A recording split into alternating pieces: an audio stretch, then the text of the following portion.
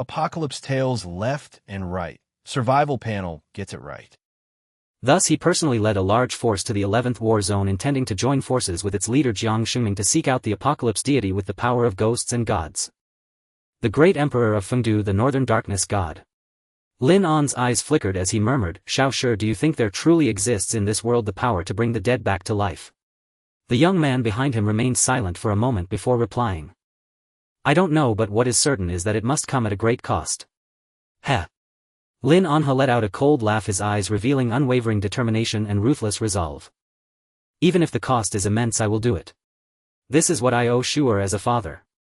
Before the apocalypse he had been so consumed by work that he rarely went home, and his wife was likewise occupied with business social engagements. Apart from material satisfaction, Lin Shu's childhood was no different from that of a left-behind child. As he grew older he gradually took to drinking and clubbing, and even Lin Anha felt a mix of frustration and disappointment while also bitterly regretting his failure to properly discipline his only son. Though he had helped him out of many troubles, he couldn't protect him forever. Thus toward Lin Shu he had always carried a burden of guilt and self-reproach. The day he heard that his son had been killed he was struck dumb as if by lightning. Dropping everything he had rushed back to Tianshi city almost without pause until the apocalypse descended. The short-haired young man said nothing. He knew why the ordinarily decisive and ruthless Chief Lin had become so muddled in this matter. When it came to family, even a glimmer of hope was worth clinging to, just as it was for himself. Just then a frantic knocking came from outside the door. Bang bang bang. "Chief Lin. Chief Lin." Snapping back to his senses and recognizing the voice as one of his own men, Lin Anha resumed his usual demeanor and spoke calmly. "Come in." Creak. The door was hastily pushed open and a superpower with a face full of urgency rushed in from outside. "What's the matter?" Lin Anha asked. "It's bad, Chief Lin. The superpowers from the central region in our zone, they've gotten into a serious conflict with the local superpowers here in the safety zone," the man said, frantic with worry. Lin Anha listened impassively and said calmly, "It's that Thunder Squad bunch of troublemakers again, isn't it? They've always been like this. Tell them to hold back, this is after all the 11th safety zone." He still had matters to discuss with the local leader Qiongqi, and provoking his displeasure would be pointless. "No," the man hastily explained. "It's too late to stop it now, Chief Lin, blood has been drawn." "What did you say?" Lin An's face flushed with rage, his pupils swirling with fury.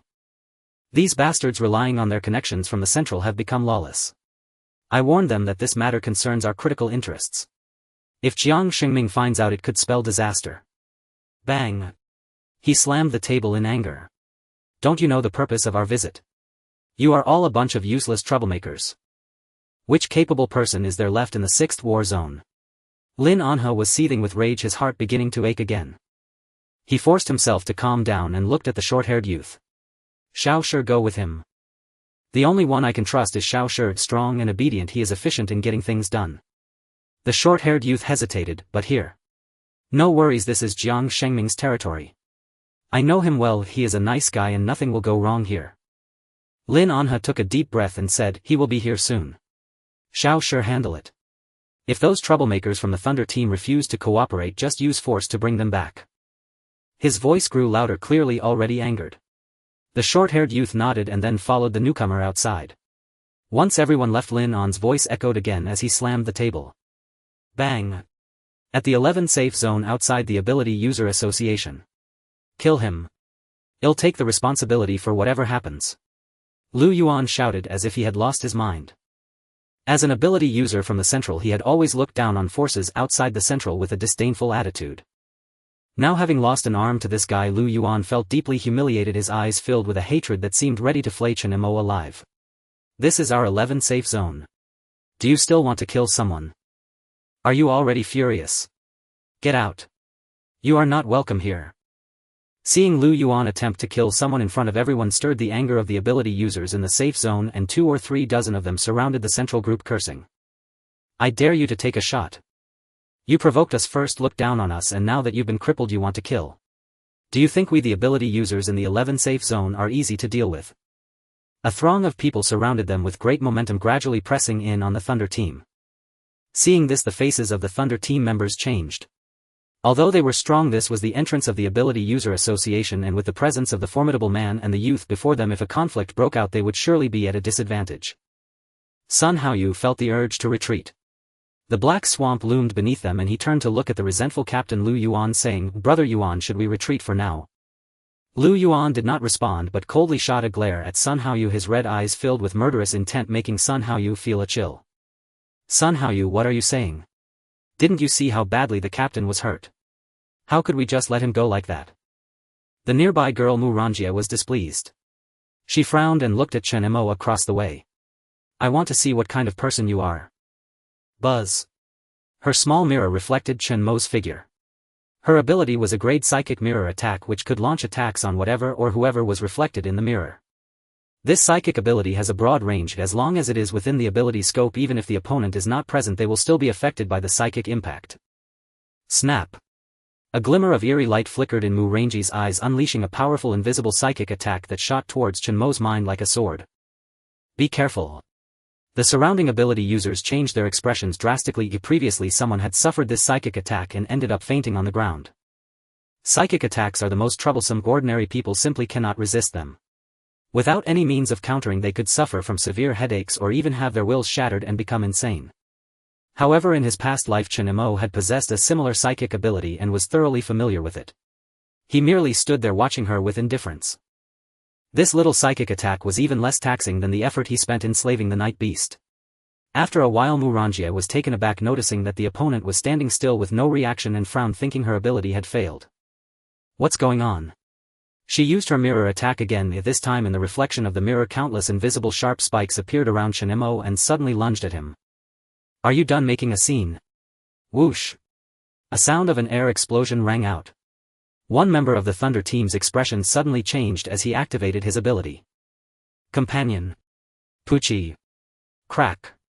A silver blade pierced directly into her mirror, shattering the surface. Mu Ranjia screamed. This mirror was related to her ability. The shattering of the surface was equivalent to a backlash, and the backlash for psychic ability users is often terrifying. Mu Ranji's delicate body trembled and she began to shake, uncontrollably collapsing to the ground and curling up shivering. Xiao ran. Lu Yuan's pupils dilated and he rushed forward in shock to embrace her, glaring at Chen Mo and shouting, "What did you do to her? You bastard, I will kill you." He raised his hand to unleash a torrent of thunder, the dense lightning rushing violently towards Chen Mo. The sound of thunder erupted continuously. His ability was terrifying and the surging mass of lightning exploded, transforming into a spiderweb of fine lightning that spread throughout the area. Chen Mo slowly said, "They initiated the attack first. If I accidentally kill them, wouldn't that be self-defense?" After all, with old grudges and new ones combined, he had already offended the 6th war zone and didn't mind adding one more. Since they had started it, they should be prepared to die. "Mo go, are you going to?" Jiang Fan's pupils widened at his words as if he had heard something terrifying, and he shouted. Wait. He raised his hand to stop him, but it was already too late. Buzz buzz buzz. The Dominion ability activated. Silver ripples appeared beneath Chen Mo's feet and drops of silver liquid condensed into silver blades hurling forward at great speed.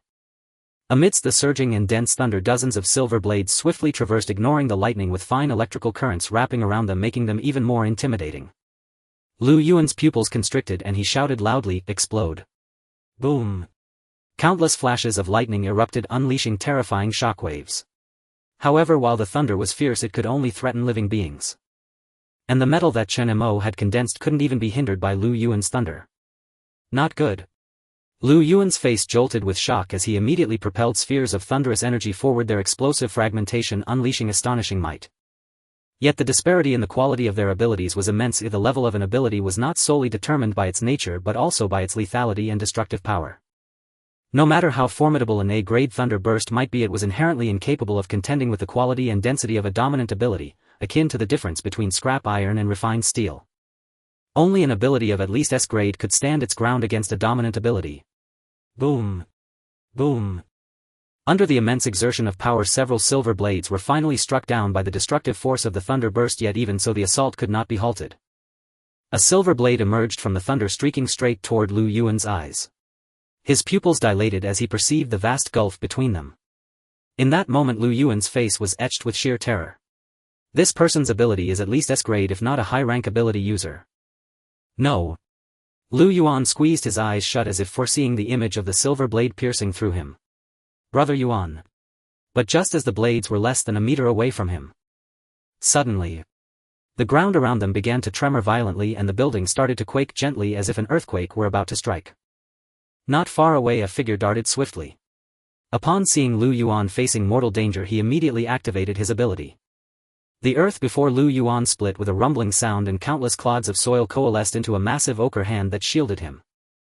Under the incredulous gaze of the onlookers the ochre hand suddenly clenched, grasping all the incoming silver blades within its palm. Boom! The ochre hand itself shattered into fragments, scattering as countless stones. This happened so swiftly, unfolding within mere breaths. Witnessing this, Chen Mo's pupils constricted. For the first time a ripple disturbed his perpetually serene expression. Since his rebirth he had never seen an ability user capable of instantly shattering his dominant ability, only the post-apocalyptic gods possessed such power. Yet now that ochre hand had actually withstood it, unless his eyes deceived him. Could it be an earth element ability user? No, an elemental ability user could never command the earth with such dexterity. Chen Mo's eyes flickered. Jiang Fan sighed in relief, but his eyes also held astonishment. Brother Mo's ability was actually broken. He vividly recalled that during the battle against the Toad King his full-force judgment ability had only managed to chip a corner of the metallic prison Brother Mo had conjured. Whose power was this? The ability users from Safe Zone 11 nearby were equally stunned. What just happened? Was that an earthquake? How are those guys still alive? Even Lu Yuan and the others stood frozen in place. Spotting the rubble around them, Sun Haoyu seemed to realize something, his eyes lighting up with joy. It's him. That guy is here. Brother Yuan, we're safe now. Lu Yuan's face darkened like storm clouds, his teeth clenched in deep humiliation. He knew exactly who it was, the primary ability user by leader Lin's side. Though not from the central faction, his strength was terrifying. Once Lu Yuan couldn't even withstand a single blow from him. Even we from Central are deeply wary of him. The foremost ability user of the 6th War Zone. Shi Yuan. You have gone too far. A calm voice rang out. The leader has ordered me to bring you back. After this no one from the Thunder Squad is to leave my sight, or you all know the consequences. Rumble. Massive hands formed of soil rose from the ground, their palms opening to bear Shi Yuan. He stood atop them with a placid expression, the earthen arms extending into the arena, bypassing the crowd. Under everyone's disbelieving gaze he slowly descended beside the Thunder Squad. Noticing Lu Yuan's missing arm, Shi Yuan tossed a recovery potion without any change in expression and said, "Take it." He is Shi Yuan. Chen Mo's entire body trembled, his eyes revealing immense astonishment. In that instant his placid stagnant heart surged with tumultuous waves. In his past life an 8th rank ability user who stood at the pinnacle, single-handedly slaying 3 post-apocalyptic gods including the Nian Beast, the Earth Dominator Shi Yuan. It was he who made all forces in the apocalypse understand the terror of the dominant ability. Alone he established the name of the SS-grade dominant ability. The Earth Dominator. Beneath Chen Mo's calm exterior he could no longer remain composed. He knew Shi Yuan was near Tianhai City and had sent Luo Tianxiong to search for him but found no trace. Now he never expected that Shi Yuan, who had remained an independent ability user for so long, would join a war zone so early in this life. Lu Yuan's expression was grim. Staring at the recovery potion on the ground he snorted coldly, "Not needed." If there was any ability user in the 6th war zone who could instill fear in him, it was this man. Before Shi Yuan he couldn't muster even a shred of resistance. Much like with that other person, his Thunder Burst ability had no effect on Shi Yuan whatsoever. Sun Haoyu, however, harbored fewer prejudices. He hurried forward and said, "Shi Yuan. You're here. This guy just attacked us. We didn't start anything, he's the one who severed Brother Yuan's arm." He pointed directly at Chen Mo across from them. Shi Yuan remained unmoved and said flatly, "Outmatched. No fighting is allowed within the safe zone. If you hadn't provoked trouble you wouldn't have ended up like this. The leader is displeased. Come back with me now if the severed arm can be restored without issue." With that Shi Yuan turned and looked at Chen Mo among the crowd. In this life the gazes of 2 individuals possessing the mightiest SS-grade dominant ability met. As if by fate. Shi Yuan's expression shifted. Upon seeing Chen Mo's alto familiar face he frowned. "You are Chen Mo." He was slightly taken aback. This was the man who had killed leader Lin's son, the bane of his existence. The central ability users might not recognize him, but as a member of the 6th War Zone Shi Yuan had received the same intelligence as everyone else. Upon sighting this man kill on sight. "Chen Mo. He's Chen Mo." The one who killed Lin Shu. The members of the Thunder Squad exclaimed in disbelief. Lu Yuan's gaze turned even more venomous and resentful, a sinister smirk curling on his lips as he addressed Shi Yuan ahead. So it's him. Shi Yuan, this is the man leader Lin has marked for death. What a coincidence to run into him here. This time you won't let him go, will you? He sought to use Shi Yuan's hand to slay this man. Only by doing so could he quell the hatred burning within him. Jiang Fan, standing opposite, looked at the two with curiosity and asked in confusion, Brother Mo. Do you know them? This guy is an esper from the 6th war zone, Chen Mo replied, his gaze fixed on Shi Yuan, his expression calm. Through their exchange he had pieced together the situation. What an unexpected turn of events. What? Jiang Fan's face changed dramatically as he exclaimed. The 6th war zone. He knew full well what Chen Mo's status meant there. He was the most wanted criminal. Damn it. Jiang Fan immediately turned to Shi Yuan and shouted, this is the 11th war zone's territory. Are you really going to make a move here? Shi Yuan paid no heed to Jiang Fan, his eyes locked onto Chen Mo without a moment's distraction. Leader Lin has been searching for you for a long time. Will you come with me willingly or must I force you, he stated bluntly. Lu Yuan, standing behind, laughed even more maniacally. He knew that such words meant this monster was about to strike. Lu Yuan taunted, Shi Yuan, didn't you say you wouldn't act within the safe zone? What, breaking your own word? Silence, Shi Yuan replied. Lu Yuan was momentarily speechless, grinding his teeth in fury as his face flushed red. Shi Yuan sized up Chen Mo and Chen Mo returned the gesture. Chen Mo bared his teeth in a grin. Invite me. I'm afraid Lin Anha isn't worthy of that privilege. Can he even bear the consequences? In his past life Shi Yuan was a lofty figure he could only look up to. But this life was different. He himself now wielded a dominant ability, and an even more formidable one, the celestial authority. Though he had once envied Shi Yuan's immense power in his past life, if they were enemies in this one he would show no mercy. Shi Yuan nodded, unsurprised. I see. In that case I'll have to take you there myself, he said, his tone flat but laced with unyielding arrogance. Chen Mo's eyes narrowed, a cold glint flashing within them. Then feel free to try, he replied. A great battle was about to erupt. Jiang Fan felt a foreboding sense of dread. He could sense the unfathomable depth of this man. If he clashed with Brother Mo, this safe zone would surely be reduced to ruins. But Shi Yuan gave him no time to ponder. Decisive in his actions, the very moment Chen Mo's words fell, the earth began to quake violently as if on the verge of shattering. Rumble. From behind him clusters of earth spikes burst forth, hurtling toward Chen Mo. There are so many of us here, how dare you? Brothers, take him down. The espers of the 11th safe zone could not stand idly by and charged at Shi Yuan, attempting to block the earthen spikes. Shi Yuan remained expressionless, making no move as the group of espers rushed forward. Suddenly the ground beneath them turned soft and gelatinous, undulating like a jelly. Before them massive fists of earth materialized, swinging out and sending dozens of people flying in an instant. Boom! The terrifying force knocked a large swath of them unconscious, stripping them of their ability to resist. They were utterly powerless, unable to even approach within 5 meters of Shi Yuan. Who gave you the right to attack our people? Judgment. Jiang Fan, enraged, immediately activated his ability. From behind him enormous wings unfurled and he leaped into the air. With a gesture, blinding orbs of light transformed into arrows streaking toward Shi Yuan below as beams of white radiance. The surrounding rocks trembled violently, rising on their own to form a shield around Shi Yuan. Boom! Boom! Boom! They were pulverized into dust under the judgment arrows. Unperturbed, Shi Yuan looked up at Jiang Fan above and murmured, I know you. Jiang Fan, rank esper of the 11th war zone. But you're no match for me. Step aside, I only want this man. The earth trembled as sharp slender spikes shot up from the ground, homing in on Jiang Fan in the air with uncanny precision. Jiang Fan's face paled, stunned that this man could influence such a vast area. He flapped his wings, weaving rapidly through the air to dodge the earthen spikes. Growing more astonished by the moment, Jiang Fan found his movements constrained by the countless dozen softmetallstall spikes, shattering them with bursts of judgment light. Yet incredibly, each shattered spike reformed instantly, their numbers multiplying. He darted between the onslaught of spikes, a cold sweat trickling down his forehead as he faced an unprecedented pressure. This guy is so strong. Lu Yuan's eyes darkened like water as he watched Shi Yuan, who hadn't even moved a muscle, a deep sense of dread welling up within him. This man's ability was terrifying. It seemed boundless, allowing him to manipulate at will without restraint. At least among the elemental espers he had seen at the central headquarters none could match this.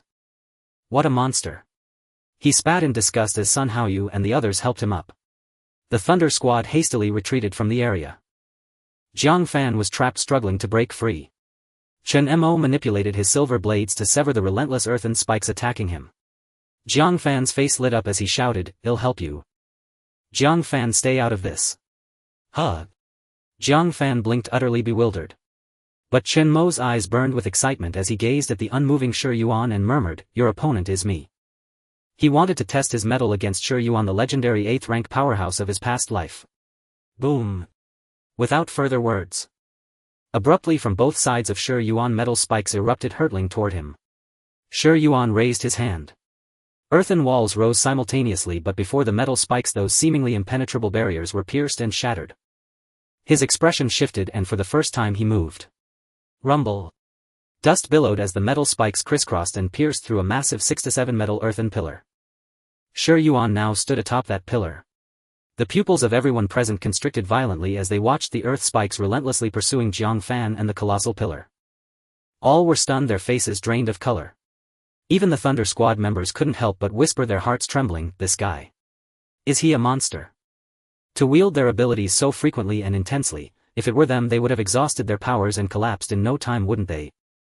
Moreover, not a single person present could have conjured such an astonishing and colossal spectacle. Shi Yuan remained composed, showing no signs of depletion. Gazing down at Chen Mo below, a profound mix of surprise and perplexity flickered in his eyes. He seemed baffled that someone could shatter his ability. He had long sensed that his ability was no ordinary earth element powered. Even as a first-tier awakener he found that even third-tier zombies struggled to withstand his repeated strikes. Shi Yuan had once tested his ability alone using a detector which had a maximum rating of 10 tiers. Yet that night the device had malfunctioned the moment it measured his power. Not even Lin Anha knew of this. But today for the first time he encountered someone who could easily overpower his ability. Shi Yuan grew serious, looking down at Chen Mo and speaking slowly. "What is your ability?" Chen Mo grinned and replied. "Same as yours. Dominion ability." "Dominion ability?" Shi Yuan frowned. "You know." Chen Mo smirked. "Because I have it too." A thunderous rumble erupted. What left Shi Yuan utterly astounded unfolded next. Beneath Chen Mo's feet countless silver liquid whirlpools surged, the metallic fluid solidifying into a pillar of metal identical to the massive earth column, even grander and more imposing. The metal pillar lifted Chen Mo into the air and the two faced off at equal heights. This overwhelming force left the awakens collapsed on the ground below, staring wide-eyed, their expressions as if they had seen a ghost. What kind of power is this? Shi Yuan's pupils contracted violently as he murmured, gazing at Chen Mo now at his level. "This is metal." He could sense the ferocity of Chen Mo's ability. The power the other could command was in no way inferior to his own. Chen Mo gave him no respite. With a wave of his right hand a barrage of metallic blades shot forth, blotting out the sky. The sharp sound of air splitting echoed. Shi Yuan remained unflappable, though inwardly shaken. His priority was still to bring this man back. His Dominion ability was equally formidable, requiring no medium. He shaped the earth itself, summoning massive heavy stone barriers before him, vast and imposing. The metallic blades clanged against the stone, erupting in a tremendous roar. Shi Yuan, ice cold, suddenly conjured an enormous stone palm around Chen Mo, slamming down toward him atop the metal pillar. The earth trembled as their first clash shook the entire region, metallic substances quaking incessantly. Both deliberately avoided the safe zone, dueling dozens of meters above it. Such terrifying commotion drew the attention of everyone inside and outside the central city. What the hell? What's going on? No.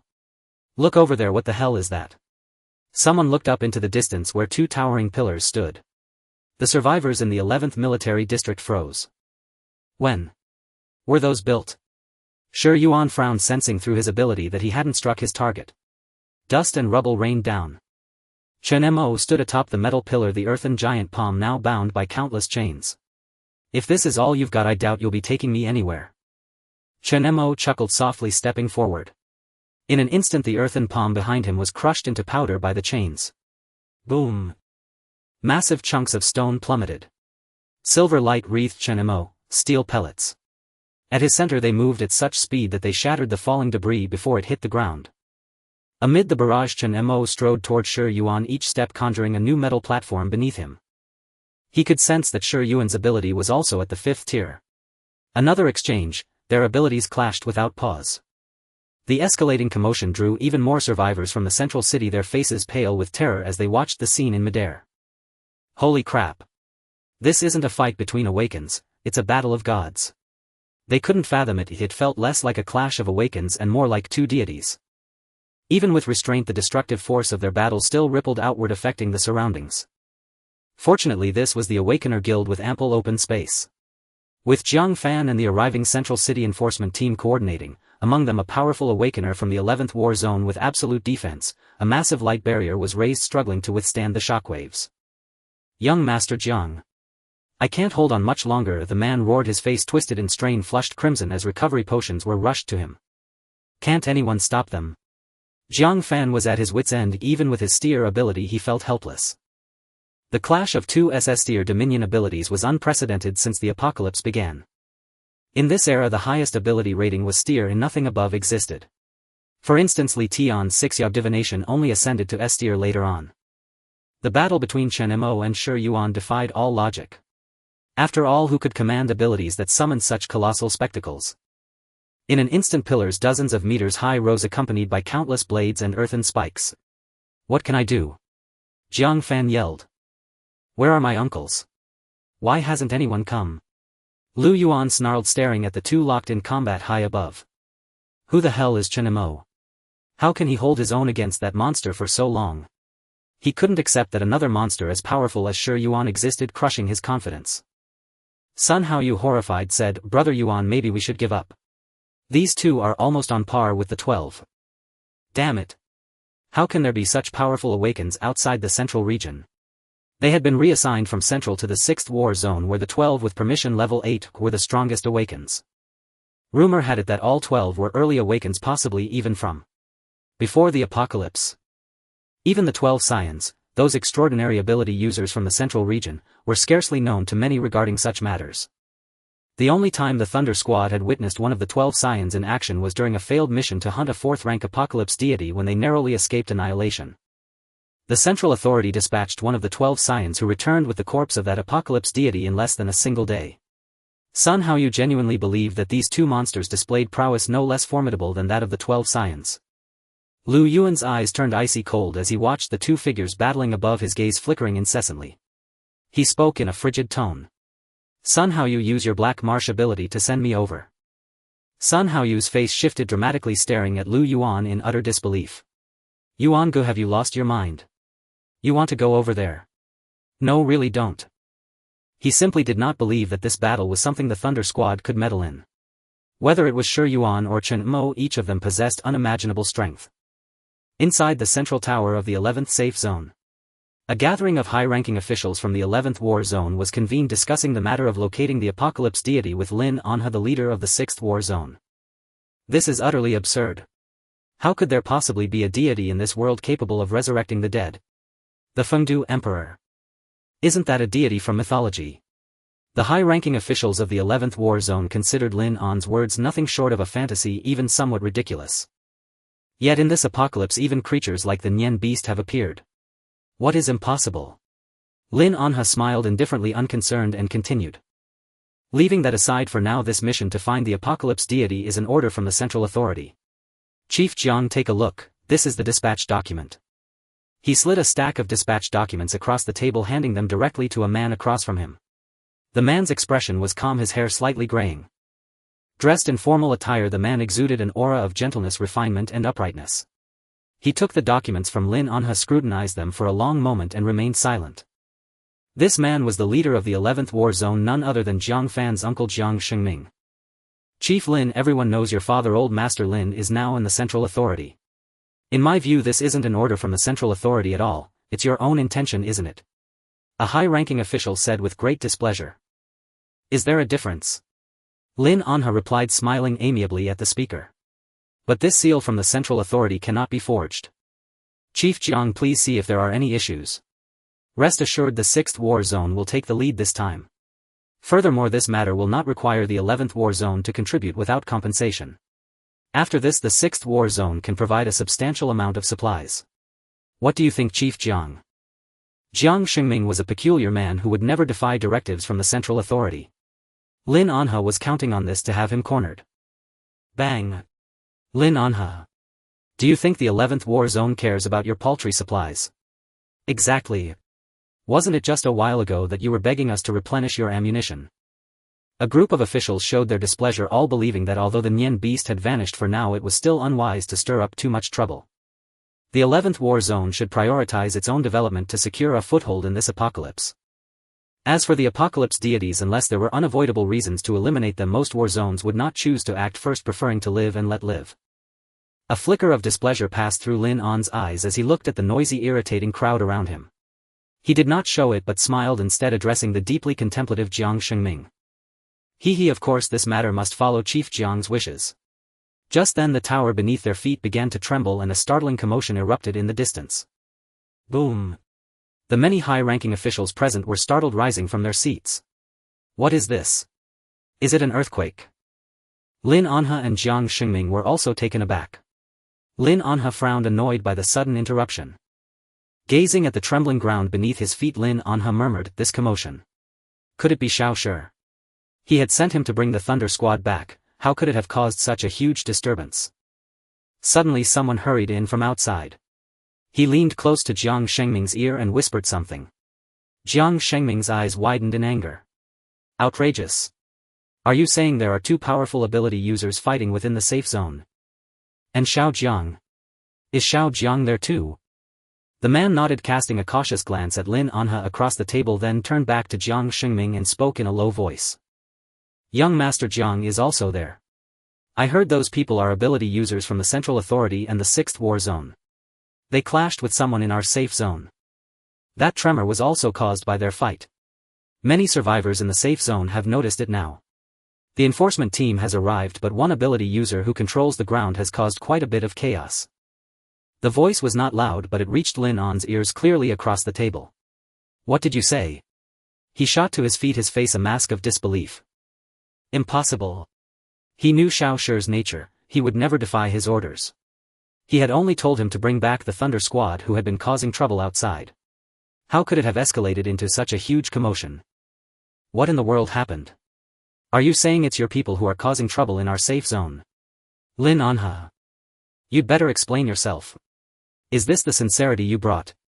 The high-ranking officials of the 11th War Zone erupted in an uproar, pointing accusingly at Lin Anhe in fury. Jiang Shengming's face also darkened.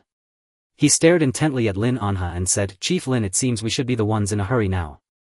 Your people are causing trouble in our 11th safe zone. Could this also be your command?" Lin An's expression changed drastically, all traces of his earlier composure gone. Damn it! What the hell were these people doing? He knew Jiang Xingming well. This man never accepted bribes or favors. He had come here banking on the fact that Jiang Xingming would never defy the Central Authority's documents. But if his people started a riot in the safe zone, it was very likely that Jiang Xingming would reject the plan. Again and again even Xiao Shi had turned against him. Lin Anhe was so furious that his head spun, his body swaying unsteadily as he struggled to remain seated. "Chief Lin, what's wrong?" Noticing Lin An's unusual state, Jiang Xingming asked. "You seem unwell. Shall I have someone escort you back?" Lin Anhe waved his hand, using the other to brace against the table, forcing a composed expression as he spoke. "No need. I'll send someone to check. If it truly is one of my men, then as the representative of the 6th War Zone I bear undeniable responsibility. But for now, Chief Jiang, let us continue the meeting." He fixed his gaze on the documents before him. The urgent priority was to finalize this matter to prevent further upheaval. If Jiang Xingming accepted these terms, then the core of his objective would be largely achieved. Jiang Xingming was silent for a moment, his eyes locked on Lin An's pale face and the stack of papers on the table. He knew Lin Anhe had come prepared, but since it was an order from above. He sighed inwardly, tempted to see what was happening outside, but after little hesitation he looked up at Lin Anhe and spoke. "I've heard there's a remarkably talented individual in your 6th War Zone." Lin An's eyes narrowed slightly, a smile curling on his lips. He knew that with these words Jiang Xingming had agreed to assist in the search for the Emperor of Fengdu. Now came the time to negotiate terms. His mood lifting instantly, Lin Anhe said with a grin, "In my 6th War Zone talents abound. I wonder which one Chief Jiang refers to. Jiang Shengming had no time for pleasantries and stated bluntly, I've heard this person resolve the ammunition shortage in your 6th war zone. After this operation my 11th war zone wants this individual transferred. If Chief Lin agrees the alliance treaty can be signed right now. Divine Artificer Lin Yu. Lin On's pupils contracted and he froze. He stared at Jiang Shengming then said with a wry smile, Chief Jiang is joking. This talent is also vital to my 6th war zone. Besides this is a direct order from Central Command. I believe given Chief Jiang's loyalty to the organization you would carry it out unconditionally even without these benefits. Nonsense. Do you even hear yourself? You expect us to work for free hunting down some so-called god. Get lost. The high-ranking officials of the 11th war zone erupted in fury never having seen such audacity. Jiang Shengming however remained as composed as a mountain speaking calmly, Chief Lin times have changed. As you know I am now the leader of the 11th war zone. I must consider not just myself but the soldiers and survivors in this safe zone. If this matter ends here I will voluntarily explain the reasons when I return to Central Command. He was not an inflexible man in this era preaching selfless dedication was utter nonsense. Within the central city the battle between Chen Mo and Shi Yuan, two immensely powerful dominator ability users, had reached a fever pitch. Chen Mo manipulated a flurry of metal blades slicing through the air while Shi Yuan continuously raised earthen walls to block them. But the silver blades were too formidable, shattering each wall in turn. Thunderous explosions echoed through the sky sending countless fragments of rock flying and engulfing the area in a vast cloud of dust and smoke. The commotion of their battle drew the attention of the entire central city's populace, at least 1,000 people, who gaped in awe at the spectacle above. The surging crowd threw the city's enforcement team into chaos. With a rustling sound the giant boulders were pulverized and a dense array of silver blades embedded themselves in the ground right at Shi Yuan's feet. Gazing at the silver blades Shi Yuan's expression turned grim. His opponent was overwhelmingly powerful, he had already depleted most of his energy yet the other's ferocious assault showed no sign of waning. With a click he opened a bottle of recovery potion and drank it. Chen Mo crushing a boulder before him laughed heartily, what's wrong? Running low on power. As a dual ability user his energy reserves far surpassed others. Even Shi Yuan, the supreme powerhouse of his past life, could not match him in stamina. Moreover Chen Mo had been battling powerful aberrant deities all along. Initially he had taken Shi Yuan seriously but as time passed he found the fight lacking the expected pressure, handling it with ease instead. Shi Yuan remained silent. After the recovery potion restored some energy he stared intently at Chen Mo as if facing a great enemy. But suddenly alerted by the gasps of the distant crowd his expression shifted. He looked sharply at the trembling earth pillar below. The earth pillar was now entwined by metal chains from all directions. When had this happened? This man while fighting me still had the capacity to attend to other matters. Shi Yuan's pupils dilated in shock. Chen Mo grinned and with a sudden forceful pull of the chains, boom. The 10-meter tall earth pillar was snapped in two. A tremendous sensation of falling came accompanied by a deafening rumble as it crashed toward the buildings below. Damn it. The 11th war zone ability user with the absolute domain power watching from afar felt like dying. He was already at his limit, barely protecting the surroundings from destruction. If that thing fell, how could he possibly withstand it? Young Master Jiang, I can't hold on any longer. Massive stones slammed into the absolute domain barrier producing thunderous impacts. Jiang Fan's face turned pale. He immediately spread his wings, flew into the air and unleashed judgment rays toward the falling debris, reducing countless rocks to dust.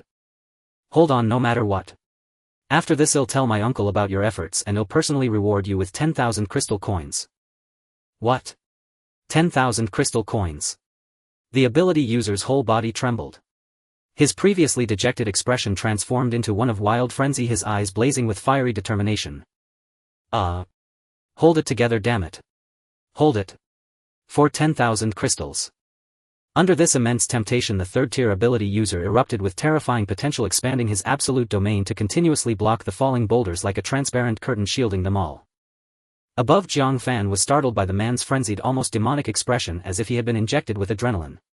How did he seem even stronger than before? This isn't that much of a stretch. Dust filled the air. Chen Mo stared calmly ahead. It should be over. Just as he thought this, a colossal rock fist 4 to 5 meters wide burst through the thick dust cloud and hurtled toward him. Chen Mo's pupils contracted. He instantly activated his ability to form a metal wall before him. The giant rock fist slammed solidly into the metal surface. The impact was earth-shattering. The force from the collision sent even Chen Mo standing behind the metal wall flying backward uncontrollably. Boom! The colossal rock fist carried immense power, its tremendous impact sending Chen Mo flying backward through the air. Through the thick smoke, Ehuang stood atop a newly molded earthen pillar on the opposite side. It was less a pillar and more a stone giant, its body pieced together from scattered rocks, its thick arm relentlessly swinging toward Chen Mo once again. Boom! The crowd below changed color, their expressions filled with disbelief, for the stone giant seemed beyond human creation, utterly astonishing. Impossible! How could an earth element awakener possess such power? Tell me, is this the strength an awakener should wield? Everyone present was awed by Shi Yuan's formidable prowess. Lu Yuan, who had been stirring restlessly in the crowd, halted, and Sun Haoyu advised him from the side. Brother Yuan, calm down. Don't you see? That monster is battling Chen Mo. With Shi Yuan's strength he absolutely cannot lose. Even the Thunder Squad members felt a chill in their hearts, for Shi Yuan's ability had yet to be truly understood by anyone. They had only heard he could control the earth element, yet among the many elemental awakeners in the central region none could compare to Shi Yuan in the slightest. These two's destructive power is at least on the level of the 12 suns. Sun Haoyu's pupils trembled with shock. He felt the awakener world outside was terrifying, and if every one of them matched Shi Yuan and Chen Mo, it would be truly alarming. Jiang Fan's face was equally horrified. Gazing at Shi Yuan on the stone giant's shoulder, he roared in anger. Awakener of the 6th War Zone. Are you trying to destroy our place? By now the crowd at the scene had grown denser, and even the enforcement team on site could barely hold them back. Damn it! Jiang Fan spread his wings and charged out, shattering the falling rocks to prevent further destruction. The surrounding enforcers gasped in shock. Young Master Jiang. Amid the stone giant's rampage, Chen Mo erected another metal platform. Fortunately his physique was robust and the impact had not harmed him much. Chen Mo's face turned grim as he stared at Shi Yuan and the stone giant beneath him. He hadn't expected Shi Yuan's mastery of the sovereign ability to be so refined. The one who had named this ability was indeed no ordinary man, not to be underestimated. Seeing the opponent's fist swinging again, Chen Mo used the sovereign ability to conjure countless interwoven chains, forming a massive net to block the attack. Bang! The rocky fist slammed heavily into the web of chains, stopping inches from Chen Mo suspended in midair. In an instant the chains burst into silver liquid, spreading over the stone giant's fist, while metallic substances gathered at its feet, binding it in place, unable to move. From the stone giant's shoulder, Shi Yuan said coldly, "You've made me a bit serious. Do you think this will work on me?" Rumble, the stone giant below strained with a mighty pull, tearing the ground beneath its feet, ripping the earth itself apart. Dragging the chains that bound it, the stone giant hurled itself toward Chen Mo's location. Boom! The metal pillar was shattered instantly. Buildings around collapsed in an instant. Chen Mo vanished into the thick smoke. Shi Yuan frowned, having missed his target. Suddenly several silver flashes burst from the smoke, revealing Chen Mo's figure. Shi Yuan's pupils contracted as he raised a wall of earth to defend. Bang! The earthen wall was blasted to pieces and a silver blade grazed his cheek. PFFF. Blood flashed as a cut appeared on Shi Yuan's face, shocking him deeply. What terrified everyone most was that the stone giant beneath him was pierced by a massive metal spear, its rubble beginning to crumble. Shi Yuan plummeted uncontrollably. He tried to use his ability again but realized that overexertion had already drained his energy. Not good. A thunderous roar echoed as the awakener controlling the absolute domain could no longer hold on, his eyes bulging as he shouted. I can't hold it. No. My 10,000 crystal coins. He blacked out and fainted. Crack. The barrier shattered around them and tons of broken rocks crashed down. Buildings were crushed and flattened under the boulders, yellow dust filling the sky. The place was nearly reduced to ruins. If the central city enforcement team hadn't already evacuated the crowd, this blow would have killed or injured hundreds. Jiang Fan's pupils dilated as he shouted. Brother Mo. Chen Mo emerged from the hazy smoke while Shi Yuan stood among the ruins covered in blood, coughing incessantly. Cough cough. He looked disheveled, surrounded by scattered rubble. Chen Mo approached holding the Taya blade, his expression calm as he looked at Shi Yuan. You lost. Cough. You. What was that move just now? Shi Yuan looked up at Chen Mo, unable to comprehend how he had vanished from the metal platform and appeared before him in an instant despite his constant vigilance. Chen Mo smiled. You mean this? He swung the Taya blade and appeared behind Shi Yuan in a flash. Taya's little imp, short-distance teleportation. Shi Yuan's breath caught as earthen spikes erupted from the ground behind him. As if anticipating this, Chen Mo leaped, dodging nimbly and slashed with the Taya blade, cleaving the spikes cleanly in two. Several silver blades shot forth. Hard stone quickly spread over Shi Yuan's body like armor, deflecting the blades. Clang. Yet the immense impact still took a toll, shaking his internal organs. Shi Yuan spat blood, his stone armor receding as he staggered back. Chen Mo narrowed his eyes. He had to admit Shi Yuan's mastery of the sovereign ability was on par with his own. Both were 5th rank awakeners. Chen Mo relied on memories of his past life while Shi Yuan had accumulated his skills through sheer exploration. No wonder in his past life he had single-handedly slain 3 apocalyptic deities. I'm curious, why do you work for Lin Anha? Chen Mo asked. If not for that reason, after his rebirth Chen Mo's first choice for a teammate would have been Shi Yuan. You don't need to know. Shi Yuan replied expressionlessly. Chen Mo nodded and said, fair enough. Then die. After all, he could never allow someone powerful enough to become his enemy in the future, even if that person was Shi Yuan, the supreme powerhouse of the past life. With those words, countless silver blades shot toward Shi Yuan with no room to dodge. This attack left no margin for any turning back. Shi Yuan's face changed drastically at the sight, as the energy within him was nearly depleted. Even activating his ability required direct contact. He slammed his hand against the ground, conjuring walls of earth before him. The earth split open and a massive fissure surged toward Chen Mo. Boom. Boom. Boom.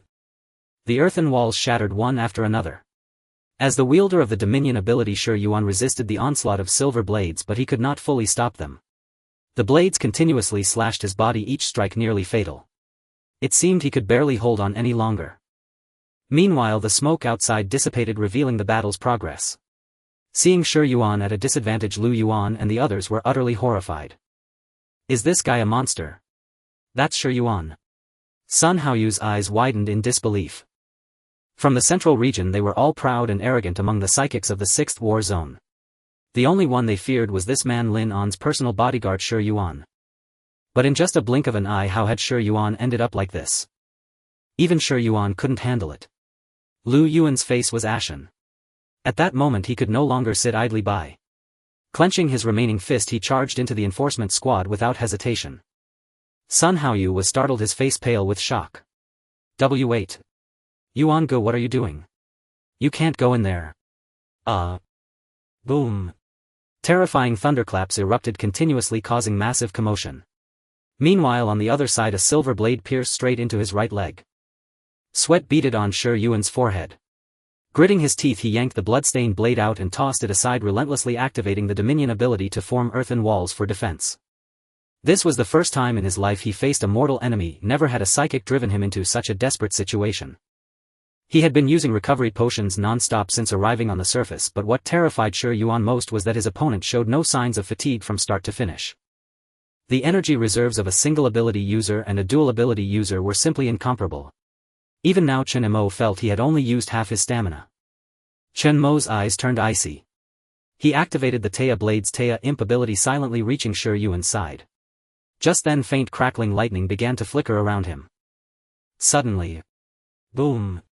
A massive explosion erupted. Chen Mo's eyes flared with anger as he emerged from the lightning sea, turning to look behind him. It seems you're still not being honest. Behind him, lightning orbs shot forward relentlessly. Lu Yuan's face twisted in fury as he roared at Chen Mo. Today I will make you die. If Shi Yuan can't kill you, then I will. He believed Chen Mo had already exhausted most of his energy from the fight with Shi Yuan. Seeing this, Shi Yuan was shocked and shouted, Lu Yuan. Don't come over. You're asking for death. Chen Mo's voice was frigid. One by one the lightning orbs exploded, transforming into countless fine bolts that surged toward Chen Mo. These bolts were as dense as a spider's web, carrying terrifying power, even charring the ground around them. He swept the Taya blade, cutting through the lightning before him. Chen Mo was entangled by the bolts, his body emitting a constant crackling sound. Seeing Chen Mo trapped, Lu Yuan was overjoyed and laughed maniacally. I am the strongest. Die. He roared, intensifying the lightning's power. The sea of lightning surged violently, suddenly unleashing a terrifying force. Rumble. Even the surrounding rubble was instantly pulverized. Lu Yuan laughed wildly, ha ha ha. Dead. Who could possibly withstand my lightning burst ability? What Shi Yuan? What damn Chen Mo? None of them are my match. Brother Mo. Brother Chen. From a distance Luo Ning and Jiang Fan, their eyes blazing with fury, rushed over. Even Shi Yuan was momentarily stunned. An inexplicable rage rose within him as he glared at Lu Yuan, his face dark enough to drip water. This bastard. He had finally found a worthy opponent, and even death would be a release. But this man had ambushed him from behind during their fight. Just as Lu Yuan was gloating over Chen Mo's supposed death, a cold detached voice sounded behind him. What a disgusting vermin. Are all psychics from the central region like this? Lu Yuan's smile froze. Pfft. The Taya blade pierced straight through his heart. Lu Yuan shuddered violently, his face filled with disbelief. His eyes bulged as blood gushed from his mouth. Why? Chen Mo had teleported behind Lu Yuan using the Taya power, his expression icy and his eyes brimming with uncontrollable disgust. This ability is wasted on you. He yanked the Taya blade out, flicking off the blood. Thud. Bang. Lu Yuan collapsed to the ground lifeless. At that moment everyone present was stunned. Lu Yuan had ambushed an unsuspecting Chen Mo with a terrifying lightning burst, and no one believed Chen Mo could survive. Brother Mo. Are you okay? Jiang Fan was overjoyed. Chen Mo didn't explain. Though he appeared unharmed, waves of intense burning pain shot through his shoulders and arms. Lu Yuan's sneak attack with the lightning burst had immense destructive power. Had he not reacted in time while focused on his fight with Shi Yuan, he would have suffered significant injury. Brother Mo, quick, drink this. Jiang Fan didn't care about Lu Yuan's fate, the bastard deserved worse than death. He handed Chen Mo a recovery potion, then glared furiously at Shi Yuan. Everything the 6th war zone did today, I'll tell my uncle. Even Lin Anha can't protect you. Chen Mo didn't refuse the potion. Click. He opened it using a recovery potion for the first time to heal. Shi Yuan across from him sighed in relief. Due to blood loss his eyelids grew heavy and he uncontrollably knelt on one knee. Feeling the emptiness within him and that even Lu Yuan's final lightning burst hadn't gravely wounded this man, Shi Yuan didn't know what to feel. He smiled bitterly and murmured. It seems. You've won. Mo, do you need another one? Jiang Fan handed over the recovery potion once more. Upon seeing the right hand of Chen Mo scorched by the thunderbolt ability, his anger surged even more. What a bunch of bastards. Not only do they cause trouble in my 11th safe zone, but they also launch a sneak attack from behind. Have you no shame? He glared at Shi Yuan across from him. Chen Mo raised his hand to stop him, then gripping the Taya blade strode step by step toward Shi Yuan. Shi Yuan remained motionless, his power completely depleted. He simply watched in silence as Chen Mo approached. Any last words? Chen Mo stood before Shi Yuan, pointing the Taya blade at him, speaking calmly. For this opponent, who also possessed the Dominator ability, the one who had named it in a past life, Chen Mo showed the utmost respect. To engage him in battle, Chen Mo had refrained from using his Heavenly Authority ability, wanting to test the limits of the Dominator ability. Yet the passive strength granted by his dual abilities was too overwhelming. Even now he felt no depletion of energy and still had plenty in reserve. In the distance, Jiang Fan's eyes widened as if struck by a sudden realization, while the surrounding enforcers watched with rapt attention. Chen Mo simply stared at him. Heh. Nothing left. Shi Yuan lay on the rubble grinning and without another word tilted his head back and closed his eyes. In his mind the image of his mother surfaced. He came from a single-parent family raised by her. When the apocalypse struck, both he and his mother were fortunate enough not to turn into zombies. They clung to each other until one day by chance Zheng Haifeng passed by and took him to the 6th war zone, where they lived for a long time. One day by accident someone in the refugee camp falsely reported an injury and suddenly mutated into a zombie. In that moment his mother was scratched while protecting him. Filled with rage, Shi Yuan successfully awakened his formidable ability. Then Lin Anha discovered him. He told Shi Yuan that he had a way to save his mother, even showing him his own wife who had turned into a zombie and was caged, making Shi Yuan believe without doubt. Heard that Nan city was recently destroyed by that Nian beast. If he hadn't escaped early he wouldn't have survived either, right? Yes, he should have died long ago. In his past life Shi Yuan hated the Nian beast so deeply because it had not only destroyed Nan city but also killed his mother. And in the darkness after the Nian beast's rampage, relying on his survival instinct, he awakened the Dominator ability at the brink of death. Upon awakening, the ability healed all his wounds. Their circumstances were strikingly similar. Gazing at Shi Yuan in such a state, Chen Mo said nothing, his eyes devoid of any emotion as he spoke softly. Farewell then. Shi Yuan. There was no deep-seated hatred between them, and Chen Mo cared little about Shi Yuan's past. But since they were enemies, if he had fallen here today, Chen Mo had no doubt that endless torment from Lin Anha awaited him. If he held back because of Shi Yuan's identity in a past life, then Chen Mo would not be himself. It was a pity that Lin Anha had found him first. Come on. Shi Yuan smiled, accepting death with serenity. To save his mother, he had done many unspeakable things for Lin Anha, killing countless innocents. Half of the high-ranking officials in the 6th war zone had died by his hand simply for defying Lin Anha. He loathed killing and had long grown weary of this power that could decide anyone's life or death. Just then a man in military uniform and a scholarly middle-aged man rushed to the scene. The enforcers, upon seeing the arrivals, were all taken aback, stepping aside and exclaiming loudly. Major General Wang. Why are you here? Seeing the scene in the distance, both men's pupils contracted sharply. The scholarly man's face changed dramatically. Shi Yuan. What is this? Stop right there. Are you all rebelling? Director Jiang and Director Lin have ordered, regardless of what's happening, cease your actions immediately. Hearing this voice, the crowd behind was dispersed and Jiang Fan spun around abruptly. One of the newcomers was Wang Guoxuan, a major general from the 11th war zone who had previously supported the ancient martial alliance, and the other was Yula Lin An, secretary from the 6th war zone. Uncle Gua. Jiang Fan exclaimed in shock. Wang Guoxuan stormed forward, furiously glaring at Jiang Fan. Xiao Jiang. Did you do all this? Order your men to stop. Yula Lin An's secretary looked as if his eyes were about to pop out. He had never seen Shi Yuan defeated and held at knife point. Stop, stop, stop. Don't make a move.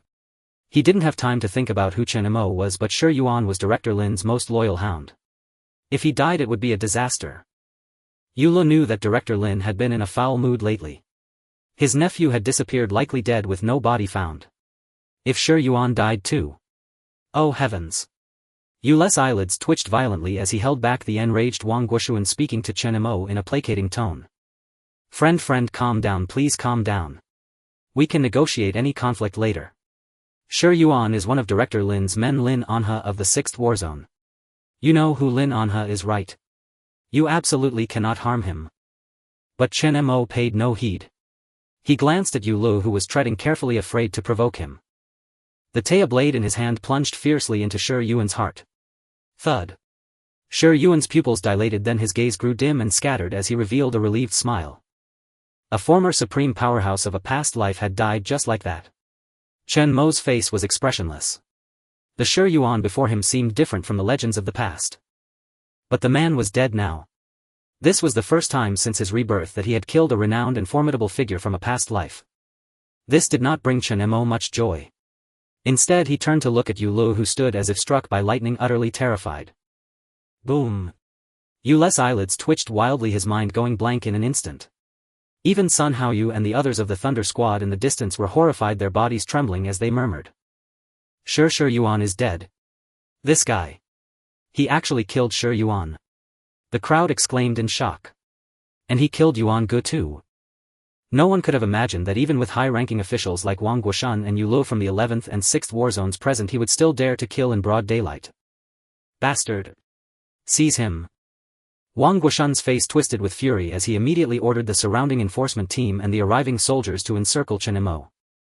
It was one thing for them not to have come earlier, but now killing someone in public was a direct challenge to the authority and honor of the 11th war zone. Jiang Fan's pupils contracted in shock, and beside him Luo Ning was equally panicked. Though he didn't know Wang Guoxuan, it was clear the man was a high-ranking official. Young Master Jiang. Go help Brother Chen. Jiang Fan's scalp tingled as he thought to himself that things had spiraled out of control. Given Mo Guest's strength, these people wouldn't even be enough to fill his teeth.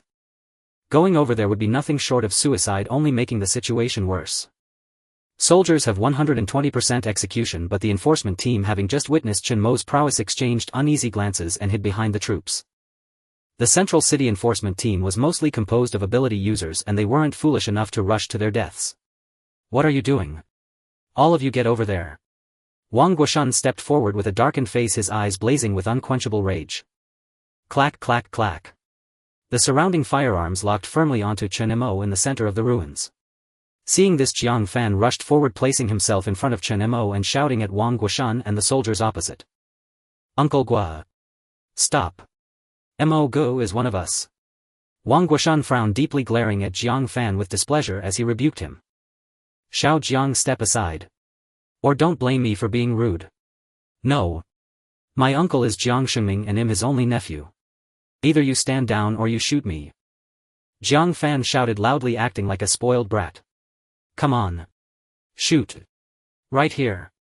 He pointed at his own head. This. At these words, the soldiers present began to waver, looking toward Wang Guoshan. Their eyes seemed to ask, this young master is the chief's nephew, are we really going to shoot?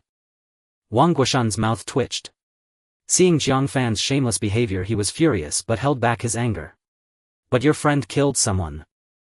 Do you know who he killed? Ability users from the 6th War Zone and the central government. If the higher-ups investigate, are you trying to make things hard for your uncle? Jiang Fan, I don't care. Everyone saw it, they struck first. If you dare lay a hand on Mo Gu, I'm no longer part of the 11th War Zone. At these words, everyone present was stunned.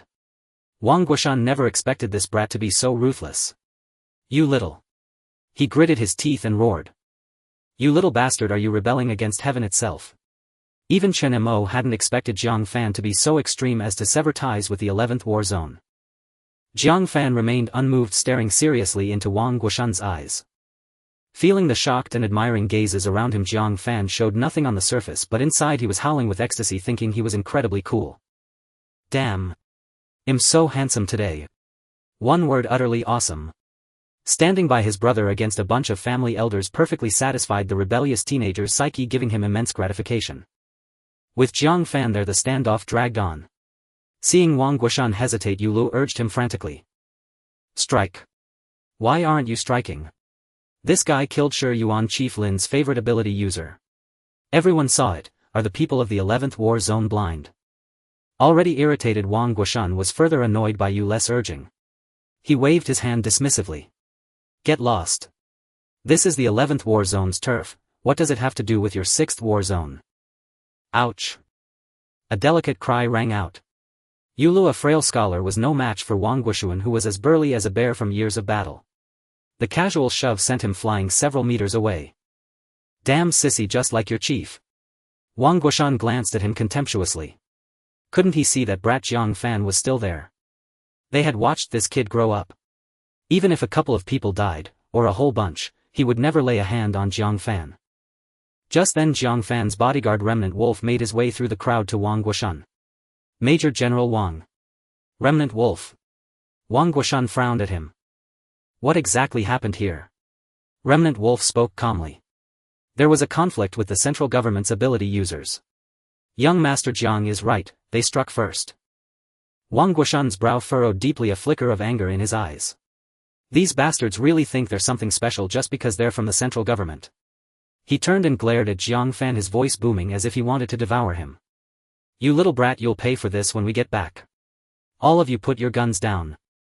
Whoosh whoosh whoosh, the soldiers lowered their weapons with lightning speed as if they had been waiting for the order. Given how beloved Jiang Fan was in the 11th War Zone, they all tacitly understood that Major General Wang would never harm him. He was just looking for an excuse to back down. You little brat, we won't touch him, but he's coming with us to the chief for judgment. Well, investigate this matter. If they truly struck first, we won't let it slide. Wang Guoshan snorted coldly. Jiang Fan shuddered at Wang Guoshan's glare, inwardly regretting his bravado, but he still steeled himself and said. No. I'm going to. Damn it. Pushing your luck, are you? Wang Guoshan cursed under his breath, itching to punch this brat's dog head off. Get over here. Without refusing, he waved impatiently. Then he said to the man beside him, have someone clean up this area and investigate the cause of the incident. Yes.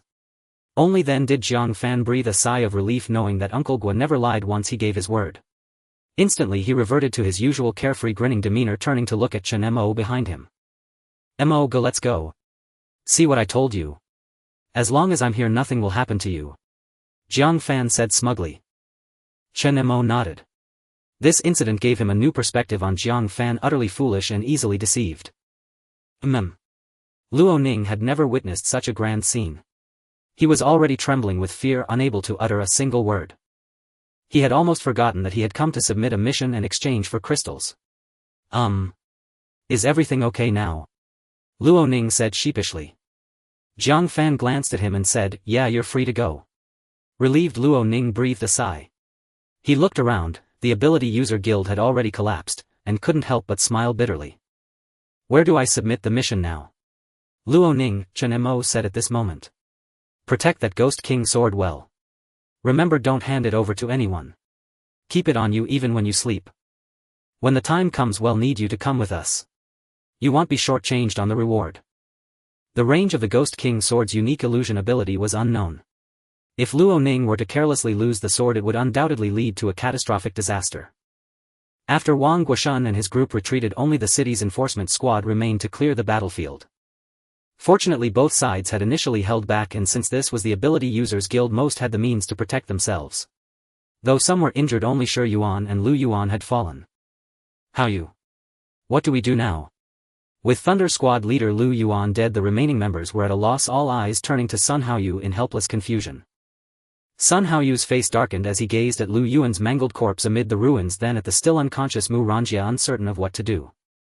When Xiao Ran wakes up. This won't end. Mu Ranjia and Lu Yuan shared a deep bond, unspoken yet understood by all in Thunder Squad. Let's bring Yuan Guest's body back. Sun Haoyu sighed, the team's atmosphere heavy with grief. None had imagined Lu Yuan would die here over such a trivial matter. Yulo Lin On's secretary staggered to his feet, his face twisted in terror. It's over, all over. If Chief Lin learns Shi Yuan died here, he'll be furious. He rushed to Thunder Squad, panicking. Shi Yuan. Go check on Shi Yuan. Get lost. Yuan Gu is dead. What do we care about someone from your 6th war zone? The squad members snapped. They couldn't understand why Yulo kept fixating on Shi Yuan. Was he truly so vital to Lin Anha? Yule's face darkened as he shrieked, anyone can die but not him. Do you know what Shi Yuan means to Chief Lin? He is a crucial. He stopped abruptly, changing his tone.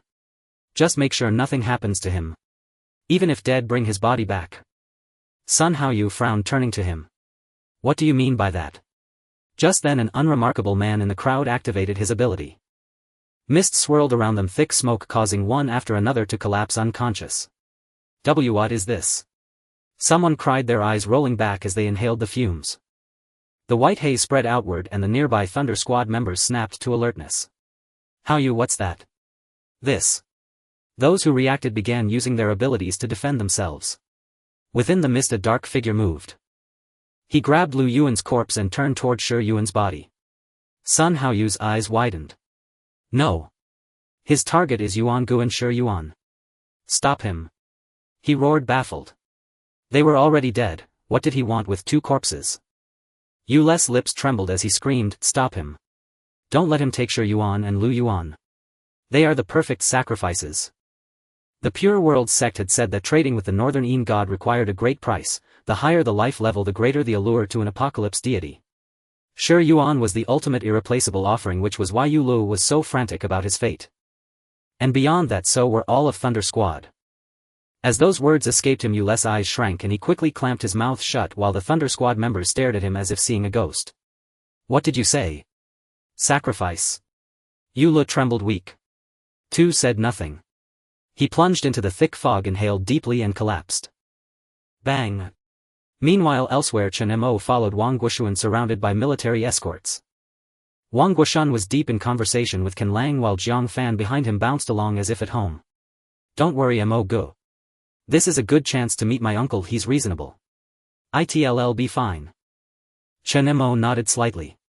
He had intended to see Jiang Xingming anyway to deal with the batch of earth spider eggs and materials. I know. By the way, that Xiaohua Y is the 6th war zone here. I saw many troops. There's 2, right? What's going on? Jiang Fan suddenly asked a young man in uniform, his voice gruff. The young man, Wang Guoshan's trusted subordinate, was quite handsome, tall and lean at 1.8 meters. He smiled wryly at Jiang Fan, who barely reached his neck, calling him Xiaohua. Young Master Jiang Im Hua Ziji. You may not know, but 6th War Zone Chief Lin Anha has come personally, saying he has important matters to discuss with Chief Jiang. They're still in a meeting. Your friend caused quite a stir, it might be hard to handle. At this Jiang Fan's eyes went wide. What? You mean Lin Anhe is here? Chen Mo was also startled. So he was about to meet both Jiang Xingming and Lin Anhe now. Chen Mo's eyes flickered. Didn't expect to meet so soon. Lin Anhe. Meeting two war zone leaders at once stirred even Chen Mo's emotions. War zone leaders were far beyond the ancient martial alliance. In his past life the strongest forces had always been the war zone's large survivor factions only thrived due to internal conflicts among them. Chen Mo narrowed his eyes. Lin Anhe had been hunting him for so long, this would be their first meeting. In his past life Lin Anhe had been away most of the time and Chen Mo had only glimpsed him from afar. Mo go. This is bad. Lin Anhe, that old bastard, is here too. If he sees you, we're doomed. We have to leave. Learning that the 6th War Zone chief was present, Jiang Fan grew restless and tugged at Chen Mo only to find him unmoving. Let's go. Mo go. Chen Mo said calmly, it's fine. Let's go take a look. Lin Anhe couldn't harm him. With Shoshi Shen and Qiongqi here, even adding the 11th War Zone wouldn't matter.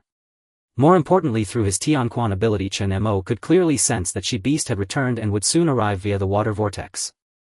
This was his greatest trump card. Jiang Fan was taken aback by Chen Mo's piercing gaze, exclaiming, Mo go, you wouldn't. That's out of the question. Wang Guoshuan standing before him snorted coldly. You however remain remarkably calm, even daring to kill those from the Central Supernaturalists and Lin An's faction. I can't tell if you're genuinely unafraid or just pretending. But rest assured, Jiang Shou now knows right from wrong and won't engage in any underhanded dealings elsewhere. As long as you don't provoke trouble, you won't encounter any issues in our 11th safe zone. Wang Guoshan spoke with overwhelming confidence.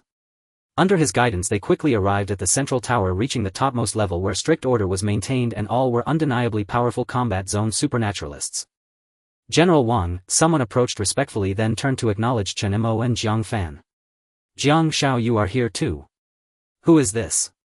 Have the leaders finished their discussion? Wang Guoshan interjected, asking directly. The person was taken aback and had yet to respond when a hearty burst of laughter rang out from within the room. Haha. That's settled then. Our 6th combat zone and the 11th combat zone will join forces for a pleasant collaboration. The speaker was none other than Lin Anhe. Upon hearing this voice, Wang Guoshan stepped forward and knocked on the door. Jiang Shou Neo, I have returned. Some matters have arisen that require your attention.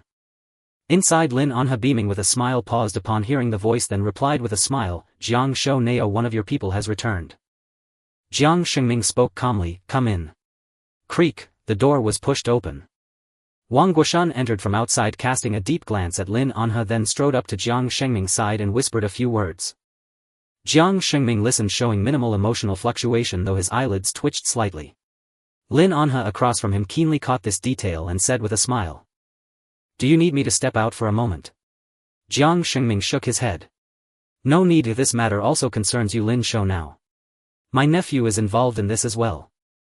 Lin An's heart skipped a beat, realizing his guess was correct, they were indeed involved. But what troubled him more was that Jiang Xingming's nephew was also in the mix. He inwardly cursed the Thunder team. What a bunch of incompetent fools. Why stir up trouble within this safe zone and of all people provoke Jiang Xingming's nephew? The only purpose of these guys was to offer themselves up. Where is Shao Shi? Hasn't he returned yet? Lin Anhe scanned the surroundings, not spotting Shi Yuan, and looked apologetically at Jiang Xingming. Old Jiang, I'm truly sorry. The supernaturalists under me are all from the central faction and tend to be a bit arrogant, I hope you can understand. But your nephew is alright, right? Jiang Xingming's expression turned slightly strange upon hearing this, as he hesitated over whether to reveal the truth. Forget it, let that brat explain it himself. This is such a big deal, he must be troubled. Glancing at the empty doorway, Jiang Xingming said nonchalantly. Jiang Fan, come in. Hiss, Jiang Fan standing outside turned pale upon hearing this voice, as if he had encountered his nemesis, trembling in fear. At this moment any sense of heroism he had vanished entirely, all he wanted was to flee this place as quickly as possible. His greatest fear was his uncle Jiang Xingming, who typically called him Xiao Fan, but if he were to address him by name. Jiang Fan glanced helplessly at Ken Lang. Ken Lang replied, I can't help you here either. Jiang Fan. The voice rang out again, louder this time. Jiang Fan shuddered and sheepishly poked his head out from the doorway. He immediately spotted the gazes of the senior officials from the 11th combat zone in the meeting room, and like a turtle he quickly withdrew his head. 3. Jiang Fan cautiously took a step forward, awkwardly smiling at the doorway, scratching his head as he spoke. Hello, uncles. The gathered senior officials from the 11th combat zone turned to look, some with perplexed expressions, others with keen interest. It was clear they all suspected this boy had gotten into trouble again. Lin An's eyes brightened upon seeing this, secretly relieved. As long as he's safe. Jiang Shou, what has this brat gotten himself into this time? Someone spoke up.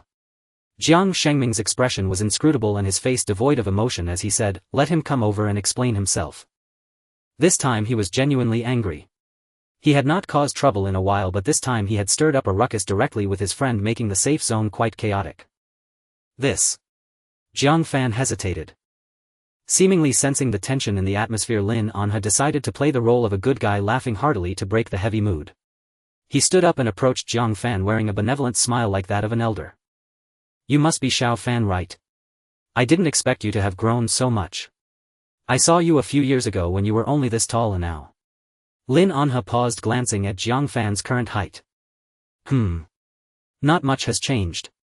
I heard you've awakened enslave judgment ability, truly impressive for someone so young. Jiang Fan was bewildered by this sudden enthusiasm. He looked up at Lin Anha, frowning as he said, know the Thunder team members. I know. Lin Anha waved his hand with a smile. Young people tend to be impulsive, conflicts are bound to happen.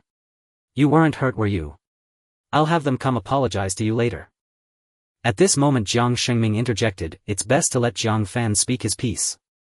Lin Anha was taken aback noticing Jiang Shengming's serious expression. Moreover, with no sign of Shi Yuan or Yulu returning after such a long time, an ominous premonition suddenly arose in his heart. Jiang Fan glanced at him, then ran to Jiang Shengming's side, lowering his head as he spoke. Uncle. There's been a conflict. A guy named Shi Yuan along with a supernaturalist from the central faction named Lu Yuan was killed by my friend. But they attacked first. Jiang Fan hurriedly added. Boom. Upon hearing these words, Lin An's entire body trembled, frozen in place as if the sky had fallen. Xiao Shi. Dead. Dead. He had once asked Shi Yuan if he believed someone could be brought back to life. Shi Yuan had replied that it would require an immense cost.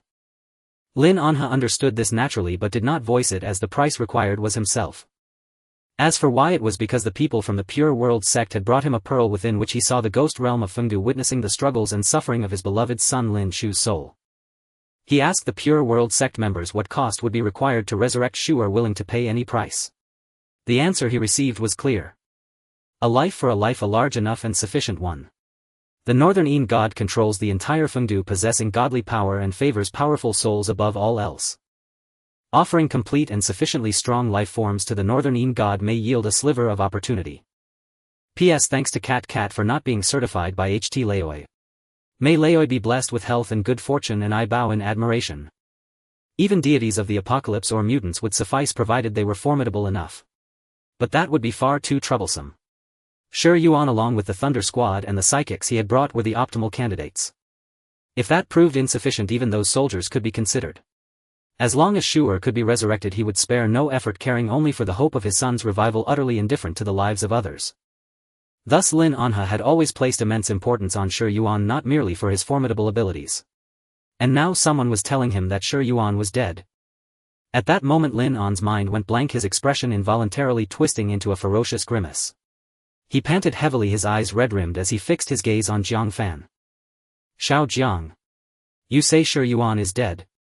Jiang Fan was terrified by the predatory look in Lin An's eyes, sensing an uncontrollable fury and murderous intent within them. It's true. Both Lu Yuan and Shi Yuan are dead. Who killed them? You. Lin Anha stared intently at Jiang Fan, his face etched with disbelief. He knew Shi Yuan's strength. With his abilities almost no one could kill him. And Jiang Fan, a mere 4th-tier psychic, was even less capable. Jiang Shengming sighed and said, Jiang Fan, ask your friend to come in. He felt somewhat melancholy. Whenever this kid went out, trouble was sure to follow. Now on top of everything the friend he spoke of had killed people from the 6th War Zone and the Central Authority. Even Jiang Shengming himself found this quite a headache. Granted, the other party was at fault first, but the slain individuals were of no ordinary background, making it difficult to explain. After a moment's hesitation, Jiang Fan spoke timidly toward the door. Brother Mo. Come in. Lin Anha glared fiercely in that direction, eager to see just who this formidable being was that could kill Shi Yuan and ruin his plans. Footsteps sounded from outside the door.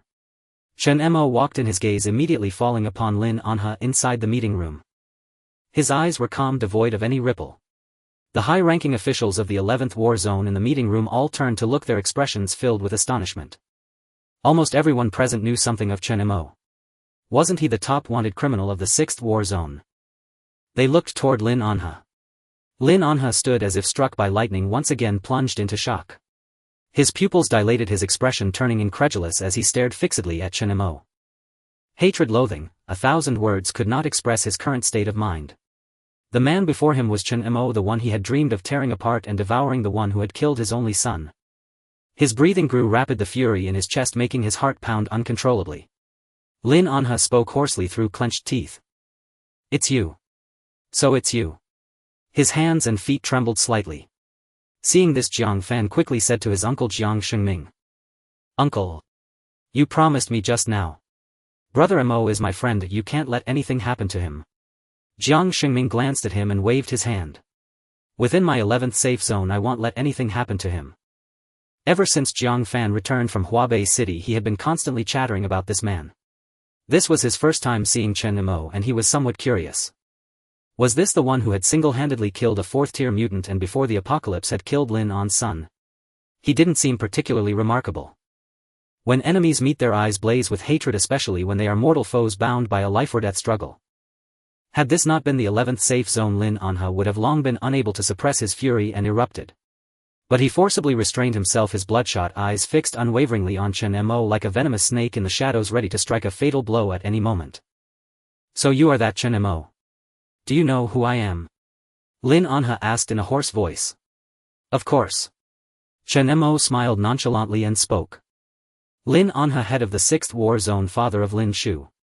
I know you've been looking for me for a long time. Now I'm here right before you."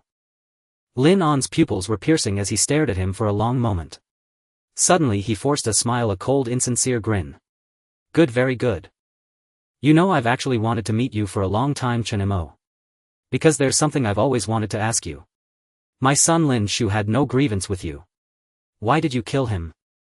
Having calmed himself, Lin An's tone was eerily calm when mentioning his most precious son, as if speaking of something trivial and unrelated to him. He suppressed all his hatred and rage, his reason telling him that the man who had killed Shi Yuan was no one to be trifled with. "Answer me." The resentment was concealed within him. Chen Mo regarded him with a hint of respect. He could feel Lin An's hatred but was surprised at how quickly he could compose himself and suppress his anger. "No reason," Chen Mo said flatly. Those 4 simple words nearly reignited the fury in Lin An's heart. The corners of his mouth twitched uncontrollably as he nodded with a bitter smile. "A fine no reason indeed. Chen Mo, after killing so many from my 6th War Zone, have you never considered the consequences?" Lin An's eyes gleamed with cold menace and undisguised threat. Chen Mo smiled, his gaze unwavering. "I have, but the outcome is always the same." "What?"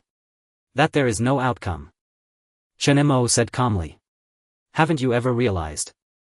This offhand remark seemed to dismiss the 6th War Zone as utterly worthless, infuriating Lin Anha so much that he began to pant heavily, clutching his chest and staggering back a few steps.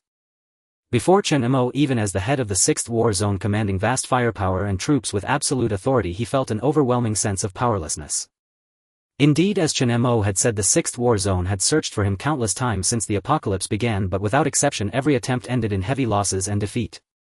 Now that Shi Yuan had also fallen here, Lin Anha truly didn't believe he had anyone left capable of killing this man. "Ha ha ha." Lin Anha suddenly let out a loud laugh, laughing for quite a while until he felt dizzy and lightheaded. He sat back down in his seat and said expressionlessly, "Chen Mo, I truly appreciate you more and more. Really, if you weren't my enemy, perhaps we could sit here and have a peaceful conversation.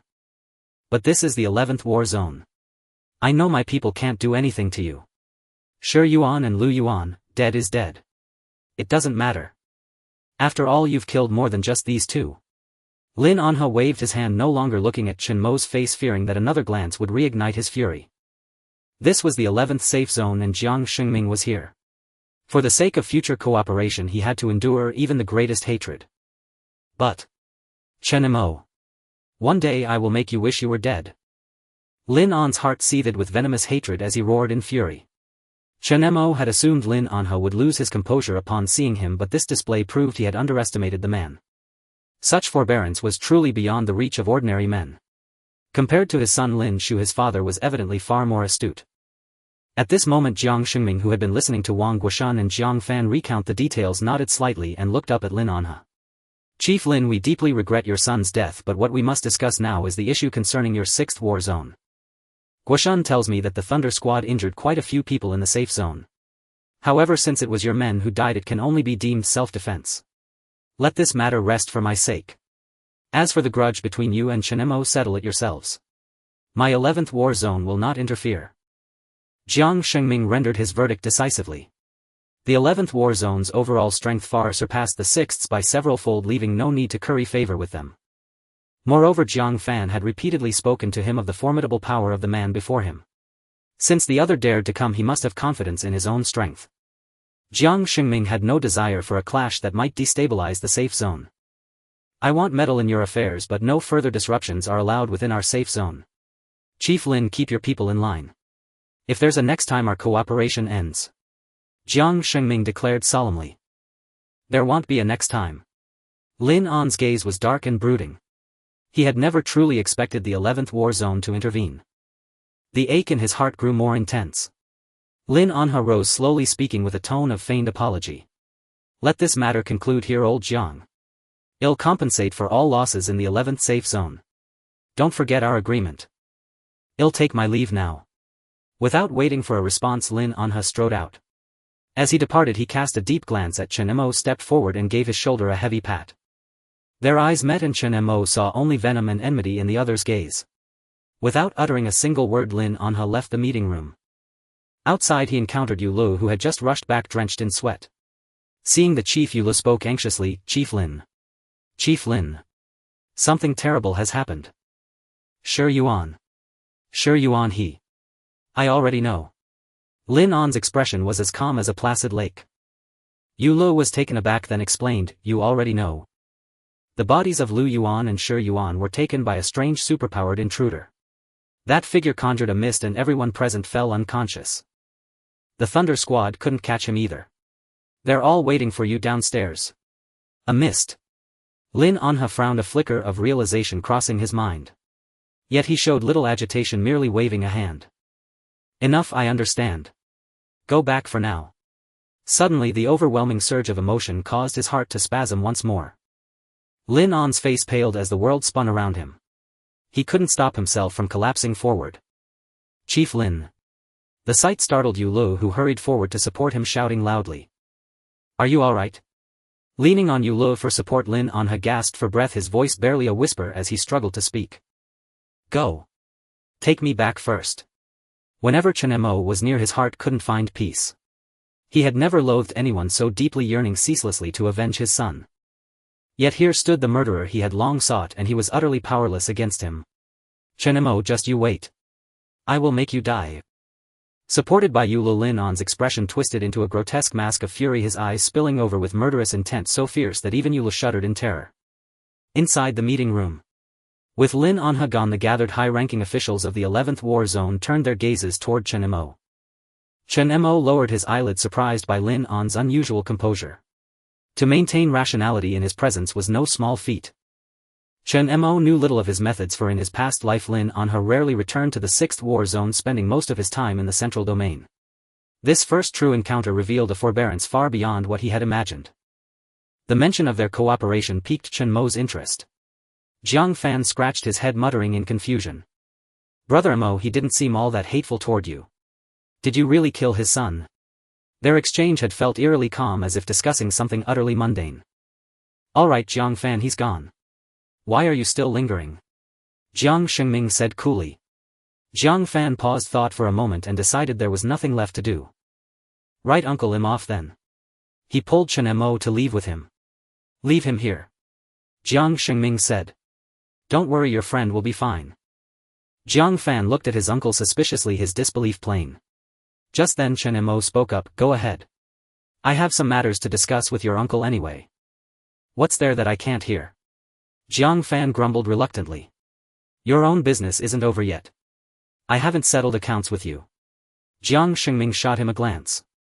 At those words Jiang Fan bolted like a frightened rabbit, vanishing from the meeting room in a flash. After Jiang Fan left, Jiang Xingming turned his gaze to Chen Mo, scrutinizing him silently for a long moment before looking away. His expression was inscrutable, betraying neither pleasure nor displeasure. The 11th War Zone's high-ranking officials began murmuring among themselves. I heard he's a 5th-tier superpowered. Wanted by the 6th War Zone for so long yet still uncaptured. That's rather intriguing. Someone chuckled nearby. Lin Anha certainly has restraint. This matter must be very important to him. He looks young. Not bad kid killing a superpowered from the central. That takes guts. But did you think about the consequences? Wang Guoshan teased from the side. And you have to admit the kid's got nerve. When I got there he was already at the scene and he still dared to strike at Lin An's men. At his age I couldn't have been so unflinching in killing. Someone scoffed. Times have changed. We're no longer in an era of peace. Lin An's no pushover. I heard his old man has risen to the second highest position. That central dispatch order was probably his doing. Who knows if hell caused trouble for our 11th War Zone in the future. If you ask me, having this guy in our zone is nothing but trouble. He should leave soon. As the chatter continued, Jiang Xingming raised his hand. Silence fell instantly. He fixed his gaze on Chen Mo and spoke slowly. I've often heard Xiaofan mention you. Within my 11th safe zone Lin Anha won't lay a hand on you. I care little for the enmity between you two. But remember, this ends here. That's a matter between you two. Don't drag Xiaofan into it again. When Jiang Fan was mentioned, Jiang Shengming's expression became unusually serious, staring intently at Chen Mo. An invisible pressure enveloped the room. Under the gaze of so many high-ranking figures from the 11th battle zone, Chen Mo displayed a calmness beyond his years, making many present regard him with increased respect. Chen Mo nodded and said, I know, and I have never guided him to do anything. Jiang Xingming lowered his gaze. I know Xiaofan's character. If it weren't for this you wouldn't be standing here talking to me now. I don't want to ask too much about your matter with Lin Anha. I heard from Xiaofan that you have something to do in the 11th battle zone. Please take a seat. Jiang Xingming said. Chen Mo found a spot to sit down and said, I want to make a deal with your 11th battle zone. A deal? The surrounding high-ranking officials were momentarily taken aback, then couldn't help but laugh, their faces revealing expressions of derision. What could a young boy possibly have to trade with the leaders of the battle zone? Young man, are you serious? Haha, a deal. This is the first time I've heard someone say such a thing. What do you have that is worth trading with us? Jiang Xingming was slightly surprised but did not show contempt, instead asking Xiaofan said, you have always been an independent ability user. Does the deal you're speaking of represent the forces behind you? No. Chen Mo shook his head, revealing an enigmatic smile as he said, I am here to make a deal on my own behalf. A deal that could significantly enhance the strength of the 11th battle zone. Upon hearing this, the people present became even more disdainful if the influence and power of a personal ability user were ultimately limited. How could they compare to a colossal entity like the battle zone, which had hundreds of thousands of people? Forget it. If it's about crystals, you can just exchange them in the Commerce Guild within the safe zone. What is it that requires us to discuss with the leaders? Jiang Xingming pondered for a moment and said, go ahead and tell me. I am curious about what you alone can trade with our 11th battle zone. Battle pets. Chen Mo straightforwardly revealed what he had from Ruili City, including the spider eggs and countless spider silk. Upon hearing this, the high-ranking officials of the 11th battle zone gradually shifted from disdain to astonishment, staring at Chen Mo with incredulous expressions. Ruili City. I've heard a bit about it. Isn't it occupied by a certain exotic species? Old Chen, have you heard about this? Someone asked an approximately 60-year-old general who was responsible for gathering information outside the 11th battle zone. The old general furrowed his brow and said, indeed this is the case, but those spiders are not particularly strong. Such tasks are generally handled by the ability users dispatched from the safe zone. Why have I never heard of a 5th-tier exotic species existing there? They were not privy to all information. Although Ruili City was still within the 11th battle zone's territory, it was far from the Emperor's reach. Only rumors of spider disturbances had come through, and with so many exotic species in various regions, no one was particularly concerned. In his past life, it was only when the mountain spiders developed into a significant threat that the 11th battle zone intervened. But if what he says is true, could those spider eggs and spider silk really have such great value? Someone asked in confusion. The term battle pets is quite interesting, it's the first time I've heard of it. I've heard that in the third battle zone there was a normal dog kept before the apocalypse that remained obedient after mutating, which is somewhat similar to what he described. After the apocalypse, many animals that people once knew mutated into exotic species, mostly becoming ferocious, but there were also a few that retained their personalities from before the apocalypse. For example, some pets still obeyed their owners. Such cases were not unheard of, and the term battle pets mentioned by Chen Mo inspired a great deal of thought among the group. Wang Guoshan also looked at Chen Mo with newfound respect, his eyes flickering as he stroked his chin thoughtfully. I've also heard that those exotic species are powerful in combat. If they could truly be harnessed for our use, they would undoubtedly be a significant force. Moreover, if this method can be implemented, then in future campaigns the 11th battle zone's losses will be greatly reduced. Leader. What do you think? Wang Guoshan's eyes sparkled as he looked at Jiang Shengming. In that moment no one underestimated the young man anymore. With such forward-thinking awareness, it was no wonder Jiang Fan that brat cared so much about him. Jiang Shengming gently tapped the table, nodded slightly, and looked at Chen Mo with a somewhat different expression. According to Chen Mo, those numerous spider eggs could become pets for the ability users in the battle zone, while the spider silk had other special uses equally precious. If the 11th battle zone obtained the spider eggs and sold them in bulk to the ability users within the zone, they could make a large profit while significantly enhancing their combat strength, achieving a win-win situation, no, a three-win situation. Even after the introduction of battle pets, the other derivative aspects would stimulate the emergence of a large number of industries, providing a continuous economic demand. In this perilous apocalypse where everyone felt insecure, what could drive everyone to madness? That would be strength. And battle pets were a part of that strength.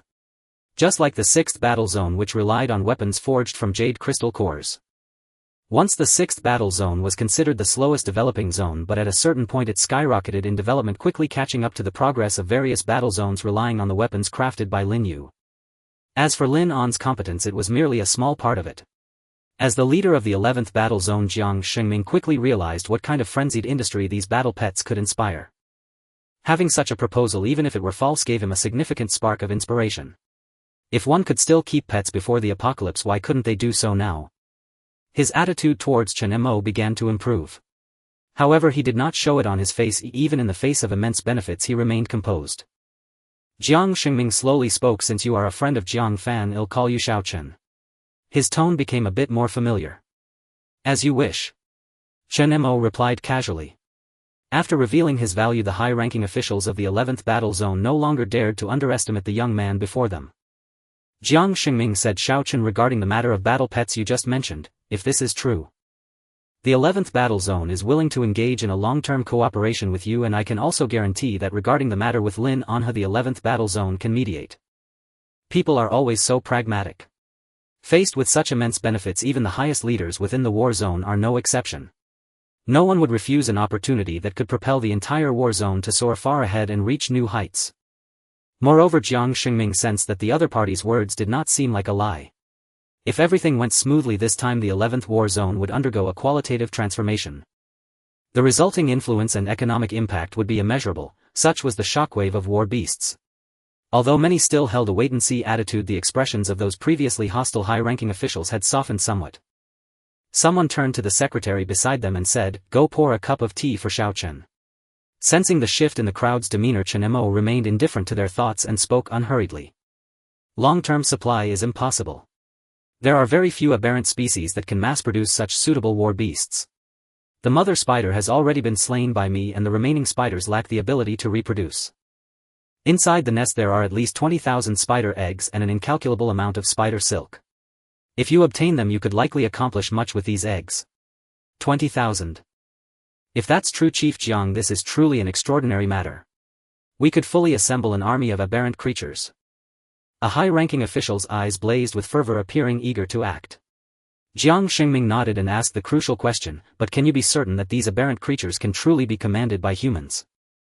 I can't speak for others, but these spider eggs should be fine, Chen Mo said. In his past life, the 11th war zone had launched the era of war beasts through these very spider eggs. As long as they were properly cultivated, these black spiders would cause no trouble. As for how to cultivate them, that will be for your people to research, Chen Mo said as he brought out the bright bird pearl. Due to limited space aside from storing the cultivation tank containing the scythe of death, the bright bird pearl held only 2 spider eggs previously selected for their strong life hierarchy. With a soft hum, a flash of white light passed. Right before everyone's eyes, 2 damp round spider eggs, each about a meter tall, appeared on the table. Nothing is more convincing or shocking than witnessing it firsthand. At the sight of these 2 spider eggs, the entire conference room erupted in uproar, filled with a chorus of incredulous voices. Hiss, these are the spider eggs. So huge. You even brought 2. Every high-ranking official present gasped sharply, their gazes fixed unwaveringly on the 2 spider eggs on the table. Unlike the scythe of death, these black spiders hatched very quickly. Within the translucent white membrane, the faint silhouette of a curled-up black spider was already visible. Even Qiongqi found himself unable to stay seated at this sight, his emotions surging violently. Everyone's breathing grew rapid. Compared to the earlier deal with Lin Anha, the one brought by Chen Mo was far more tantalizing. Wang Guoshan suddenly slammed the table and exclaimed, "Excellent! Who would have thought they were really spider eggs?" He couldn't resist stepping forward to touch them, getting sticky liquid on his hand as he clicked his tongue in admiration. They're truly massive, undoubtedly aberrant eggs. I never imagined you'd have a spatial treasure for storage. That rascal Xiao Jiang has finally brought us something good. Wang Guoshan's gaze toward Chen Mo grew increasingly favorable. Chen Mo naturally understood what these spider eggs signified. He had chosen not to go with the lion because its value was too great for even the lion clan to handle, it would burst their stomachs. And really, City was the closest to the 11th war zone. In his past life, it was the 11th war zone that had distributed these spider eggs. At 10,000 crystals per egg, with nearly 20,000 eggs, the total crystal coins would be a staggering sum. Over 100 million. Damn. This is huge, this is going to turn everything upside down, some high-ranking officials murmured, already envisioning the future after Chen Mo unveiled the spider eggs. Just as everyone was utterly stunned, one of the spider eggs began to writhe from within. What's happening to it? It's moving. It's moving. The high-ranking officials were as excited as children, their eyes locked on the trembling egg without a moment's pause. Even Chen Mo was somewhat surprised by this. About to hatch. Calculating the time, it was about right.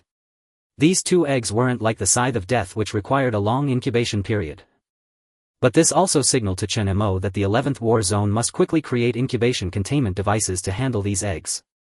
Otherwise, if too much time passed, the last batch of eggs would all hatch and there would be no more mountain spiders to produce them. The egg membrane began to tremble incessantly, the small spider inside seemingly struggling to break free. After a moment, the egg was finally torn open, revealing a sharp spider leg. Along the tear, a translucent liquid seeped out and the small spider's body grew clearer as it emerged, trembling and weak from within. Tap tap. A small, fragile-looking black spider crawled onto the table. Its 8 eyes rolled around, and under the ecstatic, disbelieving gazes of the crowd, it began to use its furry legs to grab the dry white egg membrane and gnaw on it. Everyone was too stunned to speak. Chief Jiang. This really is a spider. What does it eat? Crystals, someone ventured, tossing a crystal core that rolled to the small spider's side. The small spider, not one to refuse, directly pierced the crystal core with its sharp legs, lifted it and crunched it into its mouth with a series of crackling sounds. After finishing, it scurried quickly toward the person who had thrown the core. That person's expression changed, instinctively trying to dodge. Careful. But the small spider stopped right before reaching him, its terrifying little mouth opening and closing, revealing sharp fangs as it chewed noisily. You want more? Sensing that the aberrant creature meant no harm, the high-ranking official was overjoyed. Those around him exchanged glances, all wearing expressions of disbelief. Is this tamed? Just like that? Haha. Old Pooh, could this little thing be treating you as its daddy? A nearby colleague laughed heartily and tossed another crystal core over. Here, little one, eat mine. He even reached out, trying to tease the small spider. But the small spider remained utterly indifferent to the rolling core, its crimson eyes fixed on him as its 8 legs began to arch slightly. Huh? Why won't it eat? This was an attack stance. Chen Mo narrowed his eyes. Suddenly, the small spider on the table leaped up. It pounced with incredible speed toward the speaker, swinging its legs to slash down. Get out of the way. The surrounding high-ranking officials' pupils dilated at the sight. At that moment, Chen Mo, standing nearby, grabbed a fountain pen from the table and flicked it with his finger. Pfft. A mere fountain pen in Chen Mo's hands erupted with terrifying power. It pierced straight through the little spider's abdomen, pinning its body against the wall behind. Bang! It embedded deeply. The little spider twitched on the wall, oozing green blood, then its life force faded, killed so effortlessly. Hiss, everyone present was shaken, their eyes wide. The man who had reached out stood frozen in place, looking at his arm that he had tried to block in shock. A deep ghastly wound had appeared on it, a shocking sight. No one had expected that the seemingly harmless little spider possessed such terrifying strength. Jiang Xingming and the others also breathed a sigh of relief, gazing at the small spider hanging on the wall with lingering fear, their minds in turmoil. Are you alright? Wang Guoshan rushed forward, alarmed by the deep wound on the man's arm. Your hand. Injured? He immediately produced a recovery capsule and handed it over. Take this quickly. The man waved dismissively, revealing a relieved smile. It's nothing. What wounds haven't I endured? And have you forgotten that I'm an awakened? This is just a minor scratch. Yet he still turned to Chen Mo and said, thank you just now. Chen Mo nodded and replied calmly, though it could be tamed, this is still a work in progress. Taming an aberrant is no small matter, best to be cautious. What just happened was its aggressive posture. Although this was one of the most potent spider eggs, Chen Mo felt no regret over its loss. Compared to 20,000 spider eggs, it was but a drop in the bucket. At that moment, none of the high-ranking officials of the 11th War Zone dared to underestimate the spider egg before them. After all, this was no ordinary spider but an aberrant mutated after the apocalypse, not to be judged by common sense. Yet its strength at birth sparked alternative thoughts in many. Chief Jiang. This truly is an aberrant. And it's just born. If it could truly serve our 11th War Zone, that would be extraordinary. Everyone, having calmed down, was filled with fervor. Jiang Xingming, his emotions stirred, said, indeed we owe much to Xiao Chen's presence here. Otherwise the consequences would have been dire. Although many powerful awakened and guards were watching outside, that incident was unforeseen. Thankfully no one was hurt, allowing the high-ranking officials of the 11th War Zone to witness firsthand the little spider's might. Xiao Chen, we've seen your spider egg. I apologize, you'll have someone deliver compensation for the egg shortly. Now let's discuss the trade of those 20,000 spider eggs in Ruili City you mentioned. Jiang Xingming said solemnly, turning to his secretary to take notes. The surrounding officials buzzed with discussion. Even if they can't be tamed as battle pets, these spiders could become a major weapon for our 11th War Zone. Absolutely a trump card. I think taming isn't impossible. Didn't you see that the little spider didn't attack old Pooh? Tisk, fascinating. What exactly do you want? Someone asked. Chen Mo glanced at the assembled high-ranking officials, pondered for a moment and said, for now let's trade for crystal coins. Crystal coins were the universal currency in high demand. Though Lin Yu earned a considerable amount alone, how could she compare to a powerful resource-rich war zone? Every powerful individual was nurtured by countless resources. With his Qiongqi ability housing Qiongqi Shoshi, the peach tree she beast, and soon the death scythe aberrant, his resource needs were terrifying. Not even Lin Yu and Qiongqi combined could sustain him. Jiang Xingming wasn't surprised and smiled. That's easy to discuss. At what price are you planning to sell these spider eggs? Chen Mo showed a number. 3,000 crystal coins. Considering the recent issuance of crystal coins and the 11th War Zone's need for profit, 3,000 seemed acceptable to both parties. A spider egg that might or might not hatch into an aberrant, as a battle pet it was already a luxury. 3,000. For how many spider eggs? 1. The military officials who had been smiling froze upon hearing this number. Even Jiang Xingming's eyelids twitched. 3,000. Are you insane, young man? Don't talk nonsense. Are you robbing us? 3,000 crystal coins, at 20,000 eggs, that's 60 million in value. Do you know what 60 million means for a war zone? Though the 11th War Zone could scrape it together, it would still need those coins for daily operations. A one-time payout of 60 million would be excruciating. Jiang Xingming took a deep breath, forcing a faint smile. Xiao Chen, I think we can discuss this further. You've said yourself that not all these eggs will hatch, and the subsequent research, cultivation and sales will require significant investment. His only worry was that things might end poorly. Whether battle pets would be accepted by major powers and tamed successfully remained uncertain. If a scene like just now repeated, it could lead to total loss. Knowing this massive deal wouldn't be easy to negotiate, 60 million was a figurehead never dealt with before. Seeing room for negotiation, Chen Mo calmly continued, 3,000 crystal coins per spider egg isn't high. For promotion you could first distribute them to awakened within the military for trial use, then sell them to major powers. The risk of hatching failure wouldn't be yours to bear. Trust me, it's a sure profit for the 11th War Zone. Trust you. The seasoned officials exchanged skeptical glances. But 3,000 is really too high, and it might be hard to sell. Xiao Chen, let's talk this over. In my view 500 coins each is our limit. That's a total of 10 million crystal coins. Commander Jiang, what do you say?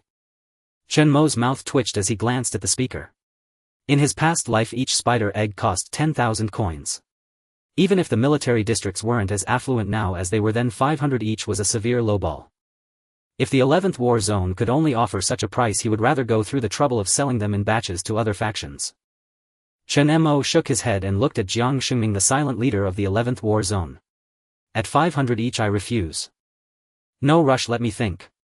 Jiang Shengming's eyes flickered as he weighed the options, hesitating. This was a massive gamble, but his instincts told him that the impact of these war beasts would rival if not surpass the special weapons introduced by the 6th war zone. Provided they could be tamed successfully. Xiaochen, give us time to consider. Well, get back to you later, how about that? Jiang Shengming said to Chen Mo. Chen Mo nodded without further comment. This was a significant deal. If it succeeded, he would be utterly wealthy with enough crystal coins to support himself and Qiongqi and the others for a long time. Alright. Afterwards Chen Mo was arranged to stay in the central tower. The group talked for a long time until late at night when a soft knock came from outside the door. Brother Mo, open up, it's me. Jiang Fan was sent by his uncle Jiang Shengming to negotiate. The 11th war zone's final offer was 1,500 coins per spider egg, their limit after lengthy discussion. Jiang Fan didn't understand the details, he only knew that even at 1,500 each it was a total of 30 million crystal coins. In his place he would have agreed long ago. Brother Mo. Just agree. 1,500 is really a lot. Jiang Fan, burdened with the task, kept urging. Chen Mo sighed and looked at him. What your uncle and the others fear is the failure of the War Beast initiative. Tell them 1,500 each is acceptable, but I want a 10% cut from future sales and I'll bear all the risks. This is my final offer. If they still disagree, I'll have no choice but to trade with other war zones. He was a bit troubled too. Other war zones weren't as reasonable as the 11th war zone's leader Jiang Shengming, and they might even resort to outright seizure. Moreover, if those spider eggs weren't preserved soon, they would hatch directly, leading to even greater losses. Jiang Fan's eyes darted around. He felt the price was acceptable, so he agreed and turned to leave. By early the next morning, after a warm reception from Jiang Shengming and the others, Chen Mo returned to the same place as yesterday to negotiate for a long time. The final outcome was that Jiang Shengming and his team accepted the terms. The prices for other items in the spider nest would be discussed after inspection. With the price settled, Jiang Shengming breathed a sigh of relief and said with a smile. Xiao Chen, rest assured. Take this card, it has 1 million crystal coins as a deposit. Once the spider eggs are successfully transported back, the remaining coins will be paid in full. But there's one thing I need to trouble you with. You said the place in Ruili City is sealed off by your metal ability and no one can enter. This might require your presence. Chen Mo took the card, checked the balance and said, don't worry. I was planning to leave the 11th war zone after this anyway, so I'll go along. The high-ranking officials of the 11th war zone brightened at this and laughed heartily. Ha, that couldn't be better. Xiaochen, time is of the essence. When do you plan to set off? Well, dispatch troops to accompany you. Yes, I can't wait to see the 11th war zone's mutant army. Chen Mo said directly. Right now. Good. Jiang Shengming exclaimed. He turned to Wang Guoshan and gave a solemn order. Old Wang, this task is yours. Take 3,000 men and 15 transport trucks. There must be no mistakes. Understood. Mobilizing the population within the 11th war zone was no small matter. They ultimately decided to empty the spider nest in 3 trips. Wang Guoshan said earnestly, Commander Jiang, I understand. I guarantee the mission will be completed. Give me half an hour. I need to bring someone along, Chen Mo suddenly said. Jiang Shengming didn't mind and stepped forward to pat Chen Mo on the shoulder. Half an hour is fine. Even if you need a few more days, that's okay. Xiao Chen, since you're a friend of Jiang Fan, you're a friend of the 11th war zone from now on. Don't worry, you'll handle the matter between Lin Anha and you.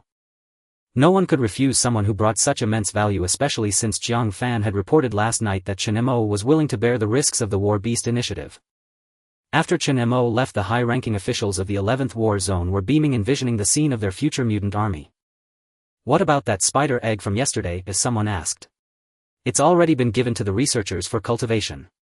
They say the hatching progress is fast and they can start taming attempts in a few days. Tell them to give it their full attention. If this succeeds, the 11th war zone's strength will skyrocket. For now we only have that one. Be careful not to let it die. Many chatted and discussed. Only Jiang Shengming wore a worried expression. Commander Jiang, isn't this good news? Why the long face? Wang Guoshan asked. Are you worried about taming failure? Jiang Shengming smiled faintly, a hint of concern in his eyes. That's not what worries me. Have you all forgotten that Lin Anha, the head of the 6th war zone, is still here? At these words the room fell silent. Indeed. The war zones were all in competition now. With the 6th war zone's leader here, this matter had to be kept absolutely secret, or he might covet those spider eggs too. But that kid has a mortal grudge against Lin Anha. It shouldn't be a problem, right? Someone muttered. Jiang Shengming waved his hand and said in a low, serious tone. Regardless, this operation must be flawless and kept top secret. Lin Anha is looking for that apocalypse deity, isn't he? After today I'll go to hold him off. Old Wang, you'll be responsible for going with Xiao Chen to transport those spider eggs. If these spider eggs can truly be raised into controllable war beasts, it will be a revolutionary event for all factions. Chen Mo walked alone on the road in the central city of Safety Zone 11. With the aid of ability users, the devastation from yesterday's battle against the Stone Abyss had been fully restored in less than a day, a remarkably efficient feat. Chen Mo intended to go to the Trade Association to exchange a series of mutant cores, aiming to successfully elevate his Dominator ability to the 6th rank. Another ripple emanated from the Celestial Authority ability. Chen Mo paused. It was a message from Qiongqi, restless and discontent. It had never liked dwelling within the Celestial Authority. Chen Mo grinned. Don't rush, soon you'll be able to come out and stretch. Since arriving at the 11th war zone, Qiongqi had been confined within the Celestial Authority, driving it nearly mad with boredom. Many passing ability users, having witnessed the terrifying spectacle of the previous day, now regarded Chen Mo with awe and reverence as he approached. Arriving at the trade guild, Luo Ning was purchasing some necessities. He had submitted his mission early that morning and exchanged the 2 4th rank cores he obtained for crystal coins. He had thought he would be rich overnight, indulging in a life of reckless spending and pleasure. But unexpectedly, after acquiring this vast wealth, Luo Ning now stood blankly before the mission board, lost in thought for a long time. He didn't know what to do. I seem to have forgotten something very important. What is it? He furrowed his brow, clutching his head, suddenly overwhelmed by a splitting headache. Fragmented memories flickered through his mind. He seemed to see the dead gorilla again, himself wielding the Ghost King sword in combat. Then those memories faded and a desolate, distant murmur echoed in his mind. It was in an unknown language, but Luo Ning was struck as if by lightning. His pupils dilated as if he remembered something, and he immediately looked up in a certain direction. That there is what I need to find. His gaze grew vacant, consciousness slipping away. Staggering like a zombie, he shuffled toward the exit of the guild. Yes, that spot, it was calling to him. The 20 or 30,000 crystal coins seemed utterly insignificant compared to what he had to do. Just then he encountered Chen Mo entering from outside. Chen Mo spotted Luo Ning at once, his eyes brightening. He had come to exchange some cores and potions, and also to take Luo Ning with him. Unexpectedly, the man was already here, saving him a great deal of time searching. Luo Ning. Chen Mo called out, but Luo Ning seemed not to hear, walking past him as if he were not there, numb and mechanical. Frowning, Chen Mo sensed something amiss. He grabbed Luo Ning's arm. Luo Ning, where are you going? The moment Chen Mo touched him, Luo Ning's dull eyes gradually focused and he regained clarity. Huh? Be brother Chen. He was startled, realizing Chen Mo was holding him. And, wasn't he just looking at those missions? What had happened? Why are you here? Luo Ning asked in surprise. Chen Mo stared at him for a long moment. The man had looked like he'd lost his soul. Was it the Ghost King sword again, or some trick of the Northern god? Luo Ning's identity was peculiar, even Chen Mo couldn't determine how he was existing now. I came to buy some things and also to find you. You seemed lost just now. Where were you going? Looking for me? Luo Ning asked, puzzled. I don't know either. I can't remember what just happened. Strange. He rubbed his head, muttering to himself. Maybe I haven't been resting well. I keep having weird, inexplicable thoughts in my head. Anyway, brother Chen, are you here to take back that bronze sword? It's right here. I swear I've never let it leave my side. Luo Ning picked up the Ghost King sword from his waist and respectfully handed it to Chen Mo with both hands. Chen Mo gazed at the unremarkable modeled bronze sword in his hand, squinted and waved his hand. Keep it for now. The time isn't right. I'm planning to leave safety zone 11. Luo Ning, I ask you, are you willing to come with me? The reward is 100,000 crystal coins. 100,000. Luo Ning's breath caught. He seemed to revert to his former self, a brilliant light flaring in his eyes. Thighs, brother Chen, what are you planning? 100,000. Though tempted, his instincts told him that a mission with such a high price couldn't be easy. Why would it fall to him? Chen Mo said, you don't need to know the details. The trip is safe. Just bring the Ghost King sword and come with me. You can leave once we reach the destination. Luo Ning's pupils flickered. 100,000 crystal coins, his subconscious told him he desperately needed this money. I. He struggled for a moment. Brother Chen, I can do it, but can you give me the 100,000 crystal coins in advance? Chen Mo stared at him for a while. In such a hurry. What are you planning to do? A single word flashed through his mind. Luo Ning answered without hesitation. Money. I need a lot of money. Chen Mo's frown deepened. Sensing he had been too blunt, Luo Ning quickly explained, no, it's not that kind of money. It's hard to explain. Anyway, brother Chen, can you give me the 100,000 now? Even he couldn't explain it clearly, so he just gave an awkward smile. Chen Mo nodded slightly, not pressing further. I understand. Give me your crystal card. He directly transferred 100,000 crystal coins and told Luo Ning to go buy what he needed. Then Chen Mo proceeded to clear out the trade guild's inventory. With a full 1,000,000 crystal coins, emptying the entire guild was no problem. Among the items, Chen Mo found quite a few interesting things. Each item had a detailed description ranging from combat gear to daily necessities. Zombie powder, applying it to the body can somewhat deter zombie attacks. Vengeful bird feather increases personal speed by 2 to 8. Degrade recovery capsules, mental enhancement capsules, various defensive armors, and even firearms and pistols. So they've even developed this. Chen Mo noticed a peculiar item. Ability enhancement potions. Their effects surpassed even those of crystal cores. The only pity was that for now these potions could only support ability users below the 4th rank. As a 5th rank ability user, he still had to rely on the power within crystal cores to enhance his abilities. Until the 2nd evolution, before the eruption of resources from various factions, none of the current items were essential for him. Chen Mo merely exchanged a few potions and items suitable for boosting himself during combat, then turned and headed to the crystal core exchange counter to purchase cores. The 11th war zone possessed 5th rank crystal cores. The difference was that they genuinely had them in stock. 3 cores were displayed in the counter, yet no one had ever purchased them. These 3 5th rank crystal cores were each priced exorbitantly, costing a full 100,000 crystal coins apiece. The price was far too steep. Compared to the 100,000 per core 5th rank crystals, even ability users who could afford them would rather progress slowly and opt for more cost-effective 3rd rank cores for enhancement.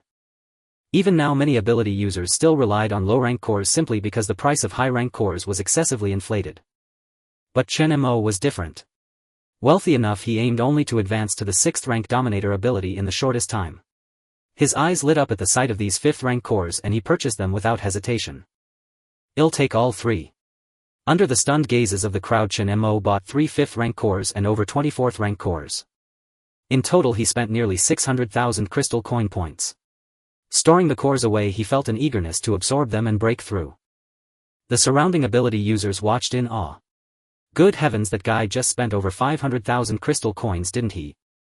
Didn't you see his fight with another ability user yesterday? That scene. He's at least a 5th rank ability user. 5th rank. Really?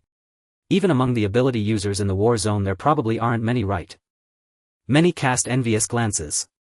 Though each harbored deep desire, few harbored greed for murder and robbery. After all, someone who could produce such a large sum of crystal coins in public either had supreme confidence in his strength or an extraordinary background, neither of which was something they could afford to provoke.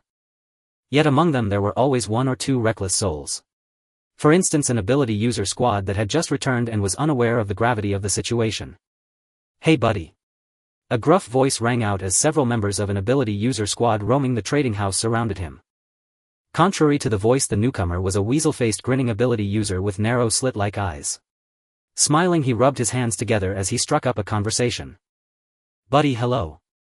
Someone nearby teased, Mang Ho, your squad broke again. This squad was a repeat offender notorious for not repaying debts. Relying on their squad's strength, they colluded in villainy, leaving almost no one able to deal with them. The slender man codenamed Mang Ho glared at the speaker, who was a squad leader himself and unafraid. What do you mean by that? I'm just making a friend. Making a friend. With that, Mang Ho turned to Chen Mo with a grin. Brother, you're really loaded. Those were all 5th rank cores sitting there for ages. Pal, where'd you get all those crystal coins? Got a connection? Share it with us, huh? His squad blocked Chen Mo's path. Chen Mo gave them a faint glance and said, Jiang Xingming gave them to me. What? The man froze and the surrounding crowd was stunned. You mean Commander Jiang? Haha. Mang Ho and his crew were dazed for a moment, then doubled over laughing. Did you hear that? He says Commander Jiang gave them to him. Oh my god, can you believe it? Bro, I may not be well educated, but don't kid me. Mang Ho laughed until tears streamed down his face. After a while he wiped his eyes, rubbed his hands and said, well brother, my name is Ho Tao, but everyone calls me Mang Ho. Hey race, the thing, we're a bit short these days. Since you're so rich, how about lending us some crystal coins to have fun? We don't want much, just 50,000 crystals. Mang Ho held up a number with his fingers squinting. 50,000 crystal coins just to make friends. Our squad is all 3rd rank ability users and we urgently need these coins to advance. It's not safe for you to carry so many crystals alone, you know. What if something dangerous happens? Before he could finish, Chen Mo nodded. 50,000 crystals is indeed not much. Mang Ho was taken aback. Was he agreeing? A look of wild joy spread across his face. 50,000 crystals. And he said it wasn't much. Was he hitting the jackpot today? His eyes gleamed with excitement and his teammates were equally stunned. Then make it 100,000. How about 100,000? Bro, from now on you're my blood brother. Don't worry, we'll pay you back within a month. Upon hearing this, the surrounding ability users cast disdainful glances. Someone kindly warned, Mang Ho, do you know who this man is? Bro, are you really going to lend to him? He's a notorious deadbeat, once you lend it out it's gone for good. Nonsense. I Mang Ho am loyal and true, a man of my word, I never cheat anyone. Mang Ho shot a vicious glare at the gossips, his eyes as venomous as a snake's. Bro, rest assured. Just transfer the 100,000 crystals to this card. He eagerly pulled out his crystal card, impatient. Chen Mo's expression remained calm as he said flatly, never mind 100,000, even 1,000,000 would be fine. But this is military funds. I dare to give it to you, but do you dare to take it? Mang Ho waved dismissively, puffing out his chest. There's nothing I Mang Ho wouldn't dare to take. Just give it to me, if it's really military funds I'll pay them back later. Don't worry. Chen Mo sneered inwardly and said, fine then. Tell them that to their faces. What do you mean? Mang Ho was startled, then his expression turned hostile. Was this guy messing with him? Just then a commotion erupted at the distant entrance, causing an uproar. Outside the trading house a group of soldiers had surrounded the place, leaving no gap. Moments later a troop of fully armed 11th War Zone soldiers holding rifles rushed into the trading house, clearing the way and standing on both sides. The ability users present widened their eyes. The military. Isn't this a trading house? Why are so many soldiers here? Is some big shot coming? Through the cleared path a burly square-faced man in military uniform walked in. Recognizing him, many gasped. Wang Guoshan. Why is Major General Wang here? What is he up to? Wang Guoshan scanned the room as if searching for someone. When his eyes fell on Chen Mo at the crystal core counter, they lit up. Finally found him. Wang Guoshan swiftly made his way toward Chen Mo's location. The gathered superhumans hurriedly stepped aside, for they knew well that he was from the military district. In this safe zone they were all aware of who held the true authority. Seeing that Wang Guoshan was heading straight for the trading hall where Chen Mo stood, someone recalling the scene from the previous day connected the dots and murmured in astonishment. Wait. Major General Wang isn't coming for this guy, is he? Hiss, now that you mention it, it's quite possible. The commotion he caused yesterday was no small matter. Ha ha ha, this is getting interesting. A talent like him who dared to wreak havoc in the safe zone and still show up here so brazenly, either he's exceptionally skilled and fearless or he's a top-secret superhuman belonging to our military district. Upon seeing the approaching figure, Mang Ho instinctively shrank back. He dreaded the military district the most, for owing debts repeatedly had reduced his identity card privileges to a mere 2, despite being a third-tier superhuman. Mang Ho glanced at Chen Mo and seeing his smiling expression, a foreboding feeling crept into his heart. Bro, shouldn't we leave first? A teammate tugged at Mang Hao's sleeve urging him to flee. Mang Ho braced himself and said, "What's there to fear? We haven't done anything wrong today, we stand upright and act justly." "No bro, can't you see? Major General Wang is here for that guy." Another teammate's eyelids twitched wildly. Among everyone present, Chen Mo was the calmest. This man was no ordinary person. Wang Guoshan strode directly to Chen Mo's side, a broad smile on his face as he said, "Xiao Chen, so here you are. Are you here to exchange crystal cores? Why didn't you say so earlier? I could have just had Commander Jiang convert those crystal coins into cores for you. Let's go, it's almost time." His tone carried an unmistakable urgency. This matter of the war beast was of utmost importance. If he handled it well, it would be a great achievement. With few generals in the 11th War Zone, Commander Jiang had even promised him a promotion to full general after this. He could not afford any mistakes. As he spoke, as if recalling something, Wang Guoshan took out an identity card and handed it over. "Oh right, this is your new identity card. Commander Jiang specifically asked me to bring it to you. He said your privileges have been upgraded to 7. You no longer need to conceal your identity. From today onward you belong to my 11th War Zone." As he said this, Wang Guoshan felt a twinge of envy. His own privilege level was merely 7. To grant the same level 7 privilege to a newcomer right away fully demonstrated how highly Jiang Shengming valued him. Mang Ho stood frozen, staring in disbelief at the scene before him. 7. 7. 7. So this kid really was from the military district.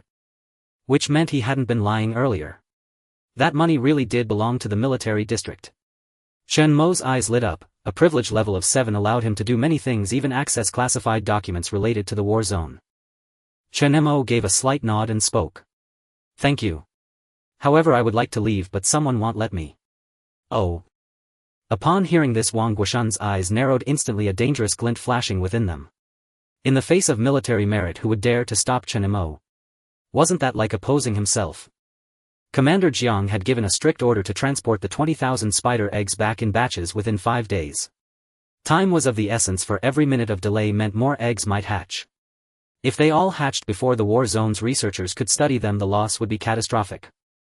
"Xiao Qin, you are now a key member of our 11th war zone. Who would dare to stop you?" Mang Ho and his team turned ashen, wishing they could just sink into the ground. Why would a superhuman affiliated with the war zone waste time coming to the superhuman guild to buy crystal cores? As far as he knew, superhumans under the war zone had access to dedicated channels and much cheaper purchasing methods. Mang Ho stared at Chen Mo with red-rimmed eyes, screaming in his heart. Chen Mo's next words sent a chill down Mang Hao's spine, making him feel as if he had fallen into an ice cellar.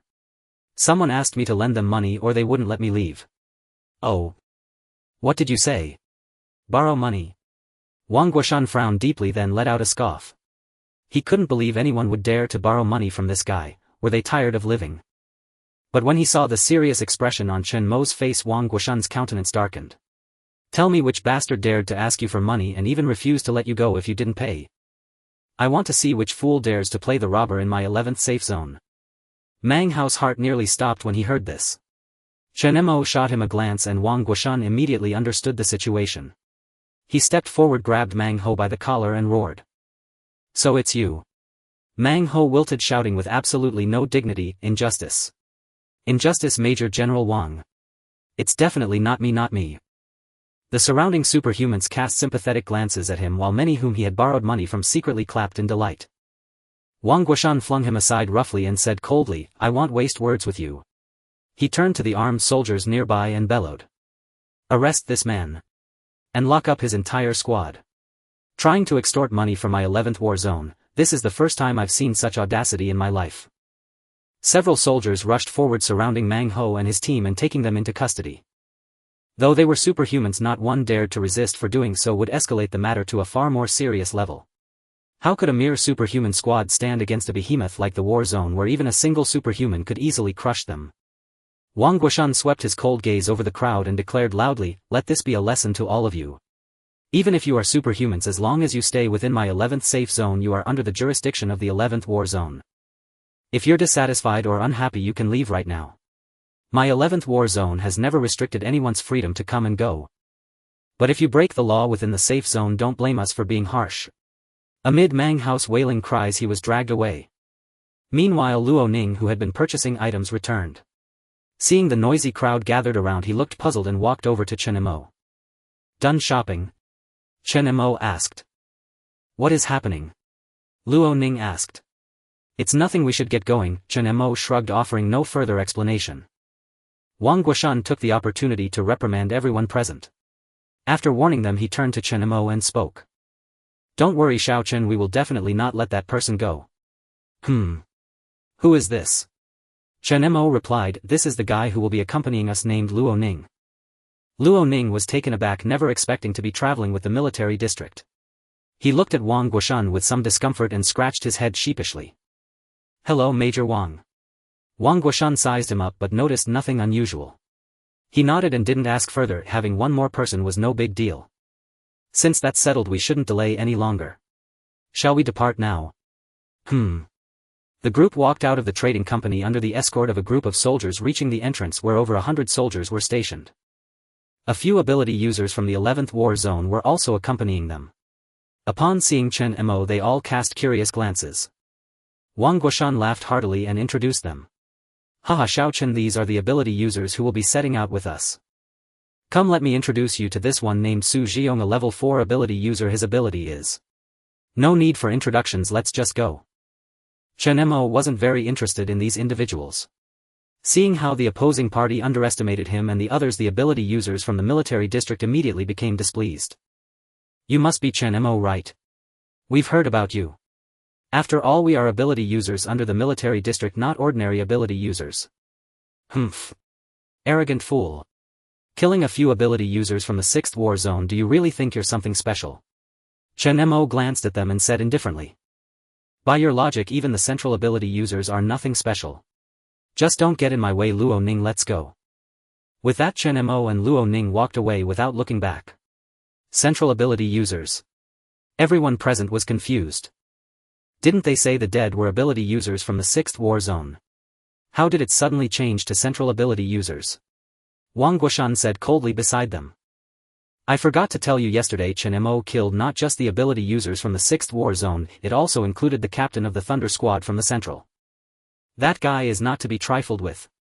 Don't provoke him. I know you all have been used to your authority in the military district, but be careful on the way or you won't even know how you died. What? Major Wang. How could you? A few ability users' faces changed dramatically, looking somewhat incredulous. The central area is a place countless ability users yearn for.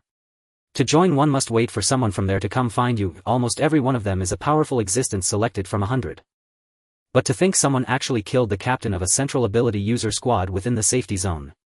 The group quickly retracted their underestimation and hurriedly followed. This time they were departing from the west gate.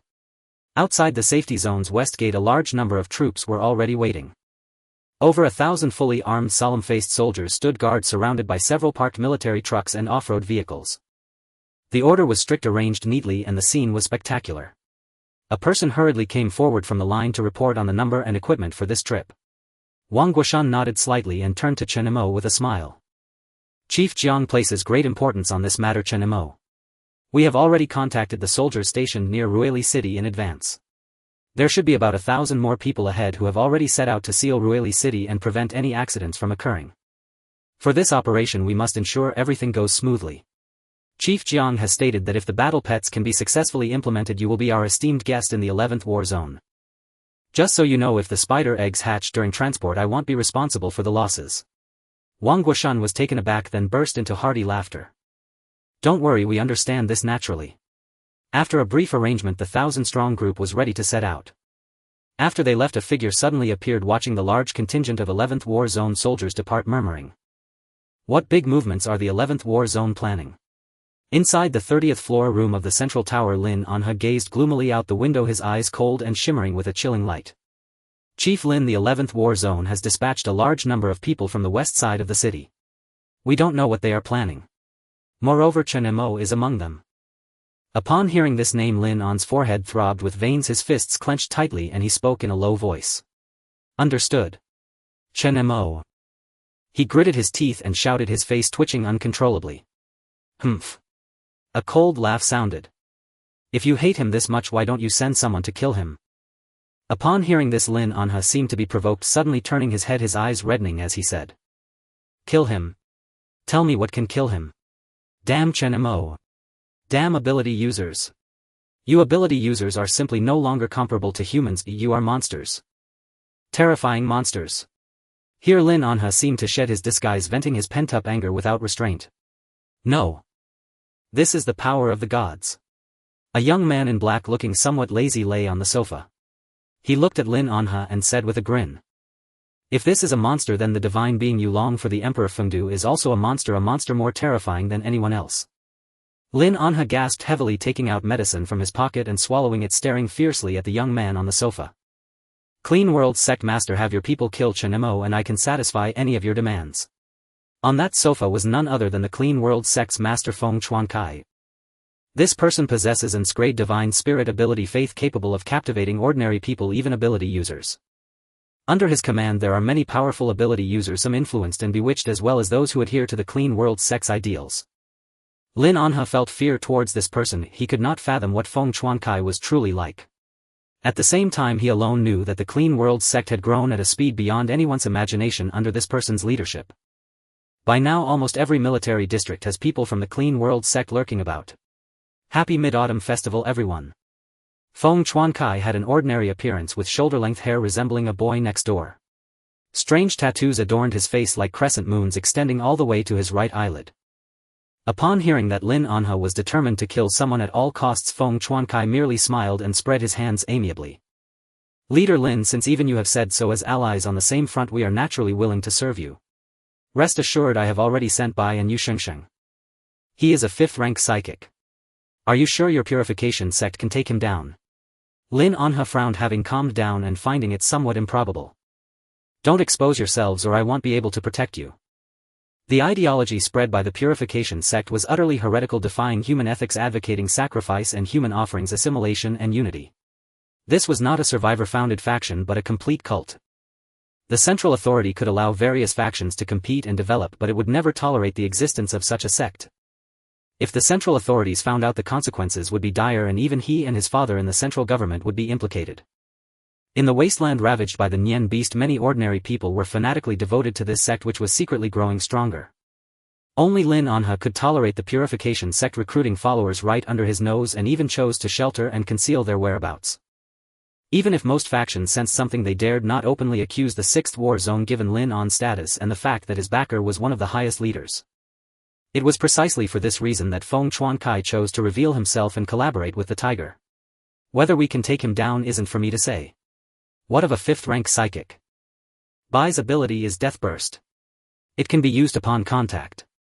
This power has no effect on those of low life rank, but the higher the life rank the more severe the effect. That guy named Chen Mo will only die a more miserable death upon touching Bai.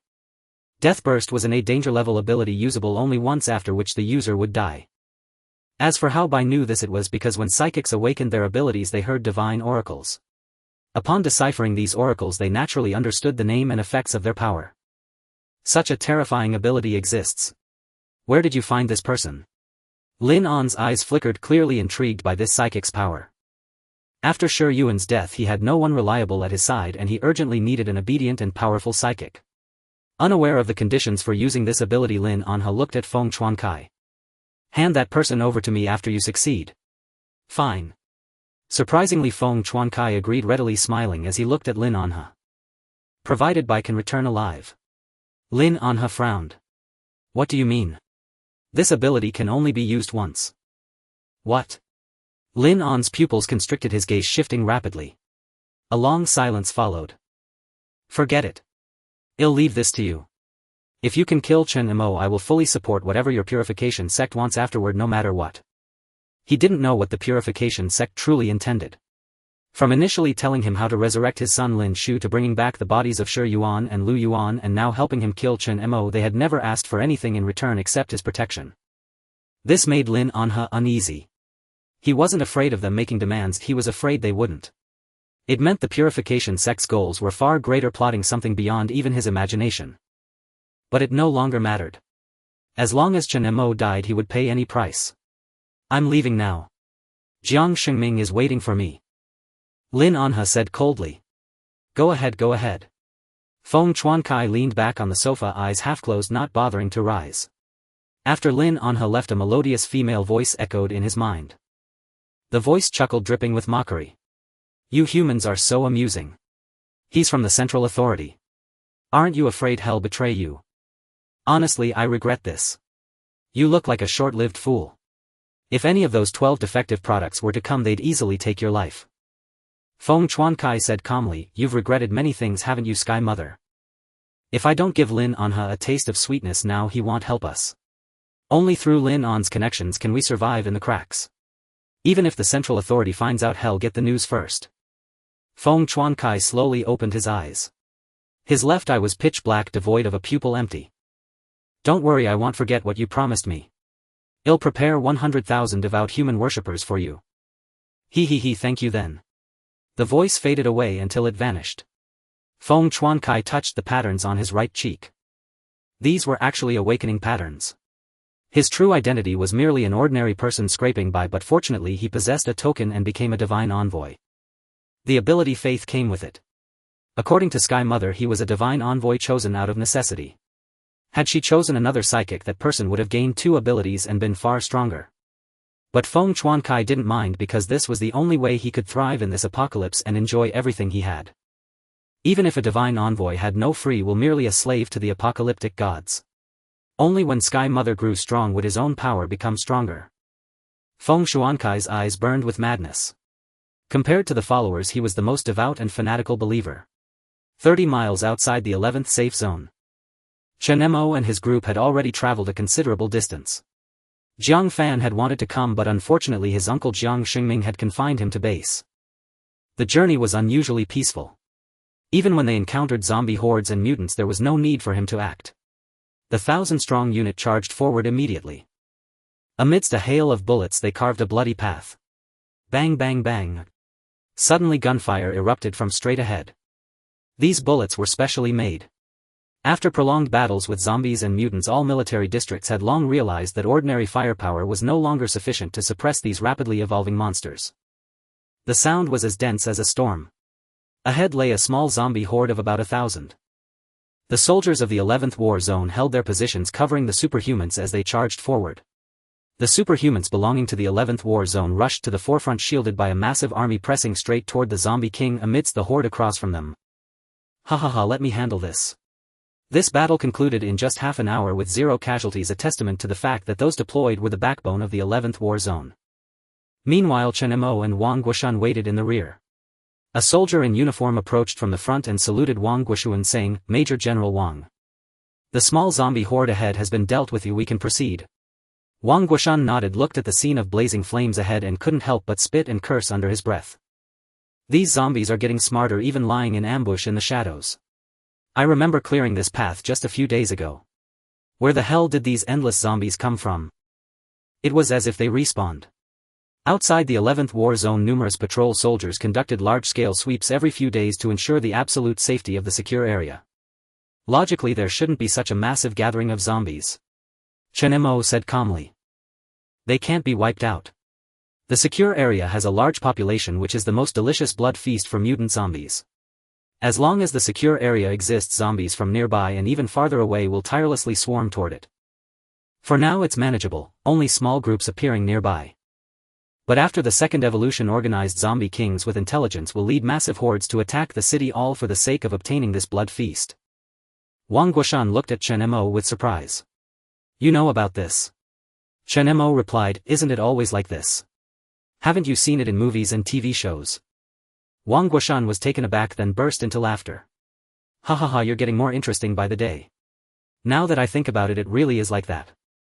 Living in this apocalypse for so long, I've almost forgotten the days of peace. After a hearty laugh, Wang Guoshan, unwilling to waste a single second, said directly. Enough of that, let's go. Chen Mo raised his hand to stop him and said, wait. I have something to do. Halt here and give me half an hour, I need to take care of something. Huh? What is it? Wang Guoshan asked, puzzled. Chen Mo didn't elaborate, he had just received news through his Tianquan superpower. The she-beast had returned. It was now rapidly approaching this location. Protect Luo Ning. Leaving these words, Chen Mo dashed off in another direction. At the same time, the superhumans from the 11th war zone were returning cheerfully. Haha, what a thrill. This new weapon is fierce, like cutting through melons and vegetables. I'm a bit unsatisfied that Zombie King should have been mine to kill. We're all on the same side, it doesn't matter who killed it. A figure streaked past the crowd, stirring up a gust of wind. Several superhumans blinked, recognized the passing person as Chen Mo, and frowned, saying, "What's he up to? No idea. Holy crap. Where did he go?"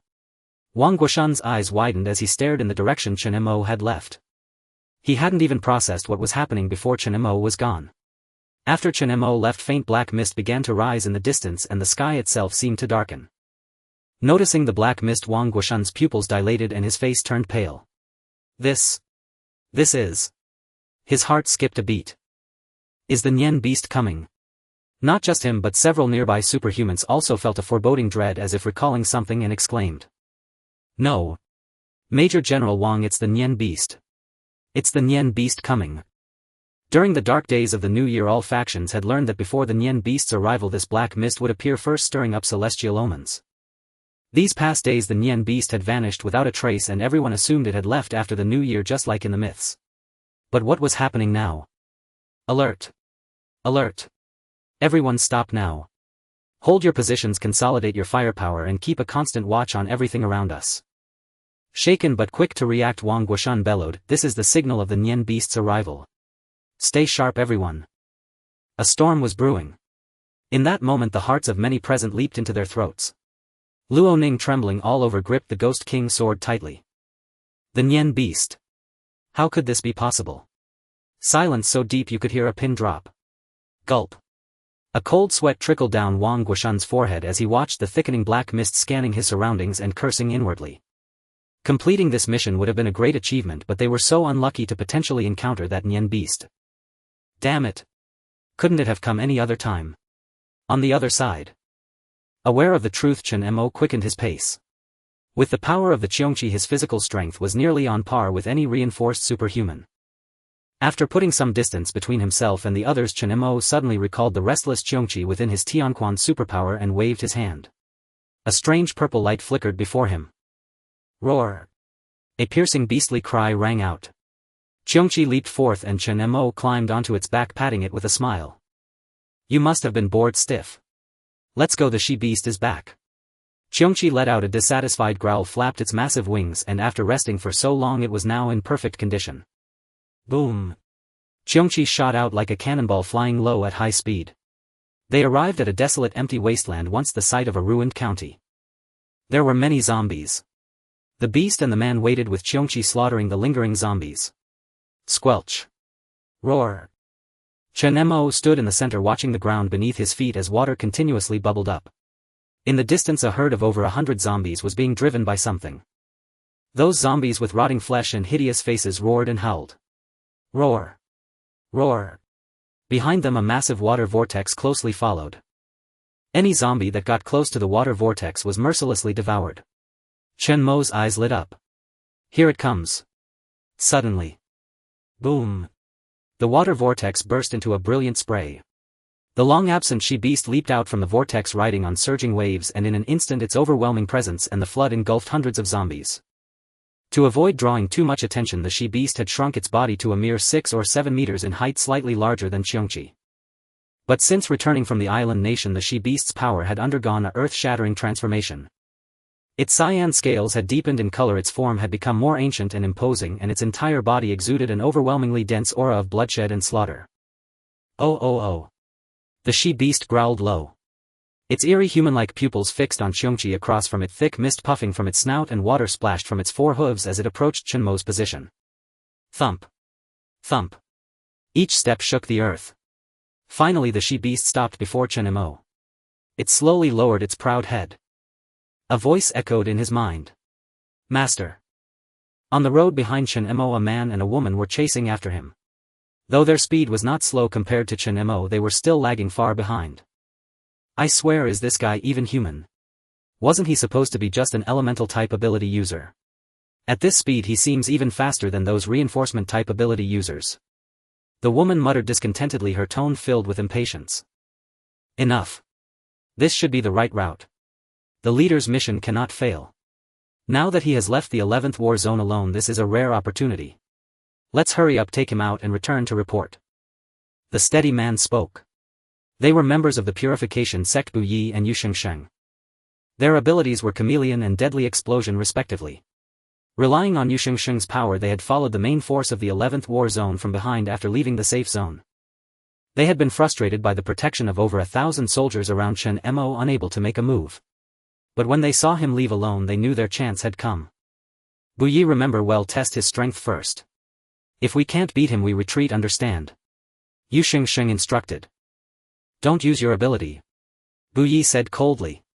The leader said that this man is hindering the development of our purification sect. He must die. The value of an assassin's life lies in completing the mission. Such a stubborn guy. Yu Shengsheng sighed helplessly. Before the apocalypse, they were both assassins who worked in the shadows for money. Bu Yi had joined the purification sect without hesitation after learning its ideals and was utterly loyal, while Yu Shengsheng was not so impressed. They quickened their pace. When they were about a kilometer away from Chen Mo, they suddenly froze in place. Because they witnessed an unbelievable scene. Two terrifying aberrations were coiled beside Chen Mo. When they saw one of them, a familiar, hideously ferocious she-beast. Yu Shengsheng and Bu Yi's pupils dilated, their faces filled with shock and horror. That's the Nian beast. Yu Shengsheng almost screamed. Even though its size was several times smaller, she still recognized that terrifying creature at a glance. It was the nightmare of countless people, the one that had caused heavy losses to all factions, devouring tens of millions of lives. Yu Shengsheng involuntarily swallowed a mouthful of saliva. Her delicate body trembling, she pointed at the Nian beast opposite them, her voice hoarse. Bu Yi. If I'm not mistaken, that's the Nian beast, right? It has to be the Nian beast, right? What is it doing? It's submitting to that guy we're supposed to kill. Boom. Both of their minds went blank for a moment. They seemed to have discovered a shocking secret, one that could stir all factions. The terrifying, despair-inducing Nian beast seemed to be connected to that man named Chen Mo. How incredibly unbelievable. They held their breath. The only sound in the area seemed to be their racing hearts. Maybe we should retreat. The Nian beast, that's the Nian beast. My God, what am I seeing? Yu Shengsheng rubbed her eyes, overwhelming fear making her want to flee. But when she turned her head again, she found Bu Yi had already advanced toward that direction. Yu Shengsheng gasped and screamed. Bu Yi. The leader only told us to test him. If we can't finish him, we retreat. Are you insane? Bu Yi's gaze was unwavering. Completing the mission was the assassin's duty. Even if it meant dying together with the target, he would not hesitate. Meanwhile, Chen Mo, who had already reunited with the she-beast, nodded slightly. You're back. Looking at the she-beast, the strong fishy smell hit him and he frowned, stepping back a few paces. The smell from the she-beast was truly too strong. Having returned from the distant island nation's deep sea, it had devoured countless creatures. Chen Mo asked, how did it go? The she-beast transmitted information through the Qiongqi ability. The small island has sunk by more than half. As you said, they had powerful weapons and successfully killed the Yamata no Orochi, but at a terrible cost. Master, this is a gift I brought back for you. Oh. Hearing this, Chen Mo was somewhat surprised. This creature had actually brought back a gift. What? The she-beast opened its massive maw and an even stronger stench of rot hit him. Chen Mo's face changed and he sidestepped. The she-beast's throat writhed and then it spat out a fang covered in slime over a meter long. The inside of the fang was lined with dense tiny barbs and it was pitch black. Not only that, but the she-beast also spat out a piece of grey python skin still clinging to flesh and blood, which fell to the ground with a wet slap. This is... Chen Mo's eyes flickered as he looked at the items on the ground. These are the venomous fang and skin of the Yamata no Orochi. I fought it and devoured one of its heads. I kept these especially for you, master. The she-beast said ingratiatingly. Chen Mo approached curiously. The Yamata no Orochi of that small island nation capable of fighting the she-beast was at least a 5th-tier apocalyptic deity. Every part of its body was invaluable. However, the she-beast's saliva was rather disgusting. The beast seemed aware of this and manipulated a stream of water to wash away the slime from the items. Only then did Chen Mo step forward to touch the venomous fang and the python skin. Using the Taotie blade, he neatly cut the skin away from the flesh. Rip, the skin peeled off from the flesh. It looked thin but was extremely tough. Chen Mo tried to cut it with the Taotie blade, expending considerable effort. After examining it for a while, Chen Mo murmured, not bad. It's suitable for making close-fitting protective scales. These are excellent forging materials. I can give them to Linyu for crafting. You're thoughtful. The she-beast had gone to that small island nation to make up for the insufficient number of lives, ensuring that the second evolution could proceed smoothly. Considering this, Chen Mo did not linger there. He knew that Wang Guoshan was probably already impatient. His special relationship with these aberrant deities was something he did not want too many people to know. Alright, come back first. There are still some things to do. Wait. As this was said, the creature Qiongqi suddenly let out a low growl in a certain direction as if sensing something. Chen Mo also looked towards that direction, but there was no one there. He narrowed his eyes, not saying much. Suddenly a silver blade shot out, slicing through the air towards the empty space. With a puchi, the silver blade was directly blocked by something falling to the ground. What a vigilant fellow, how did you discover us? In that empty space the air began to ripple, revealing the figures of two people as the transparent color constantly shifted.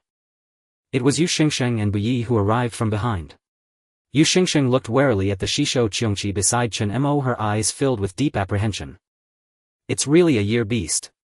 This world is simply too crazy. I just saw you communicating with it. Are you truly human? If this news gets out, do you think anyone would believe it? Yu Xingsheng sarcastically questioned herself.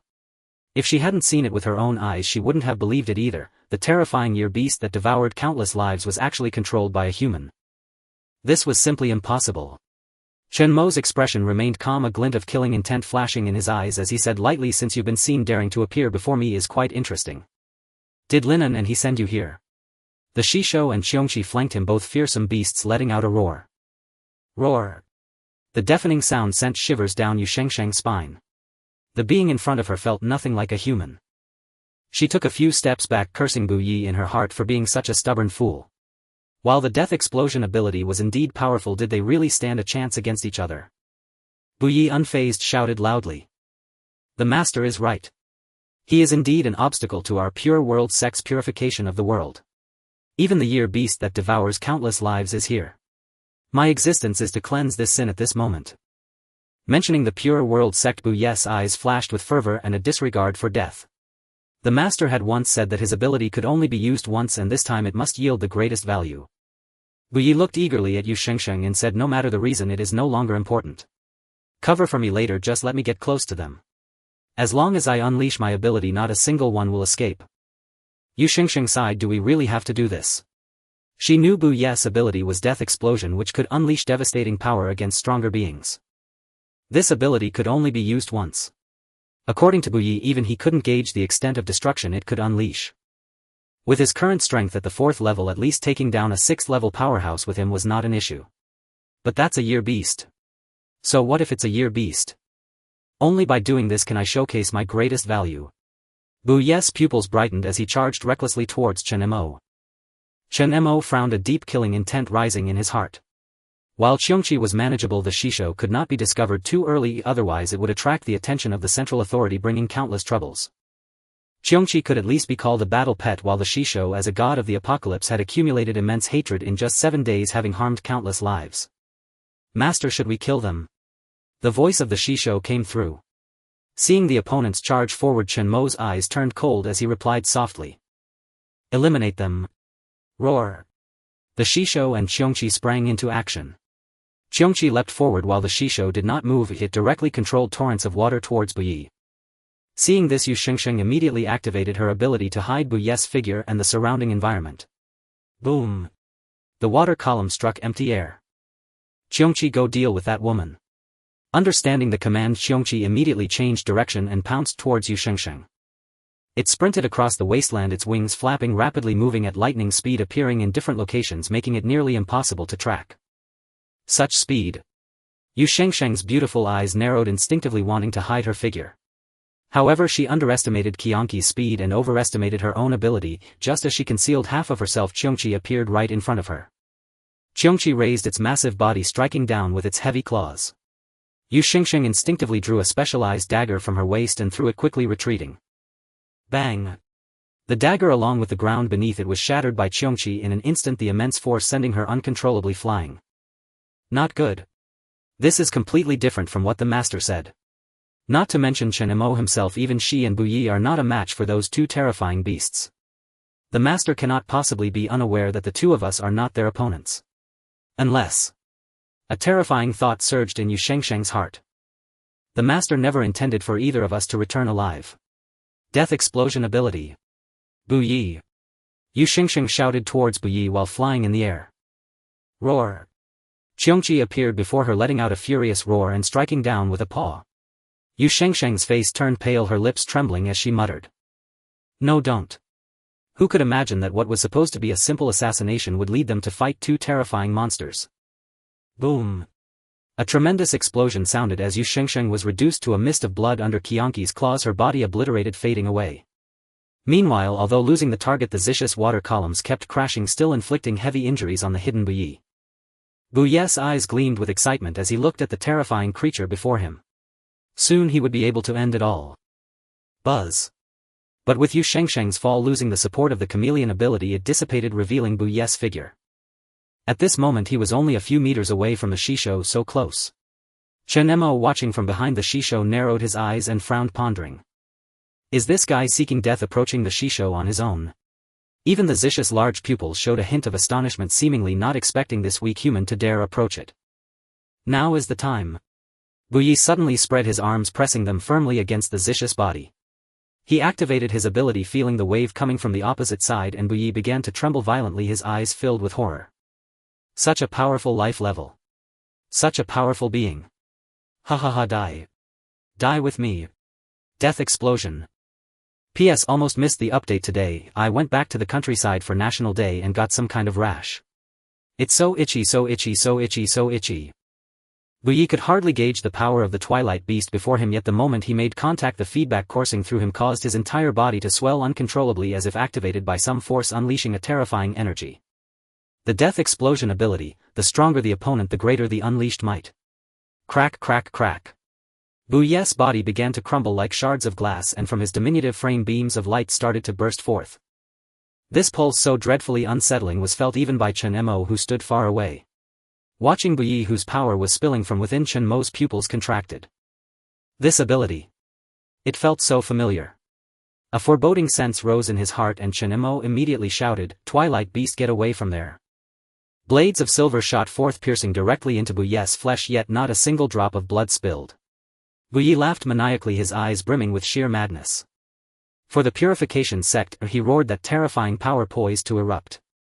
The rays that poured forth seared the Twilight Beast's body, but the beast remained unmoved, its pupils filled with disdain.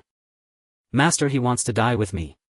Chen Mo's gaze turned icy, and he opened his mouth to unleash the law-breaking voice of Jushin. The piercing shrill sound interrupted Bu Yi as he was channeling his Death Explosion ability, forcing the surging power back within. But once the Death Explosion ability was triggered, it could not be reversed or halted. That power lay like a bomb hidden inside Bu Yi's body. Bu Yi stood stunned for a moment, staring at his broken form with nothing happening around him.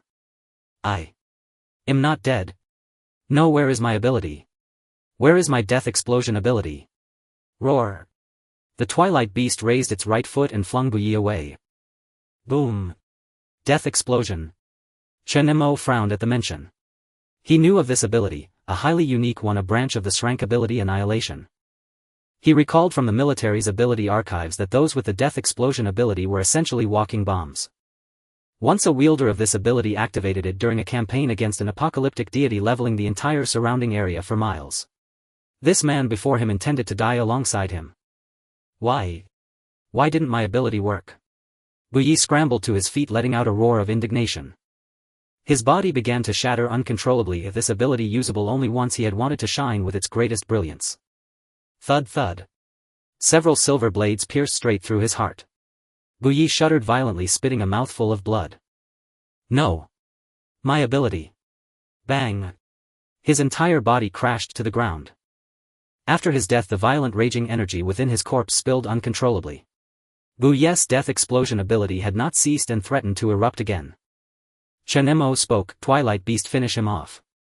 Don't let him use that ability." The Twilight Beast understood, shaking its massive head, raising its forelimbs high and slamming them down onto the ground. Boom. Countless water vortexes surged from beneath its feet, flooding toward where Bu Yi's corpse lay. The vortexes engulfed the body as if transporting it to another world. Boom. A thunderous explosion echoed from the water vortex on the ground, sending countless splashes flying, shattering even the ability itself. On the ground, a crater of 6 or 7 meters gaped wide. Without another's cooperation, this ability was far too difficult to use perfectly. The Twilight Beast's water vortex had carried it away to another realm where Buyi had unleashed the final brilliance of his ability. But unfortunately, neither Chen Mo nor the Twilight Beast Qiongqi suffered a single scratch. Self-destructive abilities like this were only used recklessly by members of a cult like the Purification sect. Feng Chuancai, are you going to oppose me as well? Since you're so eager to die, don't blame me. Chen Mo's gaze was indifferent. Both Shi Yuan and Feng Chuancai were people he had hoped to cooperate with after his rebirth, but their paths diverged. It seemed fate had turned them into his enemies. But it mattered little. Compared to them, Chen Mo trusted the beings within the Heavenly Authority ability far more. They would never betray him. He had no conflict with the Purification sect, yet they had sent someone fearless of death to kill him. Chen Mo did not believe Lin Anha had no hand in this. It was most likely him. Recalling the suppressed look in Lin An's eyes when he left, Chen Mo grinned. He's chosen a short path. If his collaboration with the Purification sect is exposed, even the one at the center wouldn't be able to stay seated. With leverage over his opponent, and given how much the 11th War Zone and others had suffered from the Purification sect, Chen Mo simply raised his hand, retracting the Twilight Beast into the Heavenly Authority ability, and smiled faintly at the nearby Qiongqi. Let's go. Wang Guoshan and the others had been on edge during the wait, fearing the Nian Beast might suddenly appear. Meanwhile, Wang Guoshan had sent someone to rush back to the 11th safe zone to inform Commander Lin. A Nian Beast attack was no trivial matter. A single misstep and the 11th safe zone would face a terrible disaster. Damn. Still not back. Where did that kid go? Wang Guoshan looked around, speaking softly, his nerves taut. Major General Wang.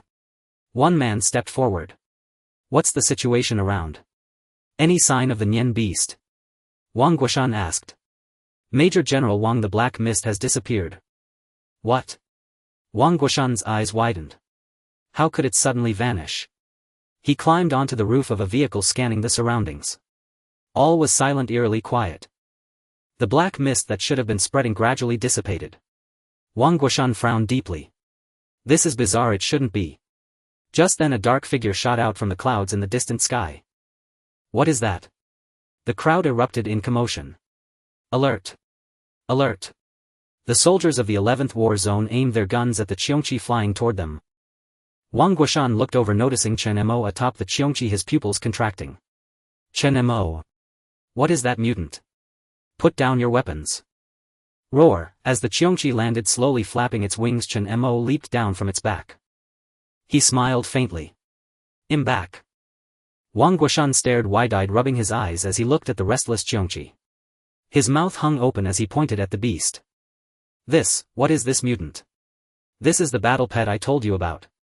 Its name is Qiongqi and it is my battle pet, Chen Mo explained. Qiongqi raised its head proudly, disdainful of the soldiers aiming their guns at it.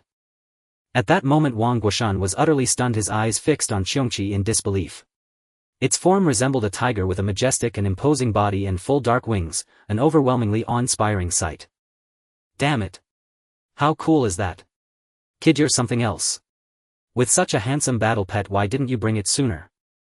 Wang Guoshan was almost certain that if Chen Mo appeared with Qiongqi before the leaders, no one could resist such a dominantly imposing battle pet. It was simply too cool. And most importantly, it could fly. Chen Mo smiled apologetically. There are too many people in the safe zone. I was afraid bringing Qiongqi in would cause a commotion, so I left it outside. Wang Guoshan nodded, understanding. You were gone so long just to find this battle pet? Yes, Chen Mo said. Really, kid, you're amazing.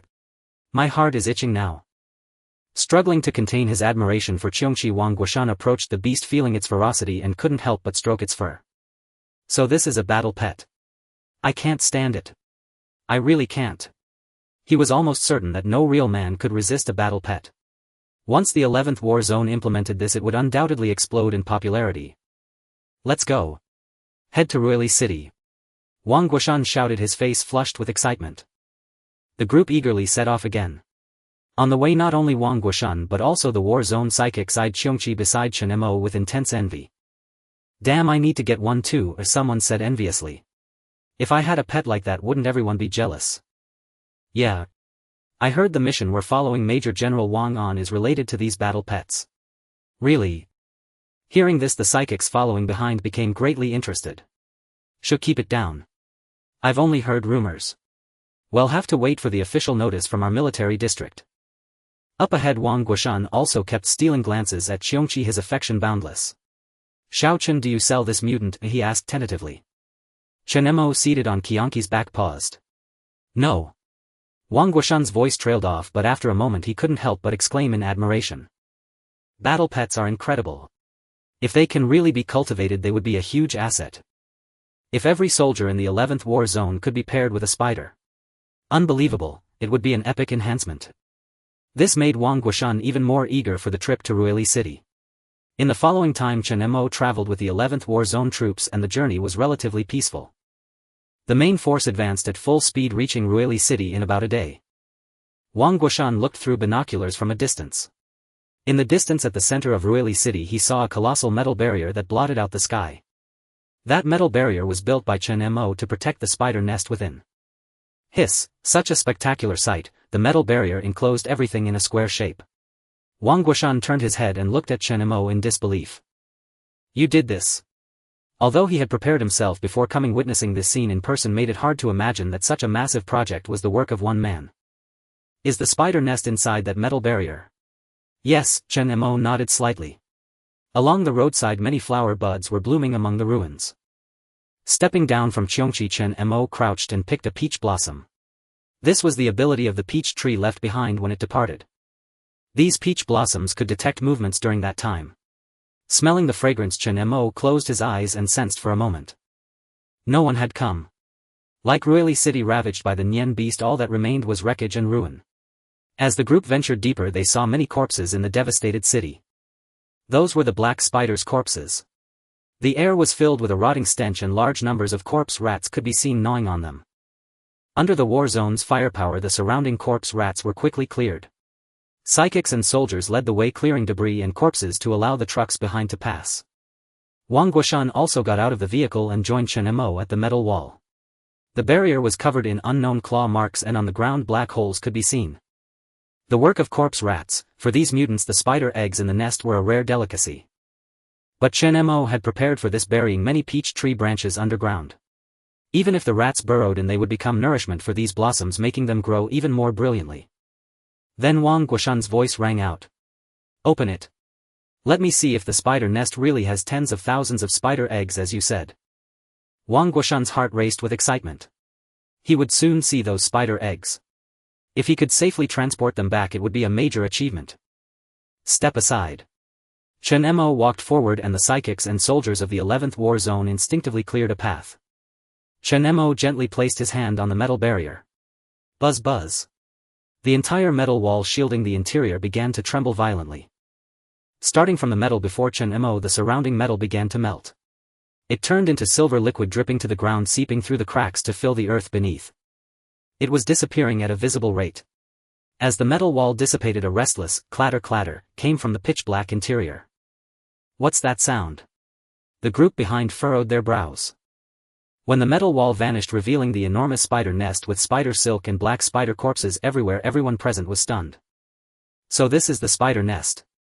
Wang Guoshan raised his binoculars and noticed the nest suspended in midair. On it were spider eggs, some already hatched, others still unhatched in their shells. Wang Guoshan's eyes lit up then suddenly, as if he had spotted something. From the spider nest, like dumplings being dropped, black spiders kept falling out, scattering in all directions. They're hatching. Quick, gather the intact spider eggs. With a thunderous barrage, the soldiers of the 11th war zone opened fire. From not too far away, a dense tide of black spiders surged forward, their numbers so vast that even the hail of bullets did little to diminish their advance. Stop killing. Cease fire, all of you. Wang Guoshan's eyes reddened. These were war pets, his mission demanded their retrieval. Each one was worth a fortune, killing them all would leave him unable to account for his task. Kill them, Chen Mo said. Once hatched, black spiders lose all value. Wielding the Taya blade, Chen Mo advanced like a force of nature, cleaving through a lunging spider in a single stroke, its azure blood splattering across the ground. Chen Mo's expression darkened as he surveyed the scene. Had they arrived any later, the majority of the spider eggs here would have hatched. Times had changed as the egg's incubation speed exceeded his expectations. The mountain spider's ability to overtake the entire city of Rueli in such a short time was inextricably linked to their terrifying reproductive prowess. Damn it! Wang Guoshan nearly wept. Could all these spiders have come from those eggs? Kill them all. Clear the area quickly and well transport the eggs. Wang Guoshan seized a rifle, unleashing a torrent of anguished furious fire upon the endless sea of black spiders. Muzzle flashes erupted continuously as someone hurled a bomb, triggering a massive explosion. Chen Mo had no desire to linger. These newly hatched black spiders were weak in combat, and under the relentless barrage they soon began to falter. Realizing they posed no threat to the 11th war zone, Chen Mo leaped onto the Qiongqi's back and said, "I'll scout ahead. Leave this to you." Wang Guoshan nodded, gazing up at Chen Mo on the Qiongqi soaring midair, and shouted, "Go." The Qiongqi shot skyward, heading straight for the spider nest, arriving above it in moments. Looking down, Chen Mo saw that most of the spider eggs in the nest's chambers had already hatched, while many others had turned from milky white to a deep black. Chen Mo frowned. Hatched black spiders were utterly worthless. Leaping from the Qiongqi's back, he immediately began eliminating the hatched ones. The scene was gruesome, punctuated by piercing shrieks. The Qiongqi too devoured them one by one, feasting like snacks in a frenzied sweep. After over 2 hours, the last black spider was riddled with bullets. The 11th war zone team swiftly cleared the battlefield and gathered beneath the white spider nest. Up close they could finally grasp the nest's enormity, rivaling several football fields in size. A crowd looked up at the scene above. Wang Guoshan, grabbing a loudspeaker from somewhere, bellowed, "Chen Mo. How are things up there? Are the spider eggs safe?" Silken threads surrounded them, connecting to the nest, making ascent impossible. In response, streams of liquid metal floated down. "What's this?" Wang Guoshan wondered. The liquid metal coalesced before their eyes, forming metal steps that stacked layer upon layer, stretching all the way up to the spider nest 30 meters above. A miracle. Wang Guoshan's heart trembled, and the superhumans of the 11th war zone were filled with awe. Is he really just an elemental superhuman? I've never seen any superhuman accomplish such a feat. The group marveled, grateful they had heeded Major General Wang's advice not to provoke this unfathomably powerful figure. The mere creation of these metal steps hinted at his immense prowess. Ordinary superhumans would need 3 or 4 to muster such power. Chen Mo's figure appeared at the nest's edge above, small and indistinct. He looked down at the crowd, his voice calm as he said, "Come up." Wang Guoshan waved his hand, "Move out, let's head up." The group ascended the steps in orderly fashion. At the rear, Luo Ning clutched the Ghost King's sword, still stained with black spider blood. The wound on his back, torn open by a spider, was healing at a visible rate. Time is running out. Luo Ning's gaze grew vacant as he mechanically stepped onto the metal stairs. Halfway up, dizziness struck and he nearly tumbled from the airborne steps. Just then a hand caught him. "Watch your step. Now's not the time to zone out." The soldier from the 11th war zone who held him spoke sternly. "Are you alright?" "I'm fine, thanks." Luo Ning sighed with relief, thanked him and murmured while clutching his forehead. "What's wrong with me? I feel so dazed." He shook his head, trying to stay alert. From a ring on his right hand he retrieved a vial of mental restorative potion and drank it. This ring, purchased from the trading company, could store items. Its space was small, only about 5 or 6 cubic meters, and not cheap, but it sufficed for his needs. As he took out the potion, a yellow paper slipped out, fluttering down to the ground. Funeral money. He had spent his last crystal coins on all these items, so many of them. Heh. Luo Ning noticed this and chuckled bitterly, muttering, "I must be out of my damn mind buying so much funeral money. What the hell was I thinking? Those crystal coins were meant for a house in the safe zone." Luo Ning slapped himself hard, using physical pain to regain clarity. Meanwhile, Wang Guoshan surveyed the nest after successfully climbing up. The spider silk underfoot was incredibly tough, solidified by some secretion and wind-dried into a hardness like brick, easily supporting the weight of their entire group. His earlier worry that the nest couldn't hold 1,000 people was clearly unfounded. Before them lay spider blood and remains, along with rows of intact spider eggs. Spotting them, Wang Guoshan's eyes lit up with joy as if he had found treasure. They're real. So many spider eggs. He immediately turned to the team behind him and commanded, "Each person take one move to the right and transport these eggs down one by one. Be careful not to break any eggs while descending. And most importantly, stay safe." "Yes." The warriors behind him answered in unison and quickly began to act. They passed by Chen Mo's side, one of them carrying a spider egg and heading back the same way. Chen Mo did not stop them and said, I have already removed the incomplete and hatching spider eggs. What remains here is the final spider egg. You all better move quickly before those researchers develop a device that can freeze the hatching progress. I understand. How many spider eggs are left now? Wang Guoshan stepped forward with a serious expression and inquired. There are probably more than 12,000 left. The exact number will have to wait until you count them. However, nothing in this world is perfect. Until the device to limit hatching is developed, no one can predict how many little spiders will hatch. At least being able to retain more than 12,000 spider eggs now far exceeded Chen Mo's expectations, leaving him very satisfied. 12,000 eggs. Phew, thank goodness. Wang Guoshan sighed in relief upon hearing this. Having more than 10,000 remaining meant that even if a few thousand hatched on the way back, it was still acceptable. That's enough. I will report this to Qiongqi when I return. Chen Mo, this is truly a great achievement. He said with a cheerful smile, extending his hand and feeling extremely delighted. This time, even if they hatch on the way back, it will be borne by our 11th war zone. We will stick to the previous agreement, 15,000 crystal coins for each spider egg. Chen Mo nodded and shook hands. This was a mutually satisfactory transaction. The value brought by these spider eggs was definitely worth far more than 15,000 crystal coins. However, he was but one person, and such a large quantity could only be consumed by a large force. Pleasure doing business. Pleasure doing business. Wang Guoshan laughed heartily. That brat Jiang Fan finally did something worthwhile. After we return, I must ask Qiongqi to commend that brat properly. Compared to this major event, the conflicts that erupted within the 11th safe zone are just minor skirmishes. I heard that brat Jiang Fan say you are an independent ability user. Qiongqi asked me to ask you if you have considered joining our 11th war zone.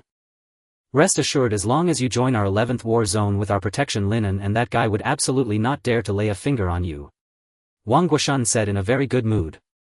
He was increasingly fond of Chen Mo. After all, because of this person he could get promoted when he returned, and he assured Chen Mo. Our 11th war zone is one of the fastest developing among the major war zones. Chen Mo, with your vision you must have seen that the various war zones are not harmonious. Although there is central control, the attitudes of those big shots over there are also ambiguous, seemingly not intending to interfere with the development of various regions. The first war zone has the most outstanding and powerful ability users, and the fourth war zone has developed various ability capsules. Even the usually lagging sixth war zone has produced special weapons with significant effects. And starting from today, our 11th war zone will also have its unique asset, which is battle pets. Moreover, given your relationship with Jiang Fan, I believe the 11th war zone is the most suitable place for you. Wang Guoshan invited warmly.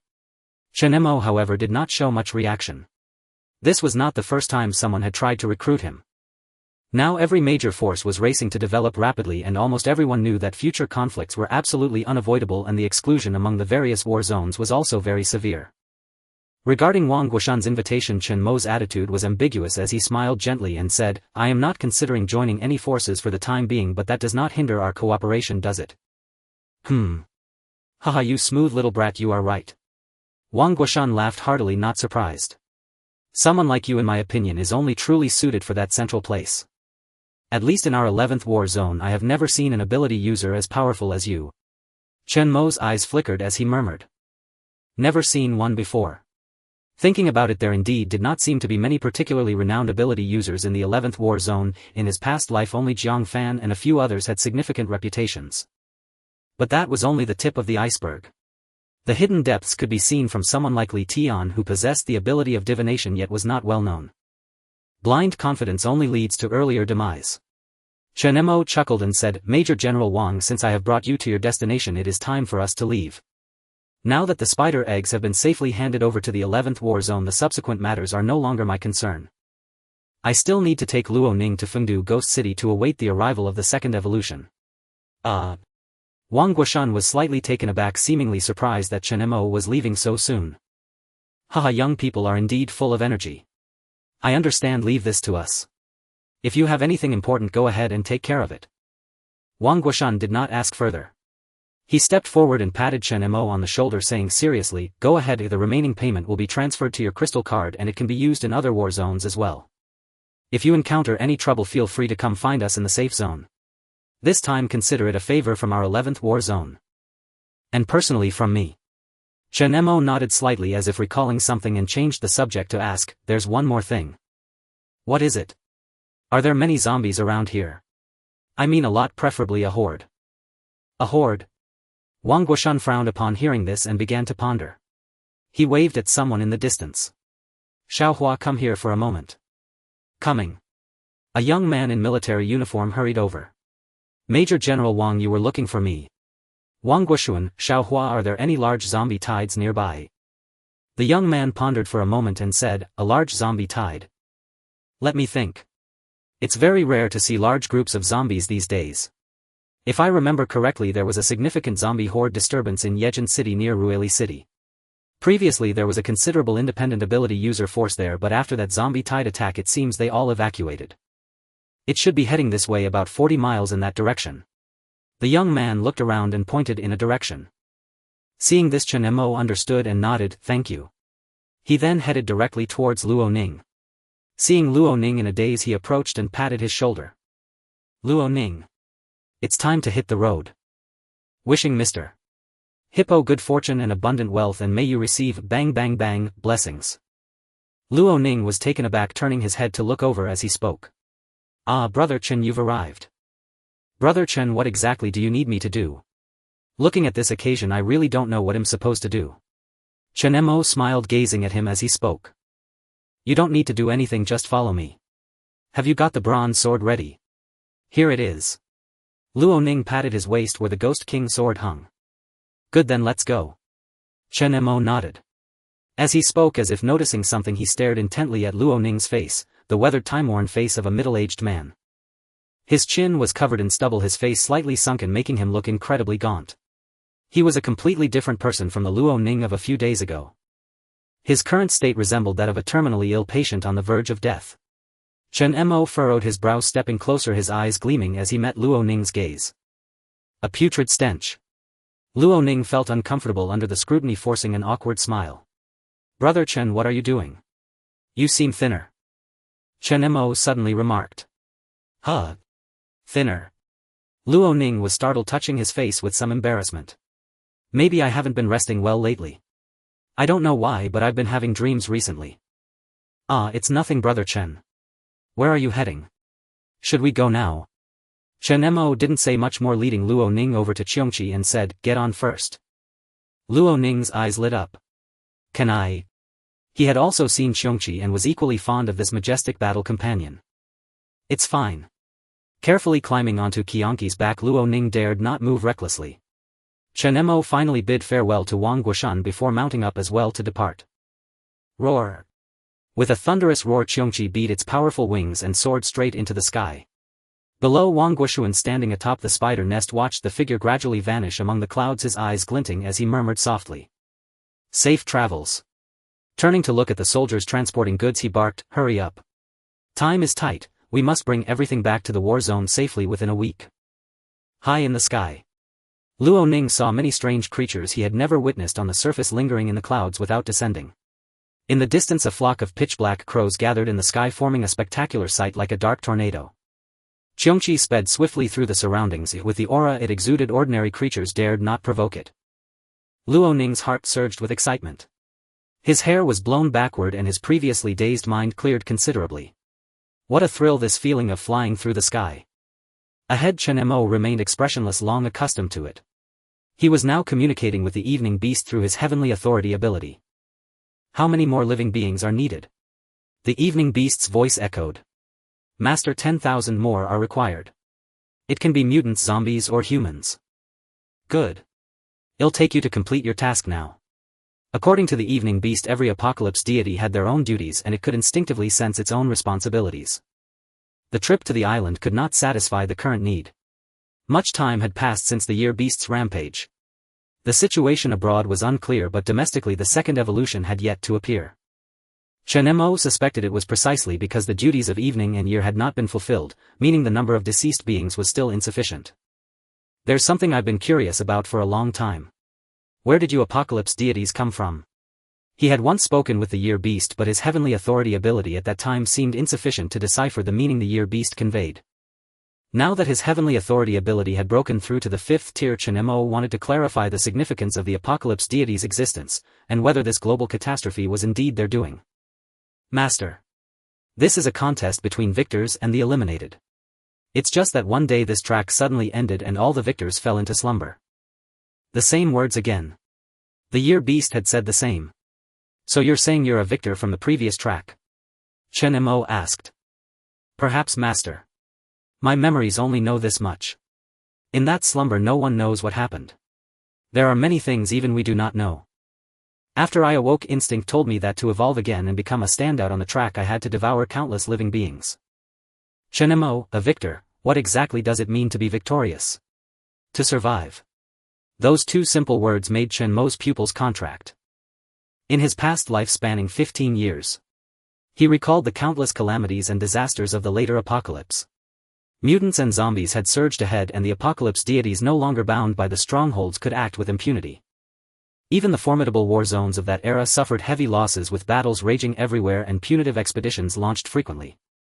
That period was a desperate struggle, never knowing who to fight next, deities, mutants or zombies. Panic reigned, various cults ran rampant, breeding unchecked. Even the central government was on the brink of collapse, unable to control the situation. No one knew if there would be a tomorrow, perhaps when the next deity descended it would spell doom for everyone. And now, having been reborn, he did not know humanity's final fate, whether they had survived or, as the evening beasts had, become victors in this evolutionary track. One last question. Why are you willing to submit to me? A higher-order lifeform, a being that had survived the previous track, would never bow to a weaker life. In their eyes humans were as insignificant as ants. To turn the question around, would a human submit to an ant even if that ant could kill them? Master, I can sense your uniqueness. You are a special existence, utterly incomparable to those mere ants. At the evening beast's shameless flattery, Chen Mo chuckled, murmuring with amusement, as I recall, that's not what you said at the very beginning, is it?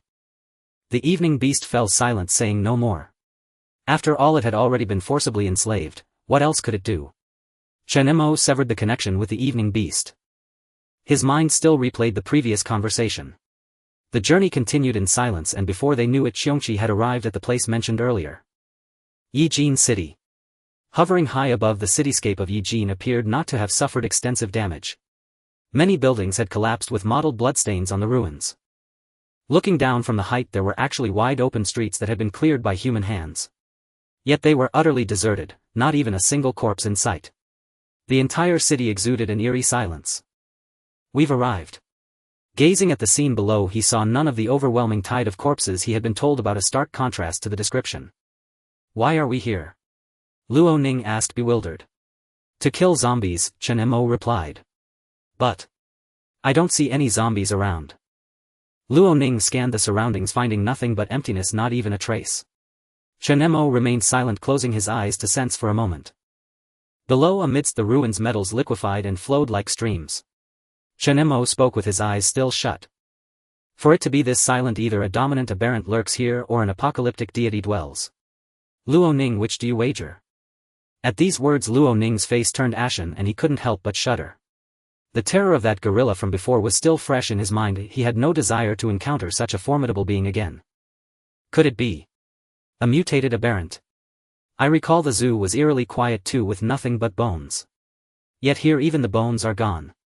The Qiongqi beneath them grew restless in the air, its fur bristling as it emitted a low guttural growl. Heh! Chen Mo smirked, looking down at the barren ground. He raised his hand, conjuring an enormous iron fist in midair, which plummeted downward. I wager it's zombies. The iron fist fell. Boom! Debris scattered through the air, and the deafening roar was accompanied by a sudden cacophony of screams and howls. In the massive crater left by the iron fist, a pitch-black abyss beneath the ground was revealed. The seemingly tranquil street was merely a thin veneer. Roar! The zombies' howls echoed. From the bottomless underground, hordes of grotesque zombies surged forth like ants from their nest. Roar! Roar! Not only that, but from the collapsed skyscrapers around them, countless zombies crawled out in an endless tide. Luo Ning's pupils contracted sharply. In just a few breaths, the desolate dead city had transformed into a zombie paradise. What's going on?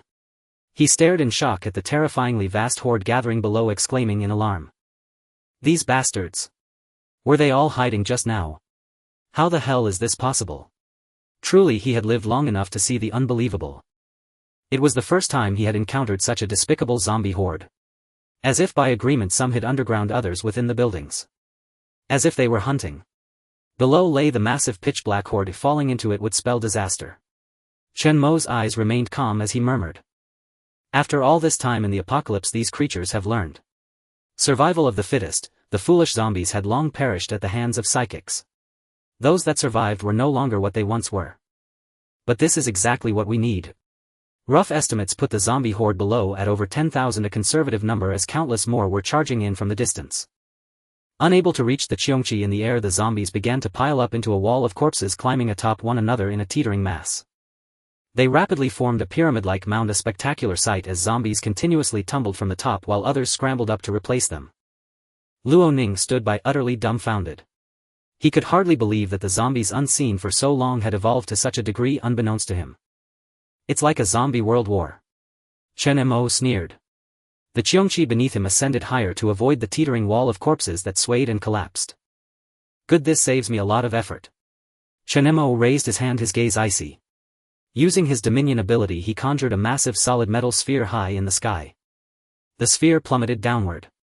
It crushed the central wall of corpses, its terrifying weight flattening zombies into pulp as it slammed into the ground. Thump. With the sheer number of zombies acting as a cushion, the metal sphere's fall produced no great roar, only a dull muffled sound. The metal sphere began to roll through the horde, scattering them. Where it passed, it crushed everything, leaving a trail of gore and blood, a scene of utter carnage. Luo Ning was aghast. Chen Mo's actions, not even bothering to collect their cores, were nothing more than a brutal, straightforward massacre. Brother Chen, what exactly are you trying to do? He couldn't understand. To pad the numbers. Chen Mo leaped down, diving straight toward the zombie horde below. Silver blades formed at his side, shooting out faster than he fell, piercing the bodies and heads of the zombies below. Roar. Seeing prey descending, all the zombies focused on their target, gathering fearlessly as they howled and snarled at Chen Mo falling from the sky. Among them, a special zombie leaped off its companions, exploding one underfoot. Boom. It shot toward Chen Mo like a cannonball.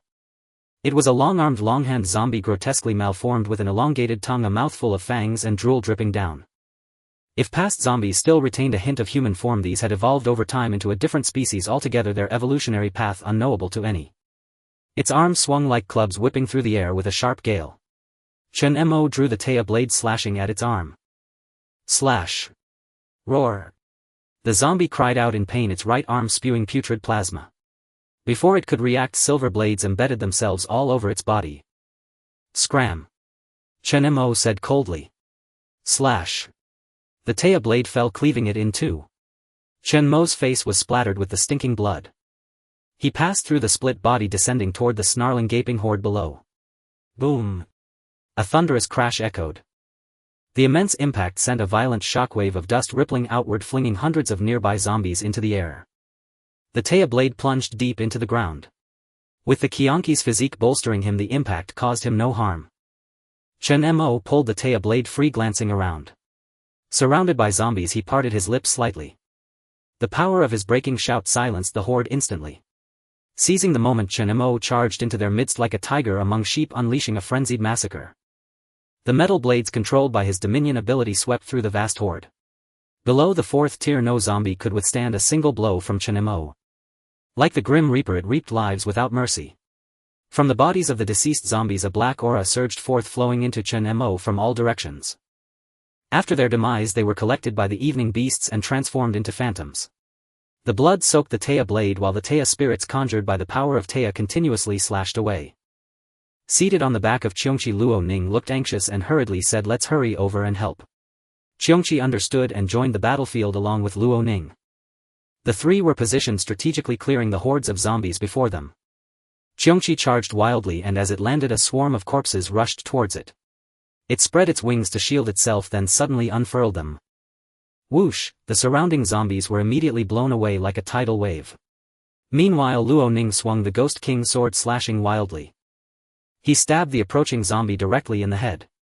His body turned to stone. If these zombies could not harm him, being a third-tier ability user in a safe zone, he easily killed the zombies with the sharpness of the Ghost King's sword. Chen Mo did not stop Luo Ning and Qiongqi from joining me. Instead, he silently inquired, "How many more are needed?" 4,000. The earlier massive metallic sphere had already crushed a large portion of the zombies, and the count of 10,000 souls would soon be fulfilled.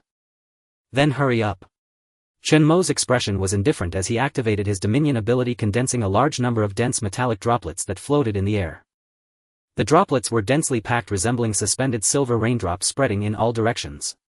At that moment Luo Ning shouted, "Brother Chen, are we here to exterminate the zombies?" He decapitated a zombie and with his other hand struck with a stone fist, blood splattering everywhere.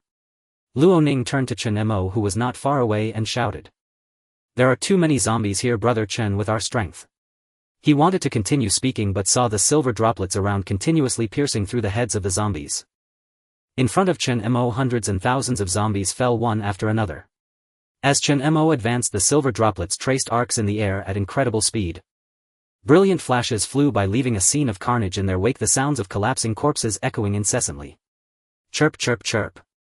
4005, 4006, 5000, 6000. Pure slaughter. Luo Ning's mouth opened slightly, stunned in place, wanting to say something but ultimately uttering no sound. Just then, from the gathering tide of corpses came a hoarse voice. "Help, help. Someone." Luo Ning was taken aback, unable to fathom that there could still be living people in this hellish place. Following the sound, he spotted a woman shivering in a dark corner of a collapsed building, cradling a baby. The building was about 7 to 8 meters above ground, surrounded by twisted steel rebar, steep and perilous, with numerous zombies climbing up from below.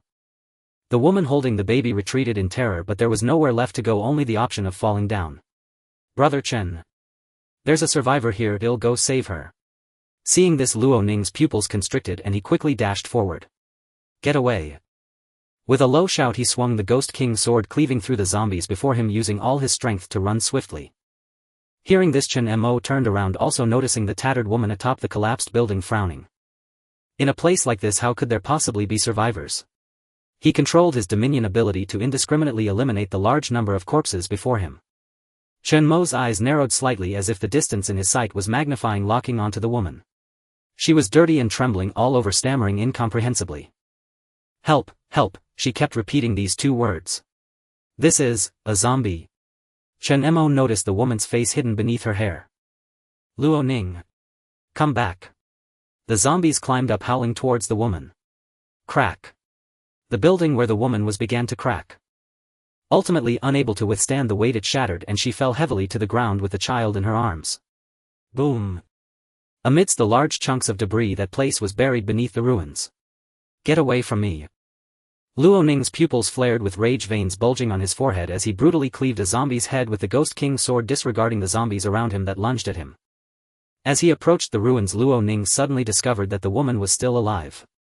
"Help, help." He couldn't help but feel overjoyed, smashing a stone aside, extending his hand and shouting. "Quick! Hurry and take the child with you. Let's go." Seeing the woman unresponsive, Luo Ning grew anxious and urged loudly. "Help, help." The woman slowly raised her head. Her hair was lifted, revealing a decayed face covered in densely packed, glistening red eyes that twirled. Those dozens of eyes were filled with a mocking humanity. They fixated on Luo Ning. What was even more terrifying was that what she held in her arms was not a baby but a severed head, wide-eyed and unblinking. Boom. In that instant, Luo Ning's mind went blank. "Help." The female zombie let out a piercing scream, directly hurling the severed head at him. Her limbs moved like a beast, crawling with astonishing speed, making it almost impossible to react. "Help," she continued to cry out, as if only able to say these two words. Whoosh. The female zombie suddenly appeared behind Luo Ning. Bang. The stone armor covering Luo Ning's body shattered in an instant. On his chest a grotesque scar appeared, large chunks of flesh torn away, exposing ghastly white bones and internal organs. Luo Ning stood frozen in shock. His whole body trembled and he uttered in disbelief, "Zombies can talk." Suddenly his vision went dark and he collapsed. Roar. The surrounding zombies surged forward like a tide. Meanwhile, the female zombie stood back, quietly watching everything before her. Her mouth continued to emit a hoarse female voice. She lowered her head, her lips curling into a disturbingly sinister smile. "Help! Help!" Roar. A deafening beast roar erupted. Qiongqi had appeared behind her at some point, his face twisted, his claws raised to block out the sunlight. With a powerful slap, the female zombie turned her head in shock. "Help!" Bang! Her head was smashed off like a soccer ball. With a roar, the Qiongqi sent the female zombie's head flying with a single strike. Without looking back, it charged toward the horde ahead, where countless zombies howled in fury and agony from within the sea of undead. The severed head rolled to Chen Mo's feet. With a swift thrust of the Taya blade, he pried out the crystal core within. It was merely a third-tier crystal core. Chen Mo frowned and murmured, "Third tier. Have these creatures already evolved to such a degree?" They could now utter crude language to deceive, which meant that these zombies were secretly evolving in unknown places. He had slain no fewer than dozens of special variants alone. The fact that they could conceal themselves and possessed such rallying power indicated that a truly extraordinary zombie king must exist among them. Without overthinking, Chen Mo cleaved a path with silver blades, swiftly clearing one zombie after another until he reached Luo Ning, who lay in a pool of blood. The Qiongqi stood behind Chen Mo, its face twisted in savage fury as it let out resounding roars at the zombie horde. Its fur bristled and its massive beastly eyes brimmed with brutality and malice. With a grand wave of his hand, Chen Mo activated the Celestial Authority ability. A howl echoed as the she-beast descended. "Master," it said, its form now shrunk to a size no more exaggerated than the Qiongqi's. Yet beneath this majestic frame lay an incredibly terrifying and brutal power, the might of a sixth-tier life form, a domineering and overbearing pressure belonging solely to an apocalyptic deity. The moment the she-beast appeared, it overshadowed the Qiongqi in sheer presence. Chen Mo spoke calmly, "The rest is for you to handle. Find the zombie king hidden here and bring it to me." The she-beast's pupils flickered as it shook its massive head. Water surged like pillars, forming dragons that blasted the surrounding zombies away. Together with the Qiongqi, it charged into the surging tide of corpses. Their formidable physiques, like two war chariots, mercilessly crushed everything in their path. Booming sounds of devastation and explosions echoed incessantly from behind as the two beasts rampaged. These two terrifying creatures were each overlords of the apocalypse. For the she-beast, a mere tens of thousands of zombies were hardly enough to fill the gaps between its teeth. With a rushing wind, endless minions surged forth, transforming into the forms of sea monsters and aberrations that had been devoured by the she-beast. Amidst this black mist, the she-beast moved like a deity. Wherever it passed, it didn't even need to act. The countless minions swept over and engulfed the zombie horde. In the blink of an eye, nothing remained but a ground of white bones. With the Qiongqi and the she-beast handling the horde, Chen Mo crouched down to examine Luo Ning's injuries.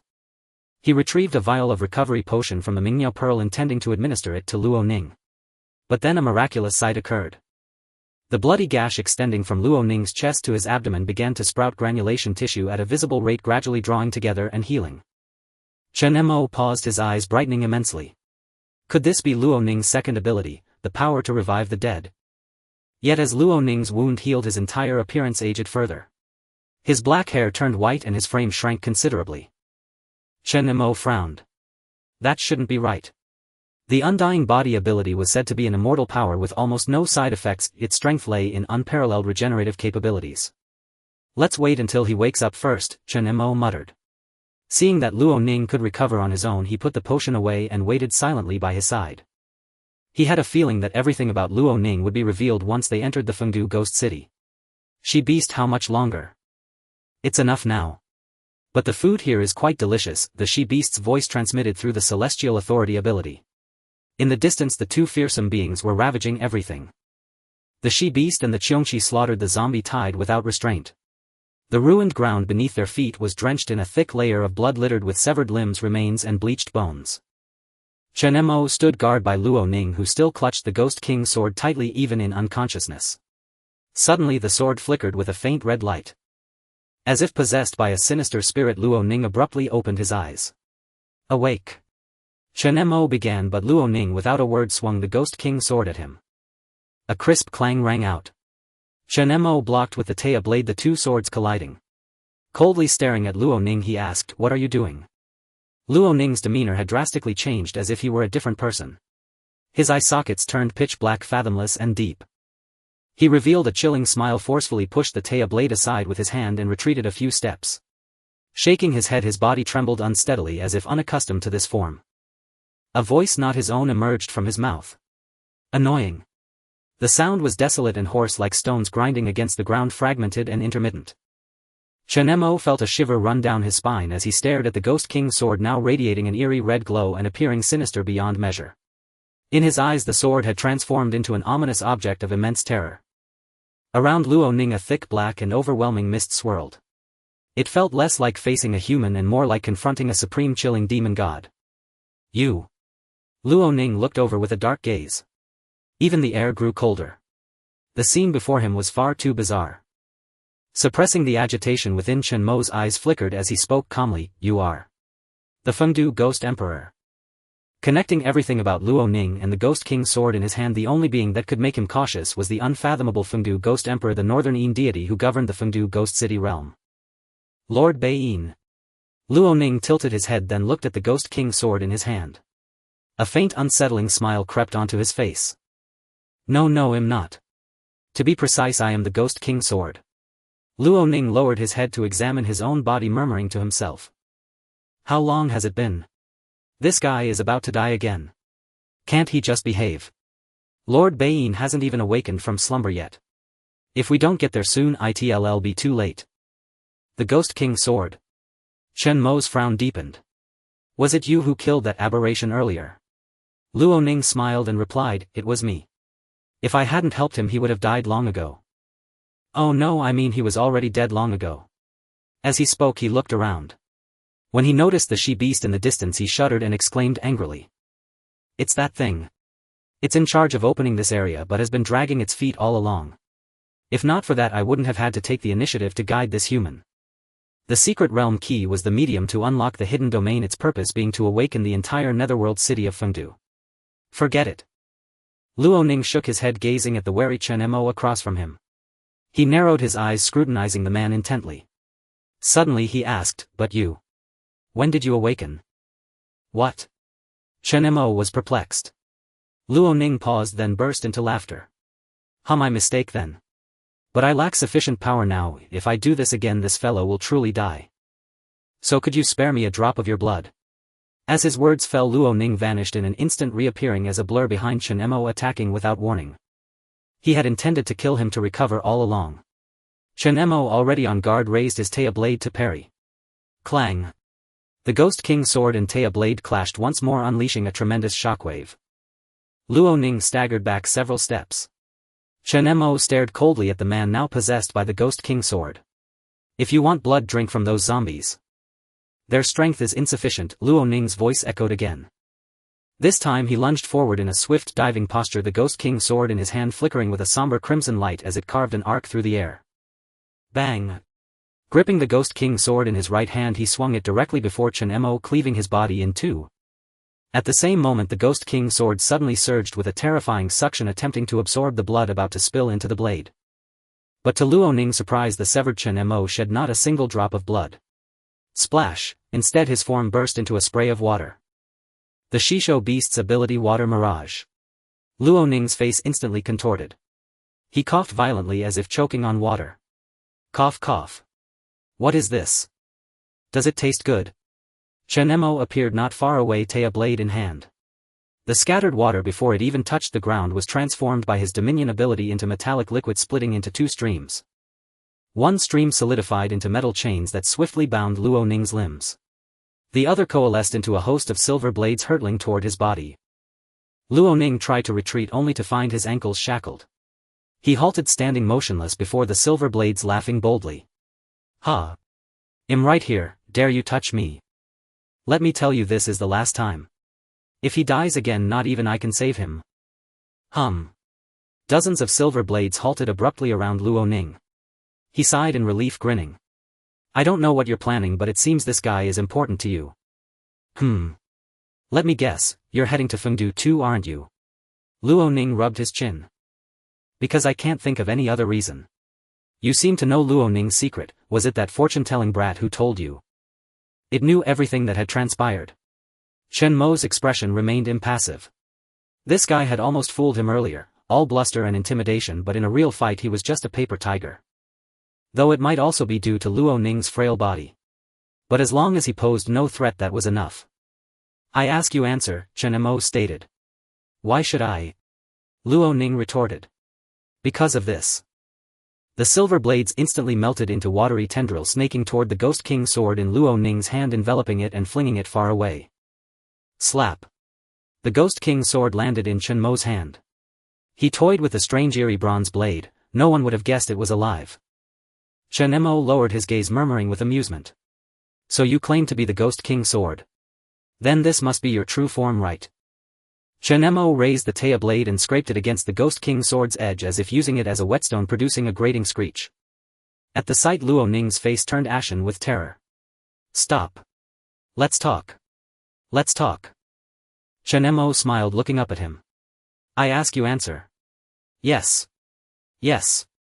Yes. Luo Ning nodded frantically. Is Luo Ning dead? Yes. You saved him? Yes. If I hadn't exhausted my power saving this fool repeatedly, you'd never have bested me, Luo Ning said, his expression sour. Chen Mo couldn't be bothered to argue. So Luo Ning was indeed dead. But if the Ghost King's sword had saved him, did that mean he hadn't become the Fengdu Emperor's divine envoy? Chen Mo pondered for a moment, then spoke. Did the Fengdu Ghost Emperor command you to do this? Lord Baiyin is in slumber. I awakened at his call and stumbled upon this fellow. Too bad my power is far too weak now. If he hadn't killed those zombies to restore me a bit, I might not have woken up at all, Luo Ning said indignantly. The Ghost King's sword seemed to know much. Chen Mo didn't want to let this rare opportunity slip by. While the Shisho and Qiongqi beasts were busy slaughtering zombies, Chen Mo poured out his many questions. Why are some deities still sleeping? Shouldn't they have awakened by now? Are you daft? Didn't that Shisho beast tell you? This is a race, survival of the fittest. Everyone must start from the same line. The more powerful a being, the greater the restrictions.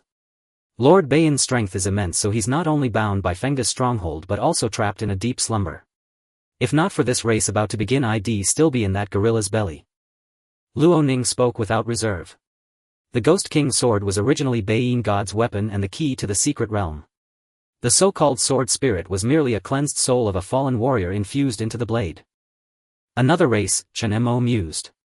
Tell me more. As Luo Ning explained, the rules of the apocalypse became clear.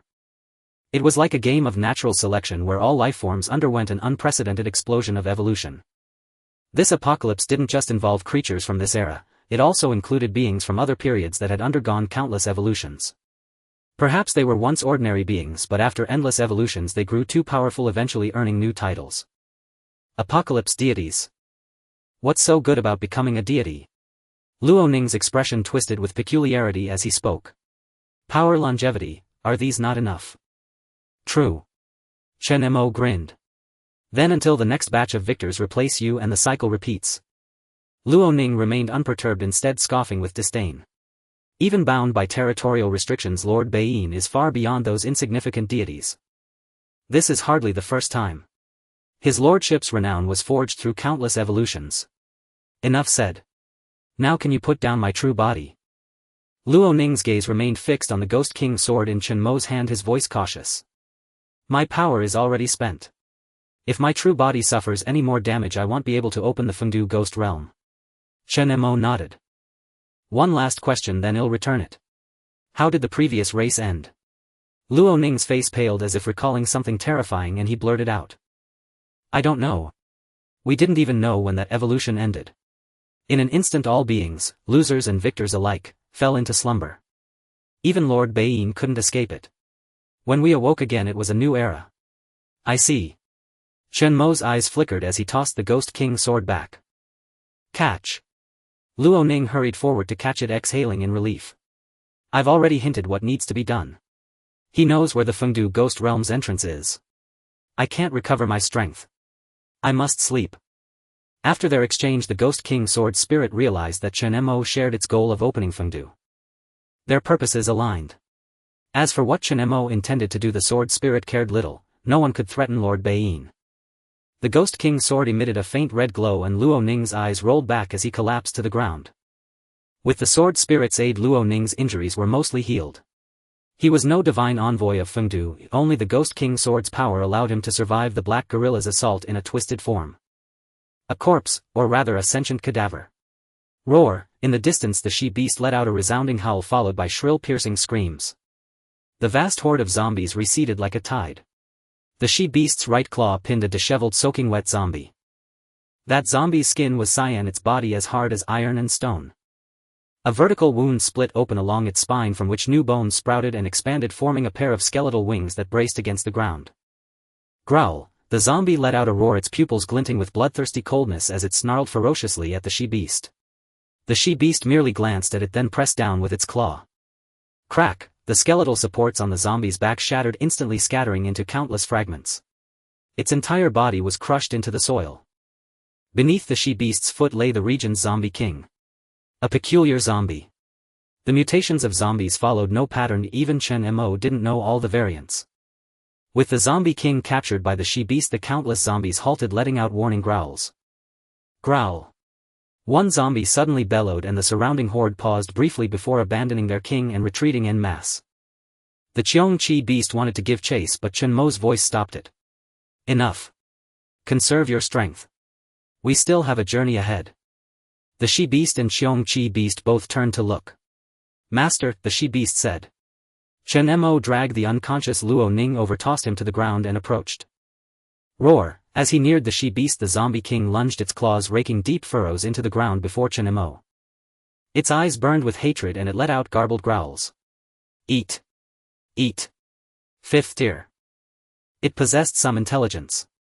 Chen Mo gazed in the direction the zombies had fled. Among the horde there were others with considerable cunning. They had learned to ambush and mimic humans, becoming a new form of life. This zombie king even displayed human emotions like hatred. Chen Mo looked at it calmly, stepped forward, and drove the Tay blade mercilessly into its skull. Thud. He cleanly dispatched the culprit behind the chaos in Metallurgical City, the leader of the zombie tide. Retrieving the 5th tier crystal core, Chen Mo looked up at the she-beast. Your task is done. Why hasn't the race in this area begun? According to the Ghost King Sword, the she-beast and Nian beast were responsible for initiating the second evolution in this region. The she-beast shook its head, its massive eyes showing contemplation. Master, I'm not sure. But I can feel my duty is complete. I see. It's fine. Perhaps the time isn't right yet. Chen Mo lowered his gaze, staring at the 5th tier crystal core in his hand, murmuring. Watch over this place. The Qiongqi beast and I are going to break through. His dominion ability had stagnated at the 5th tier for a long time, and even the Tianquan ability had caught up. Now it was time to step into the 6th tier to better face the coming second evolution. Chen Mo tossed the 5th tier crystal core to the Qiongqi beast. He found a spot to sit down, then took out 2 more 5th tier cores and began absorbing their power. Truth be told, using crystal cores to enhance abilities at this stage wasn't cost effective. Turning them into ability enhancing potions would have been more efficient. But most major factions had ability users around the 4th tier. Even war zones rarely had 5th tier cores, hoarding them to cultivate elite fighters rather than selling them. Still, Chen Mo didn't mind. He had enough crystal coins. In the apocalypse, strength reigned supreme. Hoarding coins wouldn't stop powerful apocalypse deities or mutant zombies from showing mercy. He began to absorb. The 5th tier crystal core flickered with a faint light enveloping Chen Mo's body. Nearby, the Qiongqi beast lay down, wrapping itself in its massive wings to absorb as well. The twilight beast raised its head to gaze at the sky, its pupils flickering with a faint eerie glow. It wondered why the second evolution had yet to commence. Could it be that its duty had been fulfilled too late and everything had already come to an end? If that were truly the case, it would be a devastating blow to every living being in this region, including the apocalypse deities. The apocalypse deities were ancient beings that had survived from a bygone era. There was no such thing as friendship among them. They were mortal rivals locked in a life-and-death struggle. If not for the constraints of their strongholds and duties, humanity would have been utterly annihilated the moment the apocalypse descended. The sky gradually darkened as thick clouds obscured the blood-red moon. Far away within the central base stood a magnificent structure resembling a city of the future. The building, shaped like a disc, was heavily guarded, surrounded by tall, solemn warriors. It had long been forged into an impregnable fortress, unyielding and indestructible. At its core were the most exceptional psychics and talents. Inside the base, within the metallic corridors, white-coat researchers hurriedly moved about, clutching documents. Transparent glass walls lined the corridors, revealing vast empty ecological parks within. Inside, ferocious, grotesque mutant beasts roared, their terrifying forms thrashing, yet their sounds were completely sealed off, not a single note escaping. Those passing by paid no heed to the enraged mutants, long accustomed to their presence. But tonight many wore anxious expressions, rushing about as if some momentous event had occurred. The evolution pillar is full. Hurry, time is running out. The second iteration is about to descend. Summon the 12 to Area A6. Understood. The atmosphere was heavy and oppressive. A haggard, bespectacled man clutching documents approached a sealed metal door. Military zone, no entry. A throng of guards stood at the entrance. One of them stepped forward, glanced at the man's badge and spoke. Professor Ning. Where is the teacher? Ning Yusheng asked impatiently. The professor is inside. Let me in. The guard nodded and raised a hand to allow passage. Ning Yusheng rushed straight in. The metal door slammed shut with a heavy thud. Inside the room, Ning Yusheng saw 20 to 30 people gathered around a blood-red pillar chattering animatedly about something. They were the nation's top scientific researchers. Around them a few young men and women sat at tables listlessly watching the pillar. Everyone was here. The evolution pillar stood within a glass enclosure, its surface carved with intricate patterns. The markings pulsed faintly with a ghostly red glow, nearly 7/10 of it alight. Human touch would cause instant obliteration upon contact with that radiance, only the special glass casing could contain it. Seeing this, Ning Yusheng's heart leaped with alarm and he rushed forward urgently. He forced his way through the crowd, arriving at the base of the crimson pillar and addressed a kindly white-haired elder. Teacher, is the evolution pillar full? The elder was frail and stooped, his face etched with wrinkles like the bark of an ancient tree. Ah. Xiao Ning. You're here. The old man coughed twice and nodded. It should be soon. Ning Yusheng panted heavily, his physique weakened from constant indoor work. Hearing this, his face twisted with urgency. Teacher. No, I've just found the notes left by senior brother. This second evolution absolutely must not commence. These words struck a nerve and everyone present paled. Xiao Ning. What are you saying? Whether it commences or not is beyond our control. Have you completed the experiment on reverting zombies to humans? Don't cause trouble here. Several senior researchers rebuked him. Knowing they wouldn't believe him, Ning Yusheng opened the documents he had brought and said. Teacher, look at these notes. He flipped through the pages frantically. The documents contained photographs taken during archaeological excavations, images from various dig sites. Many ancient inscriptions, stone tablets etched with patterns and characters. Below them were annotations written in red ink. The old professor glanced at them and smiled. Don't rush, Xiao Ning. Take a breath and speak slowly. Ning Yusheng shook his head, a cold sweat trickling down his forehead. He turned the documents to the last page, which showed another excavation site, a mural within a cavern. The mural depicted a colossal creature, above its head a sharp square stone emitting light, and below stick figure humans wielding weapons in battle. Then came several more images. Ning Yusheng pointed at the text and said, Evolution teacher. Senior brother deciphered these characters before his death. It says, when the second evolution arrives, the more ancient and terrifying being still slumbering shall awaken. This time it won't be so simple. It's about the legendary supreme deities. Humanity is already struggling, one evolution is enough. We absolutely cannot endure a second. Isn't it just apocalypse deities? A discordant voice rang out at that moment. The speaker was a young man sitting at a nearby table, his face cold and eyes filled with disdain. With a casual flick he scattered a few crystal cores. These are from apocalypse deities. I could slay even more powerful ones to show you. Beside him a girl giggled and said. He's Qiongqi, I think you're just bitter because you didn't become an adapter yourself, so you hold a grudge against the deities. Always wearing that sour face, anyone would think someone owes you something. Qiongqi shot her a cold glare, his tone sharp. Fu Shuangyu, I suggest you watch your tongue. If you have a grievance with me, we can settle it in the arena.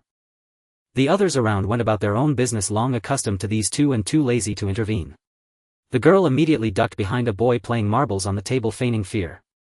Oh, I'm so scared. You've killed 5 apocalypse deities while I've only killed 2. How could I possibly be a match for you, Qiongqi? Little brother, save me. Enough, both of you, say no more. A young man sitting at the front spoke calmly. Qiongqi let out a cold snort. The argument ceased. The old professor chuckled from a distance and remarked, what this child said isn't entirely wrong. With the strength of the 12 scions, as long as their abilities are elevated, even more powerful deities would be no match for them. Moreover, Xiao Ning, there's something you've always misunderstood. The second evolution is not something we can decide, it is inevitable, merely a matter of time. I've heard that the Western Alliance has already initiated the second evolution. In this regard we are somewhat behind. What? Ning Yusheng was greatly startled upon hearing this. He stared fixedly at the evolution pillar within the glass casing, his pupils brimming with shock. Does this mean it can no longer be reversed? A group of researchers around him spoke with fervent excitement. If the second evolution descends, even we could have the chance to become ability users. Indeed, and the Central Authority has long laid out plans with countermeasures. Even if all the apocalypse deities awaken, they will be bound by rules. Besides, with the 12 scions and the 12 war zones, these deities are nothing to fear. Long before the apocalypse, the candidates and reserves for the 12 divine scions had already been selected. They were 1 in 10,000, possessing absolutely formidable abilities. Nearly every one of the 12 scions had stained their hands with the blood of apocalypse deities, and the central authority had used the bodies of those deities and ferocious aberrations to trade for countless unimaginable items. Ning Yusheng stood stunned, utterly dazed. The old professor patted Ning Yusheng on the shoulder and said, "That's how it is. It seems the evolution pillar will be fully charged today. This matter is of great importance and we must prepare early to avoid unnecessary sacrifices. Xiao Ning, your priority now is to develop a serum that can revert zombies back to humans during this period. If you encounter any trouble, I'll allocate more personnel to you." Ning Yusheng's expression darkened. It seemed he could only take things one step at a time. "All right, I understand, master." With that he walked out despondently. After Ning Yusheng left, the old professor turned to the 12 scions wearing a gentle smile and spoke unhurriedly. "From now on, your mission no longer involves hunting apocalypse deities. The second evolution is set to emerge in the 11th war zone. Who is willing to go investigate?" "The 11th war zone. Too far, I can't be bothered," someone stated bluntly. "I have a friend in the first war zone, I want to visit him during this rare break." "I'm also busy, I have other tasks at hand." Most of the 12 scions declined, leaving the old professor somewhat helpless. These youths held high status and were proud, standing at the pinnacle among ability users.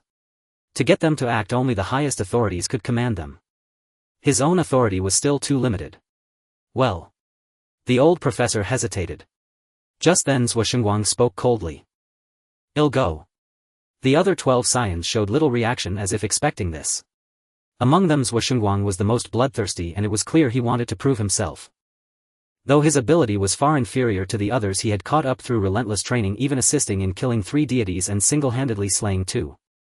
The old professor's face lit up with joy and he nodded. Good child. Go ahead and I'll inform the leadership." "Ehuang, you'd better not die on the way," Fu Shuangyu said with a playful grin, twirling her hair and tilting her head. Ehuang glanced at her without anger. "A woman like you, if not for your compatibility, would you even be worthy of being compared to me? Ridiculous." Fu Shuangji's face flushed with rage as she snapped, "What did you say?" The two were on the verge of another quarrel. Suddenly, the entire central base shook violently, the colossal tremor causing tables and chairs to quake intensely as if an earthquake had struck. Boom, boom, boom, red alarms blared throughout. The laboratory erupted in chaos as everyone exclaimed in alarm. "What's happening?" The 12 scions rose to their feet, their expressions instantly turning grave. The old professor's pupils contracted as he turned to look at the evolution pillar behind him. It was glowing with an intensely brilliant red light. This is... The old professor trembled with excitement, his lips quivering as he murmured. "It's this, no mistake. It's him, the same phenomenon as last time, celestial anomalies, earth-shattering tremors. The second evolution has arrived." At that moment the entire nation was in upheaval. Mountains crumbled, seas surged. Within the borders of Huaxia, ancient deities slowly opened their eyes from slumber. The grand palaces and ancient cities lost to history flickered into view before vanishing. They lay sealed in secret realms, awaiting the key to unlock them. Humans, aberrations, and even zombies looked up in unison at the sky, which had begun to shatter and decay. Inside the Qiongqi stronghold, Tang Xuanyu carried Qiqi, who had woken from a nightmare, out of the house. The night was lit by flames and the two stared in awe at the scene before them. "This is..." "Qiqi, what else do you see?" In the 9th war zone, the regional leader's eyes widened as he gazed at the outside world. A memory of what a visitor had said that day flashed through his mind and his pupils sharpened. "It's really here.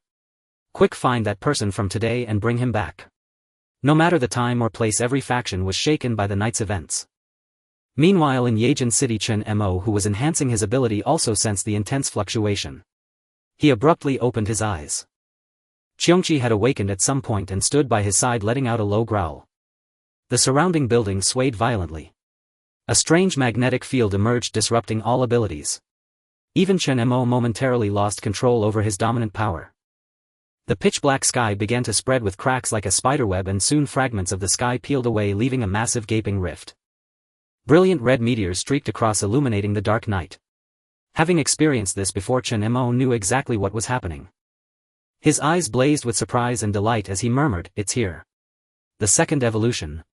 The meteors burst like fireworks in the sky. Boom. Boom. Boom. The sound shook heaven and earth. The exploding meteors scattered sparkling purple dust drifting down like crystalline stars shimmering in the night. Without hesitation Chen Mo leaped onto Qiongqi's back, his eyes burning with fervor as he roared, "Qiongqi, let's go up to the densest area." The evolution dust would grant any creature bathed in it an elevation in life form. Even without the evolution stone, this dust would allow him to be among the first to reap its benefits. And this was merely the beginning of the second evolution's baptism for all living beings. It was a carnival for all living beings as crystalline evolution dust drifted down from the heavens. From this day forth the evolution dust would permeate and spread across the entire region. Chen Mo riding atop the Qiongqi journeyed all the way to the very peak where the star had exploded. Showers of starlight scattered upon his shoulders and body, and the moment they touched they dissipated, instantly merging into Chen Mo's form. Chen Mo's entire being shimmered with a soft radiance. Feeling the restlessness of his abilities within, an endless surge of energy gushed forth from his body, overwhelmingly powerful. The elevation of life's hierarchy brought by the evolution dust was gentle and comfortable without any discomfort or abnormality. The Qiongqi beneath him was also bathed and nourished by this unique energy. Having lingered but a moment in this densest region, a sudden hum resonated. As if struck by a revelation, Chen Mo paused slightly. It was as if some shackle had snapped open with a click. The power of the dominant ability was unleashed in an instant, its reach extending fully for 4 or 5 li. Chen Mo's eyes brightened abruptly and he murmured with excitement, "This is the sixth order." He looked at his right hand where another line had appeared on its surface. The dominant ability, long stagnant at the 5th order, had finally broken through to the 6th order on this night of the second evolution. A series of explosive cracks rang out from the Qiongqi's bones beneath him. Its body began to enlarge and its deep blood-red fur shimmered strand by strand with flowing light. The Qiongqi's skeletal structure protruded, its form growing more majestic and imposing, its wings gradually filling out and becoming robust. An excited roar erupted. It too had broken through to the 5th order at this moment. With a powerful beat of its wings backward, the Qiongqi unleashed a fleeting sonic boom. Like a cannonball it accelerated to its peak within seconds and soared into the sky. This sudden acceleration sent Chen Mo reeling backward, the gale stinging his cheeks, for the Qiongqi's speed had become almost absurdly fast. Like a bolt of lightning it soared freely through the sky, heading toward the densest concentration of evolution dust, its excited roars echoing without cease. After about half a quarter of an hour Chen Mo could feel the Qiongqi's elation. He took out the life-level detection device from the Mingniao Pearl. He aimed it at the Qiongqi beneath him. The dial began to fluctuate: 0, 142, 459, 530, 600, until it reached a full 730. It slowly stabilized within this range, still undergoing minor increments. In just half a quarter of an hour such a tremendous increase had occurred. Previously the Qiongqi's life value was 539, even inferior to Shuxishan, the fundamental reason being that the Qiongqi's original life form was merely a large orange tabby cat. And Shuxishan, however weak its abilities, was still a post-apocalyptic deity that had survived the previous tracks. But after all, it was the first creature Chen Mo had tamed, and its significance was incomparable to the alien deities he subdued later. Keeping it by his side revealed his greater fondness for the Qiongqi. Patting the ecstatic Qiongqi beneath him, Chen Mo said with a smile, all right, calm down. Quite the rare outburst. Once we obtain the evolution stone from the secret realm, I will make you shed your former identity as an orange tabby and become a true ferocious Qiongqi on par with those post-apocalyptic deities." The Qiongqi responded with a roar. Man and beast reveled in the elevation brought by the evolution dust on this most resplendent of nights. Time was pressing, for the evolution dust melted far faster than it fell. Chen Mo did not wish to miss this golden opportunity. Just then a sharp scraping sound arose. In the distant sky a fierce howling tornado cloud surged toward this place where the evolution dust was densest. It was a flock of mutated sparrows flapping their wings in a dense tumultuous mass, their beaks extremely sharp and piercing. Thousands of sparrows beat their wings, causing the surrounding winds and air currents to shift, creating a scene of rolling clouds and surging gales. The Qiongqi flapped its black feathered wings, its fierce gaze coldly fixed on the oncoming tide of beasts and birds. Any living being instinctively sought to partake in the densest concentration of evolution dust. Among them the earliest beneficiaries were undoubtedly these flying bird flocks. Chen Mo also took note of this scene, gazing at the overwhelming thousands of birds surging toward him, and spoke. Perfect timing. Just the chance to test his breakthrough in the dominant ability. With a thought. Creating matter from nothing without any material medium as a foundation, droplets of silver liquid gradually coalesced from the space around Chen Mo. As if defying gravity, those droplets floated in the air, trembling and expanding, then merging into streams of liquid that intertwined, swirling around Chen Mo. One droplet of metallic liquid detached and floated before Chen Mo. He raised a hand and gently tapped it. Suddenly a bang erupted. As if infused with terrifying power, the silver droplet shot forth. It possessed unparalleled force, hurtling toward the thousands of birds ahead. Any bird it touched instantly exploded into fragments, feathers scattering across the sky. The silver droplet, stained red by blood, traveled all the way into the heart of the black tornado cloud and burst forth in an instant. Though merely a droplet the size of a fingertip, it blossomed like a magnificent firework, emitting countless silver needles from within. From the outside, beams of tiny brilliant silver light could be seen bursting from inside the tornado cloud. Birds fell from the sky one after another, hundreds and thousands densely packed, each pierced like a pincushion riddled with holes. What a staggering scene it was. The ferocious beast horde surging forth to undergo evolution had not even approached within 100 meters of Chen Mo before being utterly slaughtered. Chen Mo's expression remained calm. In truth, even he had not anticipated that the sixth-order dominant ability would possess such lethal power. With just a single droplet of metallic liquid, it far exceeded his imagination. The streams of metallic liquid still swirling around him, Chen Mo tentatively reached out to gently touch them. As his hand approached, the liquid dented inward, bulging out on the other side. They shifted shapes freely, even without his conscious thought, transforming into the forms he desired. Chen Mo withdrew his hand. In an instant the metallic liquids converged and merged into his body, replenishing some of the abilities he had previously expended. Indeed, the enhancement from this evolution is beyond my expectations. Chen Mo grinned. The overwhelming power felt as natural as an extension of his own limbs, effortlessly wielded at his command. All metal within several miles was now under his dominion. Should he wish, he could effortlessly command every metallic substance around him, and even that was merely the beginning of his capabilities. Chen Mo couldn't help but marvel. If mere evolution powder possessed such potency, what wonders would the evolution stone hold, a relic said to elevate abilities to an entirely new level of qualitative transformation. In his past life, Elder Zhong of the ancient martial alliance had relied on the evolution stone to forcefully elevate his ability to a rank, securing his place among the top 10 powerhouses. Yet the Dominator ability was already classified as SS rank. Any further enhancement would likely surpass his imagination. As time passed, the benefits conferred by the evolution powder in this location began to wane. Unless one was willing to spend an extensive period here, further significant improvement was unlikely in the near future. Chen Mo looked up toward the higher elevations, gazing at the shooting stars streaking across the sky. It's about time to leave. He summoned the Qiongqi to descend. When they reached the ground, Luo Ning had somehow awakened. He stared blankly around, then glanced down at his abdomen. My wound. How is it healed? Believing Chen Mo had saved him, he approached with gratitude. Brother Chen. Did you rescue me again? And the corpse horde? Chen Mo chuckled lightly. They've all been driven back. We can continue our journey now. Where to? Luo Ning felt somewhat embarrassed, convinced he was nothing but a burden, unable to provide any real help and only causing Chen Mo to constantly divert his attention to save him. Though the promised 100,000 crystal coins were undeniably tempting, he was a man with his own pride. Brother Chen, I really don't think I can be of any help. I'll forego the coins. You should go on alone, he'll only be in the way. Chen Mo stepped forward, patting his shoulder with a serious expression. Your role isn't here. Trust me, the place ahead is where you'll truly shine. Huh? Luo Ning's eyes betrayed skepticism, unconvinced. Chen Mo smiled without further explanation, glancing at the Ghost King's sword on the ground. No more words. Take the sword and let's go. Fine. Luo Ning sighed, uncertain of his purpose in following. Maybe had just treated as sightseeing. Just as he prepared to follow, his entire body shuddered. A fragment flashed through his mind. A dense, dark and cold forest where thick leaves blocked out all light from the outside world. No living creature existed there. Leaves rustled softly, and within the soil a stone statue lay buried. Only half of the statue was exposed, its form resembling a lion and a tiger with copper bells hanging from its ears. It had been weathered and dulled by countless years, overgrown with tangled vegetation. The statue's mouth gaped open, its eyes seeming to pierce through layers of haze and obstacles, staring at him eerily. Suddenly. Crack, crack, crack. The statue's head began to turn, slowly shedding dust. The vision vanished. Luo Ning snapped back to reality, his face eerily calm. He had grown used to it.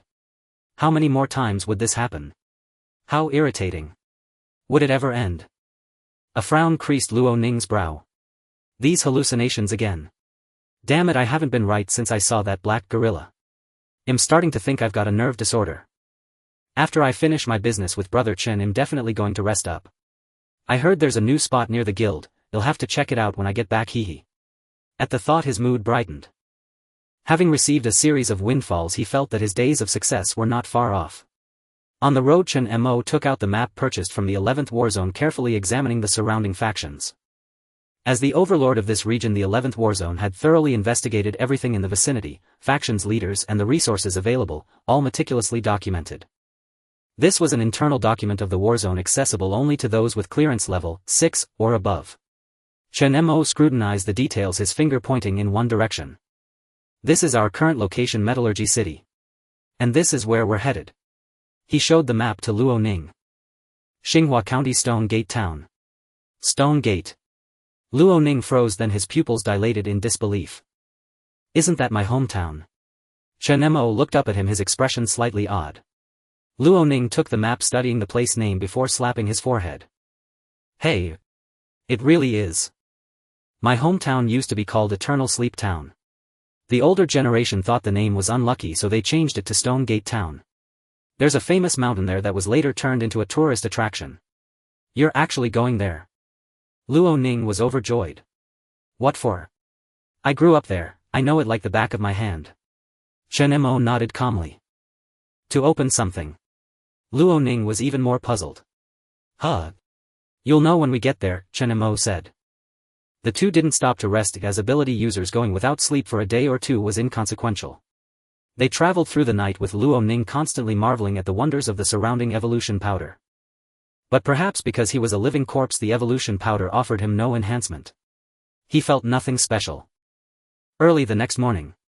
The Qiongqi, exhausted from its exertion, needed to recover briefly in the Tianhua space. The two landed nearby and approached a nearby survivor faction marked on the map.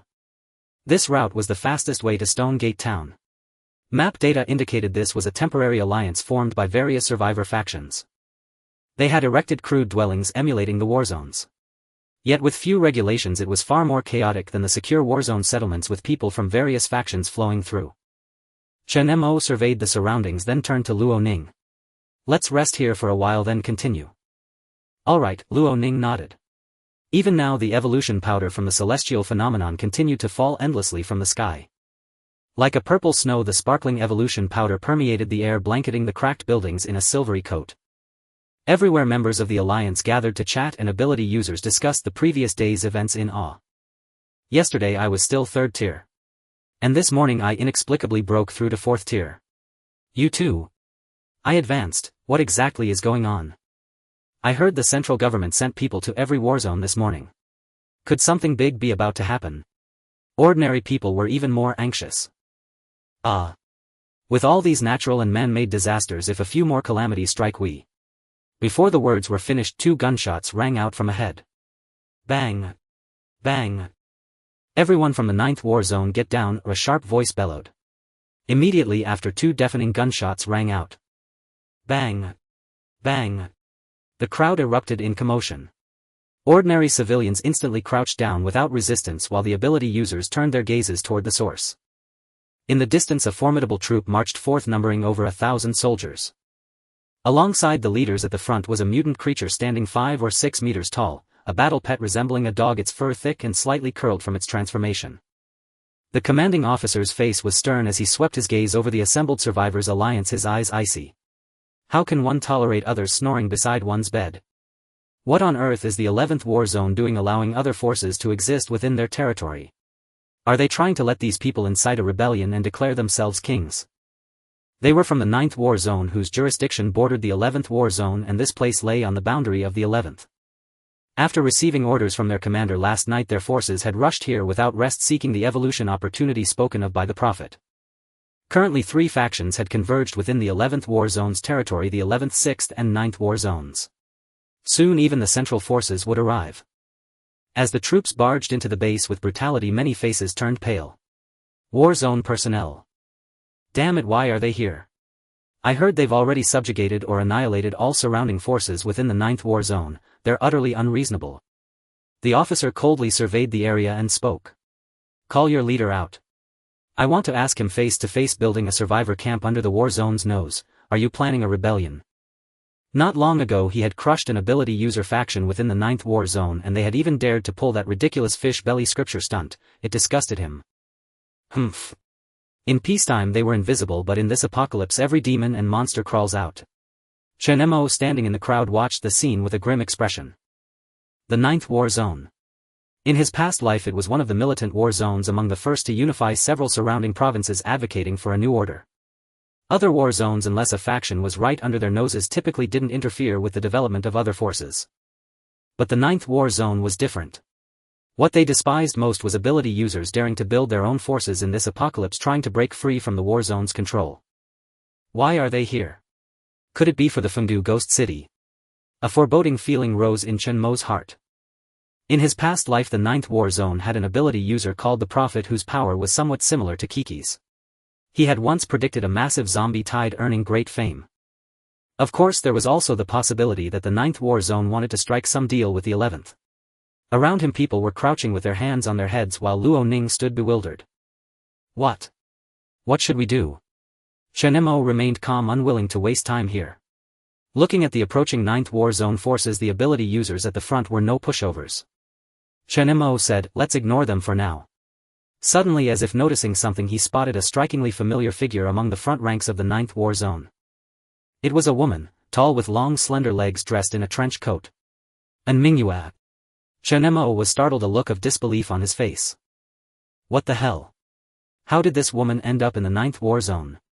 Back at the Lion's Den he had specifically asked Luo Tianxiong if he'd seen her, only to learn she wasn't in Tianhai City. Never did he expect she'd traveled all the way to the 9th war zone. How bizarre. A little broken pistol with no bullets, and she still managed to survive this far. Chen Mo murmured with intrigue. She was incredibly lucky. Anyone else in her shoes would have died 10 times over, given the considerable distance between the 6th and 9th war zones. Not wanting to reunite with her here, Chen Mo grabbed Luo Ning beside him, planning to slip away amid the crowd. Let's find another place to rest. Meanwhile, beside the 9th war zone's officer, an ability user noticed the scene and grinned. Oh. Someone thinks they can leave. I'll go stop him. The officer nodded without a word. In the crowd, and Mingyue also looked toward that spot. When she saw Chen Mo's back she froze for a moment. Was that? A flicker stirred in her usually cold, beautiful eyes. Was it him? Wait. She immediately stepped forward to block the ability user. What's wrong? I'll go, and Mingyue said. With that she hurried off without giving him a chance to respond. The man stood there utterly confused, but the officer beside him spoke up. Enough, since Mingyue wants to go, let her. Those few won't cause any trouble anyway. Where's the leader here? Still not showing up. Do they think they can defy the 9th war zone? Today either you all join us or you stay here. Humph. This apocalypse needs to be put in order, and it starts with the 9th war zone. He intended to directly annex the Survivor Alliance established here. Outside the Survivor Alliance, Chen Mo summoned Qiongqi from his Celestial Authority ability. Luo Ning's eyes widened as he looked around, utterly baffled by where the beast had come from. Holy crap. Qiongqi nuzzled against Chen Mo affectionately. Feeding it a 4th-tier crystal core, Chen Mo stroked its fur and said in a low voice. I'm sorry to trouble you once more. Though it had evolved through the evolution dust last night, Qiongqi had already expended significant stamina to reach the place with the densest evolutionary energy. Then, carrying both him and Luo Ning, it had never had a moment's rest. The current setup was Qiongqi for travel and combat, Shisho for large-scale battles, and Shuxishan for providing the law-breaking sound ability. Qiongqi let out a low growl, shaking its head unconcernedly and fluttering the wings on its sides. Just then a shout came from behind. Chen Mo.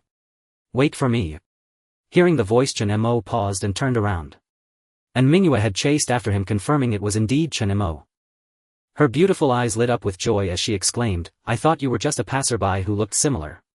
I can't believe it's really you. Luo Ning looked at the two with a strange expression.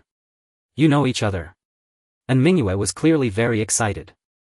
Back then, after Chen Mo left, she too chose to depart. Fortunately, she encountered military personnel not long after leaving. Eventually through various circumstances she arrived at the 9th war zone. I knew it. With your abilities you wouldn't die so easily. And Mingyue smiled as she looked at Chen Mo. Why run away when you saw me? Don't worry. Though you're famous in the 6th war zone, not many in the 9th war zone recognize you. Why are you here? After a long separation she curiously studied him. Seeing an old acquaintance she was quite excited. Chen Mo said indifferently, I should ask you the same. Why are people from the 9th war zone trespassing into another's territory? And Mingyue shook her head. Honestly, I'm not sure either. She reached out to catch the evolution dust floating in the air, but it dissolved upon contact. And Mingyue murmured, ever since this strange powder appeared, our 9th war zone commander issued an emergency order last night. We were told something is about to happen in the 11th war zone and to observe here. As expected. The war zones knew in advance. He possessed memories of his past life, knowing the evolution dust would descend. But how did they seem to anticipate it and head toward the 11th war zone? One or two factions might be manageable, but if more forces gathered, other war zones would inevitably sense something and send their own people. Indeed, no faction should be underestimated in this apocalypse. The 6th war zone had caught up from behind, let alone the earlier established war zones. Given this, he must enter the Fengdu Ghost City in Shimen Town as soon as possible. The secret realm had limited slots. The earlier one entered, the greater the benefits. If all factions found the entrance, trouble would ensue. Chen Mo's eyes flickered as he pondered. Beside him, and Mingyue tilted her head, confusion written all over her face. Secret realm? What secret realm? And Shimen Town, what were you muttering about? Hearing this, Chen Mo looked up at Mingyue in utter disbelief. What did you just say? A fierce murderous intent flashed in his eyes. Ah. And Mingyue paused, then seemed to realize something and quickly waved her hands to explain. Sorry. I forgot to tell you. After you left I awakened an ability, Brank mind reading. But there's a problem. Even when I don't use it I can hear thoughts within a 1-meter radius. Holy crap. Mind reading. Luo Ning's face changed drastically as he hastily stepped back. And Mingyue shot him an exasperated look as if used to it and said. I've already heard all your little thoughts. But Chen Mo, what exactly is this Fengdu Ghost City you mentioned? Chen Mo also retreated beyond the 1-meter range. His mood was incredibly vexed. He fell silent, staring at Mingyue across the distance, his eyes flickering with hesitation. Should he bury her alive or just kill her outright? After pondering for a long time, Chen Mo finally uttered a few words. Knock her out. Take her away. Huh? Luo Ning beside him was stunned. And Mingyue was also puzzled. What? Behind her a metal rod appeared out of nowhere. With a loud thud. And Mingyue's vision went black and she collapsed. W. T. F. Luo Ning was dumbfounded, staring wide-eyed at Chen Mo. Brother Chen, this is illegal. Such heinous acts are unthinkable. He thought Chen Mo was driven by lust, about to do something indecent. But this woman's figure was indeed enticing, curvy and with long captivating legs. Luo Ning silently admired Chen Mo's taste. Good eye. Chen Mo gave him a cold glare. What are you thinking? Take her. She can't stay here. Who would have guessed her ability was mind reading? The various war zones must know something. If he let her return, it wouldn't just be a few of them showing up at Shimen Town. Chen Mo stepped forward and roughly hoisted her onto his shoulder. Her voluptuous curves pressed tightly against his back.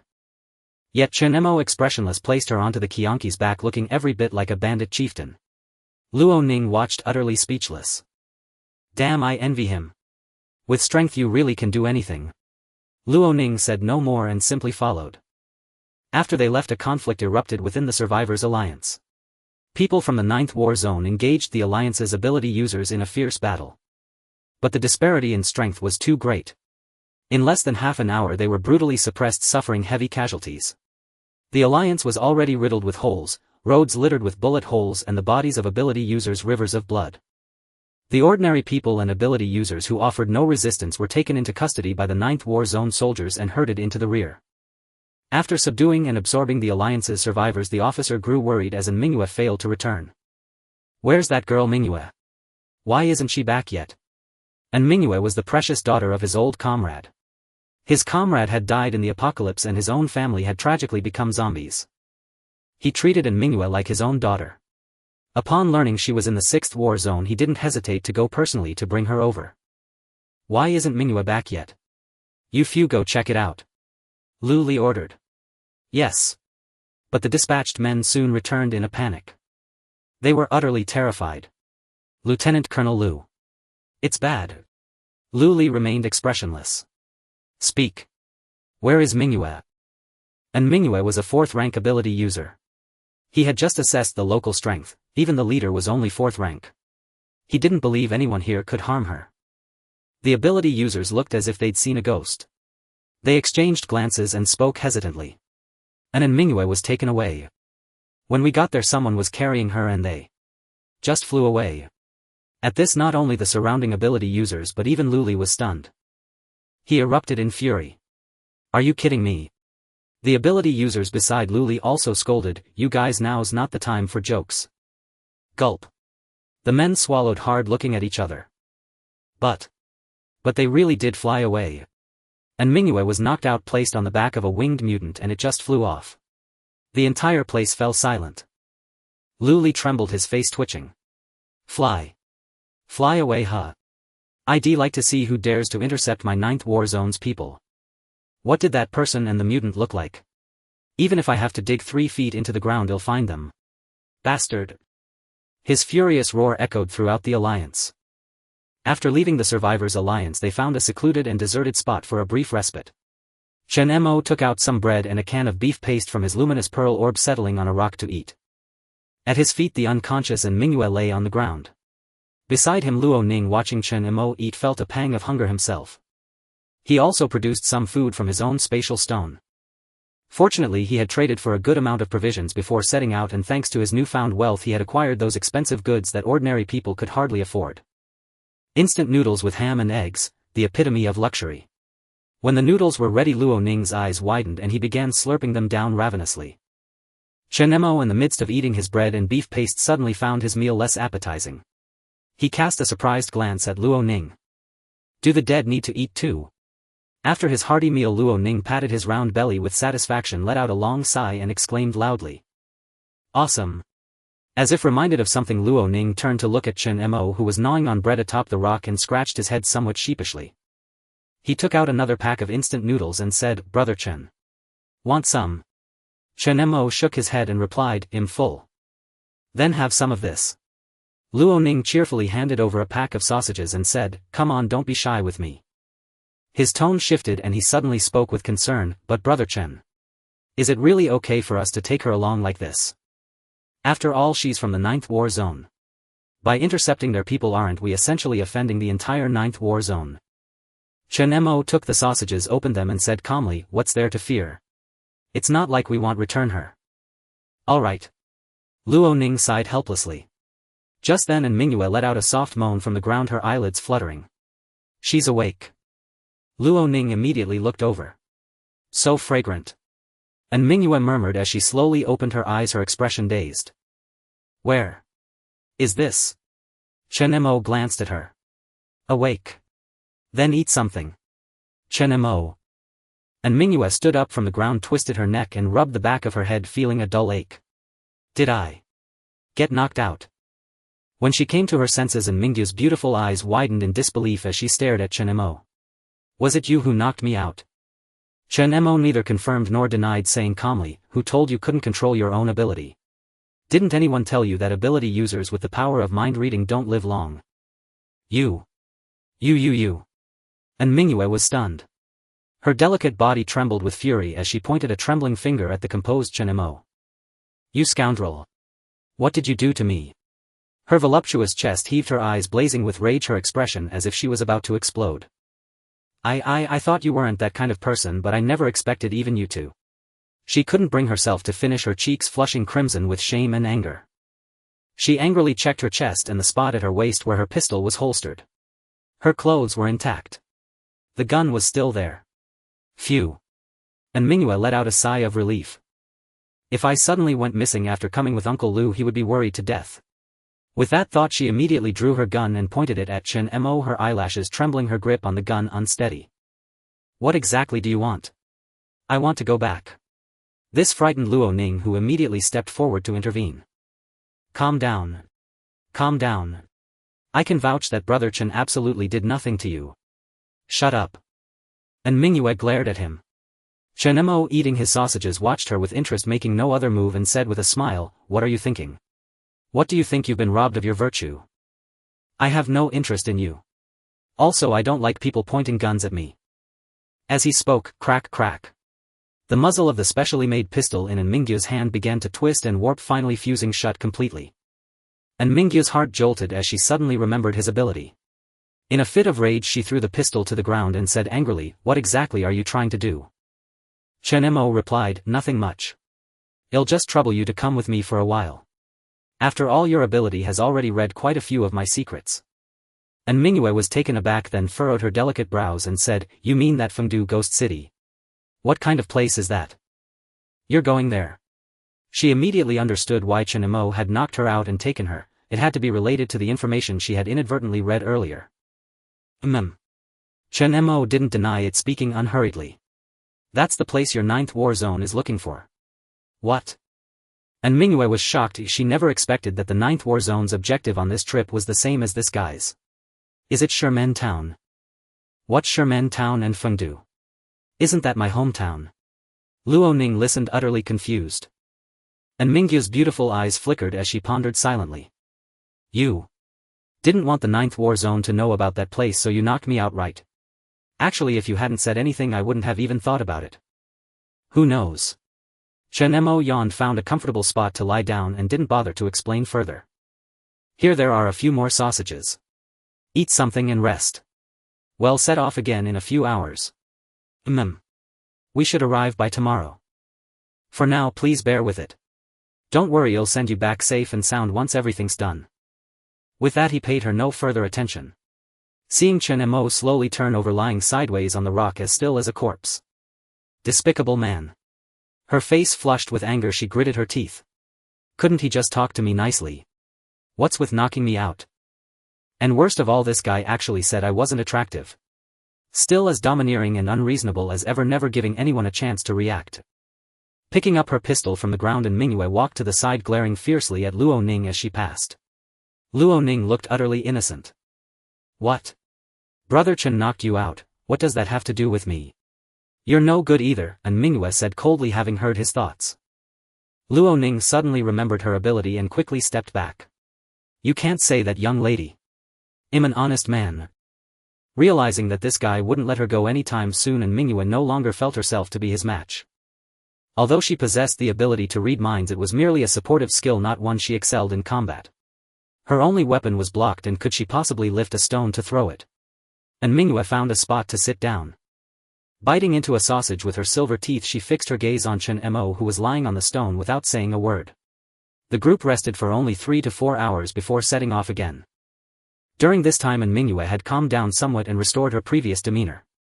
"Chen Mo, what exactly is Fengdu Ghost City?" "The military district wants to find it too, just like you." She was somewhat curious about that place. To be honest, she did not know the purpose of this trip when she came, and likely only Uncle Lu would have the answer.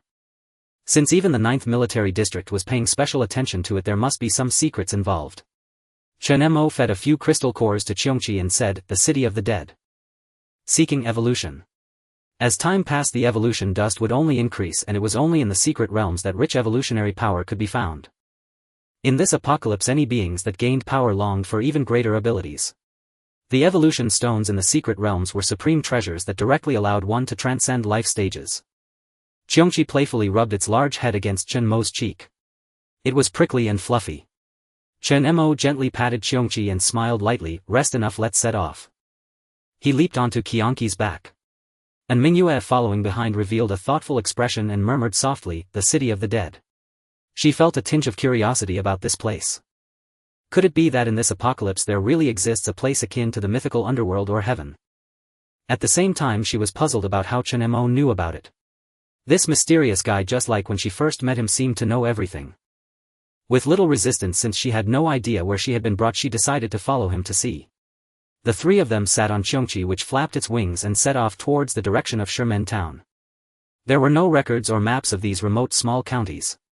Fortunately, they had the local guide Luo Ning, who could vaguely discern the specific direction based on the remnants of buildings.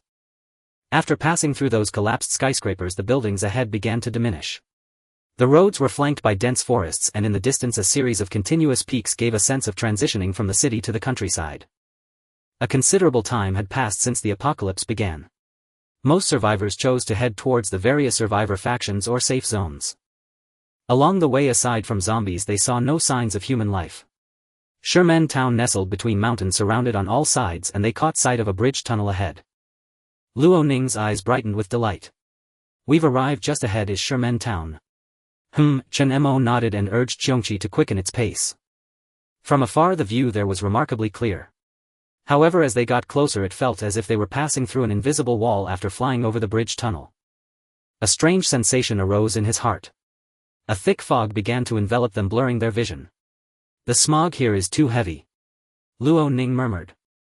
I can hardly see the houses below. No, this doesn't seem like smoke, and Mingyue frowned slightly, extending her hand to feel the unusual fluctuations. It felt as if it were nourishing her body, and she couldn't help but exclaim, that power again, so rich. I feel like my abilities are starting to enhance again. Is it that unknown dust? Chen Mo observed his surroundings, his vision likewise obscured by the rising fog. After entering Sherman town they could no longer see the direction from which they came.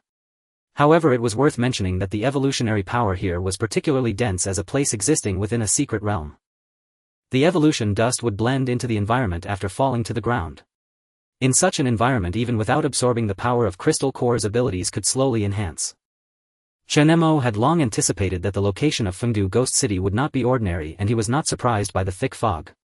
He urged Qiongqi to fly lower to barely glimpse the small town below. There were numerous desolate fields, spiraling bumpy yellow earth roads, and not far ahead a dense town awaited. We've arrived. Luo Ning exclaimed joyfully. This is Sherman town. He hadn't been here for a long time, but the buildings were still vividly imprinted in his mind. All right, find a place to land, Chen Mo nodded. The grey fog was too dense now, making it extremely difficult to see the road. Qiongqi couldn't see the scenery below from the air, let alone find that listening stone statue. They arrived at the entrance of Sherman town. Here it was impossible to tell whether it was day or night outside, as if isolated by some force. The streets were completely empty, and various tricycles and farming tools were parked in front of the surrounding houses. The dust was heavy and a cold, eerie breeze swept through, stirring up yellow sand. Dull zombies stood motionless in place. Gur. Gur. The zombies wandered vacantly, their flesh nearly decayed. Some had even lost their bones and skin, dragging their severed arms as they swayed. Compared to the violent zombies outside, these ones appeared particularly sluggish and dull. Despite the commotion from Chen Mo and the others' arrival, they showed no signs of awareness. There are zombies, be careful, Luo Ning warned. Chen Mo raised his hand and said, it's fine, they are first tier. Logically these zombies shouldn't be this weak, being near the entrance of the secret realm where the evolution dust was most abundant, if they should be stronger than those outside. And Mingyue cautiously pulled out her pistol. She glanced resentfully at the twisted gun muzzle obstructing her view and poked Chen Mo beside her with her elbow. Chen Mo, can you open this up? Although she had enhanced her physical abilities with her powers, she was still no match for those alien creatures and powerful zombies. Her primary means of survival was relying on this specially made military pistol during battles. Just as they were discussing, the zombies in the distance suddenly began to howl and stir. Gur, gur, their voices were particularly loud. One after another they began to crawl on the ground as if welcoming some kind of arrival, continuously emitting low growls. Luo Ning noticed this eerie scene, murmuring as he gazed at the strange movements of the distant zombies. Look! What is that? Chen Mo and Mingyue both looked over as well. The low-level zombies were calling out incessantly. Suddenly the ground began to tremble. With a puff, a mound of yellow earth was torn open by an incredibly sharp, fleshy hand.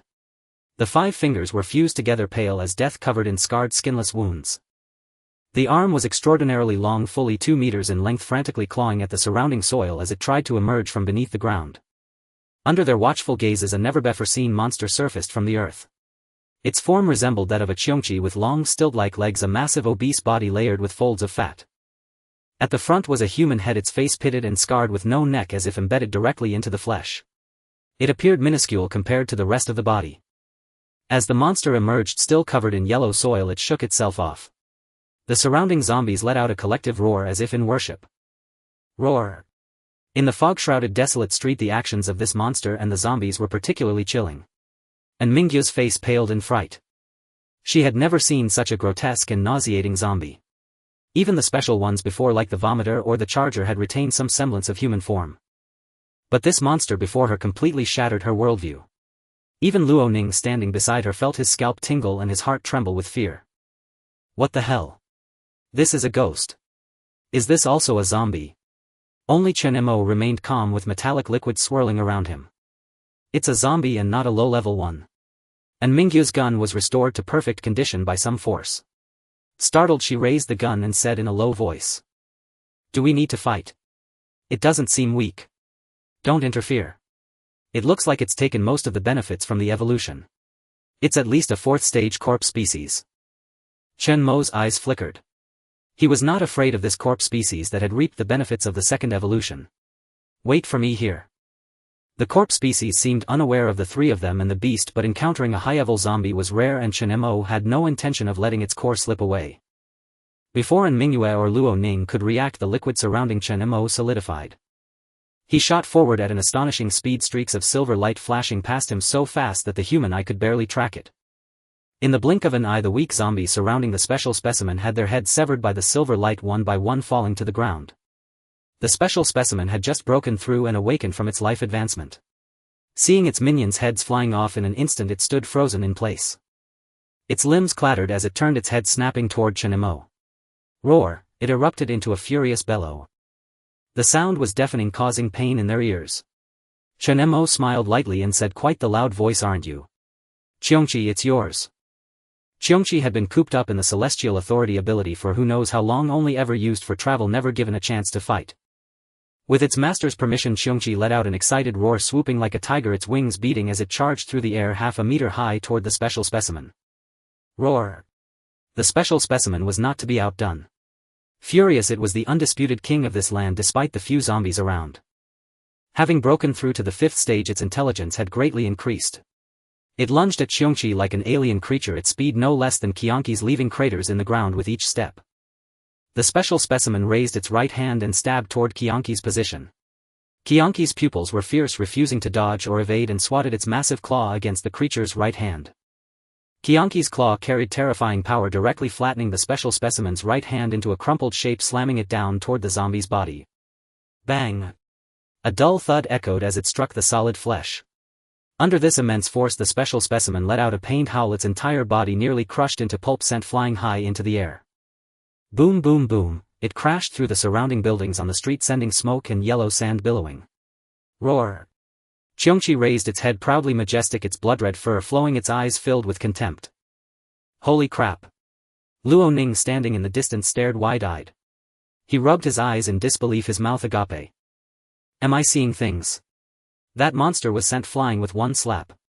He had thought it was some big boss, but it was knocked away in a single blow. He had seen Qiongqi fight before, but back then it was only at the 4th stage.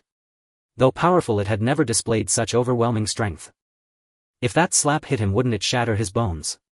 And Mingyu's beautiful eyes were also filled with shock. So strong. She suddenly became curious. If the pet was this powerful, what level of awakener was Chen Mo now? Chen Mo kept his eyes on the fighting Qiongqi, murmuring, its 5th stage. Don't rush. It's not dead yet. In the dust-filled ruins, the 5th stage special specimen was still alive. It roared in fury, continuously issuing warning sounds at Qiongqi. But Qiongqi had no interest in communicating. Its dark wings flapped again, launching it into the air like a straight arrow, charging toward the special specimen. The special zombie retreated, lifting its front limbs to stand upright. On its abdomen, layered with folds of fat, a crack appeared. The crack opened, revealing rows of jagged fangs on both sides like a gaping maw aimed at the charging Qiongqi. The special specimen spread its arms, trying to swallow it into its belly. Because it had always been on all fours, none of them knew there was a hidden mouth beneath its abdomen. Their hearts skipped a beat. Is that its mouth? And Mingyue exclaimed, raising her pistol and firing at the special specimen. Bang! Bang! Bang! The bullet struck the special specimen and exploded, but against the resilience of a 5th stage zombie, this power was clearly insufficient, not even leaving a wound. Chen Mo, hurry up and save it. And Mingyue urged anxiously beside him. Chen Mo remained indifferent, as calm as still water. Having absorbed a significant amount of evolution dust, Qiongqi gained benefits from the 2nd evolution that were no less than those of that special creature. If this still cannot deal with the special creature, then Qiongqi's value would need to be re-evaluated. Boom. In the distance, accompanied by a tremendous rumble, the ground trembled beneath their feet. At this moment Qiongqi was firmly gripping the large bloody mouth of the special creature with its claws. The two fifth-tier creatures were locked in a stalemate for a while. Qiongqi's pupils grew increasingly frantic and the beast ring on its tail flickered with a faint light as its claws suddenly exerted force. Rip, roar. A howl of excruciating pain echoed. The body of the special creature was torn apart by Qiongqi. Blood gushed forth like a spring. A large amount of fresh blood and various entrails spilled forth. The special creature toppled backward and Qiongqi pressed directly onto it, allowing the special creature to struggle and wail as if caught in an enormous claw. Roar. Qiongqi's methods were exceedingly brutal as it viciously tore off one of the special creature's limbs, disdainfully flinging it aside. Thud. Yet this was not the end. It slammed its head down fiercely. Bang. The small head exploded. It could be said that every part of Qiongqi's body was a weapon of attack, its claws, mouth and head pressed down on the special creature, rendering it utterly unable to resist. Chunks of flesh were torn off by Qiongqi. Although both were fifth tier, their strengths were vastly different. This bloody and terrifying scene made Luo Ning and Mingyue shiver involuntarily. Just moments ago they had been sitting on this brutal monster. Who would have thought that the combat pet raised by Chen Mo could not only fly but also possessed such horrifying strength? Qiongqi was enjoying the thrill of the kill and the hunt. This was an innate instinct, and in this apocalyptic world that brought evolution, it not only enhanced its power but also amplified its cruel and violent nature hundreds of times. Only one's own strength could suppress it. Chen Mo smiled slightly at the sight. It's over. With the situation clear, he knew Qiongqi had a penchant for slaughtering living beings, but he did not mind. As long as it was strong enough to be useful to him. Roar. Roar. Two roars blended together, making it hard to distinguish whether it was the special creature or Qiongqi. The special creature, being brutally beaten, continuously tried to block with its arms, but its limbs were almost completely torn apart by Qiongqi. Under this merciless barrage of power, the special creature was almost beaten into a meat patty, yet its resilient undead vitality prevented it from dying easily, emitting a hoarse and weak sound. Roar. Roar. And Mingyue, who could read minds, surprisingly caught the meaning of this phrase. Her pretty face suddenly turned extremely strange. Pain. Is it saying pain? Huh. Luo Ning was taken aback, then frowned. Can a zombie even say pain? Are you sure you didn't misinterpret it? And Mingyue shook her head. I don't know. I've never read the thoughts of zombies because their minds are murky and chaotic. This is the first time. And Mingyue looked at the special creature being slaughtered by Qiongqi and pondered. Forget it. At this point it's already a monster. If I were bitten by a zombie I would scream in pain too. Luo Ning said dismissively. Both of them were fourth-tier ability users who among them hadn't killed hundreds or thousands of zombies. They felt not even the slightest sympathy for these creatures. Moreover, last time he was deceived by a zombie, damn it. If it weren't for Brother Chen he would truly be dead. If this got out he would be embarrassed to death. You were deceived by a zombie. And Mingyue suddenly became curious. How did it deceive you? Damn. Luo Ning's eyes widened as he glared at her. Wasn't it said to be only 1 meter? And Mingyue, feeling a bit embarrassed, stuck out her tongue and said, I just activated my ability and now it extends to 30 meters. Alright, no need to dwell on that. At this moment Chen Mo, who had been silent, spoke up. These zombies are gradually gaining intelligence. Such occurrences will not be rare in the future and there is no need to hold back.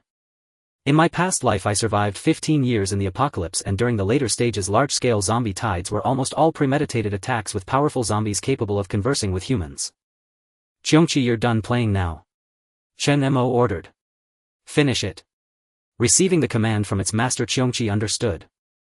It raised its head and roared again, its face twisted as it bared its fangs, aiming for the special creature's neck, wanting to bite through it with one snap.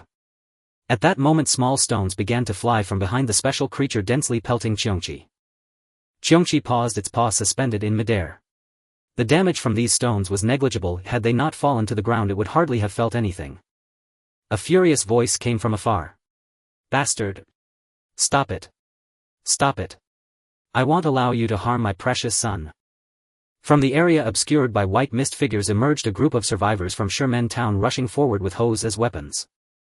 The leader was an elderly man with white hair, wielding a sickle, fiercely leading the villagers out of the thick mist. Upon seeing Qiongqi's terrifying form and the special creature split in two with blood flowing like a river, the villagers behind the old man shuddered, too frightened to move. Wait, village chief. Don't go there. Only the old man disregarded his safety and charged forward, reaching Qiongqi's side and began to punch, kick and slash at it with his sickle. Let go. Let go. His hands had gone numb, yet he could not breach Qiongqi's defenses. Qiongqi looked at Chen Mo with a hint of confusion, seemingly not understanding why this human dared to provoke it.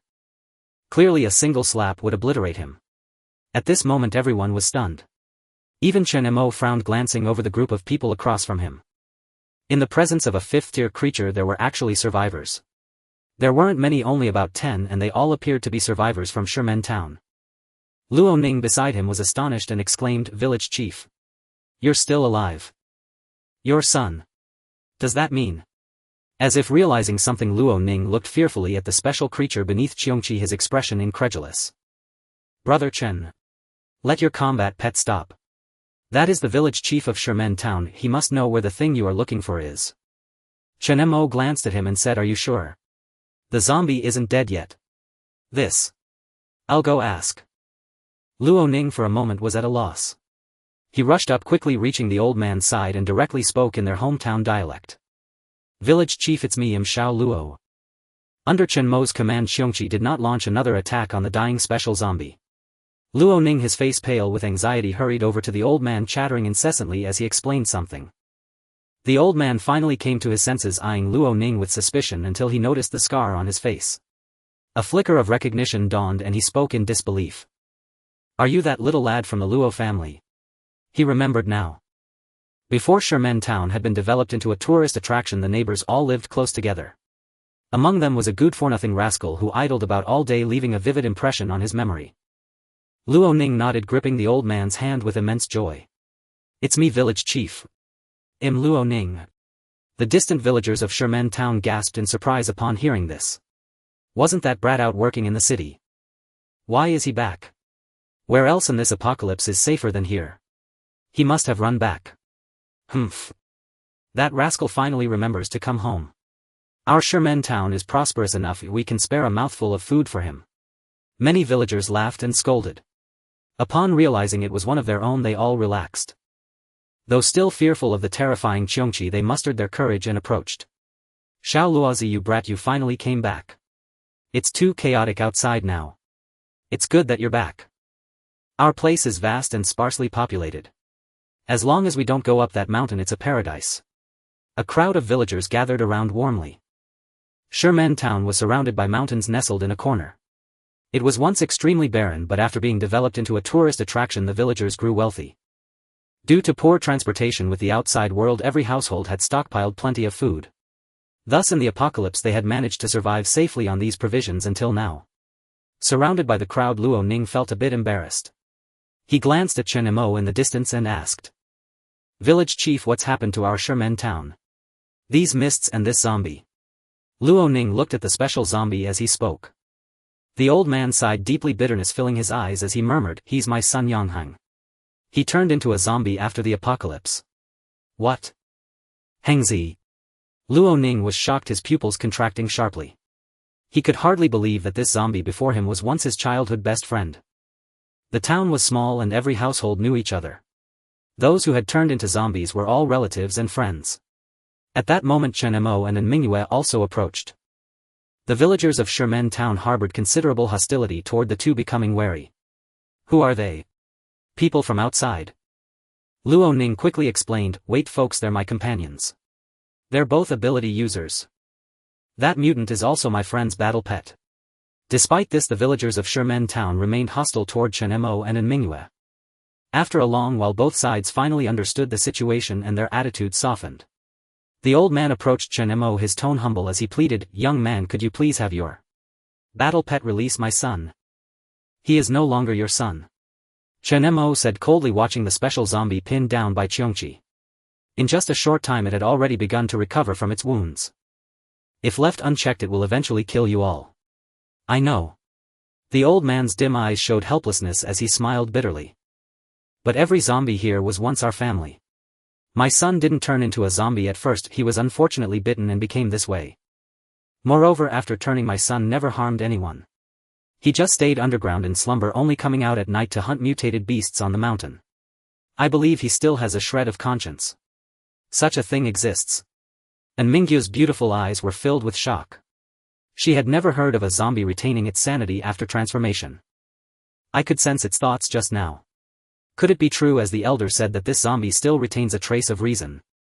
If what he says is true, this zombie hasn't harmed these villagers but has instead protected them from the mutated beasts on the mountain. Chen Mo, why don't we let it go? And Mingyu's heart softened and she turned to Chen Mo. Chen Mo looked at the special zombie with some surprise. A 5th rank zombie like this couldn't have failed to notice them earlier. The reason it didn't attack might be that it mistook them for villagers of Sherman Town. Among these villagers there were some ability users, but they were all at the lowest E and F levels, practically negligible. With a 5th rank zombie present, they couldn't have survived until today. After all, he had encountered a conscious zombie long ago, that female zombie covered in bone spikes.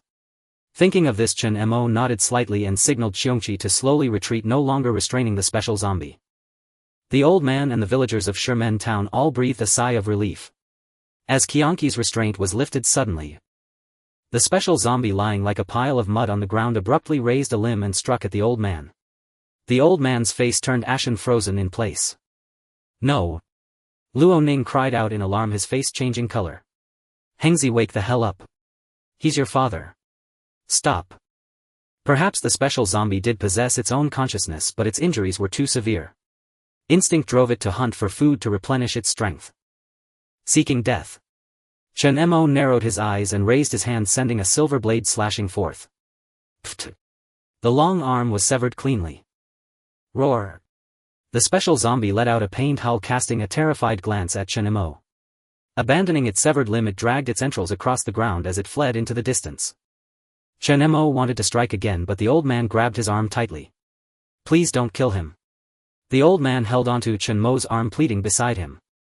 Village Chief Hengzi is a zombie now. Luo Ning shouted angrily. The surrounding villagers were also startled. Village Chief. Are you alright? Hengzi was never like this before. The crowd was visibly shocked. Chen Mo remained calm. Having grown up in an orphanage, he couldn't understand the old man's feelings. Facing the old man's plea, he said indifferently. Do as you wish then. After all, he was only here to open the entrance to Fengdu Ghost City. The lives of these villagers were none of his concern. Respect the fate of others. But Chen Mo underestimated the fervor of the villagers. Having casually saved the old village chief, the group was treated to an enthusiastic welcome by the people of Sherman Town. They led Chen Mo to his current lodging. There were few survivors, barely 20 souls, mostly the elderly women and children, with only a handful of middle-aged men. After some inquiries, Chen Mo learned of Sherman Town's current situation. At the onset of the apocalypse, Sherman Town was sealed off by a dense fog. Coupled with the fact that most residents were elderly, even those turned into zombies were weak in combat.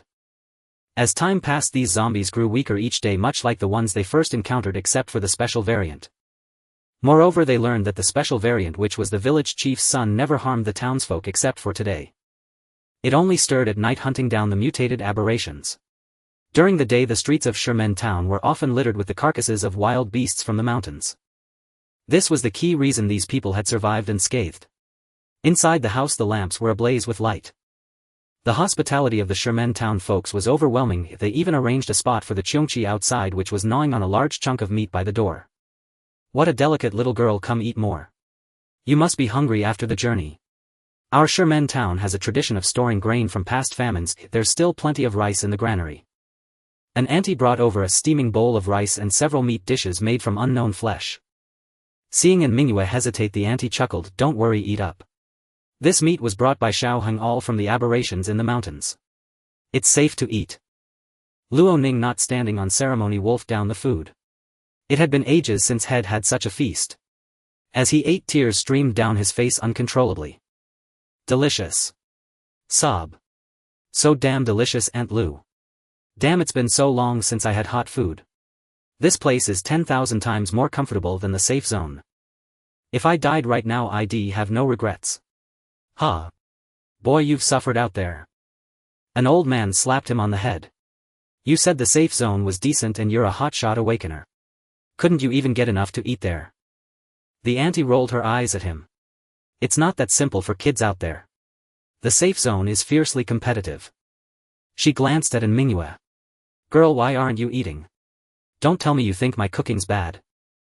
Mingyue felt a moment of daze. Looking at the lavish spread on the table, it was as if she had returned to the days before the apocalypse.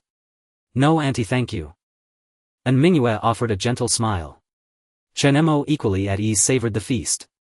No matter how urgent matters were, nothing trumped filling one's stomach. The village chief puffed on his pipe, squinting as he said, Xiao Luo, from what you've said, the outside world is truly chaotic now. Heaven's wrath has brought this calamity. I say you and your two friends should stay here. Our Sherman town is blessed by Lord Fengdu himself, a paradise on earth if ever there was one. Chen Mo mid-meal paused abruptly at the mention of Lord Fengdu. Mingyue also pricked up her ears. Chen Mo ate casually as he asked, Old chief, what do you mean by blessed by Lord Fengdu? Before the old chief could reply, a villager chimed in cheerfully. This place is the famous ghost capital. Legend has it that the gate to Fengdu is right here. Every year we hold ceremonies to worship Lord Fengdu. Xiao Luo mentioned that the ancient gods are awakening in this apocalypse. We old folks suspect that the reason we've been spared the worst is because Lord Fengdu has shown his divine power. At this his face beamed with pride. From Luo Ning's earlier words they had gathered that the outside world was in turmoil, with ordinary people struggling for a meal, unlike their carefree existence here. Being of the older generation, they held firm beliefs in such things. The mention of Lord Fengdu invigorated the villagers of Sherman town. Hey! That fog must have been conjured by Lord Fengdu to protect us. In a few months it'll be the Ghost Festival. We should head up the mountain to pay our respects. The group grew increasingly animated. Ahem. The old chief cleared his throat to quiet them, his expression slightly displeased. Enough, Xiao Chen and the others are young. Why burden them with such superstitions? Chen Mo, however, listened intently. It seemed no coincidence that the Ghost King Sword's Key had chosen Luo Ning, for he was a native of Sherman town. And the fact that these villagers had survived all along might indeed be tied to such a possibility. Chief, I used to doubt it too, but out there I once miraculously survived a near-death experience. Could it really be Lord Fengdu's blessing? Luo Ning mumbled through mouthfuls. By the way, Brother Chen, I recall you were looking for that Fengdu ghost city, the Stone Lion. At these words the villagers who had been chatting and laughing fell silent, their faces turning pale. The old man was also startled, staring wide-eyed at Chen Mo. Young man, your purpose here is... Chen Mo did not hide it, setting down his chopsticks with a smile. Yes, Luo Ning is right. I am indeed here to seek out Fengdu. Are there any stone statues on the mountain here shaped like a lion? The old man rubbed his head sheepishly. A stone lion? I've never heard of such a thing. Mingyue, who was eating, looked up at him. Where did you hear about this? The old man asked. Chen Mo did not explain, shaking his head. Just heard it by chance. If you don't know, then forget it. The old man sighed in relief and smiled. We haven't seen any stone statues like that, but we villagers know these hills well. Young man, it's getting late. Let me arrange your lodging first. With that he rose, his back bent, and glanced at the surrounding villagers. They all understood the chief's intent and left one by one, each saying with a smile. We're just nearby. Call us if you need anything. Get some rest. Mingyue beamed back, okay, thank you uncle and auntie. After the villagers had all departed, the lively atmosphere in the room instantly quieted, leaving only the sound of Luo Ning's voracious eating. Chen Mo turned to Mingyue and said calmly, what did you hear? What? Mingyue feigned ignorance. Don't play dumb. You used your ability just now. Can't hide anything from you. Mingyue stuck out her tongue, got up to close the door, and returned to her seat with a helpless sigh. Yes, I did. These villagers are kind-hearted. They genuinely appreciate our presence. I didn't sense any ill intent. Get to the point. He was lying just now. Mingyue paused, her beautiful eyes fixed on Chen Mo as she spoke slowly. He has seen that stone statue, and I already know its location. Chen Mo's eyes lit up brilliantly as he spoke, you know. Mingyue nodded, speaking with a gentle smile. Yes, I just happened to read his thoughts. It is indeed on this rear mountain, but that place is usually deserted. Only he goes there once a year to pay respects. He has marked the path leading there. Following those markers, it's about 5 li to reach the destination. Luo Ning murmured with a frown, the village chief actually knows, but why did he deceive us? Mingyue shook her head, he's probably wary of taboos. In his heart he believes the mist here was created by the emperor of Fengdu. Since ancient times your village has passed down the legend that the stone statue is the entrance to the boundary between two realms and crossing it leads to the city of the dead. The matter of the stone statue is known to only a few villagers of Shimen town. The old man doesn't want outsiders to disturb the emperor of Fengdu lest the deity withdraw the protective mist from the village. I see. Luo Ning scratched his head and turned to Chen Mo saying, Brother Chen, we found it. Shall we set off now? Chen Mo pondered for a moment before replying, let's rest first. Since Mingyue knows the route well, pretend to leave tomorrow morning and then head into the rear mountain. You should be familiar with this area, so it'll trouble you to lead the way. The villagers here had been so hospitable that he didn't wish to cause conflict with them over this matter. Luo Ning patted his chest in assurance, don't worry, I grew up here. I know every inch of this place like the back of my hand. I guarantee it'll get the job done. Good, let's all rest early then. Chen Mo nodded. Both returned to their rooms to rest. Chen Mo's eyes flickered as he closed his eyes to communicate with the Twilight Beast. What do you know about the Northern Yin deity? That night 30 kilometers outside Shimen town. Lin Anha and his main force had also arrived at this location. Other war zones required permission from the respective zone to operate within their territory. After negotiations with Jiang Xingming, he agreed and dispatched 1,000 soldiers to assist but offered no further personnel support. Lin Anha, however, was unconcerned. He had brought a considerable number of men. Including this batch from the 11th war zone, they numbered at least 5,000. Among them were over 100 psychics, all elites from the 6th war zone, including those dispatched from the Central Command. Lin Anha stood atop a modified military vehicle gazing into the distant night, speaking expressionlessly. Are you certain it's ahead? Of course, I never lie. Feng Qiongqi approached from behind wearing a black cloak. Lin Anha glanced at him, why so sure? Feng Qiongqi shrugged and spread his hands, this was revealed by the gods. A divine oracle, understand. Not to be taken lightly. Humph. Lin Anha sneered, his face full of disdain. He looked at the psychics leading the way ahead and said.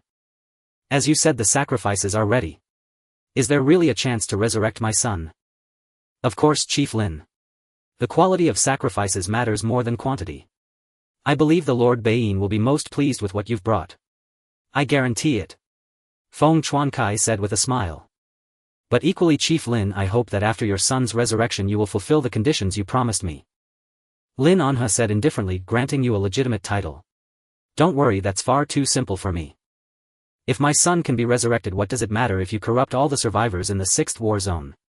To him the lives of ordinary people had never meant anything. Once his son was revived, he would immediately take Lin Shu to the Central Command. Even if Chen Mo had extraordinary abilities, it would be futile. A flash of joy crossed Feng Qiongqi's face. If they could operate openly without concealment, that would be wonderful. Heaven's matron was bound by rules and could only emerge through the sacrifice of 100,000 devout believers. Feng Qiongqi said with a beaming smile, Chief Lin, your words are more tempting than any grand promise. I, Lin Anha, always keep my word. Lin Anha said calmly. Just then the advancing troops ahead suddenly halted. Immediately the crowd quickly gathered, forming an impenetrable defense around Lin An's position. Loud gunfire erupted from the front. Bang bang bang, what's happening? Lin Anha murmured. At that moment an officer ran over and reported. Chief. A large number of bird carcasses have appeared ahead along with many mutants attracted by them. We're dealing with it now. Bird carcasses again. Lin Anha frowned. They had encountered countless bird carcasses along their journey. These carcasses were all killed by Qiongqi during its passage, and they still bore traces of metallic silver blades. Lin An's eyes darkened as he spoke coldly. Is it that guy again? Can't he just stay hidden in the 11th safe zone and stop meddling in my affairs? Speed up. Full throttle. Now not only here but from two other directions, forces from Central Command Ehuang and the 9th War Zone were also converging. Their purposes varied, but all had learned through some means what was about to unfold. Their ultimate destination was the same. That was Shimen town, the ghost city of Fengdu. The next afternoon inside Shimen town. The village chief, somewhat reluctant, looked at Luo Ning, Chen Mo and Mingyue and said. This. Xiao Luo, are you really leaving? The surrounding villagers also showed confusion. Exactly, Xiao Luo, what's so good about that safe zone outside? I heard from you yesterday that it's not as good as our place. At least we don't worry about food and drink, it's enough for a good while. Stay a few more days, Xiao Luo, and persuade your two friends. Most of the villagers were elderly or middle-aged whose children lived elsewhere. With the apocalypse upon them, they had received no news for so long and were likely already dead. But Luo Ning's return rekindled a glimmer of hope in many who wished their own children might also awaken psychic powers and survive the crisis like him. Faced with the villagers' entreaties, Luo Ning felt helpless. He waved his hand and said, "Uncles, aunties, I only came back for a visit. We searched the entire mountain this morning and didn't find the stone statue. It seems it's not to be found. We have a mission to complete and now we must return to report." The village chief breathed a secret sigh of relief. He urged, "Xiao Luo, can't you really stay a few more days?" Luo Ning, no. Sigh. The village chief sighed softly and said, "Well then. Wait a moment." With that he went into the house and brought out a large bundle of dried meat, filling a sack and handing it over. Seeing this, the surrounding villagers also quickly reacted, rushing home to fetch food and supplies. A burly man casually tossed a package over. "If you ever get tired and don't want to work anymore, come back. This is your home. Our village won't begrudge you a meal." With that the man shifted his tone, a trace of sorrow clouding his expression. "I wonder if that boy of mine is safe or not. Xiao Luo, if you have time, help your uncle find out. If he's dead, I'll set up a memorial tablet for him so he won't lose his way home." The villagers kept entrusting Luo Ning with their words. He was the first young man to return to the village and no one knew if he would be the last. Touched, Luo Ning, laden with gifts, nodded solemnly and followed Chen Mo and Mingyu out of the village. A crowd of villagers escorted them to the street where they saw several massive mutant corpses. "Ah. That was Hengzi's doing." A villager sighed upon seeing them. "Hengzi was the most filial in our village. Even after turning into a zombie he retained a shred of his past memories. Such a pity. Old Yang, there are a few more today. That boy must be apologizing for yesterday's incident," an elderly villager said to the village chief. The villagers bore no hostility or hatred toward him. After all, before the apocalypse, Wang Heng, the village chief's son, had helped many folks in and out of the village. Moreover, when he transformed into a zombie he had rushed out without harming anyone and vanished without a trace. Chen Mo's eyes flickered as he gazed at the freshly dead corpse. Just as the villagers had said, this special mutant had preserved a fragment of its former memories. Luo Ning clenched his fists and looked at the sorrowful villagers. "Don't worry.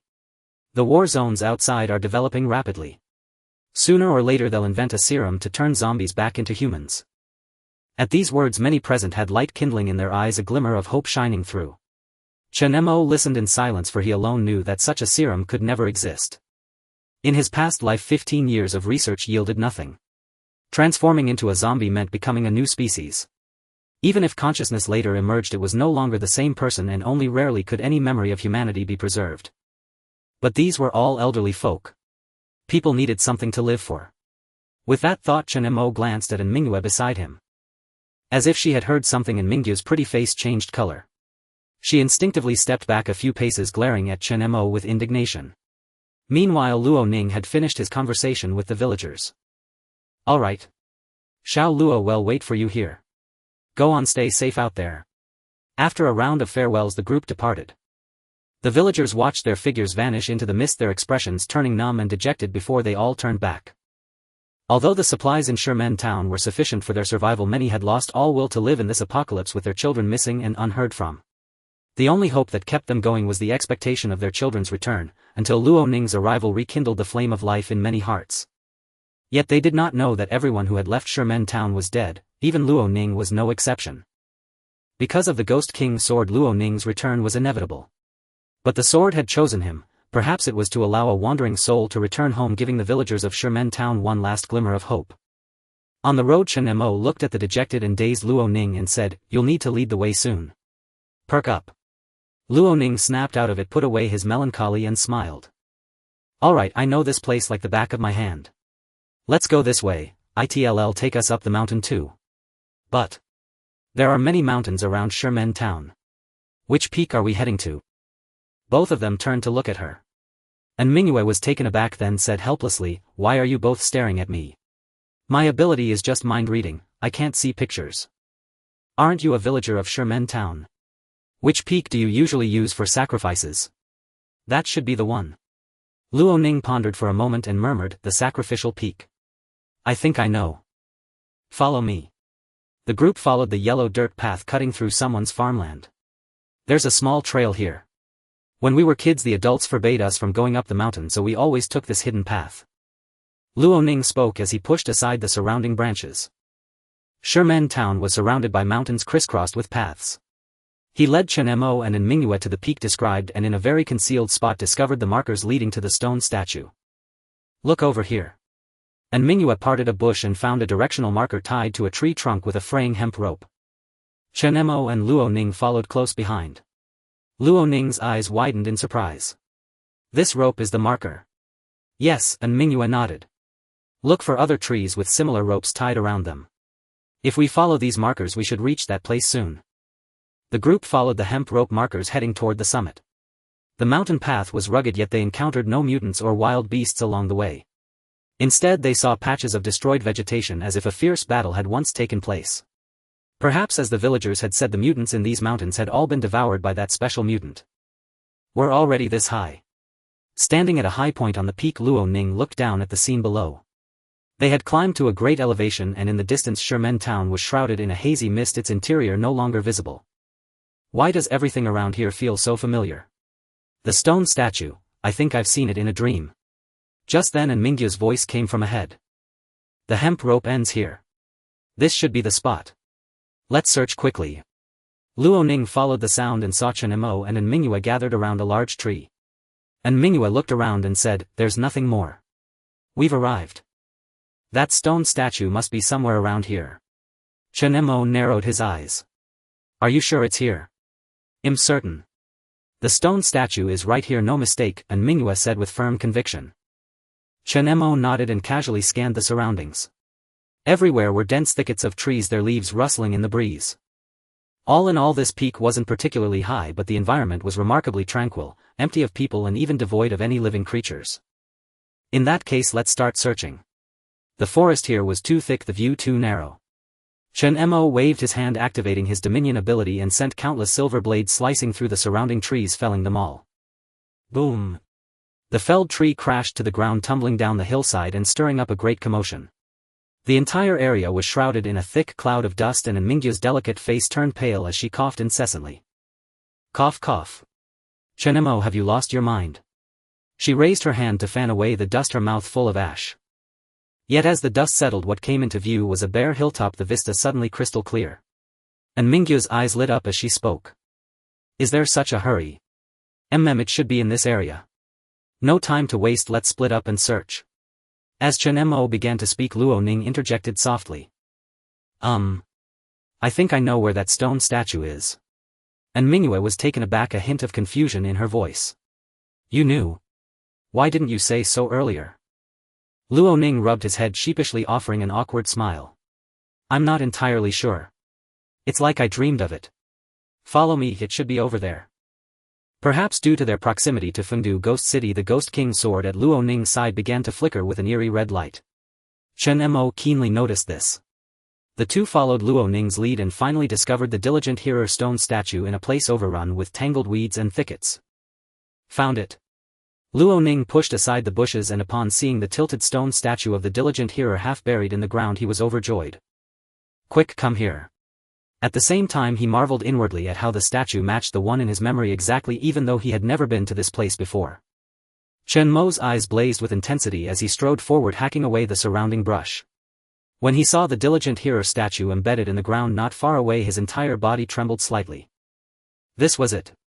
The weathered mottled statue of the Diligent Hearer, overgrown with weeds and bearing the marks of time. The stone statue's mouth was wide open, revealing a pitch-black interior. Within there was a slot that could accommodate the insertion of the Ghost King's sword. Before it lay piles of decayed food offerings on plates, and behind them mounds of ash from burnt incense, quite a number of them. The surrounding soil was tinged with white ash, suggesting that someone had once come to pay their respects. As soon as he approached, Luo Ning seemed bewitched. The red glow of the Ghost King's sword became even more eerie, its light shimmering. On its corroded bronze blade the image of a dark ancient city seemed to be reflected. Tap tap. Luo Ning walked trance-like toward the Diligent Hearer statue. And Mingyue, who was discussing with Chen Mo, noticed the movement and called out loudly as she saw Luo Ning's strange gait. Luo Ning, stop. But Luo Ning remained unresponsive. Only Chen Mo understood that it was the Ghost King's sword causing this. Since the sword had reacted here, it further confirmed that this was indeed the diligent hearer statue. Chen Mo stopped and Mingyue. Let him go. And Mingyue was startled and frowned. What do you mean? Just watch. Chen Mo said coldly. As Luo Ning drew closer to the diligent hearer statue, his movements grew increasingly bizarre. He placed his hand on his waist, drew the Ghost King sword and approached the statue with halting steps. The distance between them shrank and the sword in his hand began to tremble and hum softly. Hum. Luo Ning's eyes were vacant. He stepped over the ashes, knocked over the porcelain plates, and when he reached the statue his hands involuntarily gripped the Ghost King sword. Rumble, the diligent hearer statue seemed to sense something. Its crooked body, half buried in the ground, began to rise, breaking free from the earth. Its pitch-black mouth opened toward Luo Ning, and deep within its throat was a rectangular slot large enough to accommodate the entire Ghost King sword. Whoosh! At that moment a fierce wind arose all around. The bare tree trunks, the surrounding bushes and the grass began to bend and sway. Even the mist began to encroach upon this area, shrouding everything. The view of Luo Ning and the stone statue ahead became hazy and indistinct. This eerie wind made Mingyue hug herself and shiver. Her beautiful eyes never left that direction as she murmured in fear. Luo Ning. What's wrong with him? Chen Mo's eyes were deep as he stared at Luo Ning, who had raised his hands high in the mist. Now you'd better watch closely. Suddenly. Bang! The Ghost King sword plunged deep into the statue's mouth. In that instant it was as if the two had become one. The sword could no longer be withdrawn, sinking inch by inch into the statue's maw. Crack. Crack. 1 section, 2 sections. The wind howled fiercely and the icy gusts grew stronger. The eyes of the diligent hearer statue began to rotate. A blazing red light burst forth. Thump. Thump. Thump. As the Ghost King sword sank deeper into the statue's abyss-like mouth, wild streaks of eerie red light surged into it. Luo Ning clung desperately to the sword and the statue's jaws began to close slowly. Space started to warp and tremble like heat waves shimmering from scorching temperatures. Birds and beasts scattered from the nearby hills and a cacophony of strange sounds echoed from all directions. This astonishing sight left Mingyue standing not far away, utterly stunned. Her delicate face was filled with disbelief. Even if she didn't fully understand, seeing Luo Ning insert the bronze sword into the diligent hearer statue told her that something terrible might have been unleashed. Chen Mo. Now can you tell me what that diligent hearer statue really is? And Mingyue's voice was hoarse. At last a faint smile appeared on Chen Mo's face as he spoke slowly. Congratulations. You will be among the very first to witness the opening of the secret realm alongside me. Secret realm? And Mingyue was puzzled. Yes. Why don't you try reading my mind? Chen Mo didn't want to explain further and simply let her discover the answer herself. And Mingyue activated her mind-reading ability, focusing on Chen Mo, probing his thoughts and intentions. Upon learning everything about the secret realm and the true nature of Fengdu Ghost City, her expression grew increasingly horrified. Her pupils fixed on Chen Mo, who stood beside her with a smile. This is the secret realm you speak of. Meanwhile, outside Shermen town. Bang. Bang. Bang. Boom. Gunfire and explosions gradually subsided. Damn it, what kind of zombie is this? Such strong defense. Psychic. Send in the psychics. Lin Anha, surrounded by a group of protectors, suddenly frowned. He looked up at the mist-shrouded sky. It's getting cold. He murmured. Someone beside him handed him a coat, but Lin Anha paid little attention, raising his hand to decline. He said flatly, "What's happening up ahead? Come on, let's go take a look." Lin Anha arrived at the front line under the escort of a group. Before the Shermen town, a bizarre-looking zombie with elongated limbs was in a frenzy. It ignored the hail of bullets which could barely penetrate its flesh, roaring as it charged into the crowd, knocking over one warrior after another from the 6th war zone. Bang! Bang! With immense power it slaughtered the frontline soldiers like the Grim Reaper. This zombie was the special variant Chen Mo had encountered earlier, Wang Heng, the son of Shermen town's village chief. Warriors at the rear of the 6th war zone continuously filled the gaps, using dense firepower to slow the special variant's advance. Chief Lin. That's a 5th-tier zombie, said an ability user with clairvoyance. A 5th-tier special variant was far beyond what ordinary firepower could kill. Ability users had to step in. Lin Anha frowned, murmuring under the protection of the crowd, "A special zombie. Send the ability user squad to avoid excessive casualties. Hurry." To him everyone here was a soul sacrifice. Too many deaths might mean he couldn't save his son. Rear ability users were deployed to face the 5th tier zombie. Over 100 ability users summoned their powers with great excitement. Tisk, it's hideous. Take it down. Boom. Various abilities rained down on the special variant, dealing far more damage than bullets. Only one ability user from the central forces had come. Sun Haoyu felt helpless. Had these guys all protested together? Since Thunder Squad leader Lu Yuan's death, Lin Anha had let the matter drop to avoid offending the 11th war zone. Many central ability users harbored grievances and wanted to return to the center. Now they were in a state of nominal obedience. With so many ability users, a mere 5th tier zombie shouldn't trouble the 6th war zone, right? A young man at the rear joked, "Sun Haoyu, you traitor. If you want to help him, go alone." Sun Haoyu sneered inwardly. Others didn't know, but he knew the power behind Lin Anha, a central big shot also surnamed Lin.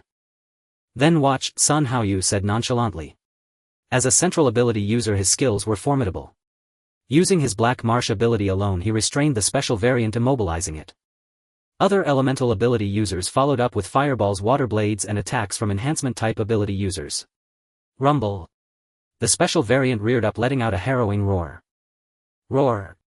It broke free from the Black Marsh's grip, its 2 arms forming an X shape as it slashed at the enhancement type ability users before it. Squelch. With a single blow, it shattered the bones of 2 enhancement type ability users, their ribs snapping through flesh. Bearing the damage, it charged straight at the 6th war zone group with incredible speed. An ability user's pupils contracted as he tried to unleash his power, but a sweeping arm crushed his skull. Boom. Other enhancement type ability users swung special weapons at the special variant. The blades barely sank a few centimeters before stopping. The special variant turned its head. It was a face twisted with pain and resentment. The special variant let out a screech that dazed the group, then an arm thrust one of them into the mouth on its abdomen. Its terrifying power made it unstoppable for now. Boom. Boom. The relentless firepower continued along with the elemental ability users' attacks. Damn, its defense is insane. Many were shocked by the special variant's formidable resilience. Having undergone a second evolution and reaped great benefits, even gravely wounded, this special variant was not easily killed. Lin Anha frowned in displeasure. Dozens of ability users had died in a short time. These elites of the 6th war zone who consumed so many resources were this pathetic. Would it be like this if Shi Yuan were here? Lin Anha couldn't help but snap, "Sun Haoyu, where are the other central ability users? Why are they still in the rear? Are they all hiding behind me?" Sun Haoyu rubbed his head, stammering, "Chief Lin. This." Roar. The distant special variant howled. It seemed ready to break through the first line of enhancement type ability users. Just then voices from the Shermen town villagers came from the rear. "Hengzi. What are you doing? Stop." Hearing the commotion, the villagers rushed over. Seeing the troops fighting Hengzi, they were horrified and tried to stop it. True enough, at the villagers' voices, the rampaging special variant paused and looked back. Many in the 6th war zone were stunned, not expecting survivors here. Those are. Even Lin Anha was taken aback, frowning. People. The enhancement type ability users at the front saw the special variant stop and shouted, "Perfect chance. Go." Seizing the opening, they struck hard. One leaped high, swinging both fists at the special variant's head. Bang. Roar. The crash mixed with a piercing scream. The special variant, which had been calming, had its human-like face embedded in its body smashed, and it went berserk, lashing out wildly. "Hengzi." The villagers cried out. "What the hell are you doing?" He stopped. The special variant fell into a rage, unresponsive to the villagers' calls. Its immense power turned any ability user it touched into pulp. The one who threw the punch paled in terror. "No. How is this possible? Normal zombies died from a headshot, so why wasn't this one dead even with its head destroyed?" The special variant reared up, its sharp arms crossing to impale the ability user in midair, blood splattering everywhere. Then it shoved him into its abdominal mouth, crunching bones with a sickening sound. Like a monster, it charged recklessly at the 6th war zone's ability users. Lin Anha, now beyond caring, ordered coldly, "No matter what, kill it." "But Chief, those people seem to be survivors. This could harm them." "They're all zombies." Lin Anha shot a chilling glare at the speaker, his eyes icy enough to freeze one's blood. "Am I right?" The man fell silent, daring not utter another word, and immediately gave the order. "Hold nothing back, kill." Even many of the ability users paled. Dealing with zombies was one thing, but these were living breathing people before them. Fire. The officer's roar came from the rear, forcing everyone to steel themselves and launch an indiscriminate assault on the special mutant and the group from Sherman Town. Under the suppressive fire of hundreds of ability users and over 1,000 soldiers from the 11th War Zone, the frenzied special mutant sustained more and more wounds. The villagers of Sherman Town had no choice but to scatter and take cover. Stop. Don't hurt my son. The old village chief, eyes blazing with fury, tried desperately to intervene but was restrained by a group of villagers. Chief, run. These bastards want to kill us too. Get the chief out of here, now. A couple of awakened ability users from Sherman Town stepped forward. Though their powers were weak, it was easy enough to extract the village chief. A burly man forcibly dragged the old chief away. In less than 10 minutes the surrounding streets were reduced to rubble with collapsed buildings strewn everywhere. The special mutant finally lost its ability to resist, struggling for a moment before crashing to the ground with a thunderous thud, barely clinging to life. As a 5th-tier zombie that had absorbed the essence of evolutionary power here, it should not have been so feeble. Even against the 4,000 to 5,000 troops of the 6th War Zone it could have put up a fight. But the damage it had suffered yesterday was too severe. Qiongqi had torn its body nearly in half. Simply healing had drained much of its strength. Seeing the terrifying zombie fall, the gunfire gradually subsided. An ability user wiped the cold sweat from his brow and murmured, "This is definitely the most powerful zombie I've ever seen." Is it a zombie king? Probably not. A zombie king can command hordes, but this one was alone the entire time. Lin Anha stepped out from the crowd, his face impassive as he stared coldly at the fallen mutant. Go retrieve the crystal core. He gave the order. Yes. Soldiers from the 6th War Zone advanced cautiously, rifles raised surrounding the mutant. One soldier aimed at the creature, sensing a faint sign of life, and signaled for a finishing shot. Then he noticed the villagers from Sherman Town hiding among the ruins and dispatched some men to approach with a smile. Folks, it's over. But they were met with a hail of stones. The villagers of Sherman Town, faces twisted with fury, charged out from behind the rubble. You bastards! We came in good faith to stop Hengzi, but you opened fire. Were you trying to kill us? He's not a zombie, he's one of our own. My son. My boy.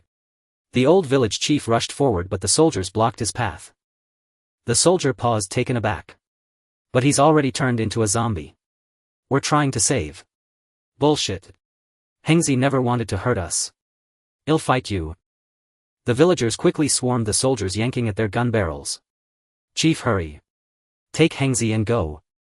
Many exchanged bewildered glances. Commander Lin, those seem to be the local villagers. What should we do? Should we bring them in for questioning? Lin An's secretary asked cautiously. Lin An's face remained expressionless. Though they had subdued the special mutant, they had lost over 20 of their own men. Already in a foul mood, his eyes darkened further at the scene, a cold glint flashing within. Obstructing military operations, kill them all.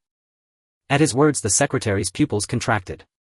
He nodded and made a shooting gesture toward the distant soldiers.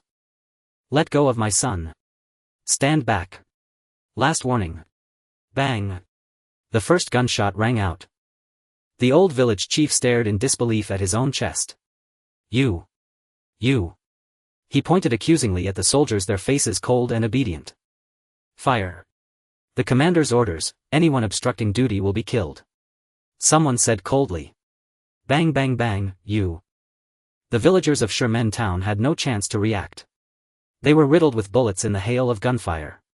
In the 6th War Zone. Many ability users turned away, unable to watch, a silent question rising in their hearts about their commander's decision. The dying special mutant, witnessing the massacre, let out a hoarse, anguished roar. It launched a desperate final counterattack. 2 more gunshots rang out. The special mutant collapsed into a pool of blood. The officer presented the blood-stained 5th-tier crystal core. Lin Anha took it, wiping the blood away with a handkerchief. He admired its beautiful contours. A 5th-tier crystal core. Even in my 6th War Zone these are rare. Not bad. Clap clap clap. Feng Chuansai, cloaked, approached from behind, clapping with a mocking tone. Commander Lin, how ruthless, preferring to kill these 20-odd people rather than let them become my followers. Lin Anha replied coldly, after this is done the 6th War Zone is yours to choose from. Not just 20, even 20,000 is no problem. Now tell me, where is the Fengdu Emperor? Haha. Qiongqi was about to speak when the ground beneath them began to tremble violently. A bone-chilling wind howled, dispelling the mist that shrouded Shimen town. As the fog-thinned gasps of awe erupted from the crowd. What is that? My God. Lin Anha followed their gaze. The thick fog dissipated, revealing a view beyond Shimen town. Amid the distant mountains, dark clouds gathered, and atop a majestic peak a looming black city materialized, a phantom of a dark, forbidding fortress. The black city was vast and desolate, solemn and imposing, perched on the mountain summit as though separated from the mortal world by an invisible divide. It flickered between clarity and illusion, ever shifting. Though distant and high, it was breathtakingly grand, as if it had materialized out of thin air. Thousands from the 6th War Zone gazed up at the spectacle. Even Lin Anha, faced with this seemingly divine vision, parted his lips slightly, momentarily lost. Is this Fengdu Ghost City? Beside him, Qiongqi's voice drifted through the air. Fengdu, gateway to the realm of gods. Commander Lin, it seems we've come to the right place. Lin Anha remained silent, his eyes gleaming with an indescribable excitement. Finally. We've arrived. The place to resurrect Shu'er. Outside the Fengdu Ghost City, and Mingyu's eyes were filled with terror. From Chen Mo's mind she had learned the true nature of the so-called secret realm. It was the domain of gods, a void beyond all human comprehension. The secret realm. How do you know all this? And Mingyu asked. The disparity in their abilities was immense, one at the 6th rank, the other at the 4th. She could only read the most superficial thoughts of Chen Mo, unable to delve deeper. Moreover, after one lesson, Chen Mo could detect her every use of her ability the moment it began. Chen Mo smiled and said. You don't need to know. He looked toward Luo Ning in the distance. The blood-red aura pouring from the Xitigarbha statue was transforming the surroundings. Everything before them had undergone a cataclysmic change since Luo Ning plunged the Ghost King's sword into the ground. The place where they stood seemed to have shifted to another world. The winding mountain path had become a flat, open road, and in the distance loomed the somber, ancient Fengdu Ghost City. On the city walls, malevolent spirits beat drums made of human skin while yellow paper drifted through the air. Everything was eerily unnatural, and the scene within the city remained hidden. This time it was no illusion conjured by the Ghost King's sword, everything was starkly real. Luo Ning, and Mingyu called out. Luo Ning, standing before the Xitigarbha statue, shuddered. He turned his head with stiff, painful effort. What is it? He said haltingly, his voice hoarse and deeply unsettling. His face was sunken, the left and right sides misaligned, and his eyes were like viscous paste clinging wetly to his sockets. He had become gaunt as a skeleton, his clothes now filthy, tattered rags. When she saw Luo Ning's current state, and Mingyu gasped, covering her mouth in shock. Her eyes widened as she murmured. Luo Ning. Your face. Chen Mo frowned as well. Luo Ning's appearance was far too ghastly. Huh? Luo Ning hesitated, then raised a hand to touch his cheek. With a tearing sound, the soft, fragile skin peeled away, revealing flesh still clinging to blood vessels and white bone. Luo Ning was stunned. And Mingyu couldn't help but retch. I. What the hell? Luo Ning screamed. His expression was more terrifying than any ghost's. He leaped up, still holding his own skin in his hand, and cried out in sheer terror, What's happening to me? Brother Chen. Help. Shouldn't we be the ones afraid? Chen Mo's lips twitched. As Luo Ning drew closer, the stench of rotting corpses followed. You. He started to speak, then fell silent for a long moment. Finally Chen Mo shook his head. It's hard to explain. It must be because the Fengdu Ghost City has just been opened. Right now you're probably in the state you were in after death. Luo Ning had already died in the outside world, and upon returning to Fengdu he naturally assumed the form of the deceased. Dead. Luo Ning paused, incredulous. He turned around, and upon seeing the vast, desolate Fengdu Ghost City, one of his eyeballs popped out with a squelch and rolled to the ground. Panicked, he scrambled to pick it up and shove it back into its socket. He looked as if he might cry, standing there dazed for a long time before speaking with profound bitterness, I haven't even gotten married yet. Chen Mo was momentarily speechless. This guy was surprisingly calm. Perhaps he had already sensed something. After a while, once he had grasped the situation, and Mingyu forced down her discomfort and said. Chen Mo, the secret realm is open now. Are you going to look for that so-called evolution stone? It was no secret. After reading those fragments of Chen Mo's memories, and Mingyu understood why he had been so determined to open the Fengdu Ghost City. The key to the secret realm, the evolution stone. Since the Fengdu Ghost City secret realm has opened, it's impossible to pass up. As for your task, it's done. Whether you stay or go is entirely up to you. Chen Mo said calmly. Once a secret realm appeared, it would not close unless the deity dwelling within perished. This Fengdu Ghost City was vast, seated atop the mountain of Shimen town. Without the barrier of fog, its discovery was only a matter of time. For a long time to come, various factions and war zones would send expeditions here. It would take Mingyue at least a few days to return to the 9th war zone, more than enough time. I'll go with you. And Mingyue said after a moment's hesitation. Having learned the gist of the secret realm, she too wanted to see what it truly was. Chen Mo glanced at her, said nothing more, and gave a slight nod. Then follow. He strode toward the Fengdu Ghost City, and Luo Ning, dragging his broken, creaking body, followed close behind. Wait for me.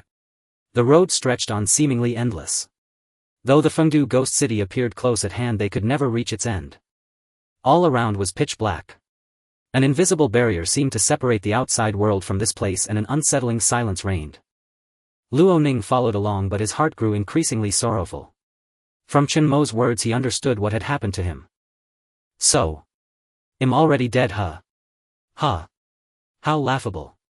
I thought I had survived, but I'm just a living corpse wandering this mortal world. If not for the power of the Ghost King's sword, his soul would now be drifting through Fengdu. Now that the sword had merged with the Xidagarba statue to open the city, without its power he could no longer maintain the illusion of an intact body. Damn it. Luo Ning's only regret was that while the Ghost King's sword was still with him, he hadn't indulged in one last bout of reckless abandon. Chen Mo said flatly, enough. Others aren't as free as you. We're here. They had finally reached the entrance of the Fengdu Ghost City. Bleached bones lay scattered everywhere, and the very soil beneath their feet was blood-red. The city gates towered 30 or 40 meters high, majestic and imposing. Above the entrance hung a massive plaque inscribed with two unfamiliar ancient symbols. As they arrived, the ground cracked open. The heavy gates, sealed for who knows how many centuries, groaned as they slowly swung open. With a rumbling sound, dust billowed from the widening crack, and piercing shrill cries erupted from within the city. A cacophony of cackling laughter echoed forth. Living beings. It has been so long since I last saw living beings. Such delicious flesh and soul, how I crave them. What greeted the trio were countless specters beyond number, wandering souls of the departed, flailing their claws and tearing at each other's ethereal forms within the city gates, madly striving to surge forth. Yet they were sealed within the city by some force, utterly unable to leave Fengdu by even half a step. And Mingyue had never witnessed such a sight before. Her fair face turned deathly pale, and she retreated half a step. This. Luo Ning beside her was the first to cry out in fright. Seeing his face more hideous than a ghost's, and Mingyue suddenly lost her fear. She looked at Luo Ning with some exasperation and said, "Aren't you one of their kind? What are you screaming for?" It was beyond her comprehension. Luo Ning's scalp tingled. He scratched his head and found something soft and squishy in his hand. It turned out he had scraped off his own scalp, and the soft mass beneath was his brain. "I'm scared too, alright." Though he had grown up beneath Fengdu and heard the legends of the great emperor of Fengdu since childhood, actually arriving at this city of the dead made it impossible not to feel fear. Jingle. Jingle. At that moment the sound of chains scraping against the ground rang out. The surrounding souls seemed to sense something and scattered in panic. The scene within the city was revealed, empty and desolate, nothing but souls resembling a vast open-air prison. "Mortal, how dare you tread upon the domain of a deity? Are you seeking death?" As if it had not spoken for a long time, the voice came in broken, hoarse tones. Roar. The Qiongqi beside Chen Mo let out a thunderous roar, and the surrounding vengeful spirits all paled in terror, fleeing into the city. Chen Mo's expression remained calm, but his heartbeat quickened. After all, this was his first time entering this secret realm. The domains of different deities varied, and even he did not know what might happen within the ghost city of Fengdu. The sound of chains drew nearer and nearer. A vague ethereal figure appeared before them. It was a soul of immense stature, fully 3 meters tall, with elongated limbs. Chains were wrapped around its hands, dragging as it approached step by step. It bore a human shape with a face so pale and indistinct that it had no features, and even its voice seemed to come from nowhere. "I ask you, do you seek death by setting foot in Lord Bei Yin's domain?" The soul demanded again, accompanied by an overwhelming pressure. Countless souls around it cackled darkly, watching the spectacle. The reason? Chen Mo's eyes narrowed. Instead of retreating, he spoke in a low voice. The evolution stone. The secret realm was akin to a trial. The deities imprisoned here were the final bosses. As victors of the previous track, their roles had now reversed, from challengers to guardians. Each deity bound to the realm must protect its most precious item. Evolution. Stone. The soul paused, then let out a sinister chuckle. Ha ha. Ha ha ha. With just you lot. The races on this track are pathetically weak. The soul lifted its chain circled around Chen Mo and spoke slowly. I am the envoy guarding this place. In your tongue I am called Black and White Impermanence. All here are souls imprisoned by Lord Bei-in his slaves. Passing my checkpoint is simple: two choices, fight me or pay the toll. The soul let out a piercing laugh and the chains around it clanked and groaned. Black and White Impermanence. And Mingyue stared intently at the faceless soul before her and murmured, shouldn't Black and White Impermanence be two people? The soul lowered its head and stretched it forward. In an instant its white face turned black and its tone became ferocious, emitting a deep male voice. Are you looking for me? And Mingyue's delicate frame stiffened and she dared not move. After all, this was a being beyond all reason. Black and White Impermanence exuded an unfathomable aura. In the outside world it would undoubtedly be a formidable apocalyptic deity, yet within the ghost city of Fengdu it was merely a minor gatekeeper. From its presence Chen Mo sensed extreme danger, similar to the she-beast, at least a 5th rank apocalyptic deity. The toll. What do you want? Chen Mo asked. Black and White Impermanence let out a loud laugh and reverted to its previous form. It extended a long hand holding a thick stack of yellow paper. Casually it tossed the papers toward the soul, scattering them through the air. Countless souls went wild at the sight of the yellow paper money madly lunging toward where the papers drifted. Money. It's money. Mine, get away, this is all my money. In their frenzy to grab the yellow paper money, the souls began tearing and devouring each other, howling in savage agony. Black and White Impermanence spoke in a light, indifferent tone. See this? Our currency in Fengdu, yellow paper. 1 billion. Of course, if you don't have it, that's fine. A fine soul will do too, like the young lady beside you. Let me calculate. She should be worth about 50 million. Chen Mo's eyes narrowed, a glint flickering within. Seeing him appear to ponder, and Mingyue fumed. Seriously? You're actually thinking about it? Chen Mo, you have no heart. Chen Mo glanced at her. Who said I was going to hand you over? It's just not enough yet. And Mingyue was left speechless, and upon hearing the latter part she grew even angrier. No payment. 10 billion hell notes, who can produce that? In my opinion, maybe we should go back first and return with the money. Chen Mo nodded slightly. That's not a bad idea.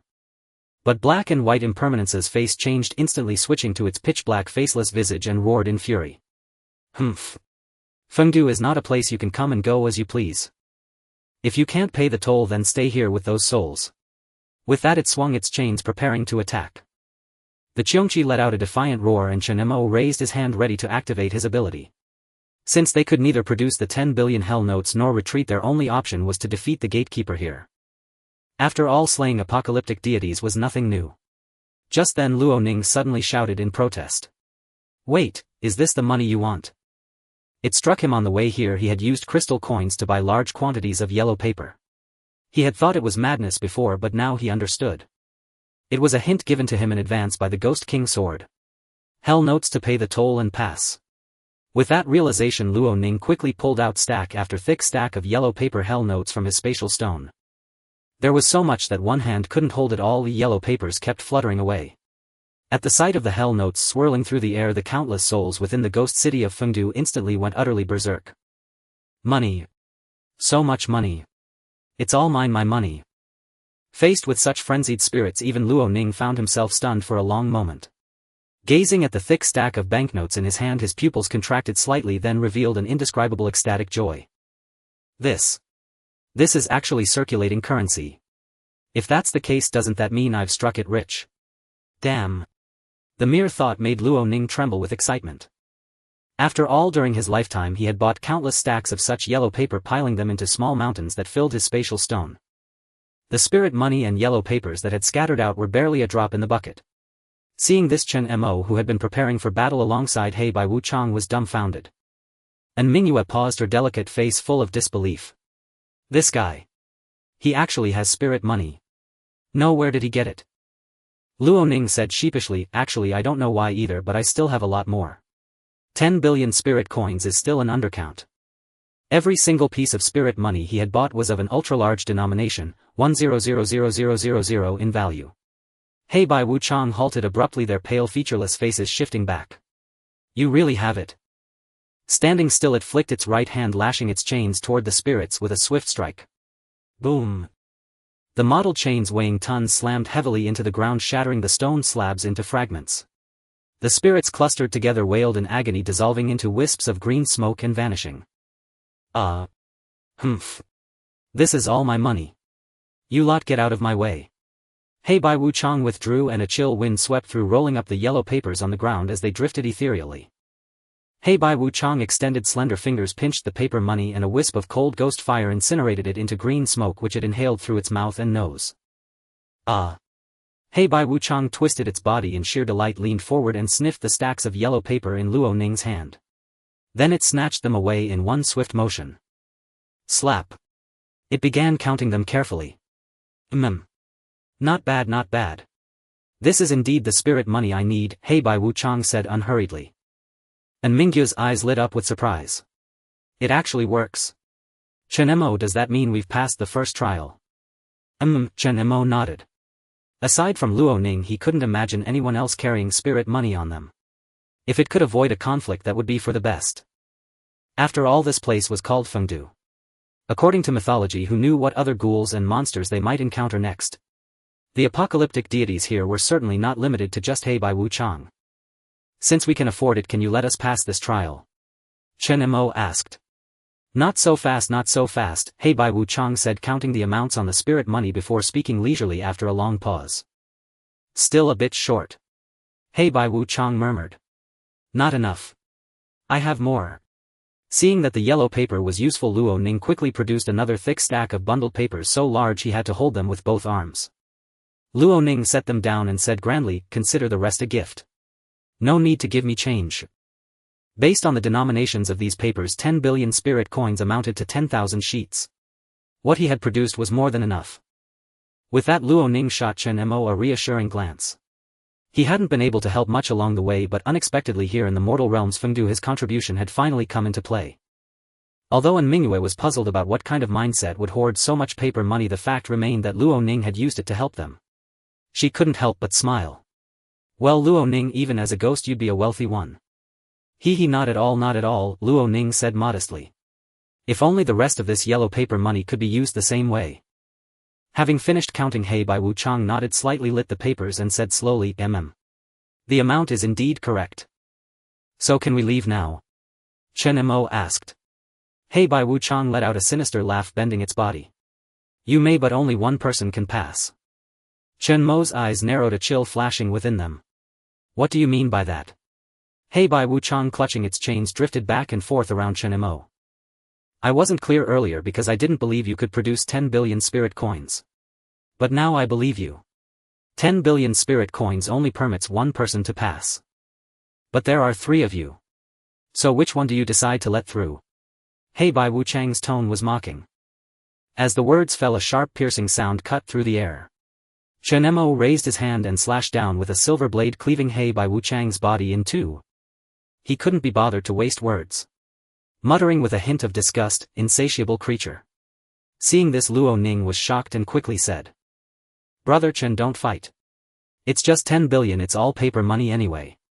I have plenty, just give it to him. And Mingyue frowned in displeasure. He's lying. If we give it to him, hell, just ask for more. He never intended to let us go. The silver blade sliced through Hey Bai Wuchang's body, but it felt like cutting through mist, nothing substantial. Hey Bai Wuchang's body split in two, and each spirit form emitted a different voice, one sharp and piercing, the other deep and rumbling. Ha ha. Boy, did you think that could kill me? One of the spirit forms spoke, gradually taking on the appearance of Bai Wuchang. Humph.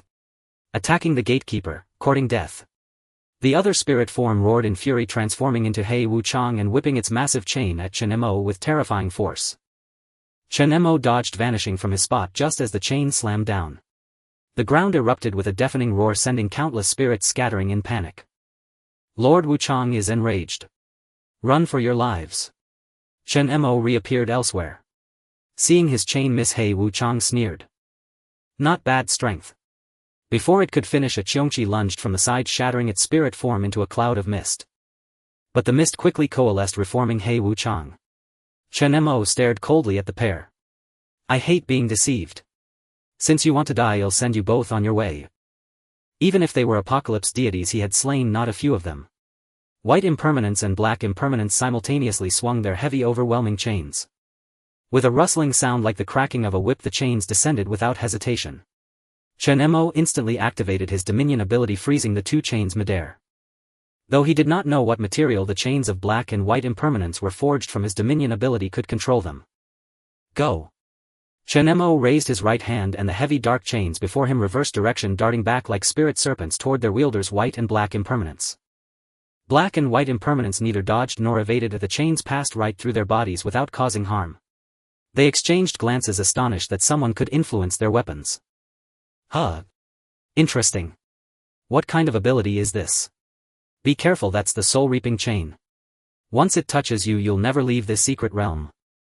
And Mingyue activated her mind-reading ability to its fullest, delving into the minds of black and white impermanence, capturing a wealth of information before being detected. Black and white impermanence froze, glancing toward Mingyue's position. The sensation of being spied upon vanished instantly. Black impermanence roared angrily, how dare you pry into my mind? You seek death. He darted toward Mingyue, floating in midair with incredible speed, his right hand transforming into a long claw-like appendage, reaching out to claim her life.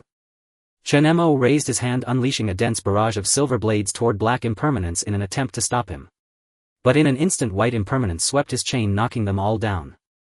With a series of crashing sounds, Mingyue retreated backward. Luo Ning and Qiongqi were also entangled by a horde of souls.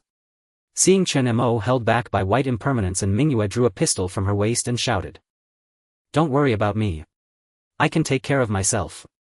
She fired several shots, and the bullets, upon passing through black impermanence's body, exploded. With a thunderous roar, black impermanence's form was shattered, but in the blink of an eye it was restored as if nothing had happened. Having previously glimpsed some secrets from their minds, she knew their abilities were dual-natured. Ordinary attacks could not destroy them, both black and white impermanence had to be harmed simultaneously. Meanwhile, white impermanence, ghost-like and spectral, flashed before Chen Mo. Its elongated hands held iron chains, aiming to ensnare and bind him beneath their weight. Chen Mo let out a cold snort as if anticipating this move, showing no sign of panic. He drew the Taotie blade from his waist and slashed horizontally. White impermanence let out a sinister chuckle, hee hee hee. It's useless.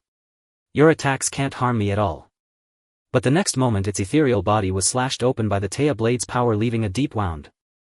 With a tearing sound, the searing pain caused both black and white impermanence to freeze in place. They let out a blood-curdling scream of agony. What's going on, white impermanence? Black impermanence turned in fury. Damn it, that blade can actually hurt me. White impermanence clutched its abdomen in agony. Seeing Chen Mo advancing with his blade, it retreated frantically, using its chain to fend off the Taotie blade's assault. With a series of clanging sounds, the Taotie blade, a special weapon forged from a mysterious spine, ignored the incorporeal state of black and white impermanence when its power was activated, striking directly at their essence. Not only can I hurt you, I can kill you. Chen Mo closed in on white impermanence, wielding the Taotie blade. With the enhancement of Qiongqi's power, his physical prowess was terrifyingly formidable. With a thunderous crash, white impermanence narrowly avoided the strike, but the floor beneath it was shattered into pieces by the Taotie blade. The wound inflicted by the Taotie blade emitted dark, searing flames. White impermanence's limbs twisted and contorted like twisted ropes. It retreated in panic, shouting, what kind of weapon is that? Clearly it was deeply wary of the Taotie blade's unique properties. In the distance, seeing white impermanence injured, black impermanence abandoned its assault on Mingyue. It turned and flew to white impermanence's side. The two merged into one, and black and white impermanence let out a long howl. Surrounding souls surged into its body. Its already elongated form stretched even taller. Its faceless visage was half black, half white, crowned with a blackened white headpiece. In its left hand it held a withered yellow token and an iron chain. It rose to a height of 4 or 5 meters, floating ethereally in midair. This was its true form. Black and white impermanence. As the souls merged, and Mingyue and Luo Ning freed themselves.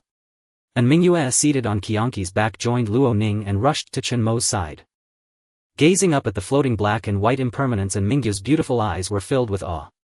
She murmured, is this creature also an apocalypse deity? She attempted to activate her mind-reading ability again to probe deeper. But this ability worked best only on the first attempt, catching the target off guard when they were weaker. Now she could no longer grasp the thoughts of black and white impermanence. And Mingyue shared the information she had gleaned earlier with Chen Mo. This is troublesome. From what I read, this creature is a 6th rank apocalypse deity. Its ability is dual-natured. When split into black and white impermanence, they can only be harmed simultaneously. Otherwise they are invulnerable.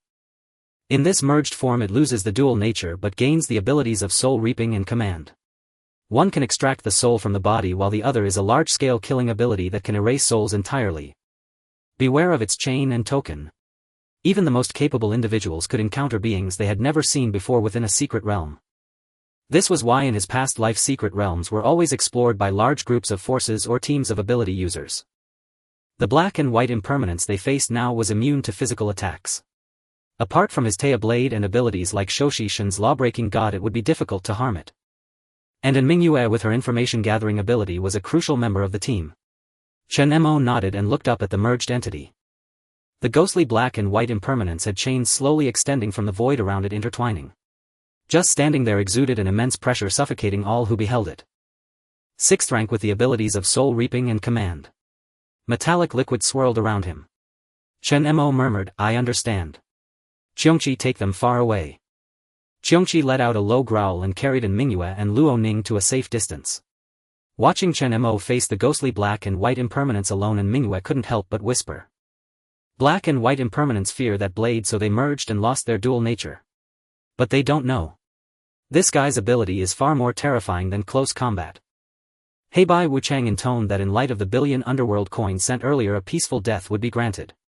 The voice that answered was indistinct in gender. Heibai Wuchang looked down upon Chen Mo with the chains in its grasp, whispered as they rubbed together. Chen Mo remained composed and spoke with unhurried calm. "If we are not allowed to leave today, then we will have to cut down you, the gatekeeper." Controlling the liquid metal coiling at his side, it flowed into an impossibly keen blade that slashed at Heibai Wuchang without warning. In the blink of an eye, dozens of meters of silver blades fell from several directions, cleaving toward Heibai Wuchang. Chains that had burst forth from the void writhed and surged, weaving together ever more densely. They collided violently, with the Dominion power setting off a grating chorus of metal on metal. A chill laugh escaped Heibai Wuchang as it twirled the chains. They spun as if weightless, sweeping outward to strike everything around it. Gale winds rose. Those heavy chains were nearly half the size of a person, and a direct blow would pulverize flesh and bone in an instant. Chen Mo narrowed his eyes, sensing with unnerving clarity the trajectories of those chains. Liquid metal rose beneath his feet as he stepped upward on pillar after pillar of raised metal. When one was shattered by the thick surging black chains, he arrived on a higher tier. Thunderous detonations shook the air as Heibai Wuchang brandished the mandate token and snarled that mere evasion would not last long. Beams of destructive light erupted from the token and roared toward Chen Mo, only to be stopped by a suddenly formed metal wall. Even so, the onslaught scorched and melted the metal wall, leaving a vast hole from which molten iron still dripped. Heibai Wuchang peered around, finding the space behind the metal wall empty. Chen Mo, invoking the Taya power of the Taya Dao, vanished and rematerialized directly behind it. He appeared beside the figure's shoulder and fell through the air. With his right hand he gathered the vacant space into a colossal metal spear and brought it crashing down. He slammed into the ground so heavily that the paving stones beneath him were blown outward, forming a deep crater. Heibai Wuchang whirled around with a furious cry. The metal spear punched clean through its shoulder. With the two aspects combined, Heibai Wuchang no longer enjoyed immunity to physical harm. It writhed in agony, both hands clamping on the spear as it tried desperately to wrench it free from its shoulder. But the spear, bolstered by Dominion force, continued to drive inward even as Heibai Wuchang seized it with both hands. "Damn it, what is this power?" it spat, forced to reel backward by a pressure that made each breath more painful. With a furious roar it finally pulled the spear free, then snatched up the mandate token and unleashed a blistering gray radiance upon the shattered weapon. The spear ruptured and shattered in an instant with an ear-splitting blast. Far off, huddled behind Qiongqi's massive bulk, Luo Ning and Mingyue went pale. The terrible aftershock flayed Luo Ning's skin away, revealing raw flesh beneath like some walking corpse. He swallowed with a dry, rattling sound. He spoke in terror, stammering in disbelief at the overwhelming power before him. "Brother Chen is actually fighting Heibai Wuchang," he murmured. "Is this the fabled strength of an apocalyptic deity?" He had only ever heard of such terror in whispers. Such beings could only be opposed by the greatest ability wielders each warzone could spare. The 11th war zone rarely sent forces to hunt apocalyptic deities, and every expedition had cost dearly. And Mingyue watched, her beautiful eyes reflecting the grim scene. She had once participated in a campaign in the 9th war zone against merely a 4th rank Yushin, yet that battle had claimed more than 40 ability users and over 1,000 soldiers. Heibai Wuchang's terror surpassed anything she had imagined, especially the mandate token whose gesture exploded with ruinous energy. "We must do something," she said, seeing Chen Mo entangled with Heibai Wuchang. Luo Ning hesitated, asking what they could do with only the two of them. Since becoming a revenant, he could no longer access his own ability. And Mingyue said nothing further. Instead, she fixed her gaze on Heibai Wuchang and summoned her mind-reading power with full concentration. But Heibai Wuchang had erected an internal firewall of implacable resilience, its thoughts nearly impossible to penetrate. Elsewhere, the battle continued to rage. Heibai Wuchang bellowed that the ant had made it angry, and vast energy poured from its form, raining the countless silver blades to the ground. It spun and directed sweeping assaults from the mandate token toward the place where Chen Mo had been hiding, each strike detonating with thunderous force. Each blow carved a deep pit into the earth, yet as the black light faded, the token could not discern Chen Mo's position at all. With Qiongqi's robust constitution and the Tea Dao's nimbleness, Chen Mo moved like a specter, appearing and vanishing at will, emerging elsewhere in an instant. Watching Heibai Wuchang's fury, Chen Mo gave a cold, contemptuous smile and moved his hands again through the swirling liquid metal. A deluge of silver droplets erupted outward, striking the chains and setting off a ringing cadence of metal on metal. Heibai Wuchang spat that the insect had only such tricks and lashed with chain. Chen Mo's eyes glinted. He retorted that there was far more the insect did not know. Chen Mo's gaze hardened as he twisted the chains and snapped them back. As a 6th rank end-time deity within Fengdu Ghost City, Heibai Wuchang's power was formidable indeed. Had the Dominion power been level 5, the clash would have been a brutal struggle. But with a level 6 Dominion ability, Chen Mo remained unhurried and supremely adept throughout. Clang! The sound came as Heibai Wuchang's Gaohan Suo, the soul hook chain, was flung back toward it. The Gaohan Suo was dreadful. Any struck by it would have their soul stripped away. Yet its own soul hook chain could not reach Chen Mo, effectively nullifying one of its abilities. Frustration swelled within it, and after several exchanges a trace of retreat began to edge into its heart. But for pride's sake it endured, bearing the onslaught. Under the dense barrage it angrily raised the mandate token, its tall frame looming like a god as it issued a low thunderous command. "Hide all you like within my ghost gate," it thundered, "but I will find you." Then it cried for death and unleashed the attack named Heibai Enlave. The messenger token in his hand emitted a crackling sound wrapped in dense black lightning, poised to strike. Chen Mo furrowed his brows slightly, sensing an extremely dangerous aura spreading. Was he about to unleash a powerful move? Countless souls surged from the bodies of black and white impermanents like an apocalyptic divine punishment as thick dark clouds gathered above. Suddenly, a terrifying black-een thunderbolt crashed down from the sky, unleashing an immensely powerful force. The land turned into charred earth shrouded in thick smoke. The bodies of black and white impermanents swayed wildly as if performing a ritual dance, and then beams of intertwined white and black-een thunder descended from the heavens, turning the entire world into a sea of lightning. Boom! Boom! The thunder played a symphony of death. Thunder struck every inch of the surrounding land, leaving no place untouched. When a bolt of thunder fell above him, Chen Mo's pupils contracted as he used the power of the Tea blade to teleport. Yet the thunder was everywhere, even shifting to another patch of land still brought lightning crashing down, leaving no time to evade. The apocalyptic deity also wielded special weapons worthy of being called divine artifacts. A deafening explosion resounded as the ghostly black and white impermanence summoned countless thunderbolts within this dark and eerie ghost gate. It danced wildly, its towering form surrounded by bolts of lightning, appearing utterly terrifying and fearsome. This was a shudder that came from the soul, the power of ancient mythic gods. And Mingyu's face turned pale as she saw Chen Mo engulfed in the thunder. She cried out, "Chen Mo!" The thunder continued to close in on their position. The Qiongqi let out a fierce roar, grabbing Mingyue in its mouth, while Luo Ning clung to its paw and urged, "Quick! We must leave now, the thunder is coming." Meanwhile, outside the city of Fengdu, Lin Anhe and the others had also arrived. A large army and over 100 ability users stood ready. Countless people marveled at the unimaginable city before them. Soldiers and ability users stared in awe, their faces filled with wonder. On the hilltop of Shermen Town, the legendary Fengdu Ghost City truly existed. Lin Anhe remained somewhat composed, but upon seeing footprints on the ground he frowned slightly. Someone has been here. A person quickly came to his mind, the one he hated most in his life, whom he wished he could devour alive. Chen Mo. Damn it! Why is he here too? A glint of resentment flashed in Lin On's eyes as he clenched his fists. Suddenly, before they even entered the city, they saw bolts of divine thunder crashing down from afar, their terrifying aura spreading. Many were startled by the thunder and the sudden lightning strikes. Feng Chuansai, watching the countless thunderbolts, said with a smile. It seems someone has entered before us. Chief Lin, what should we do now? Lin Anha replied expressionlessly. Then we wait until it's over inside. The sacrifices aren't ready yet, so we might as well wait a bit. Shortly after, an ability user rushed over panting. With a strange look on his face, he stammered, Chief Lin, that thing has arrived. The thing referred to the corpses of Shi Yuan and Lu Yuan, who had died earlier. Among them were corpses of powerful ability users hunted along the way. Transporting them up the hill to the Fengdu Ghost City was no easy task. Lin Anha said indifferently. The corpses of those ability users were important sacrifices along with the living people around. Thinking that he would soon see his son, Lin Anha couldn't help but feel a surge of excitement. He pulled out a photograph from his waist showing himself and a beautiful woman. In the middle was Lin Shu, looking displeased. It was one of the few family portraits they had taken when Lin Shu had just turned 18. Lin Anha lowered his eyes, momentarily moved, and murmured softly. Sure. Soon your father will bring you back from this hell. For this expedition they had brought 11 central ability users and over 70 elite ability users from the 6th war zone, almost all their strongest forces.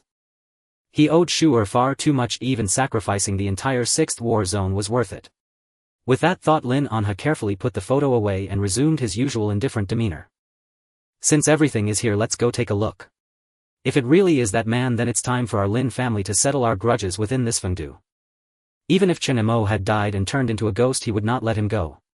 Inside the Ghost Gate, the entire city had become a vast black sea of thunder. Black and white impermanents stood in the center of the thunder sea, their bodies significantly reduced in size, indicating the immense cost of using this power. Haha, insects, weak insects. This is the price you pay for offending a god. Before it could finish, a disdainful voice echoed from the thunder sea. Black and white impermanents, mere underlings in mythology, and you dare call yourselves gods? The pair trembled. Above their heads, giant metal swords had locked onto them from all sides. Within the thunder sea, a massive silver metal barrier appeared, blocking all the Yin thunder. It covered a vast area, even protecting Mingyue and the others in the distance.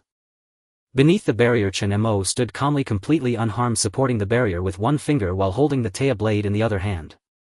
He said flatly, the killing move of the Fengdu deities. Is that all?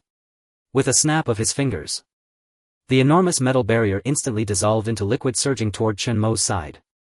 Chen Mo! And Mingyue exclaimed in joy, covering her mouth in disbelief. The Qiongqi let out a proud growl. It was connected to its master's mind and would not have stood idly by if Chen Mo were truly in danger. Luo Ning's eyes widened again as he looked up at the metal barrier that blotted out the sky. He couldn't help but admire. How much power must this take? Having once been an elemental ability user, he understood that the wider the range of use, the greater the physical drain. And Chen Mo had never taken a single recovery potion. Black and white impermanents were shocked, their faces alternating between black and white as they let out a piercing scream of disbelief. Impossible. This is impossible. How can you be unharmed? Chen Mo toyed with the metal liquid, letting a strand curl around his finger, and said calmly. Nothing is impossible. Now it's my turn. The previously melted metal liquid began to converge into a vortex tens of meters in width, creating a spectacular scene. Die! Black and white impermanents roared. The vortices were incredibly sharp, and no matter how the pair attacked with their messenger tokens or soul-hooking chains, they couldn't disperse them, only to be absorbed. The soul-hooking chains shattered into pieces upon striking the metal vortex, instantly ground into powder. With devastating lethality, Chen Mo controlled the 10 meters-wide metal vortex blade. With a light wave of his right hand, the dark pattern of dominion on his palm burst into brilliant light. The metal vortex blade, like a massive grinding wheel, cut through everything and struck unstoppably. No! The vortex surged forth with overwhelming force. Though it had not yet solidified, it could cleave through anything. Black and white impermanents attempted to resist with their soul-reaping chains and envoy token, but their efforts were utterly futile. It retreated in terror, its faceless visage flickering between black and white. For the first time it felt profound fear emanating from a human being. This creature was even more terrifying than the apocalypse deities. Such formidable abilities were in no way inferior to those beings that had undergone life evolution. And die. Black and white in thunder. Black and white impermanence roared, summoning the Yin thunder once more. It radiated a fierce, unparalleled light as it struck against the metallic whirlwind blades. Boom! Boom! Having exhausted their tricks, Chen Mo's eyes suddenly brightened after witnessing their tactics once. He uttered a low shout commanding the metallic whirlwind blades to strike. Chop! Clang clang clang, the blades spun at high speed, slashing fiercely against the soul-reaping chains of black and white impermanence. Sparks erupted like fireworks accompanied by a cacophony of clashes. Black and white impermanence gripped the soul-reaping chains tightly with their elongated hands, struggling to defend themselves. Suddenly. Crack! The soul-reaping chains were cleaved in two. The terrifying metallic whirlwind blade struck directly into the body of black and white impermanence. A blood-curdling scream erupted. The entire body of black and white impermanence was split cleanly in two. From the severed wounds, countless souls fled in panic. Run! Lord Black and White Impermanence has fallen. Flee! Don't kill me! Don't kill me! Countless souls scattered in all directions while the form of black and white impermanence began to shrink rapidly. No! My power! My power! Black and white impermanence struggled incessantly. Their severed torso convulsed on the ground. Nearby lay the broken soul-reaping chains and the fallen envoy token. Tap tap. In the distance the sound of light footsteps echoed. Chen Mo approached leisurely, holding the Taotie blade in hand. Wherever he passed, the surrounding souls recoiled as if encountering immense terror, none daring to draw near. The Taotie blade dragged along the ground, leaving a deep gouge. Chen Mo's gaze was exceptionally indifferent. He swung the blade down, aiming at the head of black and white impermanence, and spoke. 1 billion hell notes. To buy your life. No. I'll let you go. I am Lord Bayan's man. If you kill me, those in the later stages will. Before he could finish. Thud. The next moment the head of black and white impermanence was severed cleanly with a single stroke, as if weightless. The Taotie blade's attack ignored spiritual forms, directly harming the true body of black and white impermanence. Dead. Luo Ning and Mingyue stood frozen in shock. Only when Qiongqi let out a long roar and carried them over did they snap out of it. Thighs. Is it over? Luo Ning's face was filled with terror. He felt as if the blade had struck his own body, a chill creeping over his head. And Mingyue, however, was overjoyed. Her pretty face beamed as she rushed forward, scrutinizing Chen Mo. You won. Chen Mo. Are you alright? She pulled out several recovery potions, all of considerable quality. Chen Mo shook his head, gazing at the faceless head on the ground, and said calmly. Let's go. After the death of black and white impermanence, their body began to dissolve into mist. All that remained were a broken chain on the ground and the token, no crystal core, nothing else. That was a divine artifact. And Mingyue's beautiful eyes widened in astonishment as she watched the corpse vanish. She crouched down, staring at the shrunken soul-reaping chains and envoy token, murmuring in disbelief. Chen Mo. These are the weapons that thing just used. Chen Mo nodded. The deities of Fengdu Ghost City are rather unique if they seem to exist in spiritual forms. These two items are an unexpected bonus. The weapons of Apocalypse deities were far from ordinary, and the envoy token, which he had personally experienced, possessed terrifying power, an exceptionally potent special artifact. And Mingyue hesitated to touch the soul-reaping chains. After all, according to black and white impermanence, being struck by them would separate soul from body. She picked up the envoy token, pondering aloud. How do you use this? She waved it casually. Suddenly, a terrifying yin thunder blasted toward Luo Ning's side. Boom. And Mingyue screamed in shock and confusion. The ground there was blasted into a large crater. Luo Ning stood frozen, a grimace more bitter than pain twisting his face. Damn, that was close to heaven. Sorry. Her face pale, she rushed to Luo Ning with apologies, still holding the envoy token. It's fine, Luo Ning waved a hand, sweating coldly. Just be more careful next time, okay? And Mingyue felt terribly embarrassed, clasping the envoy token between her palms as if to apologize. The envoy token crackled with bursts of electricity, nearly scaring Luo Ning to death. Dear lady, didn't you hear black and white impermanence about this yin thunder? Being struck would erase the soul. And Mingyue shuddered, afraid to use the token's power again, and handed it to Chen Mo. This thing is too dangerous. Chen Mo, here, you take it. Chen Mo took it, examining the envoy token closely. It was crafted from an unknown black material adorned with a bizarre pattern. He swung it toward an empty space. The Een thunder struck the ground like a python, leaving lingering fine bolts of lightning. Boom. Though not as suffocating as when used by black and white impermanents, it was still a special divine artifact of considerable power. With this alone one could wield a ghostly power not their own. Chen Mo casually tossed it back to Mingyue. Catch. Huh. Huh. And Mingyue was utterly confused.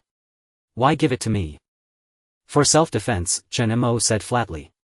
He stepped forward using the Taya blade to lift the broken soul-reaping chains and handed them to Luo Ning. There are several more stages ahead.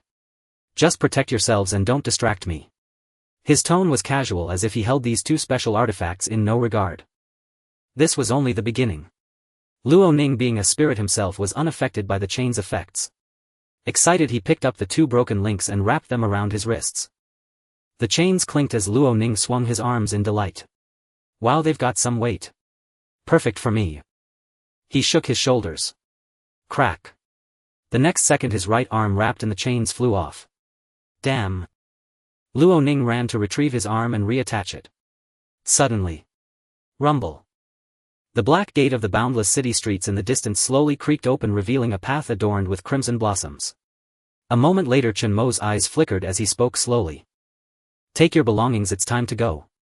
With that he strode straight toward the distant open black gate leading to the next level. And Mingyue and Luo Ning quickly followed. Just as they reached the next checkpoint, a clamorous commotion arose from behind. The two turned around and saw the 6th war zone densely packed with thousands of warriors. More people. The 6th war zone. Why are they here? Luo Ning frowned deeply. But he quickly understood, since a secret realm had appeared at Shimen town, even the 9th war zone had come. It was likely all war zones were after the treasure in Fengdu Ghost City. Chen Mo ahead, as if he hadn't heard, said without turning back. Ignore them. The entrance to the next level is closing. The massive open gate hadn't lasted long and began to slowly close, emitting a harsh creaking sound. Meanwhile, on the other side, Lin Anha and his group from the 6th war zone waited outside until the countless divine thunderbolts dissipated before entering the city. The sight before them left them stunned. Such terrifying destruction! What happened here? Fengdu Ghost City lay in ruins everywhere, pitted with black scorched craters. Like the moon's surface, pockmarked and uneven, the perilous aura in the air sent chills down their spines. Even the psychics were on high alert in this bizarre secret realm. Chief Lin, be careful.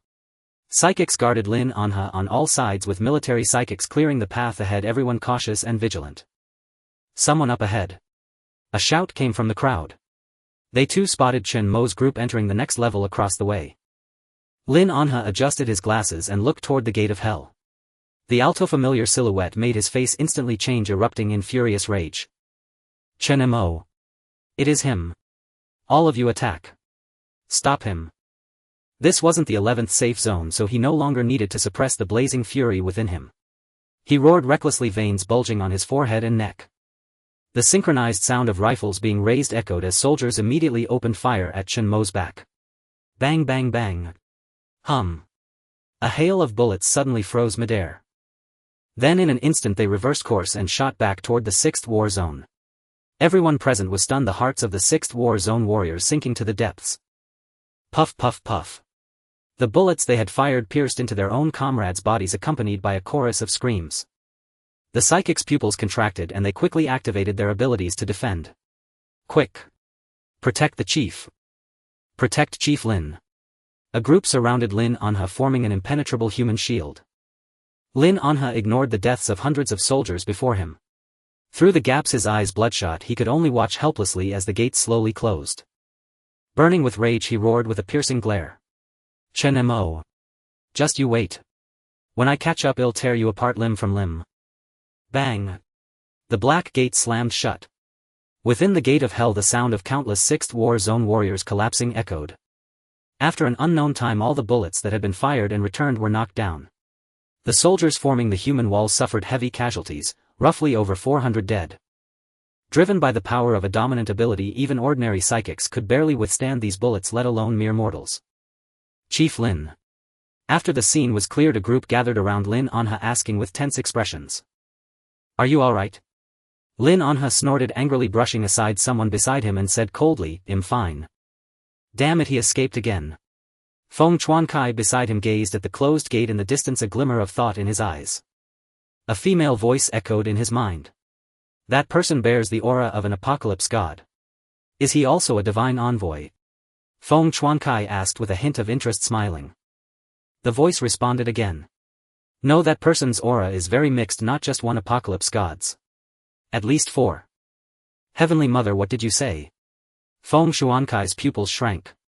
For the first time the usually cynical man showed disbelief. Are you sure? Yes. Perhaps Bayan's prying plays a part. This is his domain, so it's hard for me to communicate more. Handle it yourself from now on. The Heavenly Mother seemed deeply wary of the Fengdu Emperor, and no further voice came. Feng Qiongqi shivered slightly. Only as a divine envoy did he know how powerful an apocalypse god was. And the auras of 4 apocalypse gods. That man named Chen Mo. Who exactly was he? Glancing at the enraged Lin Anha beside him, Feng Qiongqi's eyes flickered as he thought to himself. It seemed the plan needed to change. Just as he thought this, a fierce wind suddenly swept through the area. The souls of the fallen soldiers were drawn out strand by some force converging together. A hazy phantom floated in midair, flickering in and out of visibility. One crisis after another, the 6th War Zone warriors went on alert again. Lin Anha stared fixedly at the phantom. Under the gathering of countless souls it began to solidify. Its long flowing form was none other than the deceased Black and White Impermanence. Black and White Impermanence murmured with reverence. Thank you, Lord Bayin. Then it began searching for something around. After a long time it couldn't find its divine artifacts, the soul-reaping chain and the envoy token. Suddenly, as if struck by a thought, it erupted in violent fury. Blackness consumed its entire face and Black and White Impermanence howled in rage. Damn it! Those are mine. The deafening sound left many dazed. Then Black and White Impermanence abruptly turned to Lin Anha and his group, roaring uncontrollably. Damnable ants, you all deserve death. Without even asking for a toll, it launched an attack without explanation. It intended to reap the souls of everyone here. Trying to profit from the chaos. The Secret Realm's rules taught them what it meant when the arsonist's fire burns the latecomer. Lin An's expression changed drastically, his pupils trembling as he stared at the black and white intertwined soul, stammering, "What the hell is that thing? All of you attack. Kill him."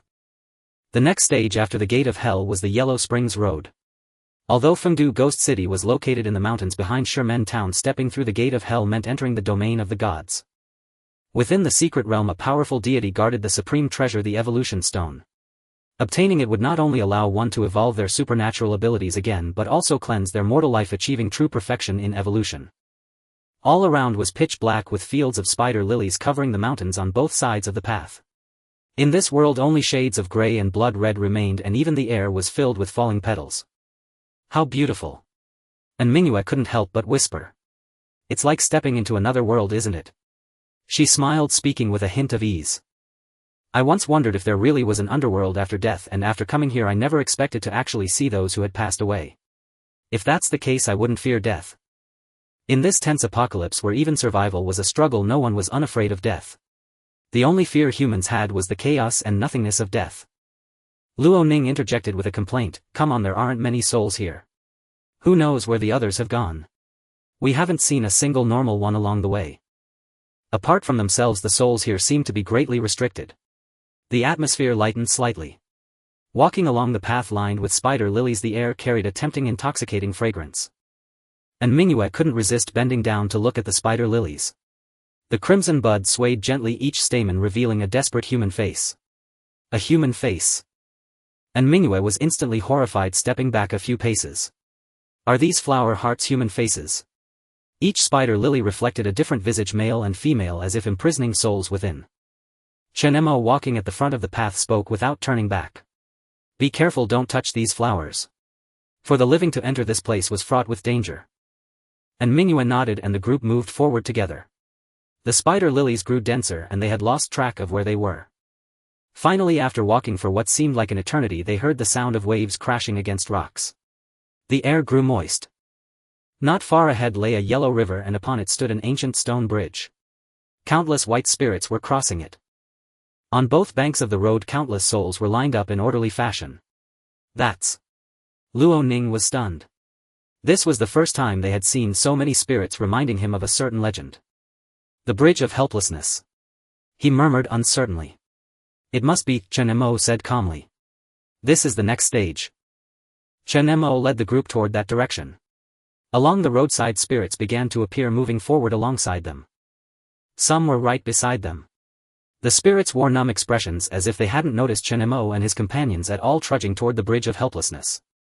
And Mingyue gently reached out. Her hand passed straight through the spirits' bodies. No physical form.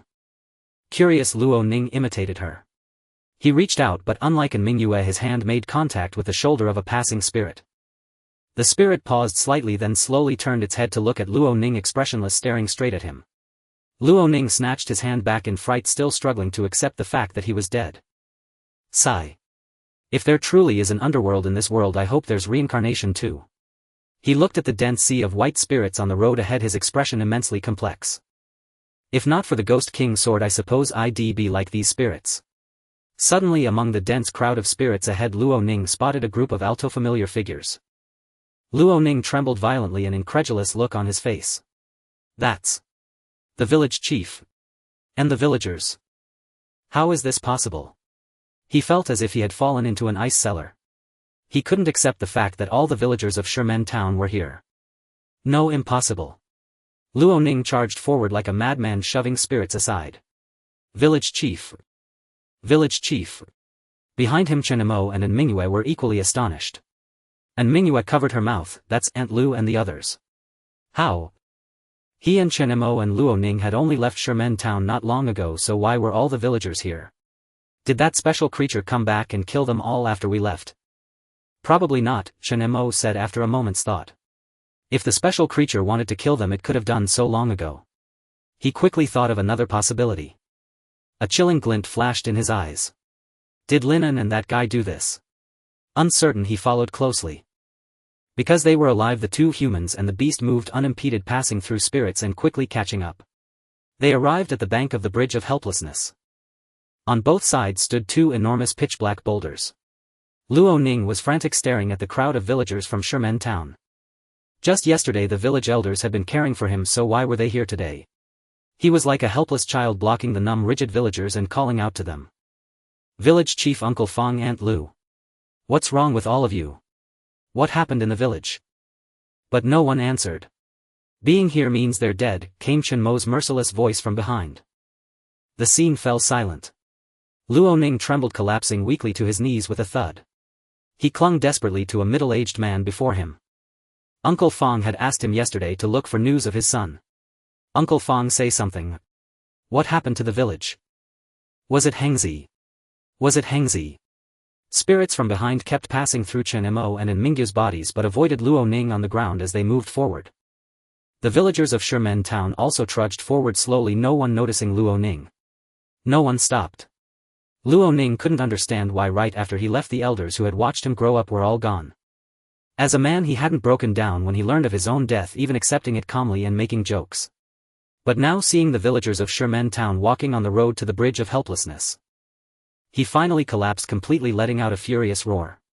Luo Ning scratched his head and face in agony tearing at his skin and pulling his hair while letting out anguished cries. Why? Why? Chen Mo watched this scene with utter calmness yet a nameless fury surged within him. These villagers had treated him with such warmth and hospitality. If that special breed was the culprit he would kill it as soon as he left Fengdu Ghost City. If Lin Anhe was behind this then this place would become his grave. And Mingyue's face was filled with sorrow unsure how to comfort Luo Ning. She could only crouch down and pat his shoulder. Though our time together was short they were all wonderful people. Luo Ning please accept my condolences.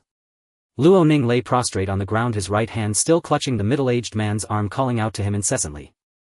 Suddenly the middle-aged man seemed to sense something and paused. His eyes regained a hint of clarity awakened by Luo Ning's shouts. He looked around in bewilderment. Thighs. Where am I? The middle-aged man asked utterly confused. Chen Mo and Mingyue exchanged glances of surprise. Huh? Hearing this voice Luo Ning raised his head in disbelief. Uncle Fong. The middle-aged man asked in confusion, Xiao Luo. What are you doing here? Uncle Fong you still remember me? Luo Ning stood up excitedly and immediately questioned, what happened in the village? Uncle Fong why are you all here in Fengdu Ghost City? Fengdu. The middle-aged man was taken aback, muttering to himself. We. A torrent of hateful memories flooded his mind. The middle-aged man's expression drastically changed as everything became clear to him. He looked at his surroundings and his own hazy transparent arm revealing an expression of utmost resentment. It was the military district. The people from the military district came. They not only killed Hengzi without a word but also slaughtered everyone in the village. What? At these words the truth came to light. Luo Ning was utterly shocked, then a blazing fury surged within him. His face twisted into a grimace as he growled, "The 6th War Zone. It must be the people from the 6th War Zone. They are the only ones stationed here." And Mingyu's beautiful eyes widened in shock as she exclaimed, "Have they gone mad? Lin Anha is the head of the 6th War Zone, how could he kill ordinary people?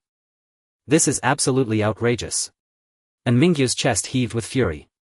Seeing so many villagers here, she couldn't believe it was an accident, it had to be deliberate. After learning everything, Luo Ning wished he could rush back right then to take revenge on Lin Anha. But the middle-aged man who had been so full of hatred suddenly calmed down and let out a bitter laugh. "Xiao Luo, forget it. We're already dead. Those are military district people. Even if you're a superpower you can't fight them. It's fine, in this apocalypse dying early is a relief." He didn't know Luo Ning was also dead, fearing that hatred would cloud his judgment. After all, how could one person's strength possibly match a behemoth like that? Just then the two massive black boulders beside them rumbled with a deafening roar.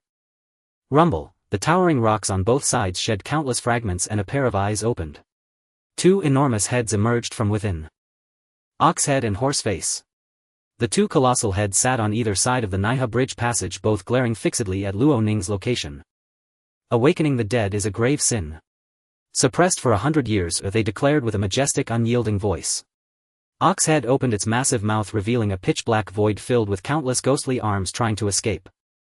"Let me go. I want to go home. I don't want to leave." A tremendous suction force emanated from Oxhead's mouth, pulling at the middle-aged man and Luo Ning's bodies, intent on devouring them. Horseface scanned the middle-aged man and Luo Ning, snorting with contempt. "So you're the one chosen by the Ghost King Sword, little one. Didn't the Ghost King Sword tell you not to call the dead by their living names in Fengdu? Humph. Out of respect for awakening Fengdu, I'll spare you the punishment. Get on the bridge." Calling a dead person's name in Fengdu would awaken them, and those unwilling to board the bridge would be devoured by Oxhead for suppression. "Are they Oxhead and Horseface?" And Mingyue stared at the two massive heads, her beautiful eyes filled with awe. Luo Ning's pupils also dilated in shock. He held tightly to the middle-aged man's spirit, refusing to let Oxhead suck him in, and roared defiantly, "I won't let you take my Uncle Fang away." The middle-aged man's spirit floated in the air, his eyes filled with both emotion and complexity as he saw Luo Ning clinging to him. As a villager from Shimen town, he had long heard the legend that the town was the entrance to the two realms and knew what Oxhead and Horseface were holding them in great reverence. "Xiao Luo, let go. Or you'll be dragged in too." Oxhead frowned in displeasure and bellowed, still so stubborn. "Then I'll take you in as well." The suction from its mouth grew even stronger, whipping up a gale and even sucking in many innocent nearby spirits. Just then a cold snort rang out. "Did I give permission?" Chen Mo's face was indifferent as he waved his hand, conjuring a storm of silver blades. The blades instantly vanished into Oxhead's mouth along with the powerful suction. Oxhead's face contorted in agony, letting out a pained howl. Arg! Blood gushed from its mouth. They were not spirits. The gale immediately dissipated and the middle-aged man's spirit floated down. "Oxhead!" Horseface looked at Oxhead, then at Chen Mo, and roared with fury. "A living person. He's an intruder." Oxhead raged. They exchanged glances, ready to judge this trespasser in Fengdu. Their voices boomed with majestic authority in unison. "Fengdu has no exceptions. Outsiders are forbidden from disturbing Lord Baiyin. Die." 10 minutes later. "Stop. Stop hitting us. Spare us, hero." Oxhead and Horseface wailed loudly, crying out in pain. Pierced by silver blades like hedgehogs, Oxhead and Horseface looked utterly ridiculous. With only their heads stuck there, unable to move, they were nothing but sitting ducks.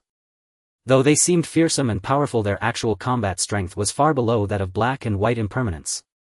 At least Black and White Impermanence were gatekeepers, if these two were just bridge guards, and even then there were two of them. "Hero, stop. We were wrong. No more punishment. We won't punish you." Horseface winced in pain, shaking the silver blade stuck in its horse face. Pfft.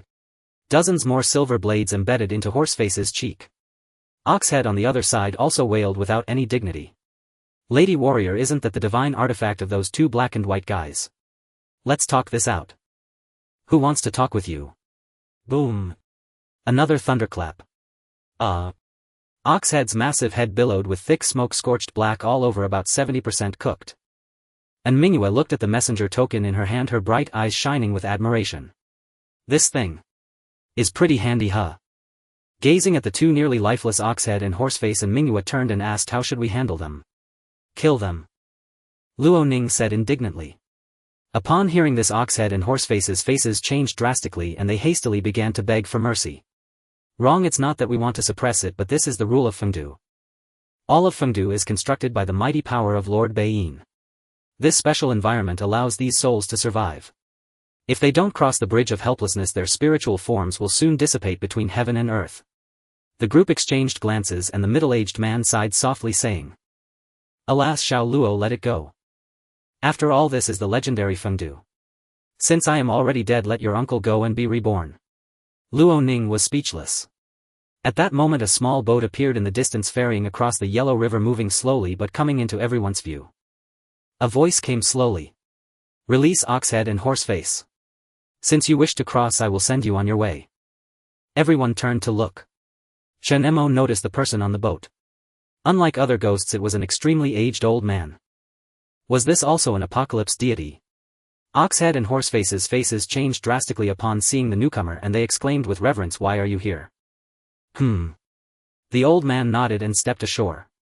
He looked at Chen Mo and his group, his ancient eyes shimmering faintly as he said softly, Fengdu has not seen outsiders for a long time.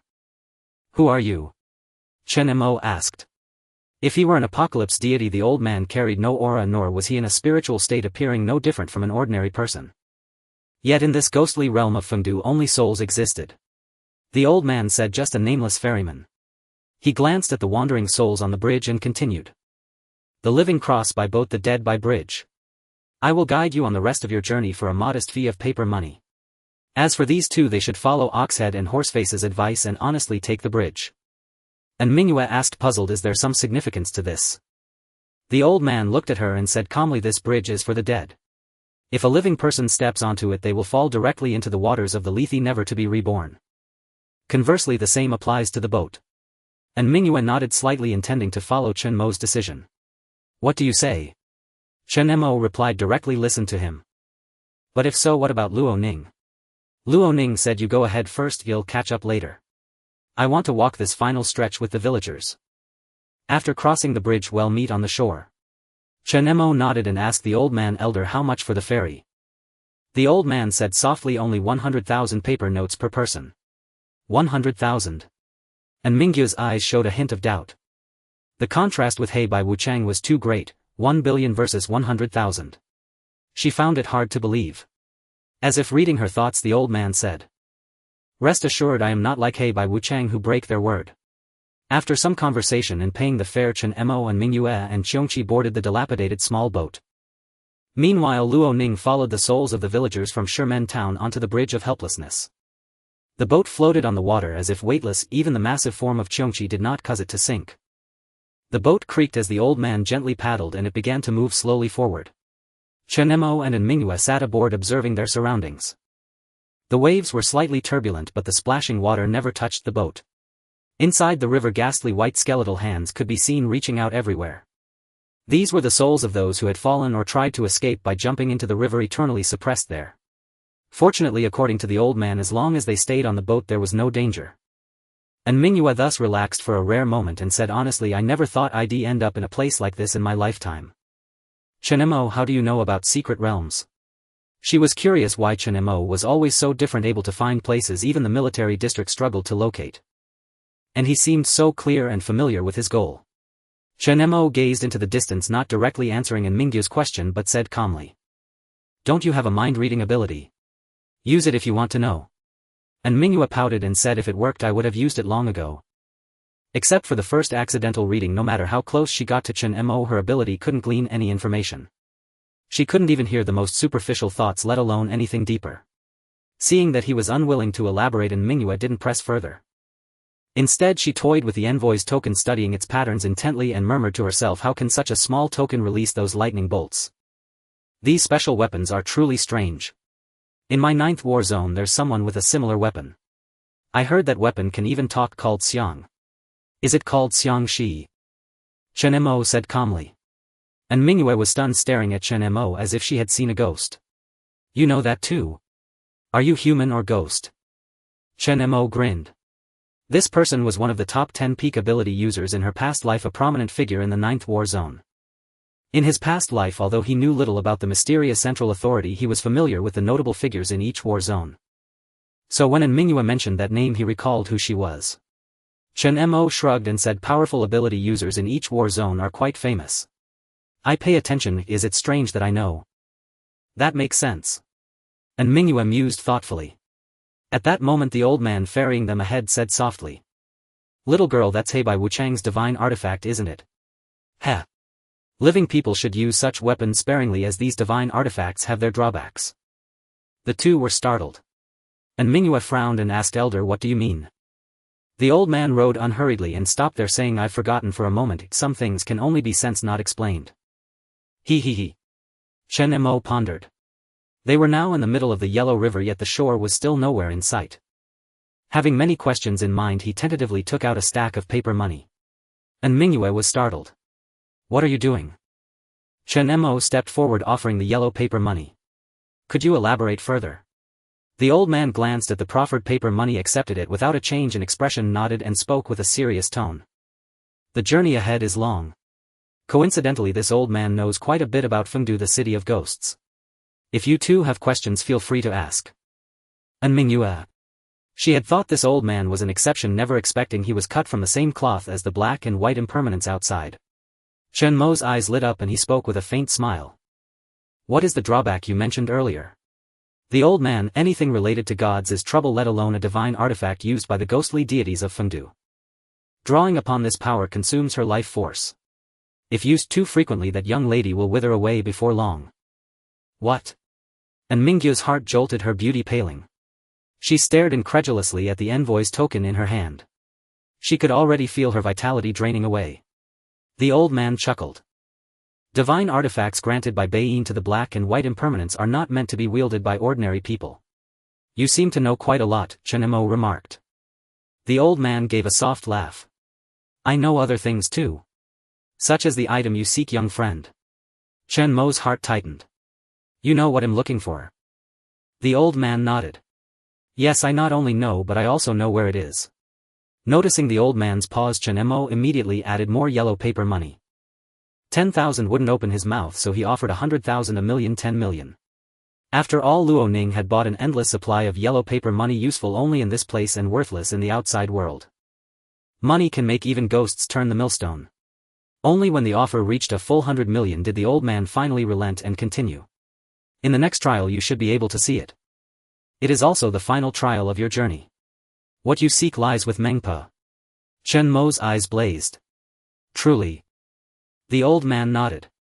Yes, the Supreme Being uses rules to bind Baiyin and countless once mighty beings from past tracks, even using things like secret realms to test the next track's creatures. I'm not surprised you seek that item, I'm just curious what you intend to do once you obtain it. What do you wish to become, a god like Baiyin? The old man turned the question back on Chen Mo, his gaze obscure but his tone laced with curiosity. Chen Mo pondered for a moment before replying. No. I simply wish to possess enough power. The old man was taken aback, as if he hadn't expected such an answer from Chen Mo.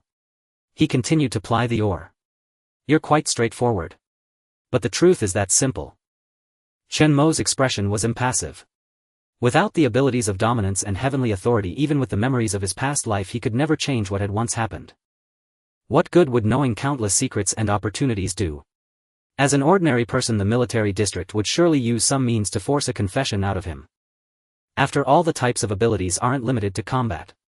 In front of ability users like Mingyue, ordinary people are practically naked with no secrets at all.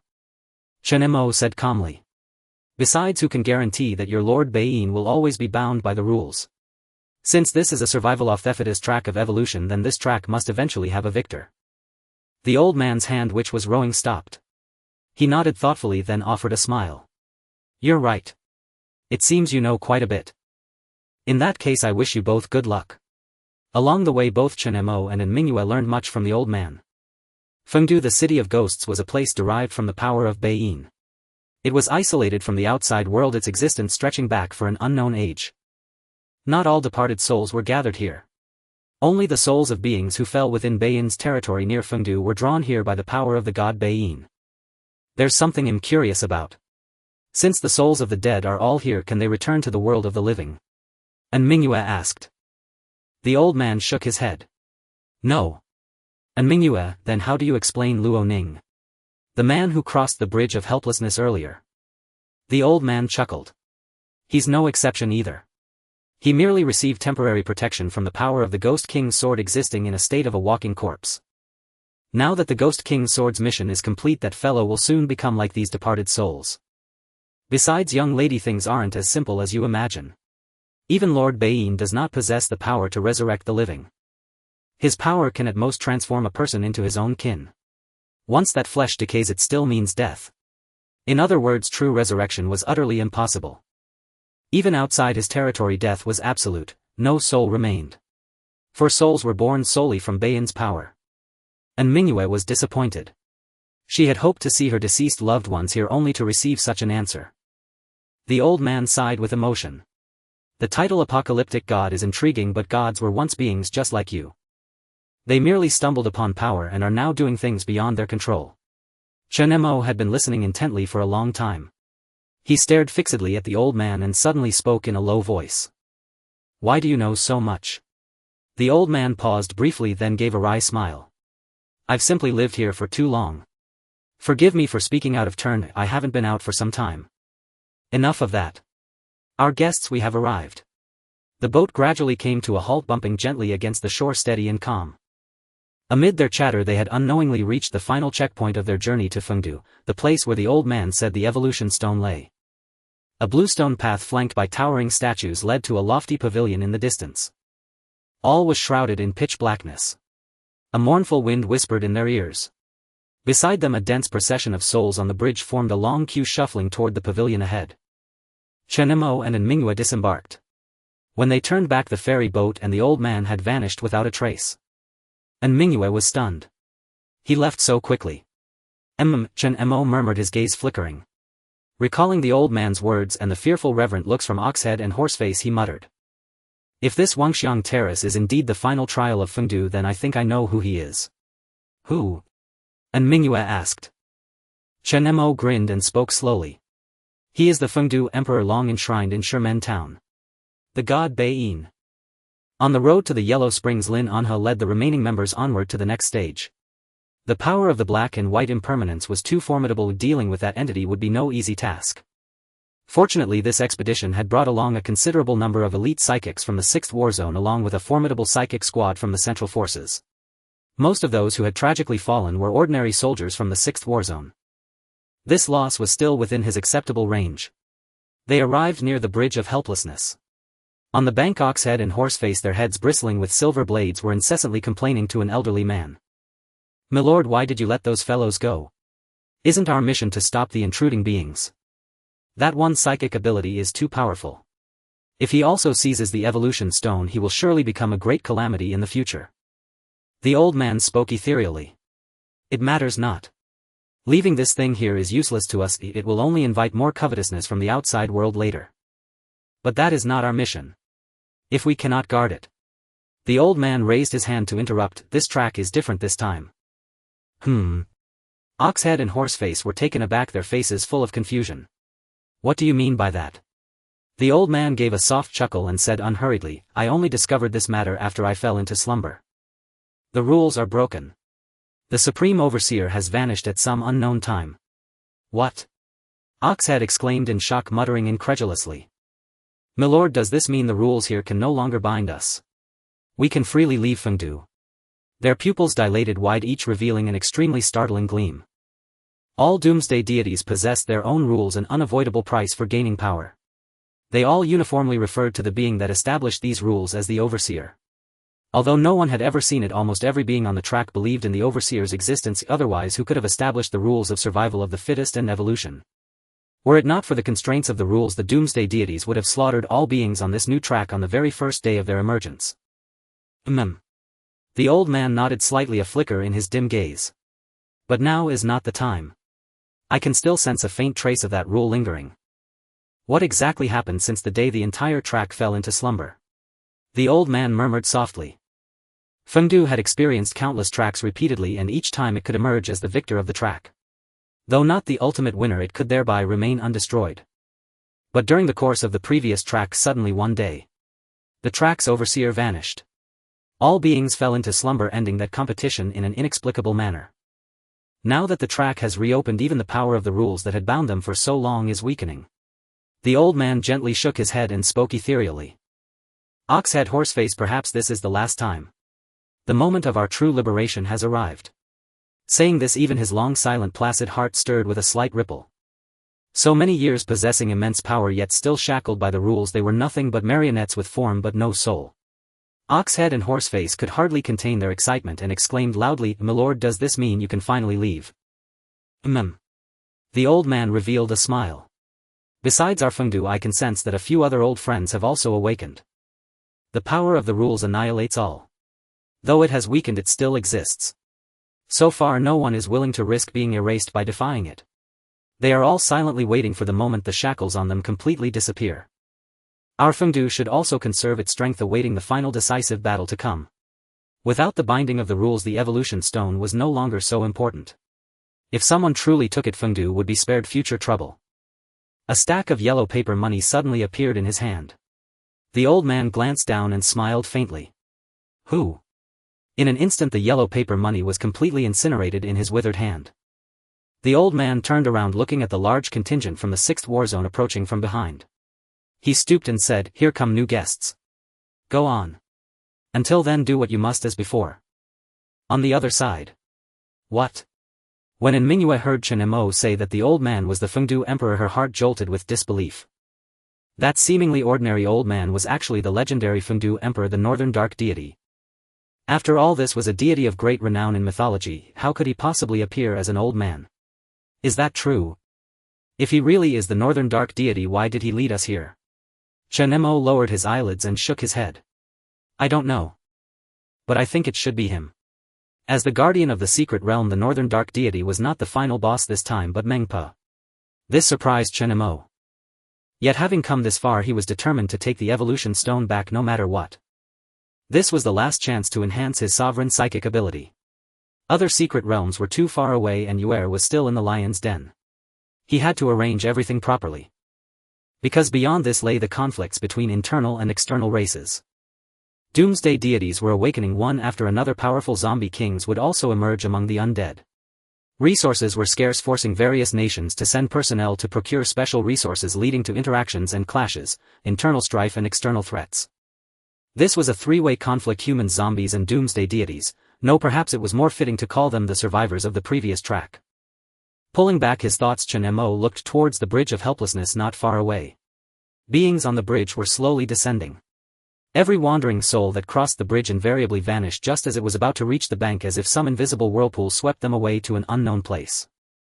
But Luo Ning did not.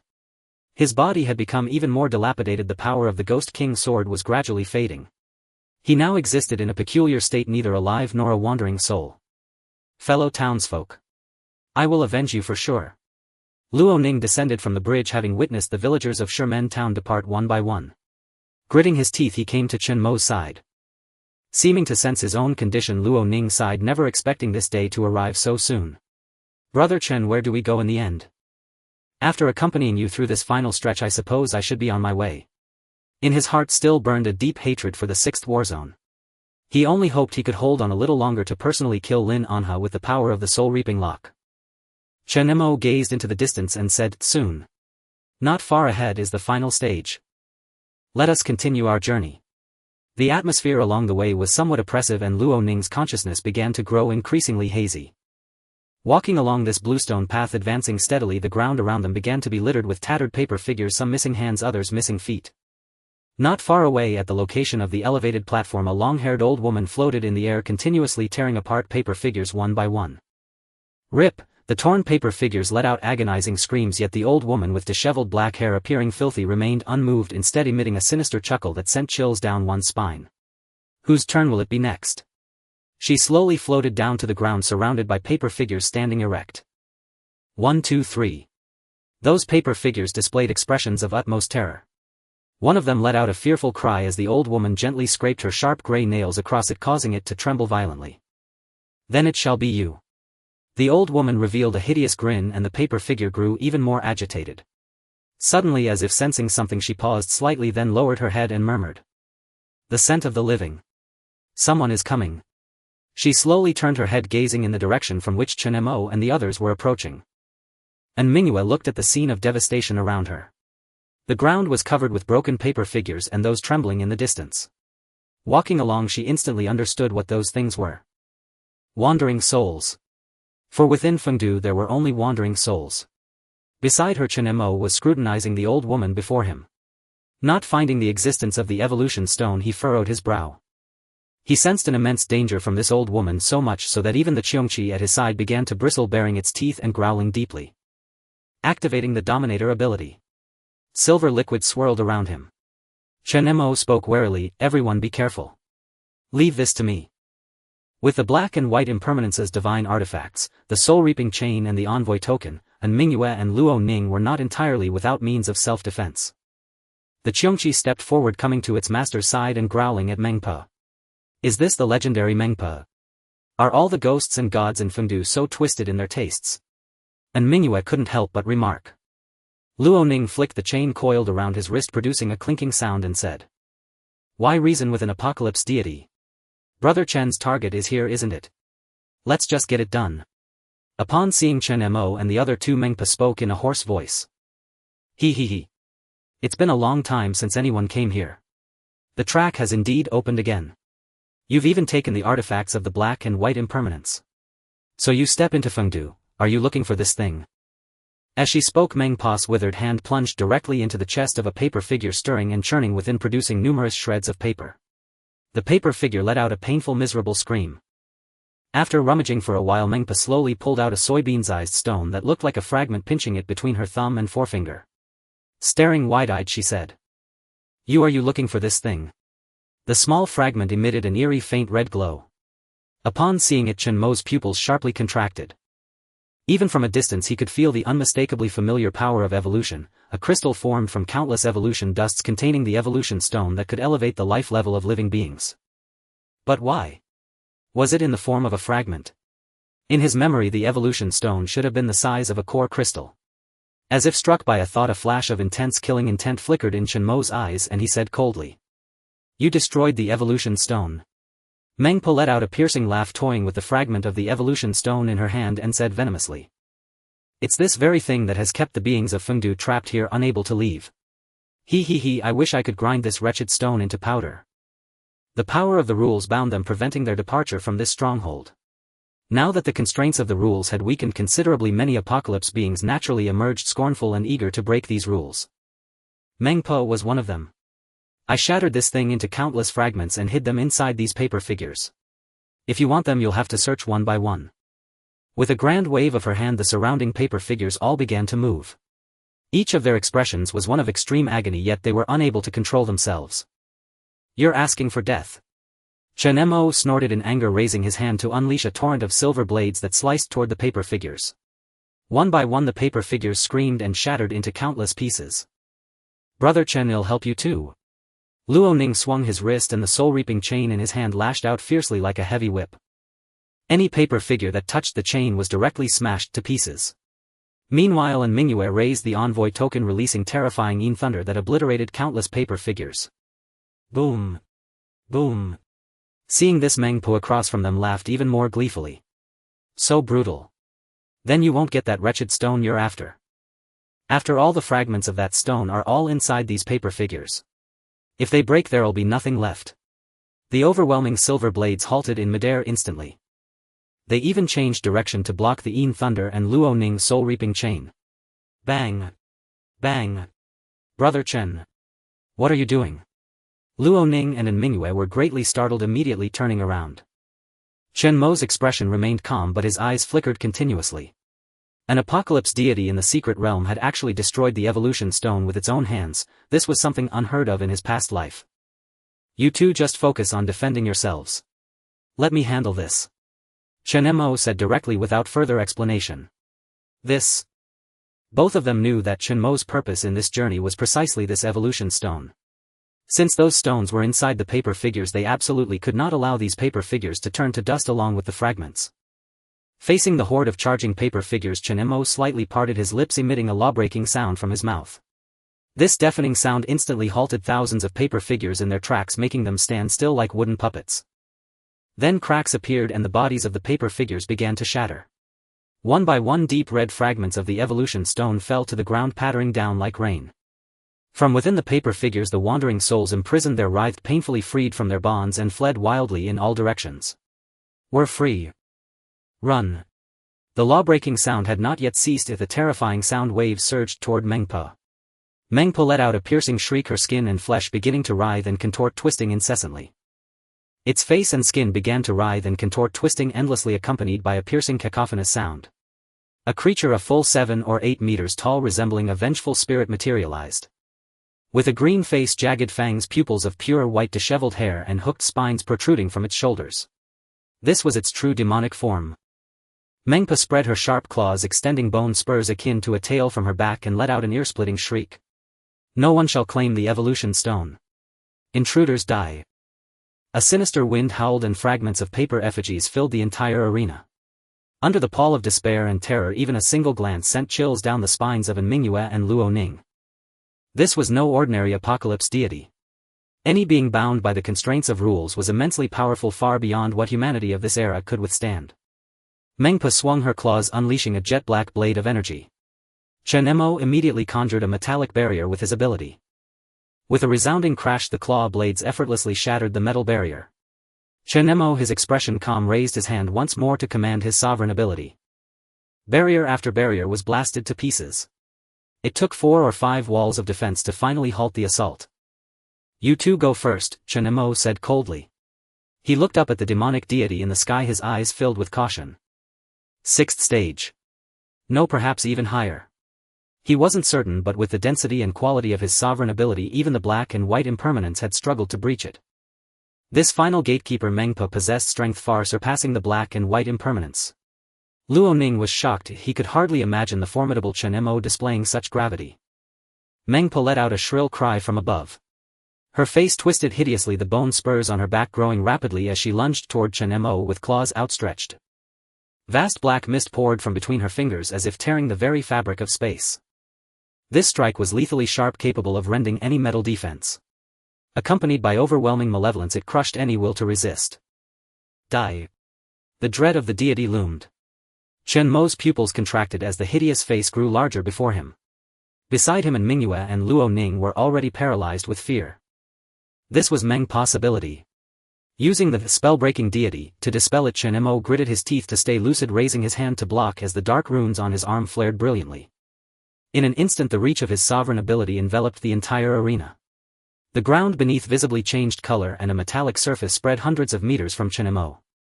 In the blink of an eye, the earth transformed into metal.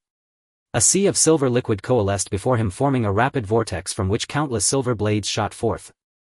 Like a torrential downpour, they pierced through the charging Mengpa. Blade after blade sank into her body. Yet her flesh began to writhe, absorbing the embedded blades into her form. Mengpa sneered, "Is this all the damage you can do?" Chen Mo remained silent, his cold gaze fixed ahead. A metal barrier rose from the ground before him. As long as she wasn't an incorporeal being like the black and white impermanents, he could inflict harm. The fact that Mengpa remained unscathed meant he simply lacked sufficient power. With a thunderous crash, she cleaved through the metal barrier, the force splitting a vast swath of the metallic ground, leaving a deep chasm. The Qiongqi let out a roar, lifting in Mingyue and taking flight. Luo Ning began retreating into the distance. Chen Mo, a blade in his left hand, activated the power of Te, drawing on the user's blood to teleport above Mengpa. With ruthless precision, he brought the blade down upon the terrifying entity, severing one of Mengpa's arms. A blood-curdling scream rang out. As a special weapon, the Te blade could ignore even spectral beings like the Fengdu deities, inflicting direct damage. As he descended, a colossal metal pillar rose from the ground, providing him a stable perch midair. "And you dare harm me?" Meng Pa's eyes blazed with venomous fury. She spun around and growled, "Threads of life and death." Eerie red threads appeared out of nowhere. They crisscrossed the space, binding everything together, tightly wrapping the metal pillar. Countless threads also began to appear around Chen Mo. Chen Mo found himself trapped, unable to move. He frowned, sensing an extreme sharpness emanating from these threads. Meng Pa let out a sinister laugh, her claws clenching in the air. "Bind!" With a thunderous roar, the threads of life and death contracted simultaneously, seeking to shred Chen Mo within their grip. The metal platform was sliced into pieces and collapsed with a deafening crash. In the distance, and Mingyu's beautiful eyes widened in horror as she cried out, "Chen Mo!" Amidst this terrifying battle against an apocalyptic deity, she felt utterly useless. Clutching the envoy's token, she tried to rush forward again, but Luo Ning held her back firmly. "Are you insane? I have to help him. What can we do? That deity is beyond our ability to defeat." Luo Ning growled. He was already dead, so it didn't matter, but he couldn't let this innocent girl throw her life away. "Give it to me. Let me handle this."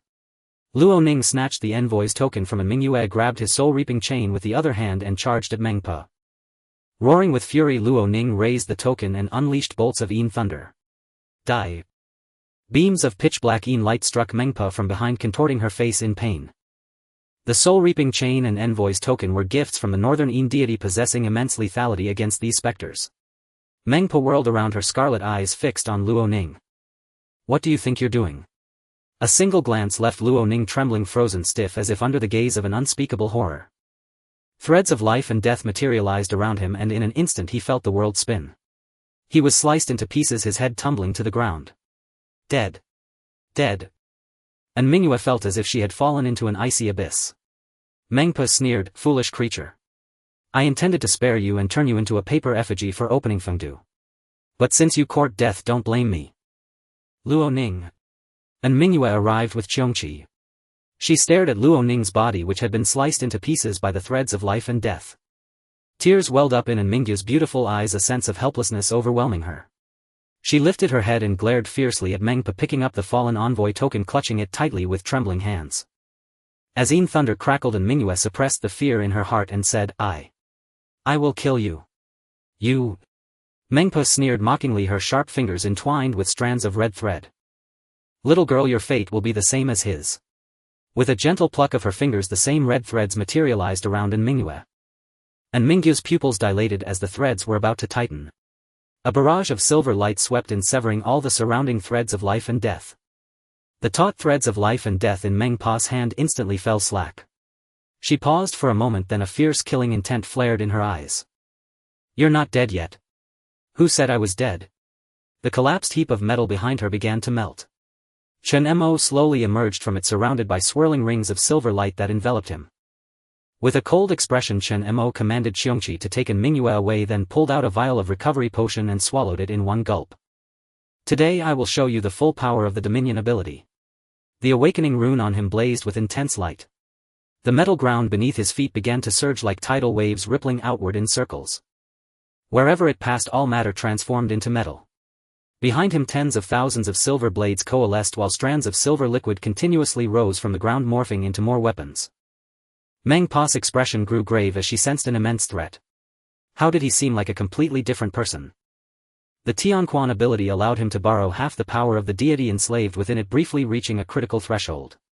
Currently the Qiongqi ability contained only two beings. One was the god of longevity and joy. The other was the she-beast. This was the power shared by the she-beast, vast as surging rivers and seas beyond imagination. Chen Mo walked slowly, each step snapping hundreds of threads of life and death. Radiating immense pressure, it was as if a terrifying beast's phantom loomed behind him, its form containing an incredibly fearsome power. Thump. Thump. Qiongqi dragged Mingyue to a distance, letting out an excited roar as if conversing with the she-beast. No. No, this aura. Meng Pa seemed to recall something, her face showing disbelief. So familiar was it, that unbound one. You are its agent. Meng Pa shrieked. The metal ground flowed like water as two forces clashed. No. Chen Mo said calmly, his voice flat. I am its master. Ephemeral. 10,000 blades. As the words fell, countless silver blades gathered behind him, poised to strike. In an instant they all shot forth simultaneously. The scene was astonishing, like a myriad of swords launching in unison, their killing intent devastating, cutting through everything with irresistible force. The surrounding threads of life and death dissolved in that moment. Mengpa, shocked, conjured a red ball of thread in her hand, her divine artifact, the thread ball of life and death. The red ball instantly unraveled and countless threads wove into a cocoon enveloping her within. Facing the overwhelming storm of 10,000 blades, countless silver streaks flashed along the edge of the massive red cocoon, continuously slicing through threads and piercing inside. Caught in your own trap. Now you can't escape. Chen Mo's eyes were terrifyingly cold. The power provided by the she-beast had dramatically enhanced his ability and spiritual energy, every silver blade under his absolute control. Blade after blade plunged into the massive red cocoon, from which Mengpa's agonized screams echoed. The surrounding cocoon was severed. The fierce assault continued for a considerable time. The red threads fell away, revealing Mengpa, her body drenched in crimson blood. Coupled with her appearance, she looked even more like a vengeful spirit. Her body was sliced into pieces by the silver blades, and though the wounds slowly healed, her expression was twisted with rage, clearly indicating the significant damage she had sustained. You damned ant, how dare you offend a deity? It had been a long time since she had suffered such severe injuries, and from a lowly creature at that. Quite resilient. Chen Mo frowned slightly but didn't pay it much mind. He raised his hand and the silver blades around Mengpa transformed into a storm vortex, spinning rapidly. Mengpa glanced around and snarled, "Enough. Today I will show you the power of a deity." Ghost deity transformation. Her form began to change once more, her entire body growing taller. Layers of skin and flesh sloughed off, replaced by a more majestic and terrifying physique. Her limbs became like pillars supporting the heavens, smashing down violently toward Chen Mo. Boom! Mengpa's right arm swept across, shattering the metal ground inch by inch. Using the power of the Taya blade, Chen Mo easily evaded and sneered, "Getting bigger, is that always your go-to move? Coincidentally, I can do it too." He crouched down and lightly touched the cold metal ground with his hand. Rumble, the metal beneath his feet underwent a massive transformation. Countless liquid metals began to converge, merging together. A colossal being formed from metal rose from the ground, causing an uproar. It was a metal giant as tall as Mengpa's second form. "What is that?" and Mingyue exclaimed in shock from afar. Even Mengpo was momentarily stunned, disbelief flickering in her eyes. The metal giant's arms were immensely thick, standing like an indestructible mountain.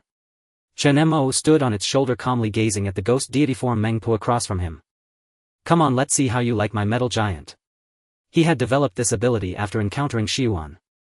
The Dominion ability allowed him to freely shape elemental forces with exquisite control. What Ehuang could do, he could achieve as well. Under Chen Mo's manipulation, accompanied by a resounding rumble, the metal giant began to move. It took heavy, solid steps.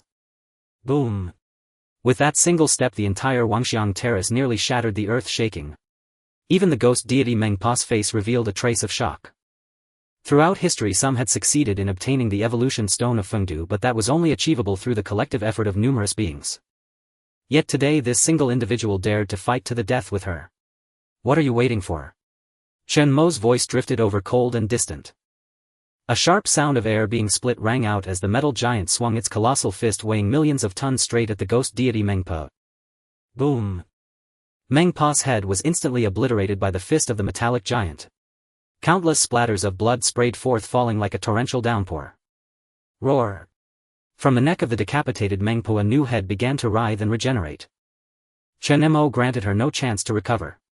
He drove the metallic giant to once again fiercely swing its fist, smashing it violently against Mengpa's spectral body. It was simple, brutal, and utterly unreasonable, pure domination through absolute force. Pfft! Mengpa was sent flying by the punch. A distant metal platform exploded. Before the smoke could clear, the metallic giant strode over and delivered several more heavy blows. Boom! Boom! The heavens and earth trembled. And Mingyue could barely keep her footing, clutching tightly to the fur of the Qiongqi beside her. She stared incredulously at the scene in the distance, her eyes filled with shock. Just then a somewhat plaintive voice sounded beside her. "I suppose we have to rely on Brother Chen after all." And Mingyue turned to see a headless body beside her, tattered and naked. Most terrifying of all, the headless figure held a head in its hands, slowly reattaching it. "Eluo Ning." And Mingyue's pretty face turned pale. "Aren't you dead?" Luo Ning finished fixing his head and scratched his face. I'm not sure what happened. I thought I was dead just a moment ago. Even a zombie couldn't revive after its head was severed, yet he was unharmed. He could only attribute it to the effect of the Ghost King's sword. Never mind that. Is that metallic giant brother Chen's doing? Luo Ning was utterly astounded. The oppressive force of that giant was overwhelming. And Mingyue felt equally suffocated and nodded. Yes. Chen Mo is facing Mengpo alone. Let's stay here and not cause him trouble. Let me try to use my mind-reading ability to probe Mengpo's powers and help him. Her own ability was far too weak. Against beings of a higher order, if they were on guard, she could hardly glimpse their thoughts. But that was only if they were prepared. Earlier neither Chen Mo nor the spectral black and white impermanence had any guard up. That meant she might have only this one chance to glean information about Mengpo. And Mingyue bit her lip, staring intently at Mengpo's direction, silently praying. Please, I want to help too. Activating her mind-reading ability, and Mingyue slowly closed her eyes. Her power's range expanded, gradually reaching toward Mengpo. Even without defenses, the information she obtained was still shrouded in mist. The dark patterns in her hand glowed ever brighter, and fine sweat beaded on her pale forehead as she strained. Meanwhile, Chen Mo, who was controlling the metallic giant from its back, felt his internal energy draining rapidly. Conjuring such a freely mobile metallic giant was a tremendous burden for him. Ordinary elemental abilities could only achieve fixed one-directional releases; they could never create various freely manipulated forms. By also borrowing the power of the she-beast, his mental and physical strength were doubly depleted. Chen Mo pulled out potions that restored spirit and energy, gulping them down like candy as the giant continued its relentless pounding. Ha! He. Mengpo's crushed and hollowed headless body twitched and collapsed to the ground, emitting a cold, sinister laugh. And even if my power is suppressed by the rules, do you think you can kill me? I have traversed countless arenas with my lord. I am an existence beyond your imagination. Boom. With the giant's final punch, Mengpo's body exploded completely. A massive shockwave washed over the metallic giant, drenching it in blood. Pushing his ability to its limit, Chen Mo shuddered as Mengpo was utterly slain by the giant, nearly collapsing. Master of the she-beast's anxious voice rang out. I'm fine. The metallic giant seemed to lose its soul, its fist resting motionless on the ground. Chen Mo steadied himself, exhaling a long breath. It's over. If there were a few more apocalyptic gods like Mengpo, I'd have no choice but to summon you. The Shoshi god, the she-beast. According to the she-beast, if they appeared, it would inevitably draw the supreme ruler of Famine, the Northern Yin Emperor. Then it would no longer be a simple secret realm, but a terrifying, hopeless battle. Even with his power suppressed by the rules, the Northern Yin Emperor was at least a 7th-tier apocalyptic god. With the rules now weakened, no one knew the true strength of these ancient beings. Just as everyone breathed a sigh of relief, translucent red threads silently coiled around the surrounding space. An intense sense of danger struck. Watch out. The she-beast sent a warning through the Qiongqi ability. Chen Mo caught sight of the threads of life and death gradually becoming solid. His pupils contracted as he swung the Taotie blade and leaped from the giant's shoulder. The next moment the transparent threads twisted together. Rumble, a deafening explosion split the air.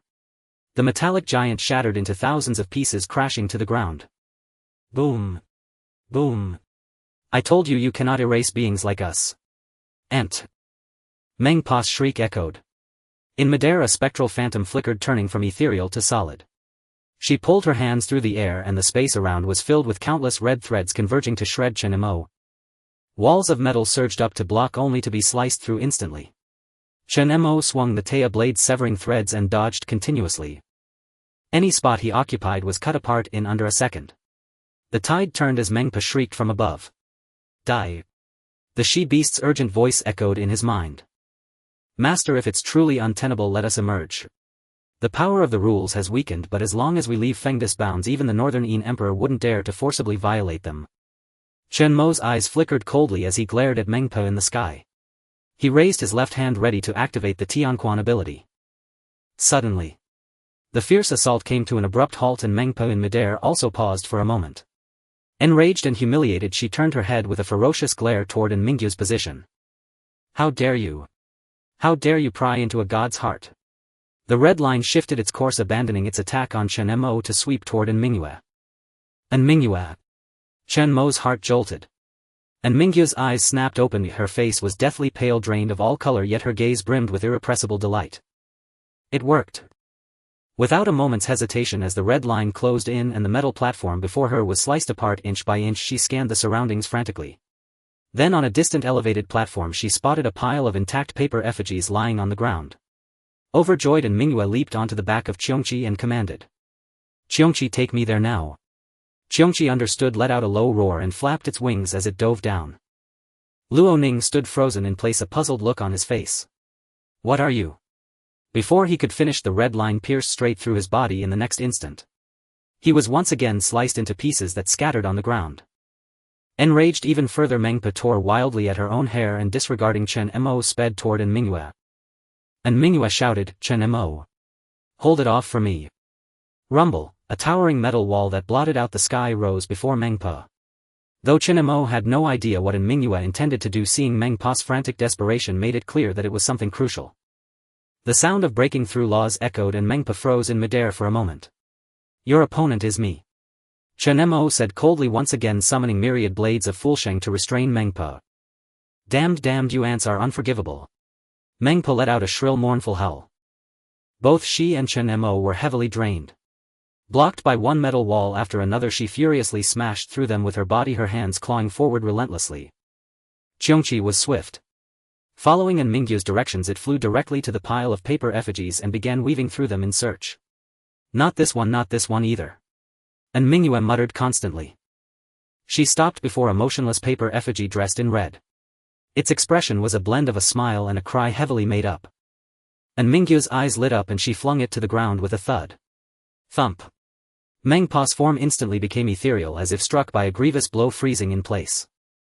Breaking through the metal walls, she saw Mingyue already standing before the red paper effigy and wailed in anguish, "No. Let it go." Chen Mo also looked over, his eyes flickering as he glanced between the paper effigy and Mengpa in the sky, lost in thought. And Mingyue's face was pale and she let out a cold sneer. Holding the red paper effigy hostage with the envoy's token in her left hand, she spoke to Mengpa. "This is your true body, isn't it? You deliberately hid the evolution stone fragments among these paper effigies because you were afraid someone might harm your true form." Mengpa's face contorted with madness in midair. "I'll kill you. I'll kill you. Then you should die instead." And Mingyue said with icy finality. Her earlier successful intrusion into Mengpa's mind had revealed that the other's true body was nothing more than a paper effigy. The envoy's token released a dense barrage of black lightning, shattering the red paper effigy into pieces. Boom! The red paper effigy exploded into countless fragments and paper petals, while Mengpa in the distance let out a mournful, unwilling shriek. No! Bang! It was all over. Mengpa's form vanished from midair, exploding into a cloud of grey mist.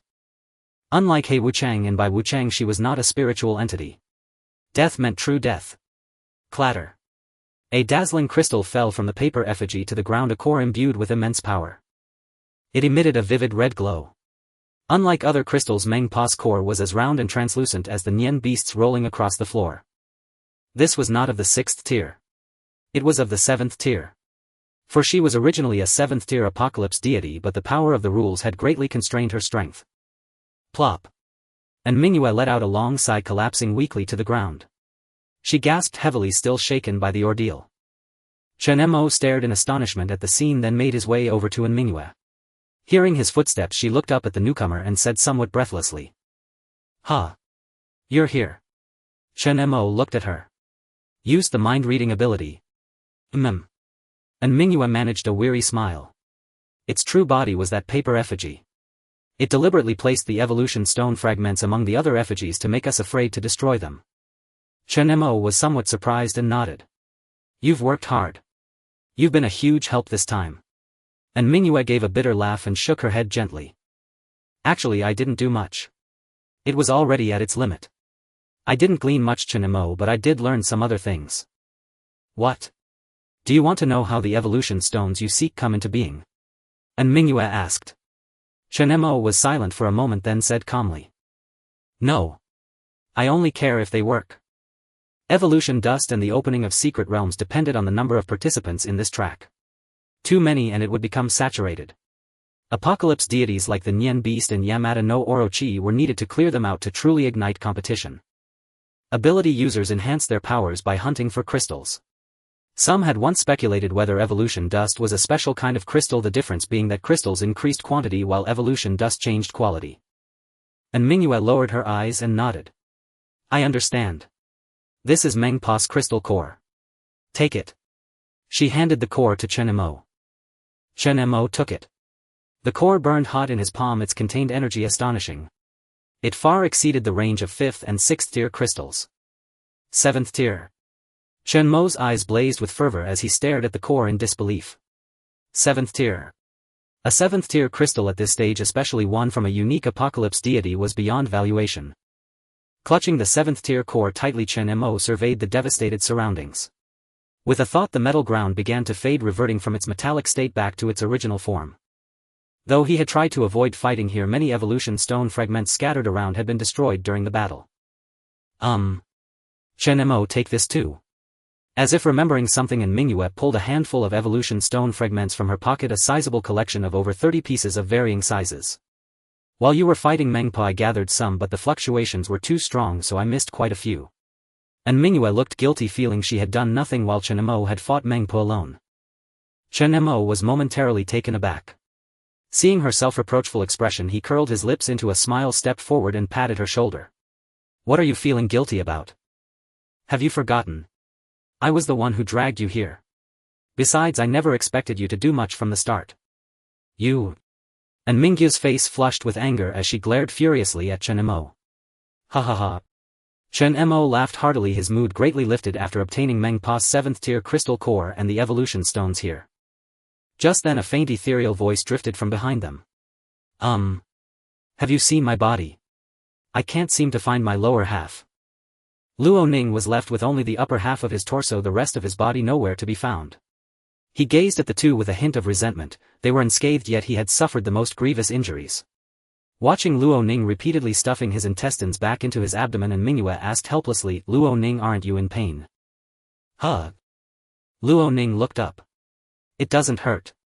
Honestly, several times I thought I was done for, but then I realized I barely felt a thing. Chen Mo scanned their surroundings. Scattered on the ground were still numerous fragments of evolution stones.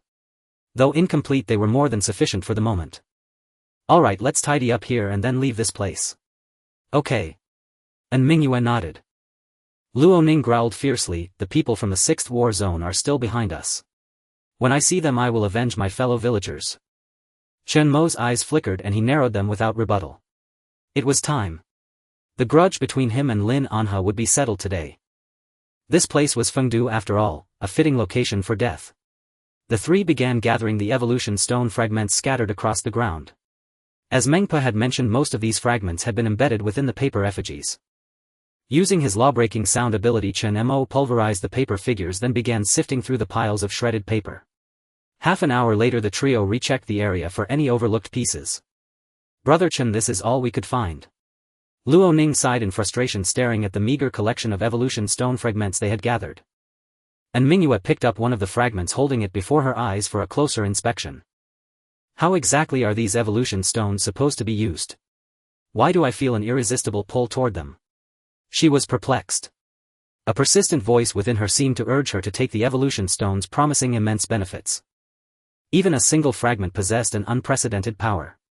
It was an instinctive reaction shared by all living beings. Silver liquid coiled around Chen Mo's fingertips, gradually coalescing into a metal canister. He placed the evolution stone fragments inside the container, speaking calmly. This is your instinct. Evolution stones are like opium to anyone, they can alter your life form and abilities. In his past life, whenever a faction obtained an evolution stone, it would spark a bloodbath of contention. Only the major military districts had the authority to monopolize them. So miraculous. And Mingyue's eyes lit up, but they quickly dimmed. She knew how the evolution stones were formed. Evolution dust was created from the life force of countless beings, and the evolution stones themselves were condensed from vast quantities of that dust. This knowledge had been gleaned from Mengpa's deepest memories.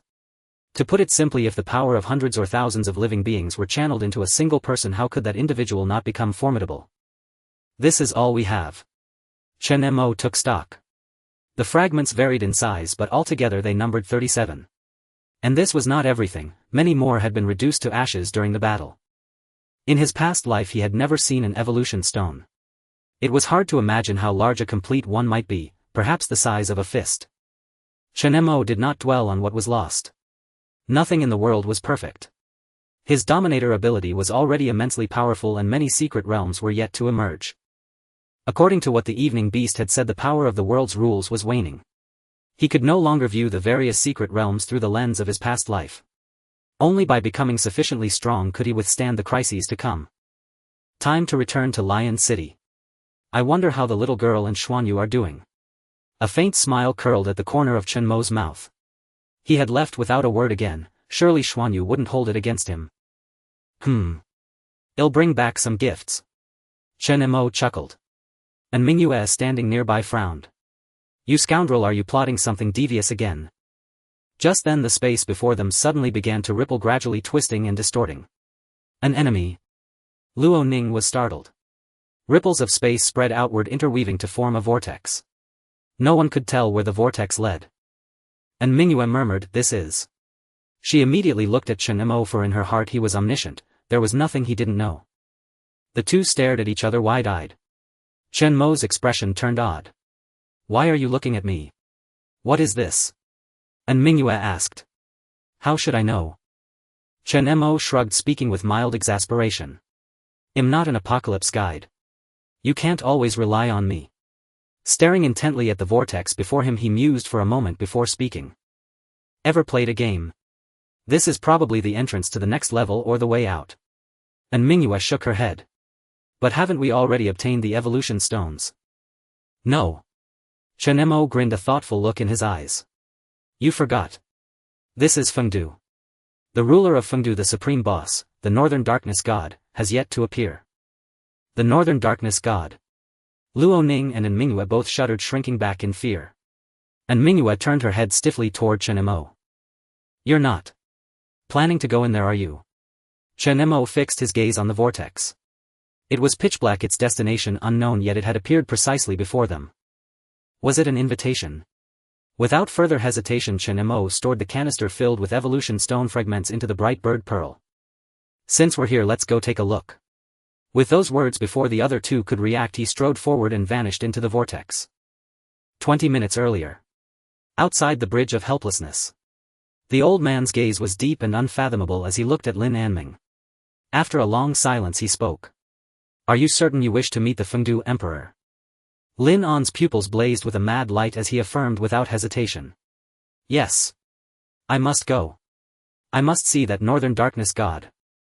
Those behind me are all offerings I present to the Northern Darkness Lord. He may take their souls as he pleases so long as he can resurrect my son. The old man fell silent for a moment, his gaze fixed intently on Lin Anha before him. Even the Oxhead at his side couldn't help but let out a derisive snicker. Hearing the mocking laughter of Oxhead and Horseface beside him, Lin Anha frowned. Why do you laugh? Oxhead and Horseface said nothing. The old man spoke slowly.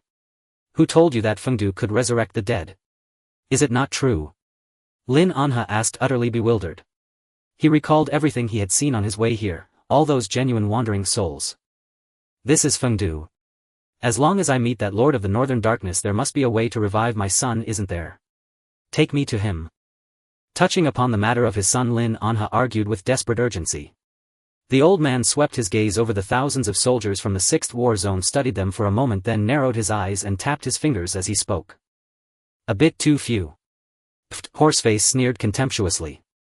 Throughout the ages, countless have sought the Lord of the Northern Darkness to revive someone. Do you think such a paltry number of people is enough to warrant his intervention? Lin An's expression shifted. His eyes flickered with uncertainty as he looked around, searching for Feng Chuansai, intending to confront him about why things were so different from what he had been told. But he suddenly noticed that Feng Chuansai, who had been following close by, had vanished without a trace. Damn it, disappearing again at a time like this. Could it be that even the lives of these 1,000 living souls, including powerful beings like ability users, were not enough to revive his son? Humph, but then again, as his son, how could he be compared to these common rabble? With that thought, Lin Anha raised his hand toward the person beside him. Understanding the signal, the man immediately ran toward the crowd behind. Soon after, a group of soldiers from the 6th War Zone dragged forward a massive rectangular metal object which was exceedingly heavy. The soldiers at the front were all enhancement-type ability users drenched in sweat. They had transported it from the foot of the mountain all the way up to Fengdu, clearly expending considerable effort. Thud. The metal object rumbled as it was hauled forward. Lin Anha gave a slight nod. All of you go back first. I have matters to discuss with this elder. Yes. After those around him returned to their ranks to regroup, Lin Anha turned around and spoke with a serious expression. I heard that as long as I bring enough powerful offerings, the Lord of the Northern Darkness will revive my son. This is merely a small portion of what I have brought. No matter the cost, I am willing to pay it. Lin Anha had his secretary unlock the metal container, inserting a key into the hole to open it. Hiss, a chilling cold air spilled out from within. Arrayed inside were the corpses of Shi Yuan, Lu Yuan and dozens of other ability users. Preserved by elemental-type ability users, their bodies were intact, lying quietly on the ground as if they were merely asleep. These are the offerings I have gathered, hoping to exchange them for the chance to revive my son. Oxhead spoke mockingly beside him. You intend to fob us off with these corpses? What you consider powerful is utterly insignificant in our eyes. The Lord of the Northern Darkness favors strong souls, but no matter how mighty an ant may be, it is still just an ant. Lin An's face froze. His eyelids twitched uncontrollably as he suppressed the rage within. What is going on? Why is everything different from what that bastard Feng Qiongqi told me? Just then the old man, who had been silent for a long while, slowly spoke. He looked at the corpses in the metal box, his gaze lingering on Shi Yuan as he murmured. I sense the presence of an old friend. Are you certain you have made up your mind? The price one must pay to attempt to resurrect someone. If you can bear it, I can take you to see him. Without hesitation, Lin Anha said, take me there. Very well, then I shall let you meet the Lord of the Northern Darkness you seek. As his words fell, the surrounding space suddenly twisted and the scene before them underwent a cataclysmic change. Lin An's pupils contracted as he stared in shock at the sight before him, while behind him exclamations of astonishment rose from the ability users of the 6th War Zone. What is happening? In the blink of an eye, everything around turned pitch black as if nothing existed anymore. Faint blue flames began to flicker on both sides and an eerie silence fell over the area. Protect Chief Lin. The soldiers from the 6th War Zone rushed forward, the crowd converging in an instant, watching their surroundings with extreme vigilance. At that moment, someone among the ability users seemed to notice something, their attention drawn to the massive metal container beside Lin Anha. Wait. Is that Brother Yuan's corpse? In the crowd, Sun Haoyu stared in disbelief at Lu Yuan inside the container, his face filled with horror. Wasn't Brother Yuan's corpse stolen by someone? Isn't that Shu Han from the King's Snake Squad? Didn't he go missing on a mission some time ago? How did he suddenly end up here? The ability users from the central region were struck with shock. Then, as if a realization dawned on them, they all turned sharply to look at the utterly calm Lin Anha. Their faces instantly blazed with fury. Lin Anha, it was you. So this is why you kept brushing off the disappearances of our central ability users and only offered reassurances. You were the one who killed them. In contrast to the enraged central ability users, those from the 6th War Zone wore indifferent expressions, as if they had long anticipated this. The ability users immediately withdrew, isolating the powerful central ability users in their midst. Lin An's face remained calm as he swept his gaze over the central ability users opposite him and raised his hand slightly. The crowd stirred as soldiers raised their guns, aiming at the central ability users. Lin Anha, what is the meaning of this? Sun Haoyu was beside himself with rage. The ability users from the 6th War Zone wore mocking, sardonic expressions. You central ability users, we've had enough of your arrogance. You're still in the dark, aren't you? Chief Lin never intended to let any of you return alive from this trip. You've always been so high and mighty. Does being a central ability user make you so special? I've been sick of these bastards for a long time. You still don't know, do you? All of you are the offerings for this operation. The ability users from the 6th War Zone were Lin An's absolutely loyal subordinates who had received prior information. They knew what was inside the metal container and also understood that Chief Lin never intended to let them return alive on this trip. The dozens of central ability users opposite them changed color instantly. What do you mean by this, Lin Anha? Have you lost your mind? If so many of us die here, the consequences will be more than you can bear. Are you betraying the central region? No one had expected that, having been dispatched to assist Lin Anha, they would be met with his betrayal. The surroundings were pitch black and Lin An's face appeared extraordinarily calm in the darkness as he spoke expressionlessly. The consequences. I can bear them. The Lord of the Northern Darkness needs their souls. Kill.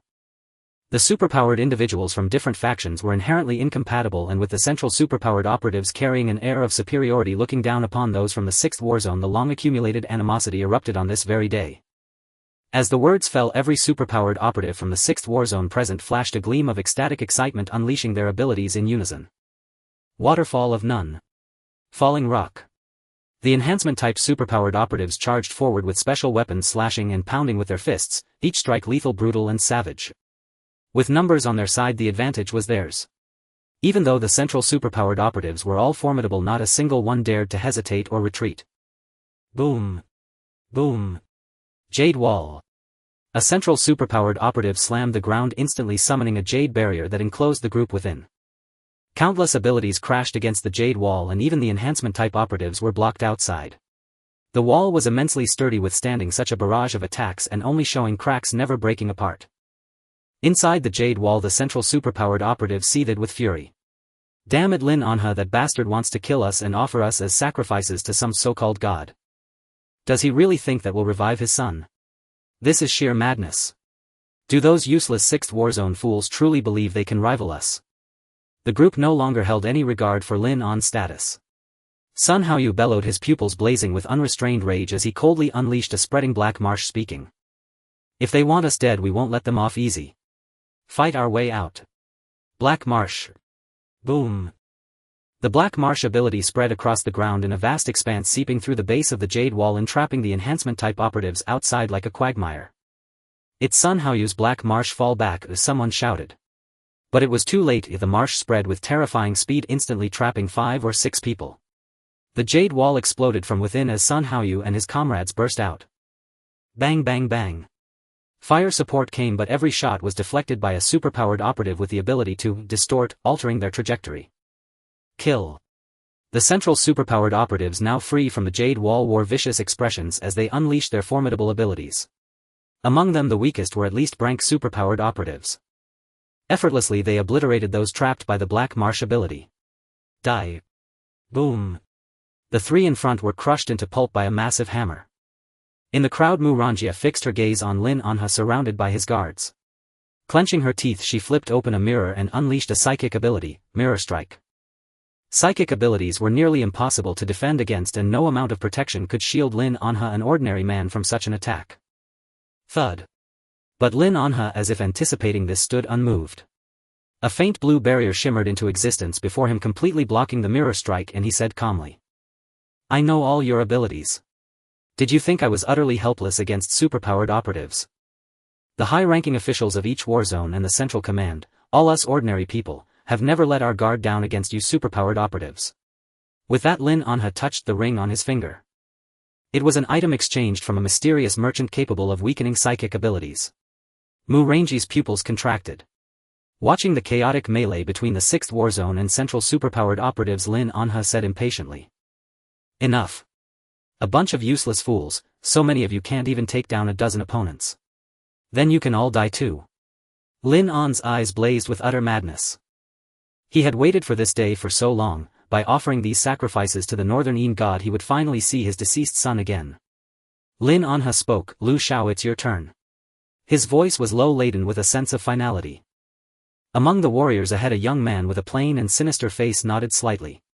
He stared intently at the battling superpowered operatives, parted his lips, raised a hand and murmured. Silent domain. Hum. A dense pitch-black shadow burst forth from behind him like a specter, rapidly splitting into countless wisps that surged into the battlefield. Each wisp of black apparition coiled around the superpowered operatives locked in combat. What the hell is this? Someone noticed the black mist clinging to them and in an instant felt their connection to their ability severed. Boom. The next moment they were cleaved in two. A central superpowered operative had lunged forward and sliced off their head. The apparitions immediately detached and slithered toward others, soon binding the abilities of every superpowered operative present. Water kill, a superpowered operative shouted, but no ability manifested, leaving him momentarily stunned. Damn it. Where's my ability? This scene played out across the entire field. Both sides ceased fighting, staring at the apparitions wrapped around them, their faces paling. Hell, this thing is suppressing my ability. Chief Lin, we're on your side. What are you doing? Someone turned back in bewilderment, their face a mask of confusion. Lin Anha remained expressionless, his eyes cold and merciless as he raised his hand and gave another order. I never planned to let any of you live. Now open fire. Leave no one alive. With his son's resurrection so close, he had long lost all reason, willing to sacrifice everything. Yes, sir. Open fire. By now even a fool would realize that Lin Anha intended to kill everyone here as offerings. The superpowered operatives from the 6th war zone no longer wore smug expressions. Some were struck dumb, unable to believe it, while others erupted in fury, glaring at Lin Anha and cursing. Lin Anha, you beast. Killing your own people, you'll die a miserable death. It's over. Even the central superpowered operatives felt a pang of despair. Bang bang bang. A torrent of bullets dense as rain rained down on the crowd without pause. Stripped of their abilities, the superpowered operatives were like lambs to the slaughter, utterly defenseless against the generations of enhanced firepower. Even as a ghost, I'll never forgive you. Lin Anha, rot in hell with us. In desperation the crowd lunged at Lin Anha, only to be riddled with bullets and turned into sieves. It was a massacre of unspeakable cruelty. The 6th war zone had brought over 100 formidable superpowered operatives. In moments every single one fell under the hail of gunfire. No matter how formidable their physical resilience, they could not withstand the firepower of over 2,000 soldiers. The gunfire persisted for more than 10 minutes, leaving rivers of blood in the distance, the ground riddled with bullet holes and casings. In the distance a vortex materialized and Chen Mo and Mingyue and Luo Ning appeared together. This place is... And Mingyue glanced around in confusion. Before she could ponder further, a thunderous dense barrage of gunfire erupted from ahead. Gunfire. It's Lin Anha and that wretched bastard. Luo Ning's pupils dilated instantly as he roared in fury. Over there. He followed the sound, and upon witnessing the horrifying scene before him, his eyes contracted sharply. Ability users were falling one by one in a hail of bullets, mercilessly slaughtered by the soldiers of the 6th war zone. What? What are they doing? Chen Mo narrowed his eyes, observing the blazing chaos ahead. Piles of corpses lay strewn about as a group from the 6th war zone frenziedly attacked their own. He paused, then frowned. The 6th war zone. That's Lin Anha. What are they doing? Countless questions surfaced in Chen Mo's mind, mirroring in Mingyue and Luo Ning's confusion. A wry smile curled on his lips as he murmured. It seems we've arrived at an inopportune moment. Infighting. What do we do now? And Mingyue was startled by the distant spectacle, at a loss. Chen Mo surveyed the surroundings, pitch black, with no clue where the vortex had deposited them. Yet aside from moving forward there seemed no other path. After a moment's thought he noticed the 6th war zone troops beginning to collect bodies. Wait, let's see what they're up to first. Alright. On the other side, Lu Xiao, the ability user wielding the silence power, approached Lin Anha. Commander Lin, all targets have been dealt with. We're now collecting the corpses. Lin Anha nodded approvingly. Lu Xiao, you've done exceptionally well this time. Keeping you hidden for so long has paid off handsomely. He patted Lu Xiao's shoulder. Lu Xiao was a man sent by his father, handpicked by Elder Lin from the central government to protect him. His strength was formidable, and Shrank's silence domain ability that could suppress ability users over a vast area immensely powerful. Moreover, Lu Xiao himself possessed extraordinary combat prowess, skilled in stealth and concealment. Lu Xiao smiled humbly. Commander Lin, you flatter me. This is my duty. Lin Anha clasped his hands and chuckled. No, once we return I must reward you generously. I recall there are several 5th tier crystals stored in the 6th war zone. You've been stuck at the 4th tier for a long time. Upon our return those crystals are yours. The silence ability. Truly extraordinary. Lin Anha praised. Lu Xiao's eyes lit up with fervor. 5th tier crystals. The surprise was overwhelming. He expressed his gratitude. I swear to serve Commander Lin unto death. Excellent, excellent. Lu Xiao, as it happens I have a crystal here. Take it now. Lin Anha stepped forward with a genial smile. Flattered Lu Xiao hesitated. Commander Lin, this. It's not appropriate. But the burning desire in his eyes betrayed his true feelings. It's fine, take it. This is the 5th tier crystal from that zombie outside, keep it safe. Lin Anha handed it over and patted his shoulder. Lu Xiao accepted the crystal with tearful gratitude. Suddenly, thud. A dagger forged from special material appeared in Lin An's hand, plunging straight in. Lu Xiao's body convulsed violently. He stared down in disbelief at the dagger embedded in his chest, his face a mask of shock and confusion. Why? Commander Lin. Weren't the sacrifices enough? Even in death he couldn't fathom why he was being killed. Lin Anha maintained his genial smile, withdrawing the dagger only to stab it in again. Impressive craftsmanship. He leaned close to Lu Xiao's ear, his eyes devoid of all warmth. Sacrifices are sufficient, but who would complain about more? An rank 4th tier ability user like you, Lu Xiao, you are the finest offering here. Bang. Lu Xiao's pupils dilated, falling with resentment and unwillingness, the crystals still clutched in his hand. None would believe that a 4th tier rank ability user could fall so easily at an ordinary man's hands. In this apocalypse, no matter how powerful you are, one moment of carelessness can leave you devoured to the bone. And the most unremarkable ordinary person might be the deadliest threat. Lu Xiao never believed Lin Anha would turn on him, nor that he could harm him. Lin Anha wiped his dagger with a handkerchief, eyes lowered. This dagger is excellent. Truly worthy of the divine smith Lin Yu. Let's move on. Silence fell around them. Even the soldiers of the 6th war zone felt deeply unsettled by the scene. Killing the horse after it had pulled the cart, this was inhumane. Many among them even wondered if Commander Lin would sacrifice them all to the legendary Fengdu Emperor. Reading their thoughts, Lin Anha naturally wouldn't let these loyal soldiers develop doubts and ruin his plans. He spoke, rest assured, you are all my own people, hand-picked confidants. The sacrifices are sufficient, I only need these ability users. Upon our return, everyone will be promoted 1 rank and rewarded with 10,000 crystal coins. True to form, no one could resist the lure of profit. The soldiers erupted with fervent enthusiasm, their eyes blazing with fiery ambition. Lin Anha grinned and prepared to move forward. Sure, wait for your father. I'll bring you back soon. Just then a sudden clap of applause echoed from behind. Lin Anha paused. Someone else. Tisk tisk, Lin Anha. I never expected you'd slaughter even your own people. These men are from the central government, aren't they? If word of this gets out, even the central authorities won't tolerate you. Lin Anha spun around, his eyes brimming with venomous hatred fixed on the newcomer. We meet again. Lin Anha gritted his teeth, his gaze piercing, his voice hoarse and sinister. It's you, Chen Mo. You lowlife, do you think you can stop me today? I won't let you succeed. Chen Mo raised an eyebrow at the outburst. He couldn't quite grasp Lin An's meaning, but he didn't dwell on it. With a faint smile he said, there's no real enmity between us. It's you who can't let go of your son's death.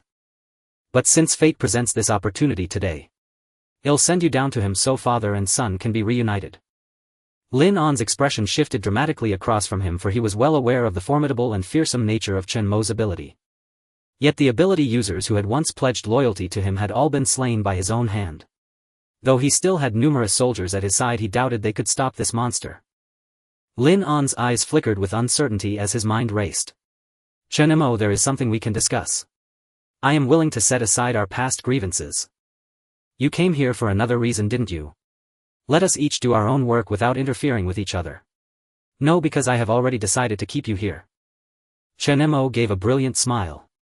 Beside him, and Mingyu's face paled in shock as she turned to him. Chen Mo, are you certain? He is the leader of the 6th war zone. If he dies, the 6th war zone will inevitably descend into chaos. Chen Mo's expression remained indifferent. He had already given the man many chances, but leaving him alive would be like harboring a venomous serpent in the shadows, one that would surely strike a fatal blow in time. He did not believe Lin Anha would simply let bygones be bygones regarding the death of his son. From the moment the villagers of Shimen town had died at Lin An's hands, Chen Mo had already passed a death sentence on him. Lin An's breath caught and his face twisted in fury. Chen Mo. Do not push me too far. Luo Ning roared even more angrily, isn't it you who has gone too far? Lin Anha, I ask you, did you kill the villagers of my Shimen town? They were all innocent people. As a war zone leader, how could you commit such heinous acts? Lin Anha paused, briefly glancing at Luo Ning with eyes filled with madness. You knew them. Heh. Just a bunch of worthless wretches, unworthy even of being sacrifices. Bastard. Luo Ning, consumed by rage, charged forward with his soul hook chain, and the soldiers opposite immediately opened fire. Bang bang bang. Activating his Dominion ability, Chen Mo froze the bullets midair. With a thought, the bullets instantly reversed their trajectory. Protect the leader. The soldiers formed a human shield to defend Lin Anha as those in the front fell one after another under the hail of bullets. Lin An's gaze darted frantically, his heart raging. Damn it, why? He had been so close to seeing Shu'er, so why did they have to appear at this very moment? Lin An's expression twisted with venomous hatred as he shouted, all of you stop him. Whoever can kill him will be granted level 8 authority from this day forward, stepping directly into the highest echelons of the 6th war zone. At these words a blazing light ignited in the eyes of the soldiers and they unleashed an even more ferocious barrage of fire. Seizing the opportunity, Lin Anha turned and fled toward the rear. He knew he could not hold them off. But with thousands of men here it would take a considerable amount of time just to kill them all. As long as he could meet the Northern Nether God, Seeing him about to escape, Luo Ning bellowed, don't think you can run. Clang clang clang, several bullets struck the ground before him. Chen Mo's expression remained calm as he surveyed the 1,000 vigilant soldiers opposite him. He stepped forward slowly.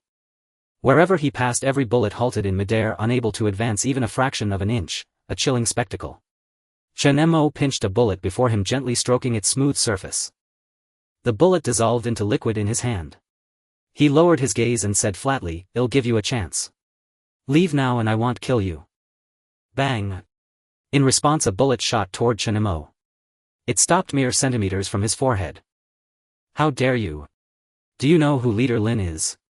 You thug, we will never let you harm Leader Lin. There are more of our men outside, I advise you to surrender obediently. Stubborn and unyielding. Chen Mo's eyes gradually turned cold. The bullets suspended in midair dissolved like quicksand into silver liquid swirling around him. Then from the silver liquid a sharp spike shot forth, piercing directly into the center of the speaker's forehead. Boom! He shuddered violently, frozen in place, his eyes stained with blood as he collapsed to the ground in disbelief. Then let all of you die. With a gentle wave of his hand, and Mingyu's startled cry came from behind. Chen Mo, no. But it was already too late. The swirling silver liquid coalesced into countless blades, shooting in a relentless barrage toward the soldiers of the 6th war zone. 10,000 floating blades. Pft, pft, pft. It was a bloody massacre. Chen Mo walked over the mountain of corpses and seas of blood with the bodies of ability users and soldiers alike at his feet. The front ranks of soldiers fell in droves as silver streams of light wove and darted around Chen Mo like a reaper descending, scything down lives.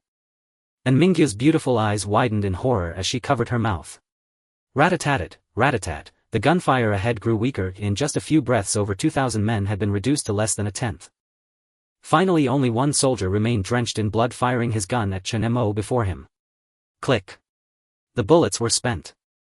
His body stiffened, his face covered in his comrade's blood as he stumbled backward in a daze. Don't come closer. Chen Mo ignored his words and walked past him. Thud. The soldier collapsed to his knees, clutching his head and weeping. I don't want to die, don't kill me, don't kill me. Roar. The pursuing Qiongqi struck him with a single paw, turning him into a bloody pulp. Swift and painless. Chen Mo and Qiongqi vanished into the darkness. Only Mingyue and Luo Ning remained staring at the horrific scene, lost in shock. All dead. Luo Ning murmured in disbelief. It was too terrifying. Just minutes ago these had been living, breathing people, and now they were forever left in Fengdu. They had not perished at the hands of Fengdus gods and ghosts, but by the hands of their own kind. And Mingyue began to retch continuously, her delicate frame trembling as she knelt on the ground, murmuring in confusion. Did he not hesitate? These soldiers had families, they were living, breathing people. She could not comprehend it.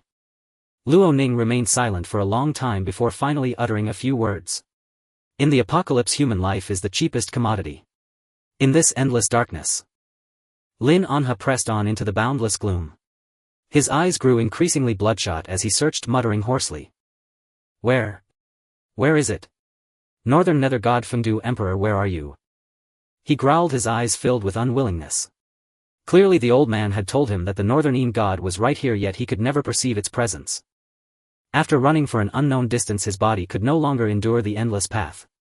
In the pitch-black darkness ahead, a faint candlelight finally flickered to life. Before countless steels a figure stood. Around him the vast hall was solemn and empty. Black and white impermanence, Oxhead and Horseface along with other ghostly deities loomed on both sides, their forms colossal. In the center stood an old man hunched over with his back turned. Cough. Cough. Lin Anha froze, staring at everything around him. Oxhead and Horseface cast mocking glances at him, making the whole experience feel like a dream. Is it? You? Where is the Northern Een god? Answer me, he roared.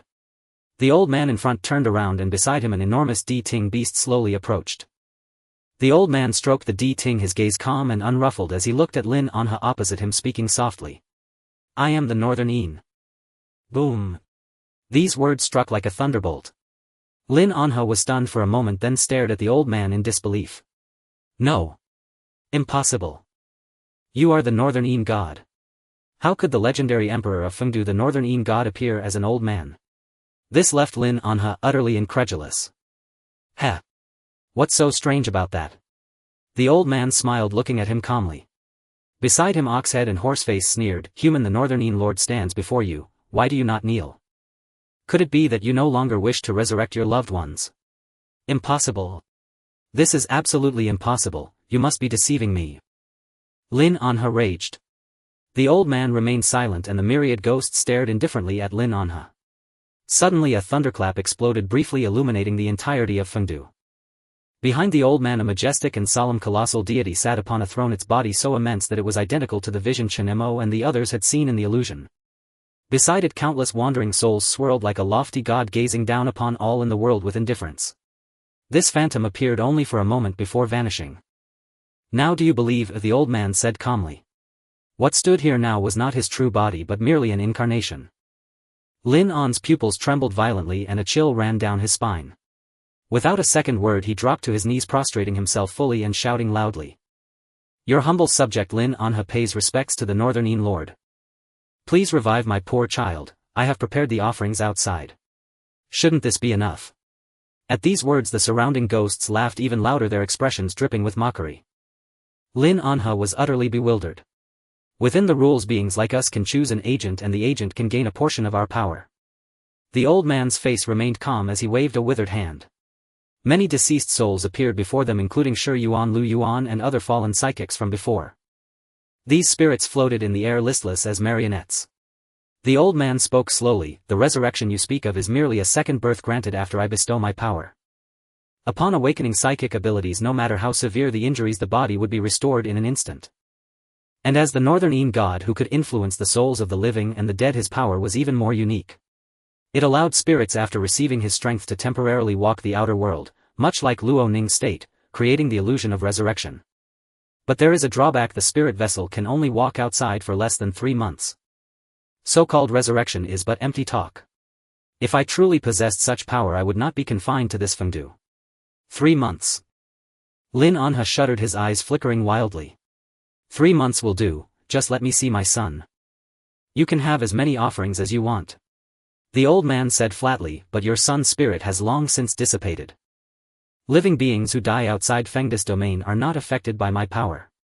Death is true death, even the spirit ceases to exist. Impossible.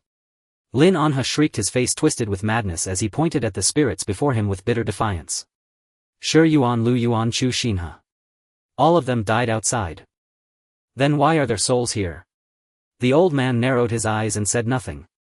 Oxhead beside him sneered and spoke. Ignorant human, have you come into contact with another deity? After their deaths they were handled by special means, completely different from your son's case. If the Lord were not curious about which deity you've encountered, do you think your paltry offerings would be worthy of this place? Utterly ridiculous. Lin An's pupils contracted and Feng Qiongqi's image suddenly flashed through his mind. That bastard. Was he connected to the apocalypse deity? In an instant it was as if the clouds had parted to reveal the mountains. Considering how much Feng Qiongqi knew, if he was related to some deity everything made sense. Lin Anha trembled all over, standing helplessly in place, his teeth nearly ground to dust. At this moment he hated Feng Qiongqi even more than Chen Mo. Damn it. Daring to deceive me, deceive me. Feng Qiongqi, I will kill you. Lin Anha roared, his eyes bloodshot, completely losing his sanity as he gasped for air. Suddenly his heart ached. Thump. He clutched his chest tightly, immediately realizing he was having another heart attack.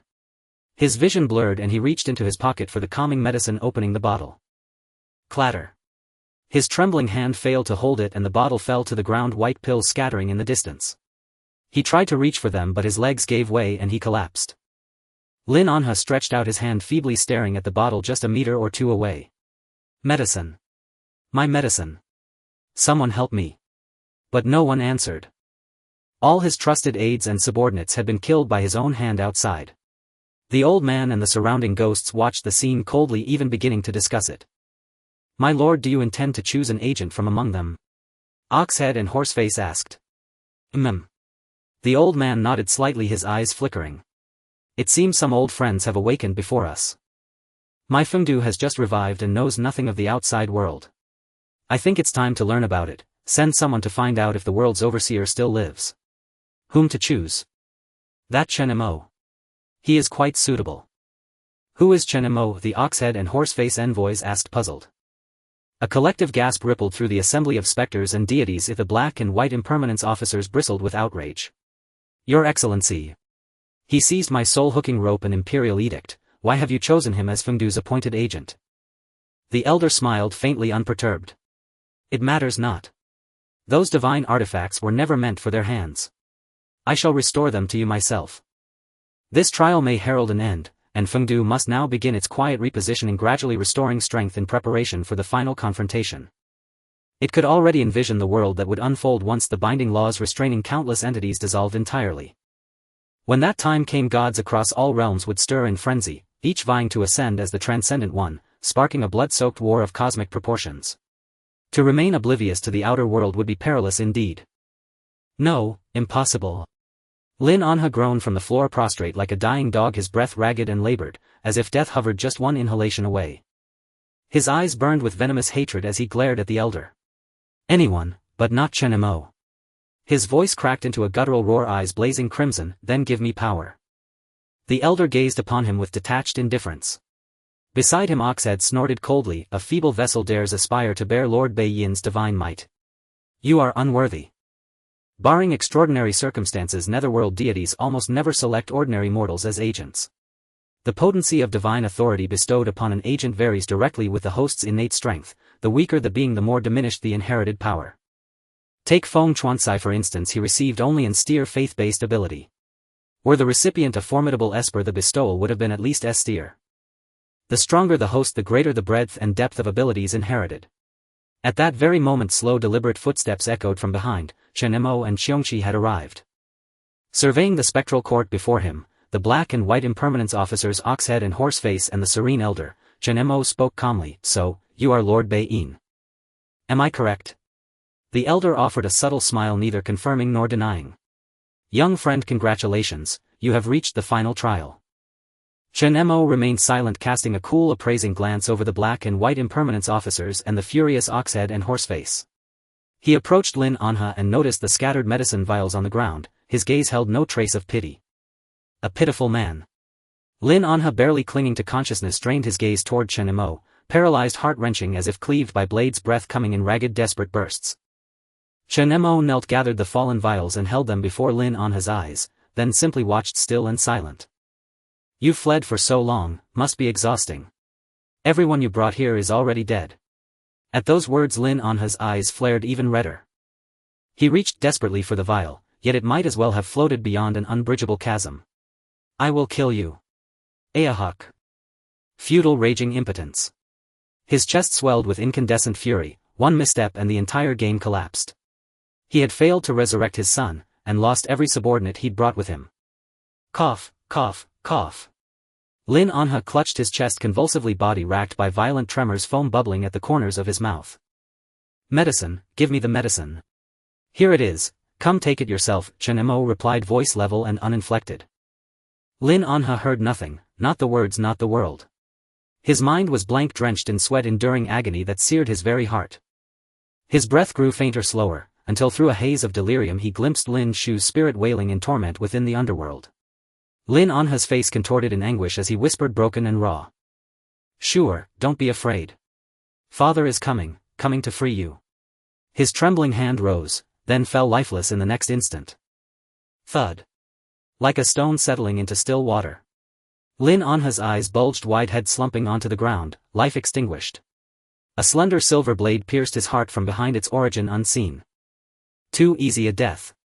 Chen Mo's expression did not flicker. Yet granting you a painless end, that is the last mercy I shall offer. Now at last you may reunite with your son. They had never crossed paths in Lin Anha's past life, no deep grudge, no ancient hatred.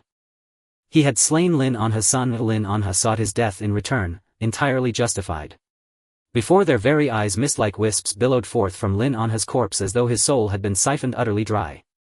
Beside the elder another translucent hollow-eyed spirit coalesced, Lin Anha himself. What a decisive young friend you are. I confess, I expected you'd torment him first. As you've witnessed, this is my domain. Wherever I stand the spirits of the departed gather and manifest anew. Chen Mo gave a slight nod, then lifted his gaze to the elder, his eyes calm, unflinching. Were all the sacrifices he demanded orchestrated by you? The elder shook his head. Not by me, he was deceived. Fengdu has never lacked powerful souls. I brought you here to bestow a reward. This is Lord Bei Yin's recognition. A reward? Chen Mo frowned, a flicker of uncertainty crossing his eyes. The elder offered no further explanation, only a gentle knowing smile as he regarded Chen Mo. Would you wield my power, the power of Lord Bei Yin? The words hung in silence, then, reality shattered and reformed. Below stretched rivers of molten lava, above and around drifted countless tormented souls, like a city built from the dead. Lord Bei Yin's towering sovereign form stood motionless behind the elder, a divinity absolute, inviolable. The full might of all Fengdu. The elder smiled softly, and the scene shifted again. A colossal sky-obscuring phoenix wreathed in infernal fire seized barehanded by Lord Bei Yin, then torn apart, devoured alive with brutal effortless force. Countless gods and specters knelt across Fengdu's realm, chanting mournful reverent hymns in divine tongues. He unveiled his dominion, scene after scene unfolded. No matter the adversary, beings vast enough to swallow stars whole, they were all crushed beneath Lord Bei Yin's sovereign will. At length the visions dissolved. The elder reappeared beside Chen Mo, gazing upward at the fading echoes of glory, his shadowed eyes softening with quiet nostalgia as he murmured. My powers are manifold, each to mortal kind a miracle beyond myth. Having witnessed battles of epical scale, Chen Mo's expression remained utterly placid as he spoke. This power, is it to become Lord Bei Yin's divine envoy? The old man paused slightly as if surprised that the other knew this title and nodded. Your strength has earned my recognition. Become the Northern Darkness divine emissary and appear on this track in my stead. Fengdu will be your most formidable backing. What say you? Chen Mo said, I agree. Hm. What? At this moment not only the old man but even the ox-head and horse-face beside him were stunned for a moment. No one would disdain having more abilities. Even in his past life the Northern Darkness deity was one of the few supreme gods. Any apocalyptic deity within the secret realm possessed power not to be underestimated. Chen Mo agreed without hesitation, his swiftness drawing a wry smile from the old man. I like your forthrightness, the old man said, looking at Chen Mo with supreme arrogance. I know you bear the power of other deities, but once I the Northern Darkness bestow upon you unparalleled might, you will understand what true strength is. It had the right to be arrogant. Having traversed countless tracks and emerged victorious time and again, the Northern Darkness deity's power was unimaginably immense. Chen Mo's eyes were calm as he murmured, actually I'm eager to see how a divine emissary receives a deity's power. You will see soon enough. The old man gently placed his hand on Chen Mo's shoulder. A terrifying will and energy roaring like a surging river poured directly into him. Become the agent of the Northern Darkness. This is my power. Try to sense it until you hear the divine edict of the rules. It will determine which second ability you inherit. The immensely powerful level ability Corpse of the Dead was merely the lowest among the Northern Darkness deity's powers. Chen Mo closed his eyes and sensed countless images flashing through his mind. On his brow a faint awakening mark began to appear, shimmering with black light. The bridge of connection was being established and everything seemed to proceed smoothly. Oxhead and Horseface stared intently, whispering among the ghostly deities, this fellow's ability is already terrifying and his life level is not low. If he becomes one of us, do you think he'll inherit the Northern Darkness Lord's strongest abilities? Only Black and White Impermanence had crossed blows with him. Though their power was suppressed by the rules, Chen Mo's formidable strength still left them shaken. Black and White Impermanence shook their heads. Hard to say, but it won't be low. Someone like him is the best candidate for our Fengdu divine emissary. He obtained the evolution stone and is destined to become the top existence on this track. The Northern Darkness Lord's choice is correct. Indeed. Many Fengdu ghost deities nodded in agreement. Just then, at the moment when the bridge between the Northern Darkness and Chen Mo was about to be completed, The Qiongqi ability on Chen Mo's left hand suddenly burst forth with a dazzling radiance enveloping both of them entirely. It was a terrifying power unique to the rules of force that made countless apocalyptic deities tremble in fear from the depths of their souls. What is this? Fear spread across the faces of the ghostly deities present. But the most shaken of all was the old man. As if sensing something, the old man's pupils dilated. His avatar nearly disintegrated in an instant as he stared at Chen Mo beside him in disbelief. This power is the rules. Why does he possess the power of the rules? The rules, a capability unique to the overseer, the supreme being who decrees all and grants evolution and transformation to countless beings. His power was such that even the mightiest apocalyptic deities could not resist. At this moment the northern darkness shivered, his eyes filled with utter shock. A second ability. Wasn't it bestowed by that creature she-beast? The power emanating from the Qiongqi ability through the medium bridge they had built was now attempting to enslave and drive him instead. The northern darkness tried to sever the connection, but the power flowing back from Chen Mo clung like a relentless parasite, gripping the link and relentlessly eroding it. The old man's expression turned grim. No. I am the northern darkness deity, how could I? Rumble. In an instant the light on Chen Mo blazed brilliantly. The entire Fengdu ghost realm shook violently as if this dimensional space could no longer hold itself together and was on the verge of collapse. Outside, Luo Ning and Mingyue, who could not find the entrance, both sensed the violent disturbance. The surrounding hazy darkness was suddenly dispelled, and within the grand black palace ahead terrifying waves of ripples emanated. Thump. Thump. Thump. Is it from that direction? Is Brother Chen there? What is happening? After an unknown time the intense fluctuations gradually subsided. The countless Fengdu ghost deities present looked around in panic. My lord. Lord Northern Darkness. Within the Qiongqi domain a flame suddenly blazed bright. The third ability mark on Chen Mo's brow, which should have appeared, had also vanished. He slowly opened his eyes, a hint of confusion in his gaze. Did it succeed? Yet why could he sense the connection established with the Northern Darkness? But he had not heard the divine edict of the rules that the Northern Darkness mentioned, nor did he feel any other power. Doubt arose in his heart. Beside him the old man's voice sounded faintly. You. Who exactly are you? The old man stared intently at Chen Mo, a chilling light in his eyes. Chen Mo asked in confusion, what's wrong?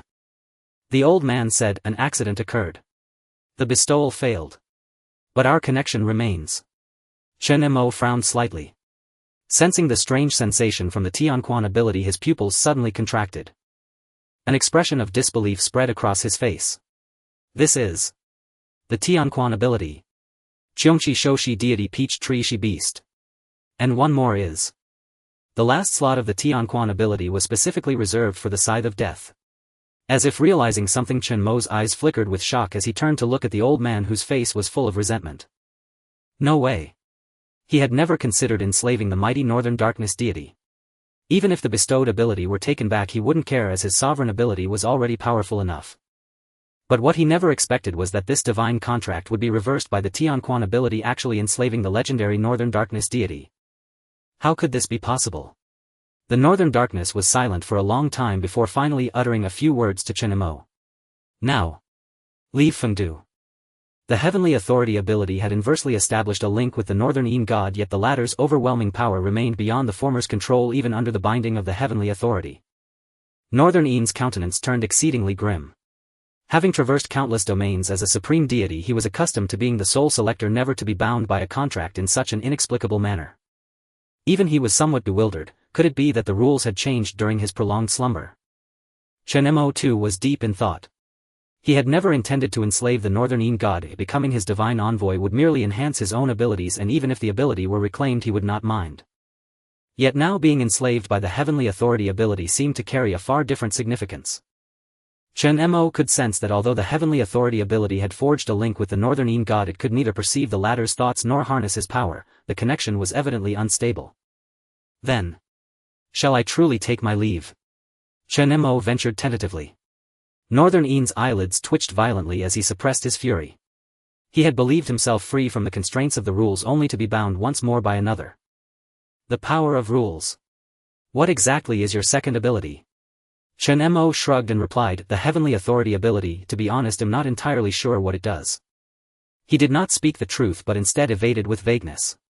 But it seems we formed some kind of connection, haven't we? Heavenly authority. Northern Een narrowed his eyes, pondering for a long time without recalling any ability capable of such a feat. A sliver of murderous intent arose in his heart toward Chen Mo. Ignoring the rules, he raised his hand, yet suddenly an enigmatic force intervened and nothing occurred. Northern Een froze, then his eyes blazed with even greater fury. Damn it!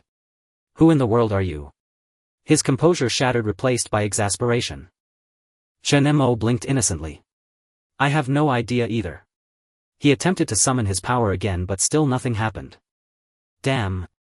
After a long pause, Northern Een let out a heavy sigh. As if resigned, he waved his hand dejectedly and said, "You may go.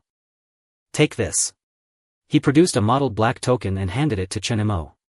The Ghost Pass token. With this you may enter and leave Fengdu freely. The contract is sealed. Henceforth we are of the same camp. Should you encounter any trouble, I shall assist you. As he spoke, everything around dissolved like a dream. Chen Mo vanished from the spot along with Luo Ning and Mingyue, all departing the Fengdu secret realm. Oh, and that fellow named Luo Ning has little time left. When the power of the Ghost King's sword is exhausted and his body crumbles completely, he will truly die. At most 2 days remain. Those were Northern En's final words. After Chen Mo left, Northern En returned to the hall where the surrounding ghosts and deities gathered around him. My lord, how did it go? Why did you send him away? They asked, bewildered. Northern En's gaze flickered. Without much explanation he waved them off. I have my plans. All of you withdraw. Huh? The group of ghosts and deities departed in confusion, scratching their heads. Northern En's pupils gleamed as he closed his eyes to sense the faint connection established with Chen Mo, murmuring softly to himself.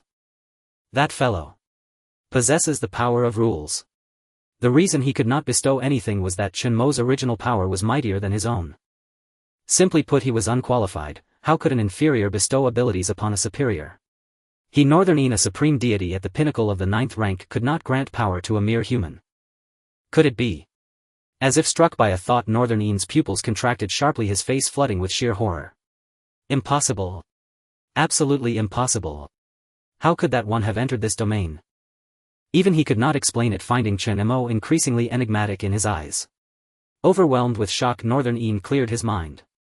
Since the matter was irreversible, he might as well cooperate with this man. Yet Fengdu was now without a substitute envoy. Gazing at several dormant spirits before him, Northern En's eyes settled on one figure. After a moment's deliberation he spoke with some irritation. I refuse to believe I cannot control even you. Humph. With a sweep of his hand he summoned one of the spirits, drawing upon countless souls of Fengdu to forge a vessel. His eyes blazing, Northern En intoned, "Soul return."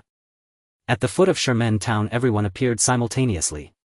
The Fengdu ghost city, perched atop the towering mountains in the distance, remained strikingly visible as if belonging to a different realm. And Mingyue stared blankly at her surroundings, utterly clueless about what had transpired. Is this Shermen town?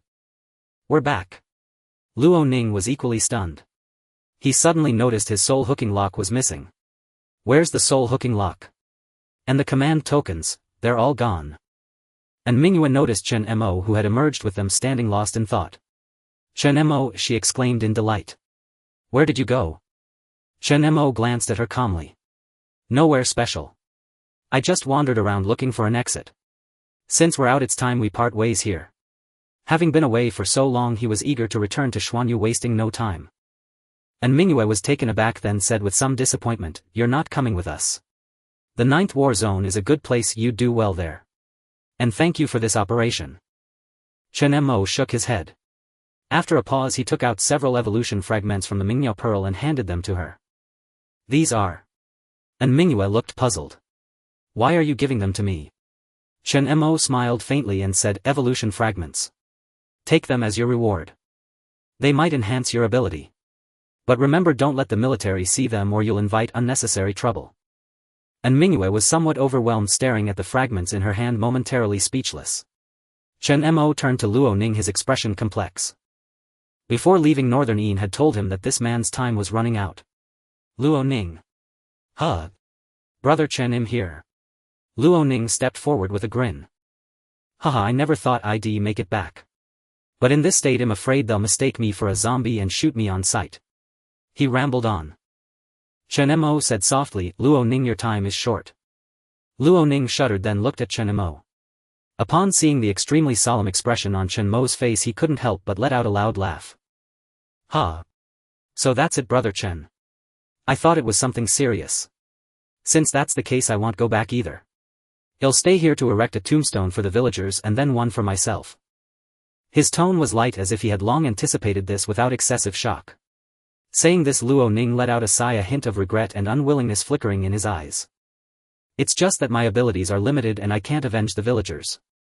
He's already dead, Chen Mo said calmly. What? At these words both of them were greatly shocked. Lin Anhe is dead? And Mingyue exclaimed in disbelief. Even Luo Ning found it hard to believe. Brother Chen, are you joking? Chen Mo nodded, it's true. Ha! Luo Ning took a few steps back, then a wild look appeared in his eyes as he laughed uproariously. Ha ha ha. Good, very good. That bastard is finally dead. Died well. Now I, Luo Ning, have no more regrets. Luo Ning's voice was somewhat hoarse, he wanted to cry but found he couldn't shed a single tear. And Mingyue felt a pang of sorrow beside him, thinking that while Luo Ning might be ugly, he was actually a good person. Is there really no way? Luo Ning smiled dismissively. Ha, it's fine. I should have died long ago. Being able to linger in this world for so long is more than I could ask for. To be honest, I'm tired. The safe zone is fine, but the material pressure is immense. Dying like this is a clean break. You two go on. I'll stay here and go nowhere. Luo Ning said with hearty boldness. Without hesitation, Chen Mo stepped forward and patted him on the shoulder. Having gone through the secret realm together, it was impossible not to feel some connection. But in his past life, Chen Mo had long grown accustomed to life and death and now felt little emotion. Take care.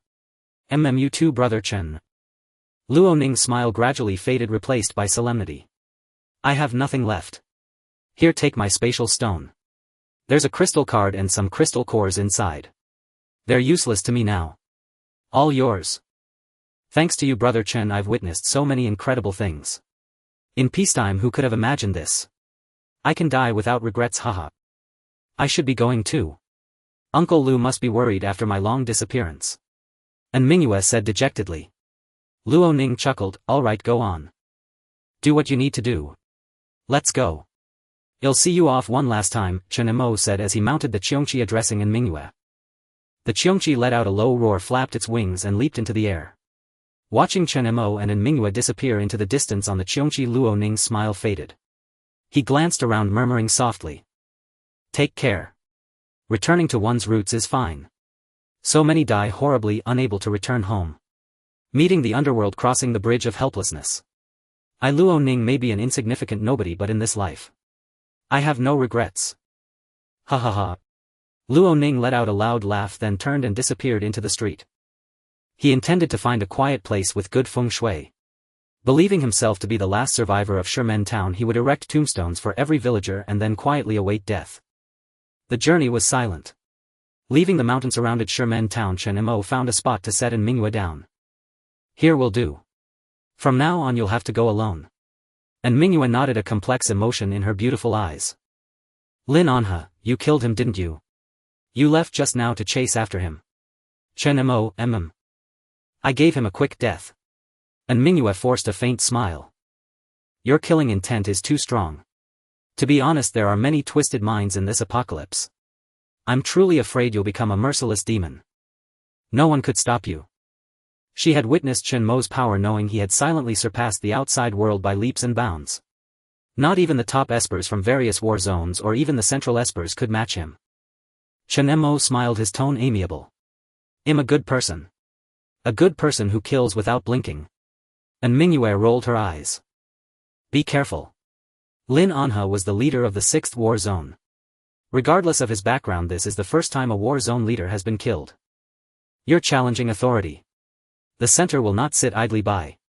Chen Mo, But besides you and Luo Ning, no one will know. And Mingyue, you underestimate the central espers. Their abilities are far beyond your imagination.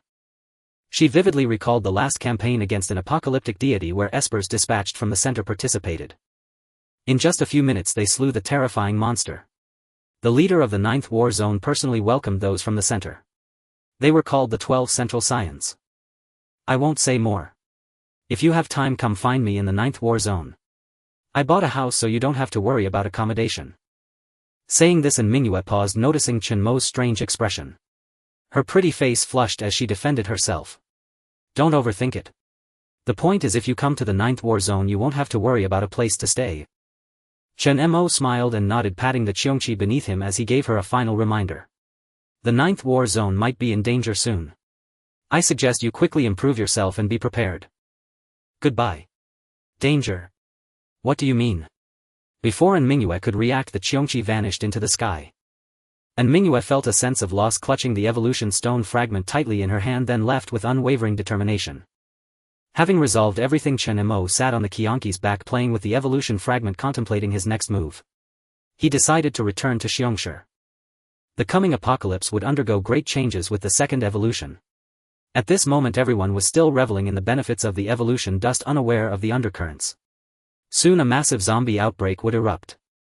Closing his eyes, he recalled details from his past life. The war zones began vying for secret realms, disasters emerged. The 6th war zone's territory remained relatively calm, but others were different. The 9th war zone would face its greatest calamity-level zombie tide. In the 4th war zone's territory, an apocalyptic deity codenamed Fury Dragon would appear lurking in a canyon. Just as Chen Mo was deep in thought, a sudden sense of crisis arose. Roar!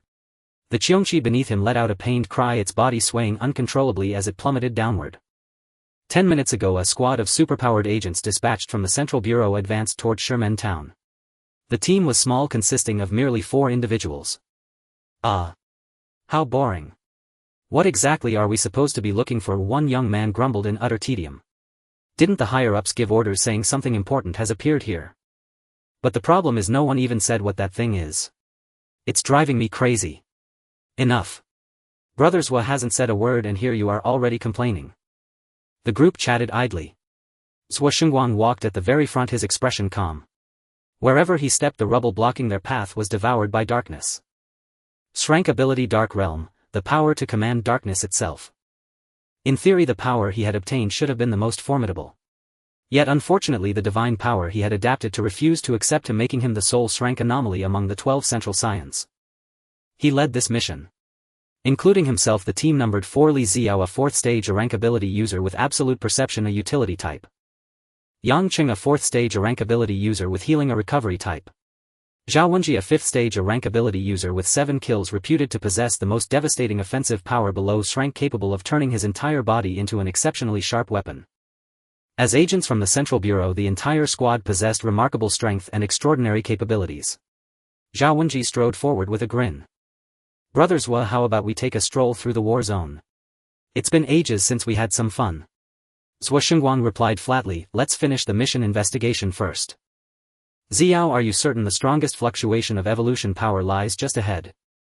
Li Xiao, the only female member of the team, nodded. Yes, Brothers Wa. It should be this direction.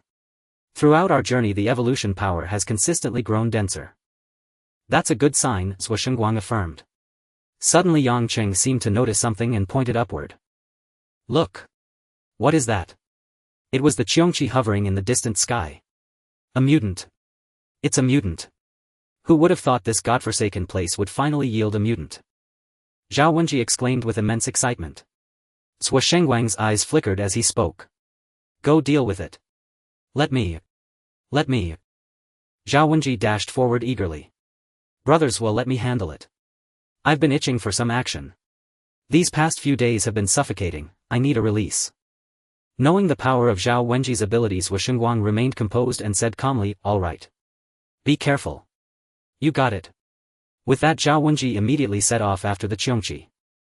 Reaching a high vantage point, Zhao Wenji gazed at the Qiongqi soaring overhead. A flicker of excitement gleamed in his eyes as he murmured softly. A mutant, huh? Perfect chance to test my new weapon. He drew an arrow, pulled the bowstring taut like a full moon, and let it fly toward the Qiongqi. A thunderous sonic boom erupted as the metal arrow transformed into a brilliant swift streak, hurtling toward the Qiongqi once more. Its terrifying power pierced straight through the Qiongqi's abdomen. A roar of agony echoed. The Qiongqi plummeted straight downward. Above, a glint of anger flashed in Chen Mo's eyes as he glared downward. An ability user. Several more metal arrows whistled through the air. A scowl crossed Chen Mo's face. He activated his Dominion ability attempting to redirect them. Yet the fierce penetrating force forced him to exert even more of his power. Courting death. The metal arrows reversed course. Zhao Wenji narrowed his eyes noticing Chen Mo on the Qiongqi's back. There's someone else. Interesting.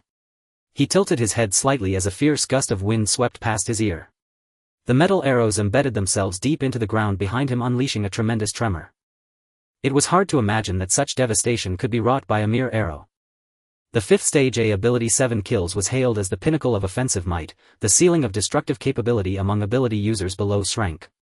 Any weapon he wielded was amplified by hundreds or thousands of times in power.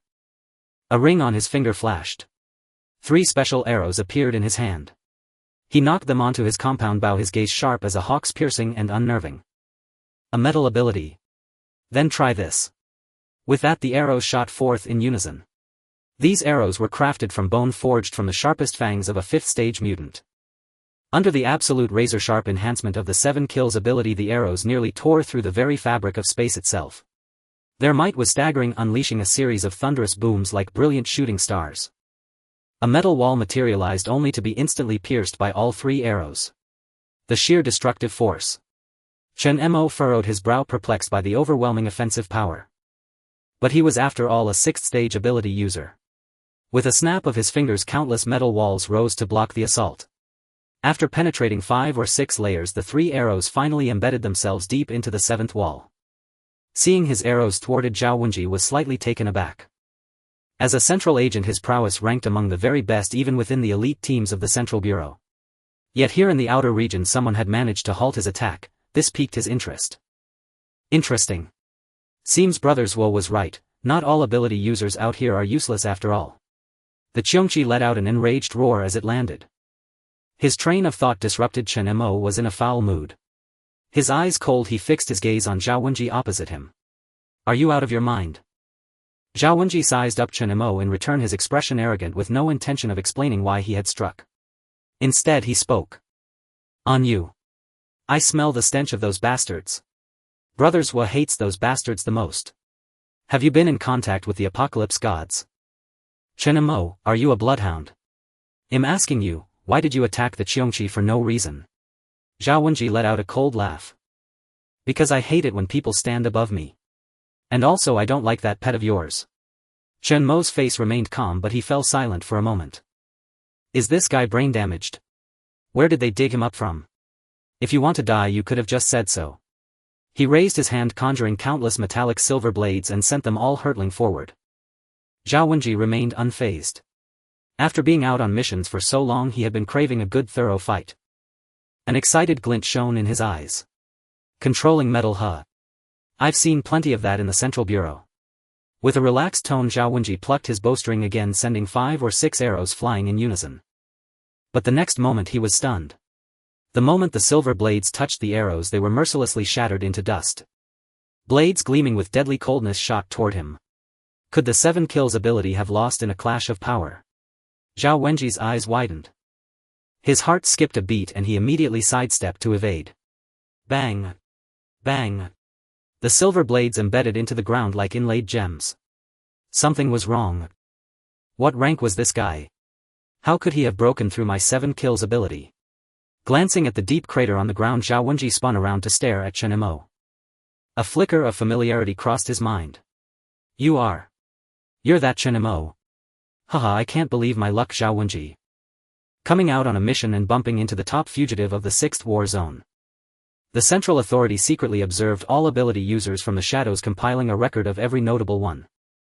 Zhu Tian once said many big shots had their eyes on Chen Mo, but due to special circumstances no one was willing to risk offending the Lin family to recruit him. Zhao Wenji's eyes burned with intensity. I heard you've been prancing right under Lin An's nose and he can't do a thing about you. If I bring you back, Lin Anha should reward me handsomely. Chen Mo's expression remained calm. If this guy rang no bells, but his strength hinted he was no ordinary man. He said flatly. You can try. Zhao Wenji burst into laughter. I like your confidence. The ring on his left hand shimmered again and a long blade appeared in his grip, another special weapon. Zhao Wenji's aura sharpened and a blood-red phantom of the 7 kills materialized behind him, 7 stars linked together. Empowered by the 7 kills ability, not only the weapon but Zhao Wenji himself seemed to transform into a razor-sharp instrument of destruction. This was the 7 kills ability. Chen Mo's eyes flickered. He knew something about this power. The 7 kills ability could turn anything into a deadly razor-sharp force of slaughter. Unsurprisingly, under its influence even the user's body became a weapon. At the touch of flesh it could shatter everything.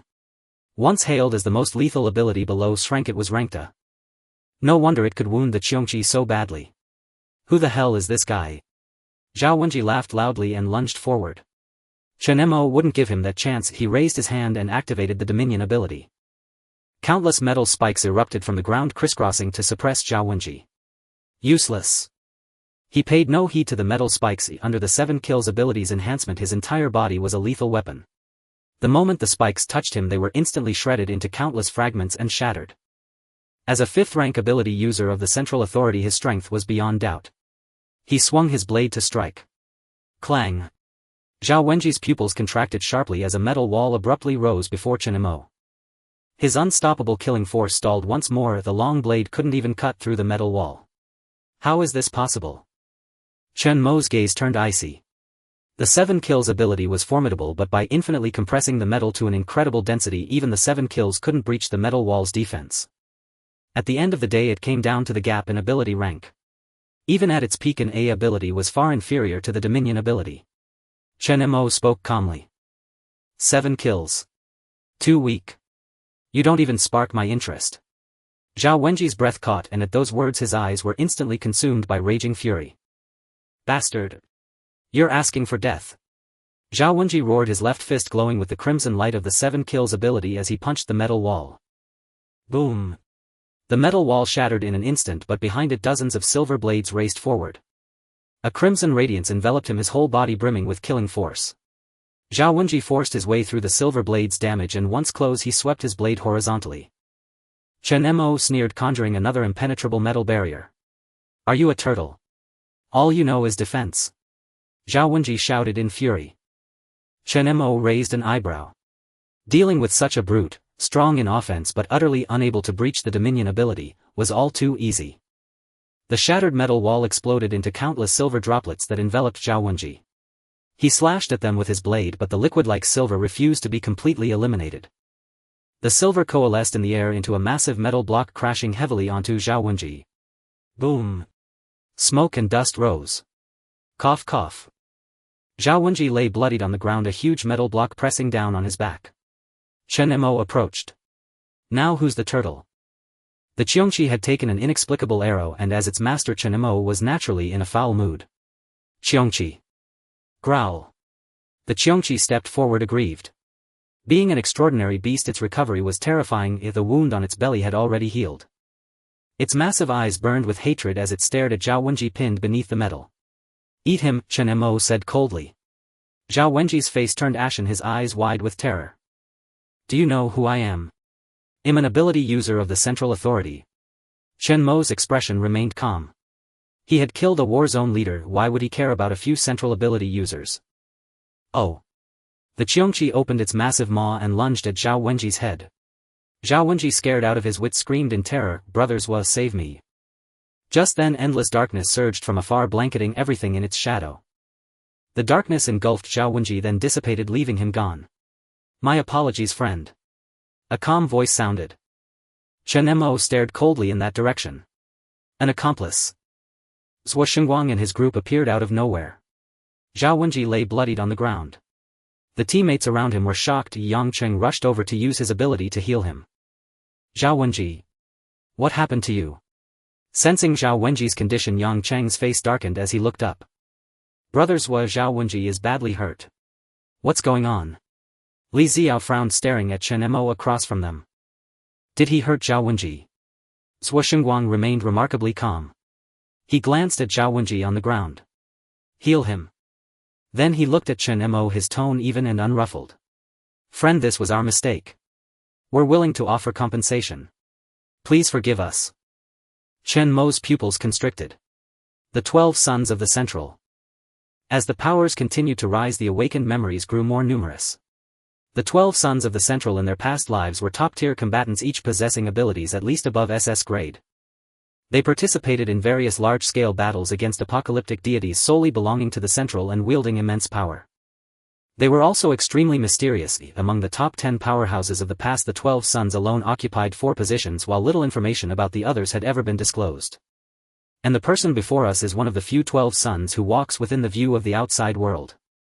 Qiongqi, possessing the ability of the Dark Realm, once single-handedly pacified an area ravaged by tens of thousands of zombies during the rise of the undead.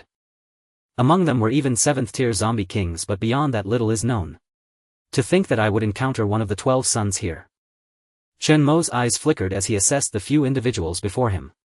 No wonder that fellow's strength was worlds apart from ordinary ability users. It turns out they are the elite of the Central. Qiongqi was not particularly remarkable. He had a slender build, a somewhat gloomy expression, and an indistinct aura of killing intent, appearing to be just over 20 years of age. Qiongqi's expression was calm as he lingered his gaze on Qiongqi for a second, somewhat surprised. A battle pet. Many people in the apocalypse coincidentally acquired extraordinary companions showcasing considerable combat power. The Central had naturally noticed this as well and was now attempting to tame these extraordinary beings for their own use, but the results had not been promising. After all, those captured extraordinary beings already possessed self-awareness, making it highly unlikely for them to submit. Zhuogu, I can't see through this guy's strength. He is at least a 5th-tier ability user. Li Xiao, who had the ability to perceive, spoke coldly. 5th tier. That's intriguing. Taking an interest in the person before him, Qiongqi raised his hand. I understand. He approached without any defenses, even as Qiongqi let out a low growl of caution, remaining unfazed. He revealed a slight smile and extended his hand. Hello, I am Qiongqi. Previously my team's members did not pay attention and mistakenly thought you were an extraordinary being from outside, so they attacked. I apologize for any offense caused. As the only member of the 12 sons who did not adapt to being an ability user, Qiongqi was not well received and had an aloof personality, often avoiding interactions with others, frequently wandering outside to carry out various tasks. However, he did not carry the high and mighty attitude often displayed by Central personnel. Zhao Wenji's abilities were not weak. Even within the Central he was a standout, and being able to defeat him without sustaining any injury certainly indicated he was no ordinary person. Strong individuals are always deserving of respect. Chen Mo did not extend his hand, glancing at him with a tone that showed little fluctuation. This misunderstanding is rather deep. You have a point. After looking at the disheveled surroundings, Qiongqi nodded thoughtfully. He took out a powerful energy crystal core from a spatial ring. It was a 5th-tier core. This is a 5th-tier crystal core. We were in the wrong first. You can keep this as a token of apology. Qiongqi smiled slightly. Upon seeing Qiongqi produce the 5th-tier crystal core, the surrounding teammates revealed looks of disbelief. Yangqing exclaimed, "No, Zhuogu. This person injured Zhao Wenji." He alone knew how severe Zhao Wenji's injuries were. All his ribs were shattered, and without being an ability user he would have been doomed. He was now barely stabilizing Zhao Wenji's injuries thanks to high-quality recovery potions and his own ability. Li Xiao also wore a confused expression. Qiongqi raised his hand to stop him. Enough. In the beginning it could be overlooked, but Zhao Wenji could not have failed to see this brother here. Since he chose to strike lacking in skill, being able to save his life is already fortunate enough. We represent the Central in carrying out tasks. You do not tarnish the Central's reputation. This. The two were momentarily speechless. This action did change Chen Mo's long-held impression of Central ability users. It was surprising to find that among the usually aloof Central ability users there were still a few normal individuals. It was not in his nature to refuse benefits, so given the other party's understanding, Chen Mo also did not decline. I will take it. He then directly handed it over to Qiongqi as compensation. Qiongqi's eyes suddenly brightened. What a lucrative deal. To be struck once and receive a 5th-tier crystal core in return. Was there such a good thing? Qiongqi swallowed the 5th-tier crystal core in one bite, making a crunching sound as he chewed it into crumbs. In an instant his power was restored, with his fur glowing with the unique radiance of the crystal core. Qiongqi was slightly taken aback upon seeing this. He knew well what a 5th-tier crystal core represented outside. It was quite valuable, and to think that the other party casually tossed it to a wild extraordinary being. Truly generous. He chuckled, not particularly concerned as he did not lack such resources. At that moment Zhao Wenji, who was receiving treatment nearby, coughed up a few mouthfuls of blood mixed with flesh. His face was extremely pale as he opened his eyes. Zhao Wenji. Yangcheng was overjoyed to see him awake. The others also turned to look. As Zhao Wenji opened his eyes, he immediately recognized his teammates and understood the situation.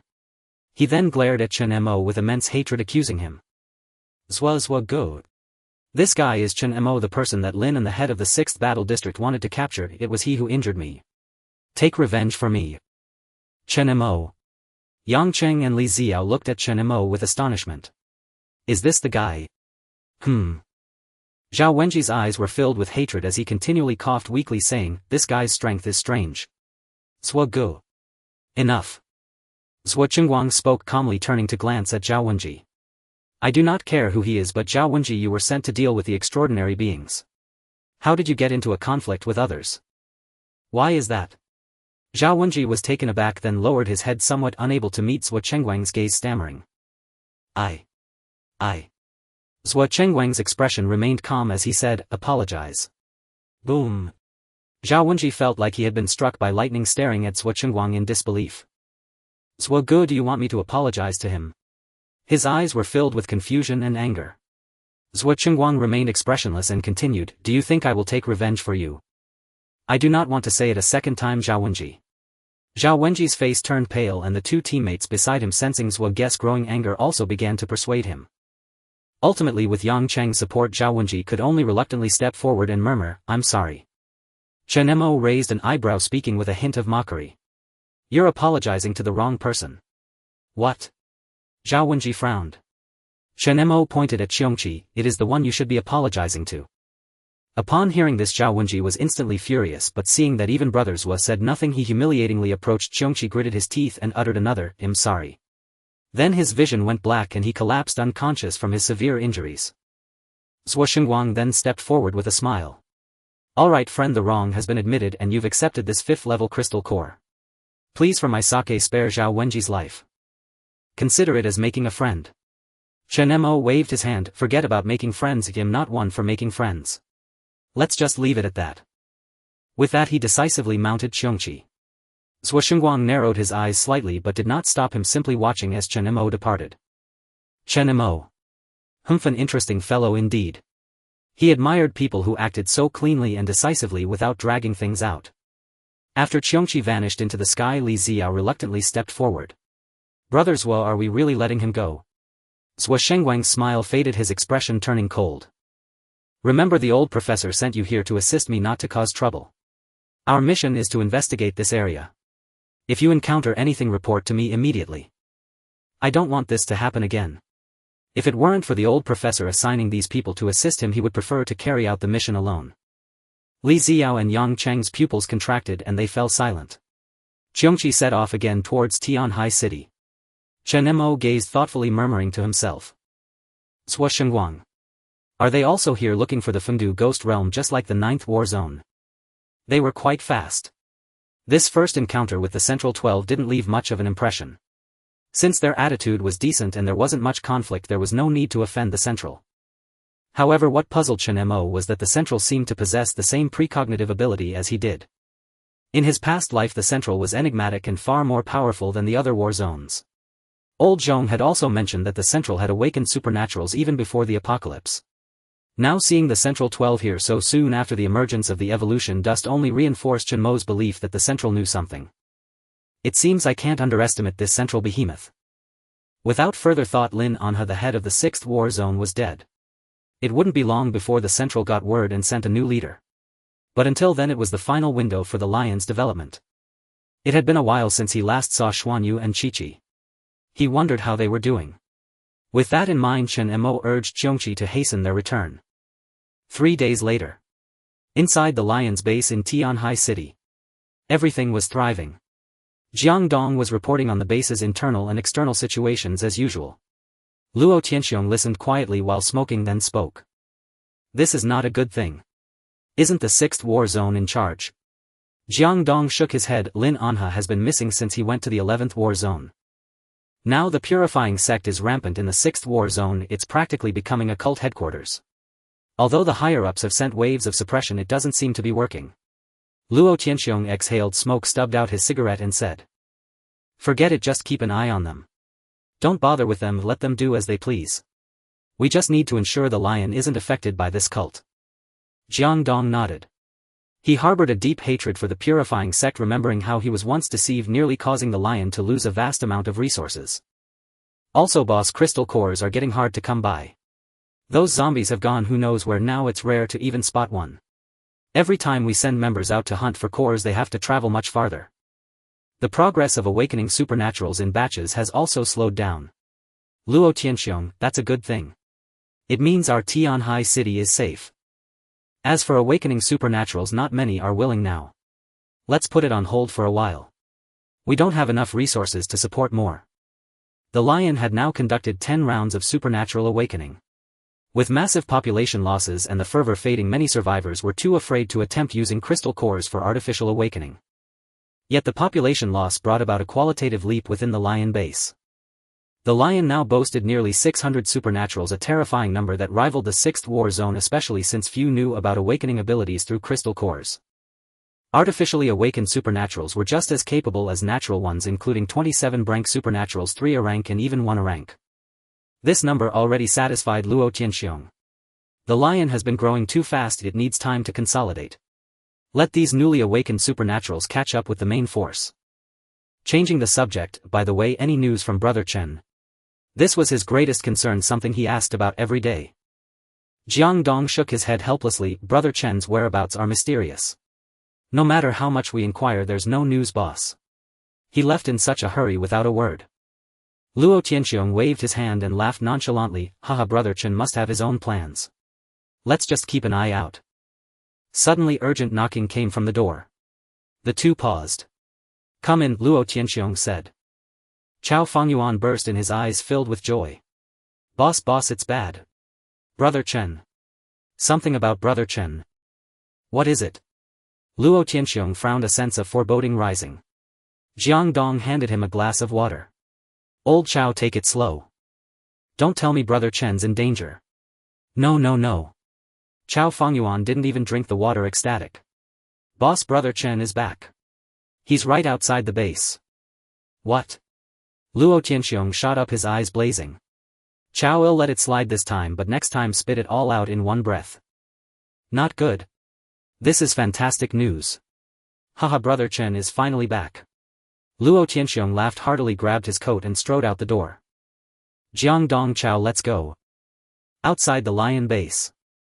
Chen Mo gazed at the scene before him. Having been away for months, the lion base had undergone earth-shattering changes. Protective walls had been erected all around and a large number of personnel stood guard outside the base gate, armed with the most advanced modified weaponry. At that moment a crowd gathered around Chen Mo, each person brimming with excitement. Brother Chen. It's Brother Chen. He's back. Where's the boss? Someone go tell the boss. Brother Chao has already gone. Brother Chen, where have you been all this time? A group of lion members asked with intense curiosity. Chen Mo smiled, looking at these fellows before him, and said, a bit far, I took a trip to the 11th war zone. Never mind that, where's Luo Tianxiong? Haha. Little brother, I've missed you like crazy. See, here I am. A hearty booming laugh came from behind. Upon hearing this voice, the surrounding members immediately parted to clear a wide unobstructed path. Boss. Luo Tianxiong arrived with Qiongqi and Chao Fengyuan, flanked by a group of ability users who were now highly valued in the lion base. Wang Yurui was among them. Striding forward when he saw Chen Mo, Luo Tianxiong's face lit up with emotion as he rushed in for a bear hug. Good heavens. Little brother, looks like you've been doing well out there, you've put on weight. This big tiger has gotten a lot sturdier too. Tisk, that fur, that build, damn, it's flashy. Luo Tianxiong held the hug for a long while before letting go, then patted Qiongqi's massive head. Chen Mo smiled and looked around but didn't see Qiqi or Tang Xuanyu. He couldn't help asking, where are Xuanyu and Qiqi? Luo Tianxiong laughed heartily, haha, don't worry little brother. Your wife and little Qiqi are doing just fine. Xuanyu couldn't stay put here, she went out hunting for crystal cores. I sent a few A-rank ability users to assist her, so she'll be fine. As for little Qiqi, she's playing with a bunch of kids right now. As if afraid Chen Mo might not know, Qiongqi quickly added, Brother Chen, you might not know this, but the boss set aside a whole villa just for little Qiqi, turning it into a playground for the kids. It's full of toys. And since we have quite a few kids in the lion base, they all play there every day. Luo Tianxiong scolded with a smile, Dongzi, what's there to say about such a trivial matter? But speaking of you, little brother, last time you said you'd be gone for a while, I never thought it'd be this long.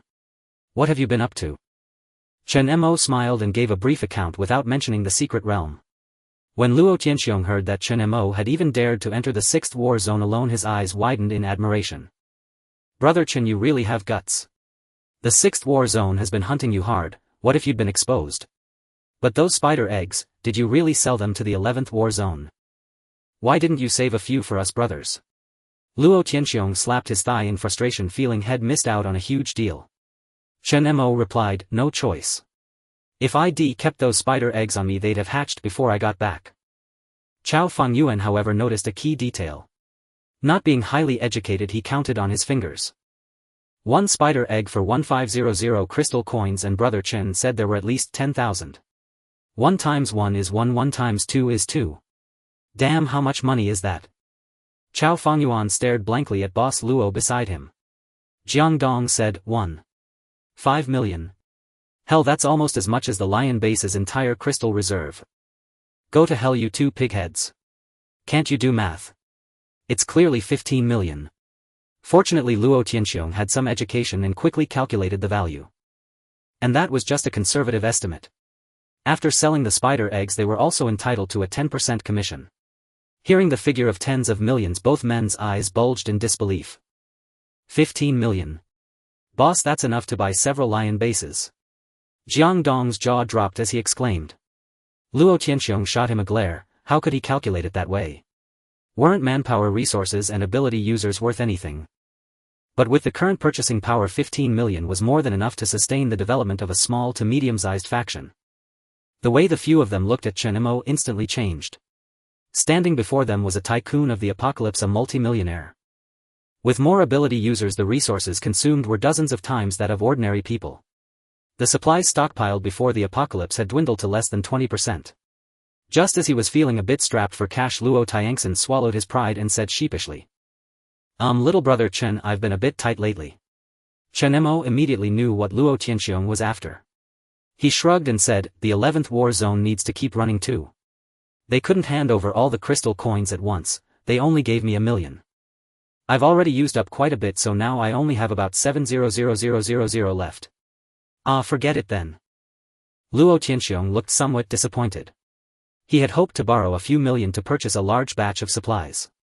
But 700,000 was still too little to sustain the entire Lion Base. Without a stable income or resource output, his biggest worry now was how to keep the Lion Base running. The 6th war zone had its jade crystal cores, and other war zones had their own geographical resources. To break into the top-tier factions, one couldn't rely solely on hunting crystal cores to exchange for coins. Chen Mo could see his predicament and said calmly, how many people does the Lion Base have now? Luo Tianxiong calculated for a moment and replied. After the awakening of abilities, the population pressure eased a bit. Altogether about 5600 people. Any more than that and we can't afford it. Forget it. Little brother Chen, since you're back, we've got to have a good meal together. Come on, tell me all the interesting things that happened on your journey. Luo Tianxiong laughed heartily, slung his arm around Chen Mo's shoulder and led him into the base, boasting about his own achievements along the way. They arrived at Luo Tianxiong's private study.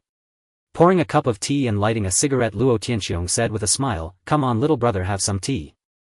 Now that things had gradually stabilized and zombies were no longer the primary threat, most electrical appliances could function normally again, though communication equipment was still disrupted by some mysterious magnetic field.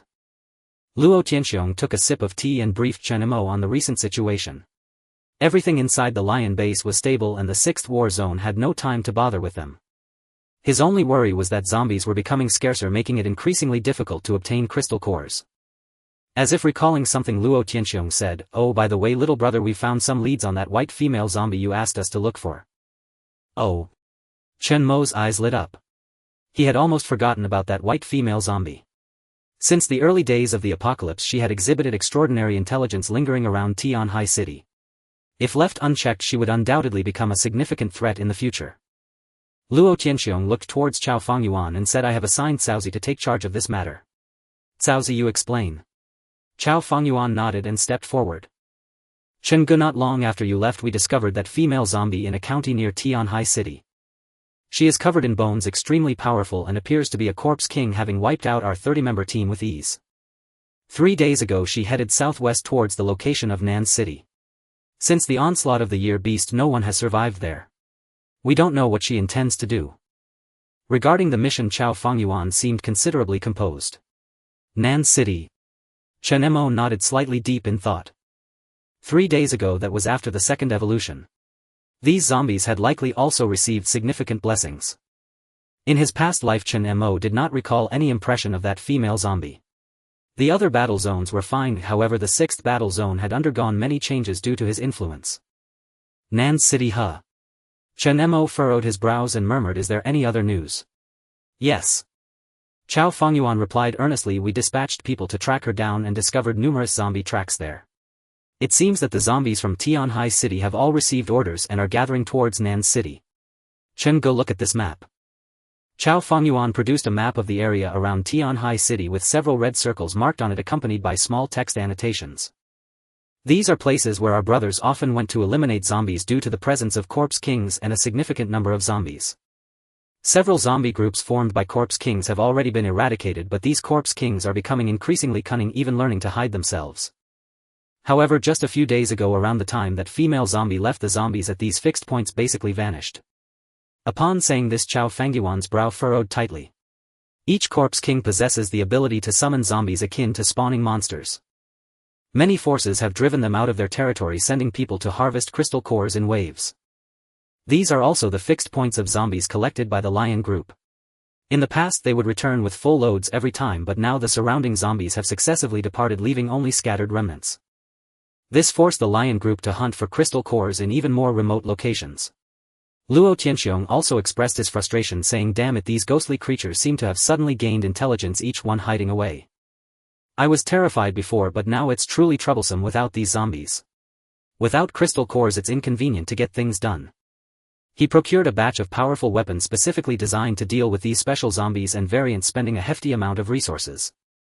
Chen Mo's expression remained calm as he looked at the circles marked on the map, saying, "They may awaken intelligence, but they won't all just disappear.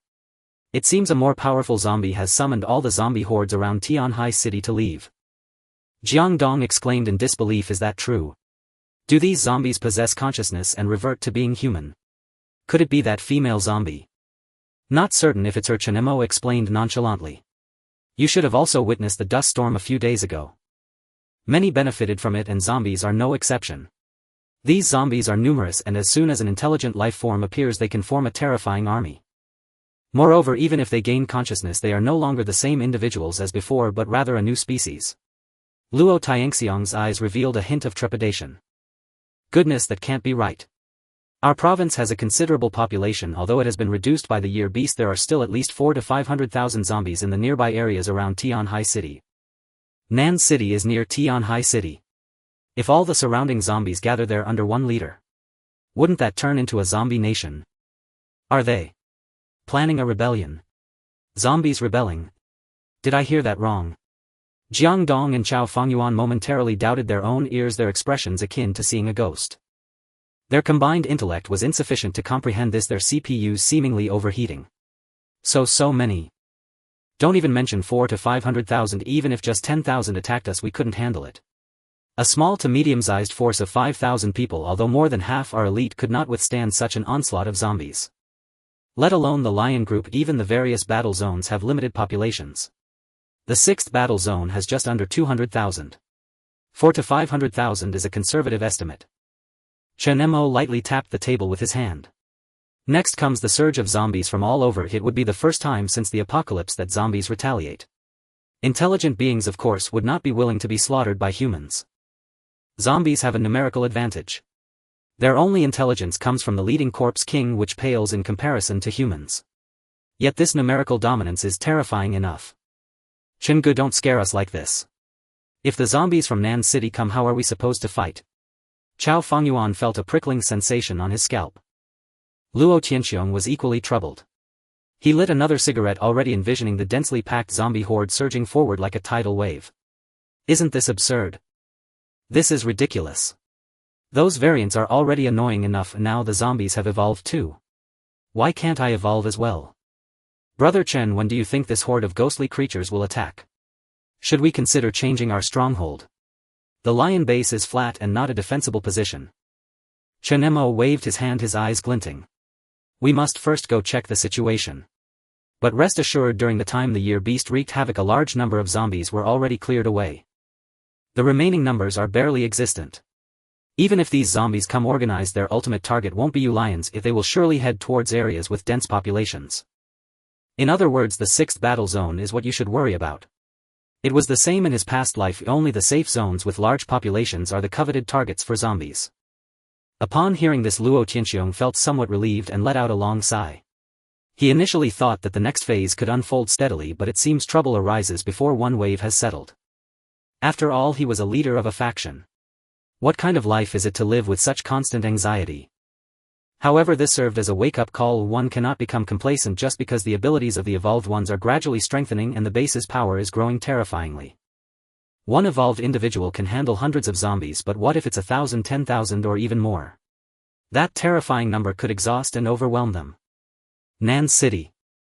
The desolate wasteland, the entire city no longer resembled its former self. Among the ruins of the city, trees sprouted from the ground, and amidst this landscape the howls of zombies echoed. Roar! Roar! In the distance an armed helicopter approached, its engine roaring, carrying investigators from the 6th war zone sent to explore. The man held a communicator in his hand and a harsh static sound came from it. He frowned slightly and mumbled. The magnetic field here is significantly affected. In less than a month, what exactly happened in Nan City? Like lions, to better develop their territory, the personnel of the 6th war zone also dispatched troops to investigate various areas. However, 2 days ago a regiment sent to explore Nan City suddenly lost all signs of life and not a single message was received. Currently the 6th war zone is already in a state of chaos due to the pure world sect issue. With no leaders present, the upper management is overwhelmed with daily affairs and cannot spare time to investigate, which is why this matter has been left aside for a few days. As the helicopter gradually approached Nan City and was able to overlook the situation within the city from above, the pilot's pupils suddenly constricted and he exclaimed in disbelief. Lili, instructor. He trembled uncontrollably. The man frowned slightly. What's wrong? He looked down, and upon seeing the terrifying scene within Nan City he was suddenly filled with dread, goosebumps rising all over his body. Boom. His mind went blank. Within Nan City, as far as the eye could see, a dense mass of corpses gathered like a tidal wave. The astonishing number would make anyone feel as if they were dreaming. Every inch of land here seemed to be occupied by zombies. This was a terrifying tide of zombies, a kingdom and paradise for the undead, with tens of thousands, no hundreds of thousands of zombies gathered here. They were not agitated, swaying in place, emitting low growls. Too many. Wherever he looked it was all zombies. The man's hands trembled and he accidentally dropped the communicator. Inside the helicopter a terrifying silence fell. After witnessing this scene no one could utter a word. Even the enhanced individuals dispatched to protect this mission felt a chill rising in their hearts. What is that? An enhanced individual swallowed hard, their throat slightly dry. A zombie tide. Why is there such a scale of zombie tide in Nan City? The man's voice trembled slightly, his pupils shaking violently. As he scanned the mass of zombies below he noticed they seemed to be standing still in an organized manner. In the center of Nan City, amidst the ruins of the once towering Apocalypse Tower, stood 5 or 6 distinct-looking special types, clearly not ordinary. Many of these special types had even been recorded in the 6th War Zone's files. The Zombie King Executioner from Area T9. The Devourer from Area B4. No, this is impossible. These special types were actually the Zombie Kings from various regions. They were communicating. The man's heart and lungs stopped, a terrifying sense of suffocation surged in his chest. They have gathered this zombie tide, a tide formed by several zombie kings. Nan City has been occupied by this group of monsters. This is bad, this is bad. We must inform the higher-ups of the war zone, this group of zombies has gone mad. He shouted in extreme fear, his face turning crimson. The enhanced individual beside him also looked aghast. Why have the zombies become like this? With so many zombies, if they all come out, which force could resist them? This is bad. The pilot turned the helicopter around to return, and at that moment the special type standing high in the distance seemed to have noticed something. The skeletal female zombie looked up at the sky. Her form became increasingly human-like, with pale bloodless skin, and all the bone spikes on her body retracted, making her appear like a human woman. Her pupils were exceptionally cold, her lips parted slightly, uttering an unknown language. A few other special types around began to stir, looking over. Among them a gigantic zombie with a decayed large knife fused with its right hand roared and leaped, crushing countless rubble beneath it like a giant cannonball flying towards the armed helicopter. Not good. They found us. The man shouted in panic as his heart nearly stopped, his face turning pale. Go. Hurry. The enhanced individual also acted swiftly at this moment, unleashing countless fragments towards that special type. The pilot felt an increased pressure and desperately maneuvered the helicopter to retreat. The special type approached, its muscles bulging, swinging a 3-meter-long large knife that shattered the fragments, its massive hands gripping the helicopter, causing it to violently shake and rapidly descend. Upon seeing the appearance of that special type, an extremely terrifying sense of oppression shook everyone to their core, their pupils dilating. It resembled a stone giant, an alternative evolution of a breakthrough possessing even more brutal and destructive power. Roar! Run! The man was frenzied, drawing his gun and firing madly at the executioner. Bang bang bang, but those special bullets couldn't even penetrate the executioner's defenses. The executioner roared, raising its right hand high, the enormous knife crashing down towards the helicopter. Boom! In an instant the helicopter shattered into pieces, emitting a tremendous explosion, and countless fragments plummeted along with the executioner, crashing heavily to the ground. Boom! Smoke billowed as the immense impact instantly crushed hundreds of zombies below. The executioner emerged from the thick fog, still holding a human head, steam billowing from its mouth and nose. Roar! It raised its head and let out a deafening roar, causing all the zombies in Nan City to erupt in chaos, hundreds of thousands of zombies roaring in unison, creating an incredibly terrifying scene as if it were the end of the world. Roar! The ground shook, the sound of zombies echoed for miles, and countless mutant creatures fled. Here is the kingdom of zombies.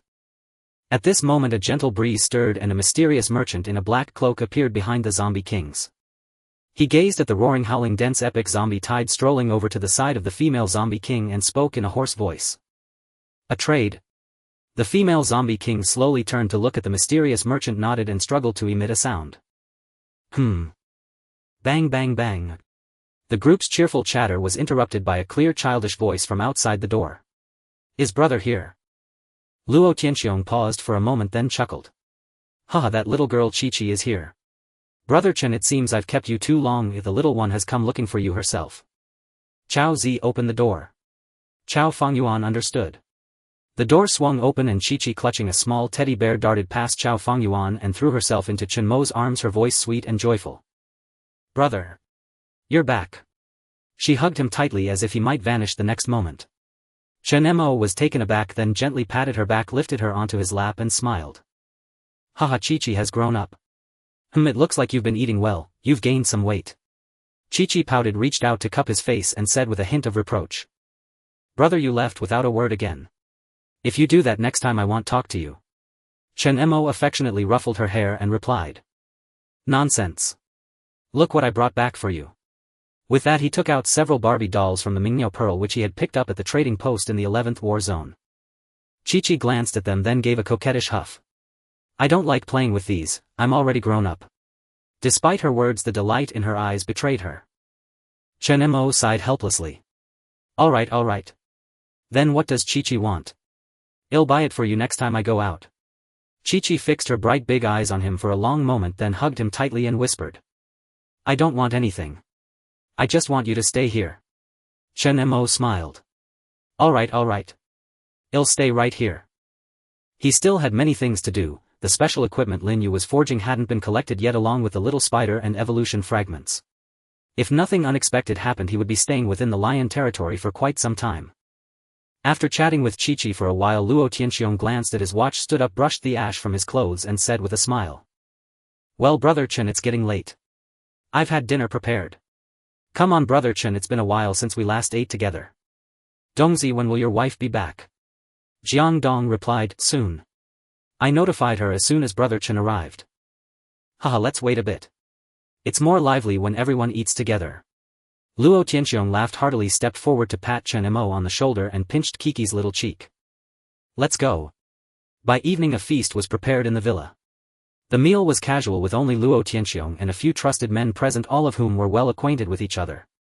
In the living room, Chen Mo lounged on the sofa, taking an evolution fragment from the Mingniao Pearl and examining it closely. It shimmered with a sapphire blue no larger than a fingernail. Though shattered into pieces by Mengpa, even this tiny fragment brimmed with an immensely concentrated power. Simply holding it in his hand evoked an instinctive longing and call as if every pore in his body was opening. The power of evolution. A tangible energy that granted all living beings a second chance. Your wife should be here soon, Brother Chen. Let's wait a bit longer. Luo Tianxiong entered from outside, having stepped out for some business. As soon as he came in, he saw Chen Mo fiddling with a peculiar object and asked with curiosity. Is that a crystal core fragment? Chen Mo shook his head without elaborating and put the evolution fragment away. Luo Tianxiong nodded, not paying it much mind. Just then the sound of a car came from outside. His eyes lit up and he smiled. Brother Chen, they're here. Creak, the door slowly opened. Chen Mo looked toward it and his gaze softened the moment he saw the newcomer. Tang Xuanyu scanned the room as she entered. When her eyes landed on Chen Mo on the sofa, she froze for a moment, then her beautiful eyes lit up brilliantly. Chen Mo. You're back. She exclaimed joyfully. Chen Mo smiled and nodded. Tang Xuanyu pouted as she approached, looking at the man on the sofa with mild displeasure. What about the dinner we agreed on? Chen Mo was taken aback, rubbed his cheek awkwardly and stammered, Ah. Well, something came up so I left early. Isn't this making up for it now? Tang Xuanyu rolled her eyes at him. Am I going to tie you down? Just say something next time you need to leave, no need to sneak off like that. I didn't want you to worry, you were. Chen Mo said with a faint smile. Tang Xuanyu's cheeks flushed slightly as she muttered, conceited jerk. Who's worried about you? Luo Tianxiong watched with a fatherly grin, remembering how she asked about him most often. Haha. Sister-in-law Brother Chen did it for your own good. He's been through quite a few dangers out there. Tang Xuanyu's heart tightened. She turned to Chen Mo with concern. Are you okay? Chen Mo smiled and shook his head, spreading his arms. Do I look like something's wrong? Where did you go? I'll tell you later. Let's eat first. The group gathered around the table, chatting and laughing in a warm atmosphere. Chen Mo recounted the recent events to Xuanyu. Halfway through, Luo Tianxiong asked curiously. Brother Chen, I heard that Lin and the head of the 6th war zone left a while ago with a large group for the 11th safe zone. You were there, did you see him? Chen Mo shook his head. I'm not too sure about that. Luo Tianxiong nodded, finding it plausible. What he really cared about was the matter of war beasts. After all, Chen Mo himself was the best testament to their value. Who wouldn't want a mighty and imposing beast like Qiongqi? If they could equip every member of the lion with one, it would be a spectacular sight. As if reading his thoughts, Chen Mo poured cold water on the idea. Raising war beasts requires a significant investment of resources. Given the lion's current situation, it's simply unaffordable. Tang Xuanyu nodded in agreement. I went to the outskirts of Qiongqi City recently. There are far fewer zombies than before. I used to bring back at least 1,000 third-level crystal cores, but now I only got a little over 200 along with some first and second-level ones. Luo Tianxiong sighed helplessly. The lion has strength now, but what we lack are resources that can generate continuous value or signature export items. Unfortunately, none of these technologies were in their hands. Most of the scientific talent was concentrated in the various war zones, and the resource veins were too far from the base. Even the simplest zombies were now scarce. He was mulling over whether to return to his old trade, directly plundering stockpiled supplies from others. In essence, the lion had encountered a bottleneck, struggling to advance further. Food supplies could be sustained by having ordinary people cultivate the rice developed by the central authority, slowly stockpiling and developing. However, in this apocalypse, stagnation meant regression. Without formidable strength to safeguard one's faction from annihilation, even the most abundant resources would merely appear as a tempting prize in the eyes of others. Luo Tianxiong said, the other supernatural factions are developing at a terrifying pace and many new forces have emerged. Here in Qiongqi City, the lion is ultimately constrained by the 6th war zone. I plan to recuperate and reorganize for a while, then relocate our base. That way we won't have to worry about the 6th war zone coming to settle scores one day. Chen Mo's eyes flickered. Lowering his gaze, he ate his meal and said calmly, there's no rush to relocate. Now is not the time. As for resources, that's an easy problem to solve. There are plenty of resources near Qiongqi City. Aside from jade crystal, most powerful resources emerged after the 2nd evolution. This evolution brought about a global explosion of resources, a blessing not only for living beings but for all aspects of the world. In other words, the evolutionary dust had revitalized the ravaged land, breathing new life into it. Oh.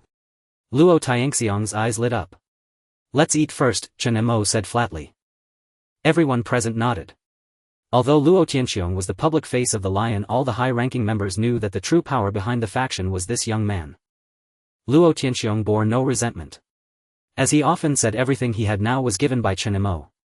As long as the Lion prospered, he would not mind even stepping down as leader. What Chen Mo cared about was finding a safe haven for Yue and Qiqi, as well as a place that could provide him with abundant resources. Controlling Qiongqi, Shisho and others required an immense amount of resources. No warzone would waste so many supplies on a single individual. But the Lion could do it even if it was still somewhat weak. After dinner, Luo Tianxiong left with his subordinates, his eyes gleaming with excitement. Before departing, he handed Chen Mo a list, a roster of promising talents within the Lion. Qiqi was outside playing with Qiongqi while Chen Mo sat on the sofa reviewing the list. Why aren't you resting yet? Tang Xuanyu approached, handing him a glass of warm water. It's late. Is there anyone on this list worth paying attention to? Chen Mo looked up and saw Tang Xuanyu in loose sleepwear. Under the lamplight, her graceful figure was subtly outlined, her long silky hair cascading down. She bent slightly to place the water on the table, tucking a strand of hair behind her ear. When she raised her head, she met Chen Mo's gaze. A blush crept onto her face and she said with feigned anger, "What are you looking at?" Chen Mo was taken aback. For a moment he recalled Xuanya's image from his past life. As a squad leader, she had always been stern and cold, a far cry from the gentle demure woman before him now. He gave a soft smile and said gently, "Thank you. I was just lost in thought."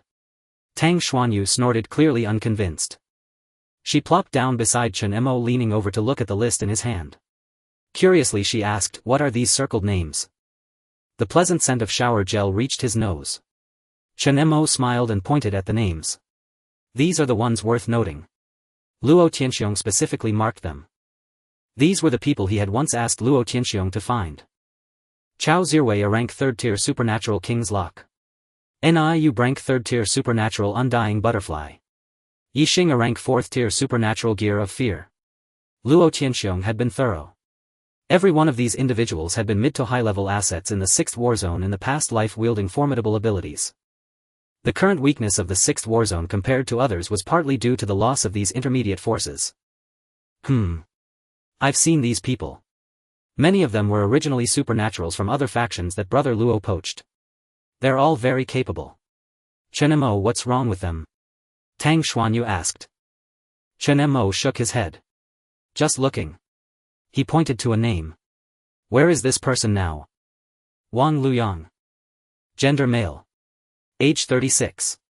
Identity teacher. Ability A rank supernatural Eye of Omniscience, an advanced version of the insight eye possessing even greater perception. A supernatural with such an ability was highly sought after by any team. He was also one of the key figures Chen Mo had listed for Luo Tianxiong. To think that Luo Tianxiong had actually found him. Tang Xuanyu looked at the name. Wang Luyang. Why him? You know him? Chen Mo asked, surprised. Tang Xuanyu nodded, a strange expression on her face. Yes. He's a stubborn one. Some of our people from the Lion met him by chance a while ago. He was fleeing and they brought him back. Brother Luo warmly invited him to stay with the Lion, but the guy refused, insisting on serving the warzone. He even tried to sneak away at night with some food but was caught. Brother Luo was furious and had him locked up. Chen Mo pondered. He didn't know much about Wang Liuyang, only that in his past life many supernaturals from the 6th warzone had sought him out because his ability could reveal the weaknesses of other supernaturals and provide valuable guidance. Tang Xuanyu, are you going to see him? Chen Mo, tomorrow. It's late now, they're probably asleep. I'm going to absorb some crystals. You should rest first. Tang Xuanyu pouted and sighed. Alright then. I'll go get Qiqi to bed. Chen Mo, you should get some rest too. Chen Mo smiled and nodded. In the dead of night he took out the spider eggs and all the evolutionary fragments from the Mingyao pearl. The spider eggs were submerged in the culture fluid. The liquid had already decreased by half and the eggs had undergone a dramatic transformation. The thin white membrane had shriveled considerably. With the advent of the second evolution, the air was thick with evolutionary energy. It wouldn't be long before these second-generation creatures hatched. First-generation creatures inherited their parents' abilities to varying degrees. Only those that broke the shackles of life and underwent a second evolution could be called second-generation creatures. Opening the cultivation tank, Chen Mo tossed 2 or 3 evolution fragments inside. A dense fluorescent glow instantly filled the transparent glass container, making it shine like a light bulb. The spider eggs stirred with bulges appearing here and there as if the creatures within were struggling to break free. Seeing this, Chen Mo's eyes lit up. Indeed, these evolution fragments held tremendous effects for any living being. Putting away the cultivation tank, Chen Mo then took out an evolution fragment and began to absorb it himself. Just like with the crystal cores, he gripped it tightly in his hand. The function of the evolution stone was to enhance abilities and break through limits. Perhaps because his dominion ability was too powerful, after absorbing the energy from one evolution fragment he felt no significant fluctuation. As if expecting this, Chen Mo calmly took out 10 more evolution fragments and began to absorb them. The next morning at dawn. In a villa district outside the lion base. Let me go. Where's Luo Tianxiong? I want to see your leader, Luo Tianxiong. In a society governed by law, how dare you restrict someone's personal freedom in public? Is there no justice, no law left? Where are the police? Where are the guards? A mournful cry came from inside the villa, accompanied by heavy pounding on the closed door.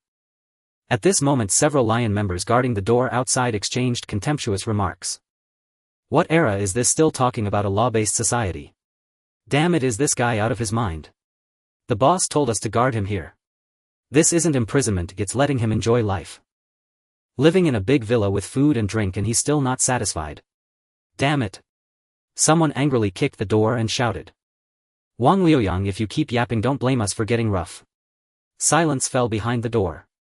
Just then several lion members entered the villa to clear the way, and an off-road vehicle parked outside.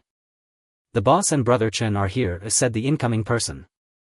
Luo Tianxiong smiled broadly and said, Brother Chen, this guy is a stubborn old mule. No matter what method I used, he wouldn't yield. He insists on going to the 6th war zone. I really had no choice but to lock him up here.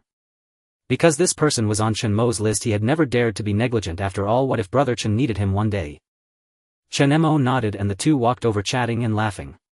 Boss, Brother Chen. The guards at the door stepped forward respectfully. Luo Tianxiong, what about that guy? Has he given in yet? The guards exchanged glances. One said, no boss. He still yells every day just like before. Luo Tianxiong frowned and ordered someone to open the door. With a creak, Chen Mo looked inside the room. It was a mess with leftover food boxes and various odds and ends scattered everywhere. Inside was a middle-aged man with a broken pair of glasses, a messy beard full of stubble and deep dark circles under his eyes, making him look utterly haggard. Wang Liuyang. He looked vastly different from Chen Mo's memory. In his past life he was also a very important ability user, proud and aloof. Now he resembled a downtrodden middle-aged man. Seeing the newcomers, Wang Liuyang's eyes lit up, but then he immediately put on a stern face. Humph. Luo Tianxiong, I will never join your lion group. I will only serve the nation, only serve the war zones. I, Wang Liuyang, would rather die than submit. Luo Tianxiong was taken aback, unable to understand where such resentment came from. He had provided the man with fine food and drink, and now he was the one being blamed. Jiang Dong, standing nearby, couldn't bear it any longer and snorted angrily. Wang Liuyang, I advise you not to be ungrateful. The war zones are not united now. With your strength, forget about reaching the 6th war zone, you'd be devoured down to the bone by mutant zombies on the way. Wang Liuyang's face changed at these words. After all, he had fled here.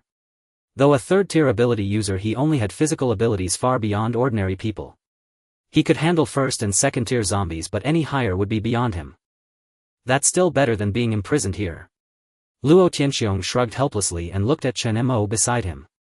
See, Brother Chen, this is how it is. This guy has a terrible temper. Chen Mo studied Wang Liuyang with an expressionless face. Feeling uncomfortable under the gaze, Wang Liuyang shrank back. He activated his omniscient ability to probe the person before him. Countless runes appeared in his pupils and a faint golden light flowed like a film over his eyeballs. A low hum filled the air as all information about everyone around him became instantly clear, with numerous fine golden symbols swirling around their bodies. But when Wang Liuyang turned his gaze to Chen Mo smiled faintly. The next moment a tremendous force erupted. Behind the man before him, an overwhelming black mist surged forth, enveloping the entire scene with its dense, terrifying power. The black mist morphed into forms he had never seen before. Moreover, countless symbols surrounded Chen Mo. Wang Liyang's entire body trembled violently as if he were staring into an abyss. Mother of mercy. His legs gave way and he involuntarily stumbled back several steps, his eyes nearly popping out. Chen Mo raised an eyebrow while Luo Tianxiong and the others looked on in confusion. They had never seen Wang Luyang like this. Judging by his expression, he seemed utterly terrified. Supporting himself on a sofa, Wang Luyang looked as if he had just escaped a nightmare, staring at Chen Mo as if he were a monster. Was this person even human? With his omniscient ability, he had a clear understanding of ability users' strength. In his eyes, comparing Chen Mo to Luo Tianxiong was like comparing two entirely different species. Whoa, who is he? His lips trembling, Wang Luyang raised a shaky finger toward Chen Mo and asked Luo Tianxiong. Luo Tianxiong laughed heartily. He's my brother Chen Mo. Wang Liuyang, to tell you the truth, if it weren't for brother Chen, I would have chopped you to pieces long ago. He spoke the harsh words with a smile. Wang Liyang's face paled and he asked timidly, what do you mean? Luo Tianxiong smiled at Chen Mo and said, Brother Chen, I've brought the man to you. I have some matters to attend to, so I'll take my leave now. Chen Mo nodded. He indeed had some questions to ask Wang Luyang. The door slammed shut heavily. After Luo Tianxiong left, the oppressive force in the room grew even more intense. The endless black mist seemed ready to devour him. Wang Luyang quickly stopped using his omniscient ability and everything around returned to normal. A cold sweat trickled down his forehead as he spoke hesitantly. You wanted to see me? I heard you want to go to the 6th war zone. Chen Mo said with a faint smile. Still preferring death over submission. Wang Liuyang, evidently terrified of Chen Mo, stepped back a few paces and forced himself to speak. What do you want to do? Chen Mo smiled gently and a flash of silver light streaked by. His already sparse hair drifted down. Wang Luyang felt a chill on his scalp. His pupils contracted as he touched his head in disbelief. Aside from the sides, the middle was completely bald. Plop. His entire body went limp and he uncontrollably dropped to his knees, his pupils trembling and his face filled with sheer terror. You're going to kill me. Chen Mo stepped forward with a grin and placed his hand on Wang Liyang's shoulder. He could clearly feel the man trembling beneath him. Aren't you preferring death over submission? Since you're unwilling to join the lion, rest assured it'll make your death a swift one. Wang Luyang clearly saw a mass of silver liquid writhing and intertwining before his eyes, sticking to the ground and forming a sharp spike aimed directly at him. Moving along his shoulder, Chen Mo pressed his hand onto Wang Liyang's head. With just a little more force, the earth spike would pierce through his throat. Don't worry, it'll be quick, Chen Mo said with a smile. As he spoke, he gradually applied pressure.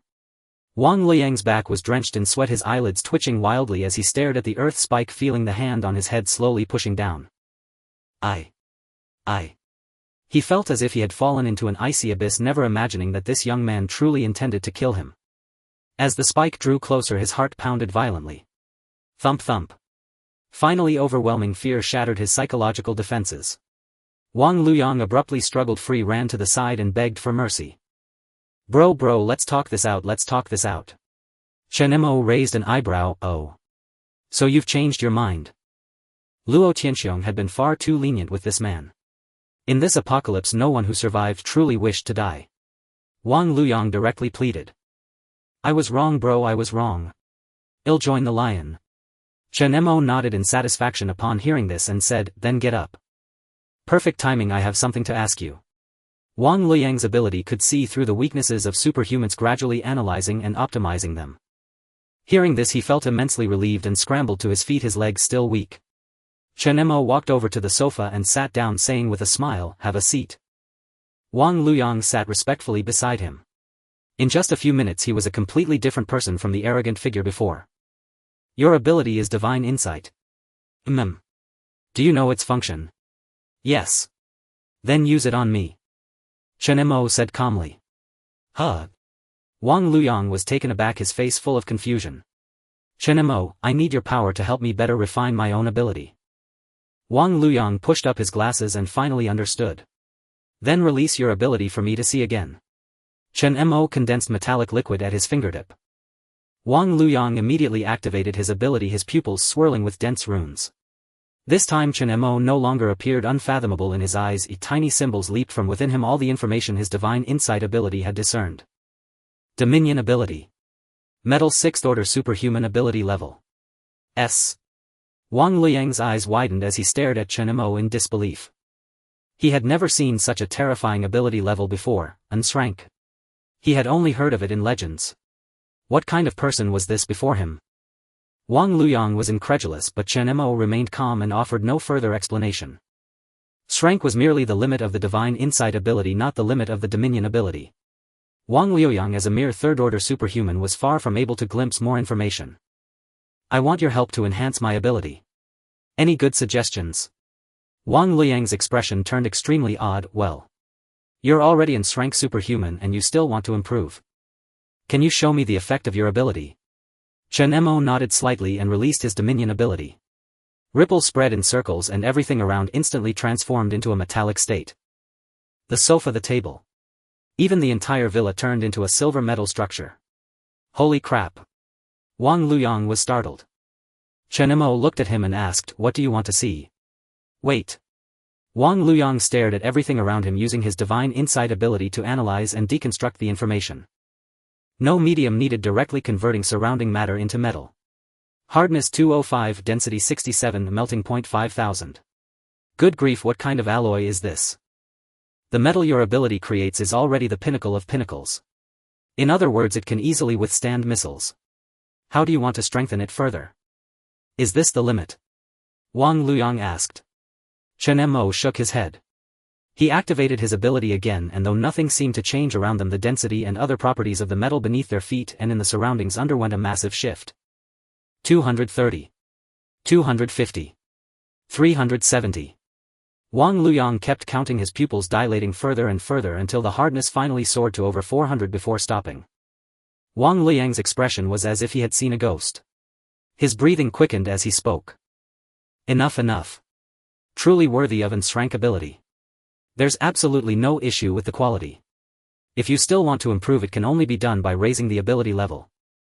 Show me something else. What methods do you usually use in combat? After witnessing Chen Mo's ability, Wang Liyang grew intensely curious and asked. This. Chen Mo raised his hand and a silver droplet emerged in the space before him. The droplet expanded outward, eventually condensing into the shape of silver blades floating in the air. Bang! Bang!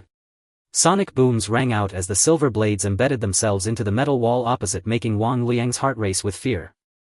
The divine insight ability gives a value of 2064. Aside from you, I've never discerned a similar 6th-order rank superhuman, so I'm not sure what level this falls under. But I think since you can already drive this ability to such an extent, there shouldn't be many people in this apocalypse who can threaten you, right? Chen Mo did not deny it, his eyes flickering as he spoke. I need greater strength. Because the opponents in this arena have never been limited to just humanity. Wang Liyang frowned, somewhat puzzled by Chen Mo's words. Still, he offered his advice. In terms of lethality, it's already at the pinnacle. If you wish to enhance its power further, you could focus on density. Since you can control hardness, increasing density shouldn't be a problem for you. Chen Mo pondered for a moment, then waved his hand casually. The metallic floor before him began to flow with wisps of silver liquid intertwining and gradually coalescing into a square metal block. Initially the size of a palm, it grew larger and larger as the silver liquid continued to pour in. Compress it. How small can you make it? Wang Liyang squinted as he asked. Activating his dominion ability, Chen Mo felt a noticeable drain of energy within him. The metal block, now the size of a soccer ball, began to compress relentlessly. Several tons of metal condensed until it shrank to the size of a tiny water droplet. Wang Liyang's eyes grew increasingly bright as he stared fixedly at the tiny silver droplet. Its density had already surpassed 300. This meant that this seemingly ordinary droplet possessed a weight so terrifying it could pierce through a person from head to toe, leaving a hole over 10 meters deep in the ground. Primordial heavy water. Wang Liyang exclaimed, gesticulating wildly, trembling as he watched the droplet's value continue to rise. What? Chen Mo asked. He ceased the ability. A single tiny droplet had consumed a vast amount of his energy to control, far more draining than manipulating 40 or 50 silver blades. Wang Liyang explained excitedly, I read about it in a novel before. A single drop of primordial heavy water weighs tens of thousands of tons. This metal droplet of yours is practically the same. Chen Mo stroked his chin and murmured, That name is fitting. Wang Liyang looked on with eager anticipation. Test its power. Chen Mo nodded and propelled the tiny droplet forward.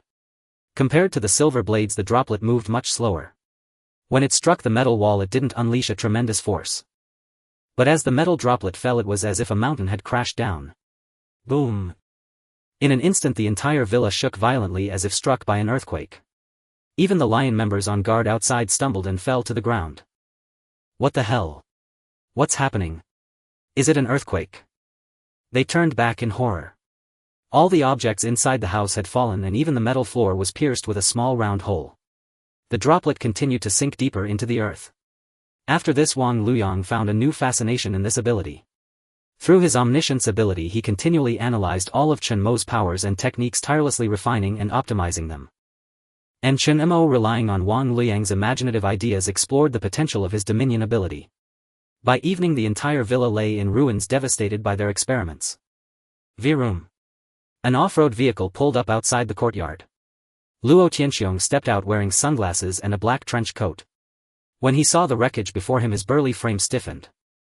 He took off his sunglasses in disbelief and rubbed his eyes. What the hell? Where's my villa? Damn it, did some mutant sneak in? Several lion members who had been guarding the place ran over. Boss. Speak. What happened? Where's Brother Chen? Luo Tianxiong asked. The men replied on the verge of tears. Brother Chen and that Wang Luhai guy were testing their abilities. The villa got wrecked. Luo Tianxiong looked toward the ruins and spotted Chen Mo and Wang Luyang. Yeah, this is good. Sharpness 251, hardness 2. A bit fragile, but it's light and hard to detect. It's deadly and consumes little energy. Let's call it the instant kill domain. Cool name, right? Wang Luyang's pupils were tinged with bloodshot, his gaze burning with intensity as he stared at a square metal block across from him. In the darkness, flashes of silver light flickered. Though nothing seemed to be there, in an instant the metal block was sliced into countless tiny fragments that clattered to the ground. With relentless experimentation and use of his abilities, even Chen Mo, a 6th rank ability user, felt his energy reserves depleting. It had been a long time since he had experienced such an energy deficit. In the distance, Luo Tianxiong rushed over his subordinates following. Suddenly, as if sensing something, an intense feeling of danger surged within him. With his Beast King ability, his perception rivaled that of any sensory ability user. He froze in place and shouted, "Stop!" His pupils contracted into vertical slits. The dark night brightened and everything around became crystal clear. Before him lay a web of countless fine nano-like iron wires interlaced and gleaming with a silver sheen. Luo Tianxiong looked down and saw the threads mere centimeters from him. He tried to brush them with his hand. The terrifying sharpness left a line on his finger, drawing blood. Luo Tianxiong's pupils contracted. All the surrounding wires vibrated and snapped. The silver afterimages allowed the others to see the sight clearly. Are those threads? No. Iron wires so thin. What is this? Luo Tianxiong. Wang Luyang was displeased by the interruption, still immersed in the joy of ability development. This was the first time he realized that his omniscience ability was not useless. He had an extraordinary knack for judging others' abilities, spotting weaknesses and strengths at a glance. Why are you here? Don't disturb us. Wang Luyang was blunt, with Luo Tianxiong clearly expressing his displeasure. Luo Tianxiong sighed helplessly. If I didn't come, you'd probably tear down the whole neighborhood. Brother Chen, what are you too? Chen Mo smiled faintly. Practicing new techniques. Luo Tianxiong recalled the terrifying scene just now. If not for his keen danger sense, he would never have noticed the invisible wires, more like tiny blades than threads. Though fragile, their sharpness was beyond imagination. An ordinary person might walk right through, not even feeling their body react before being sliced into pieces, dying painlessly. Wang Luyang urged, "Just leave. Don't interrupt me and Brother Chen's research."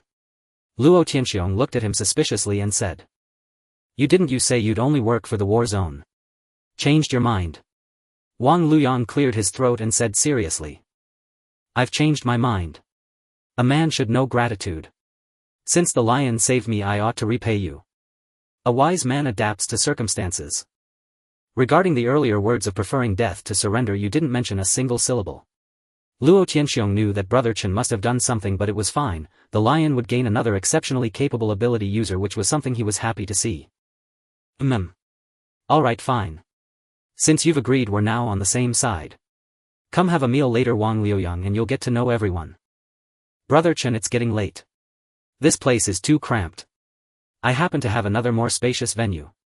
Let's head back to eat and rest today and I'll take you there tomorrow. Chen Mo nodded and said, let's call it a day for now. Wang Luoyang will come again tomorrow. The group went to have dinner together. Luo Tianxiong ordered the area to be cleaned up and arranged a new residence for Wang Luoyang before they all departed. In the evening, just like the day before, after feeding a few evolution fragments to the spider eggs, Chen Mo began to absorb the fragments himself. Over the next 4 or 5 days, Chen Mo visited Wang Luoyang almost daily to enhance his ability. Wang Luoyang marveled at how Chen Mo's ability seemed to grow noticeably stronger every single day, changing with each passing day. Inside an abandoned factory about 4 kilometers from the lion base, all the metallic objects around trembled as Chen Mo effortlessly manipulated everything. With each step he took, ripples spread across the ground, visibly turning it to metal. Swirling streams of liquid metal formed into a tempest.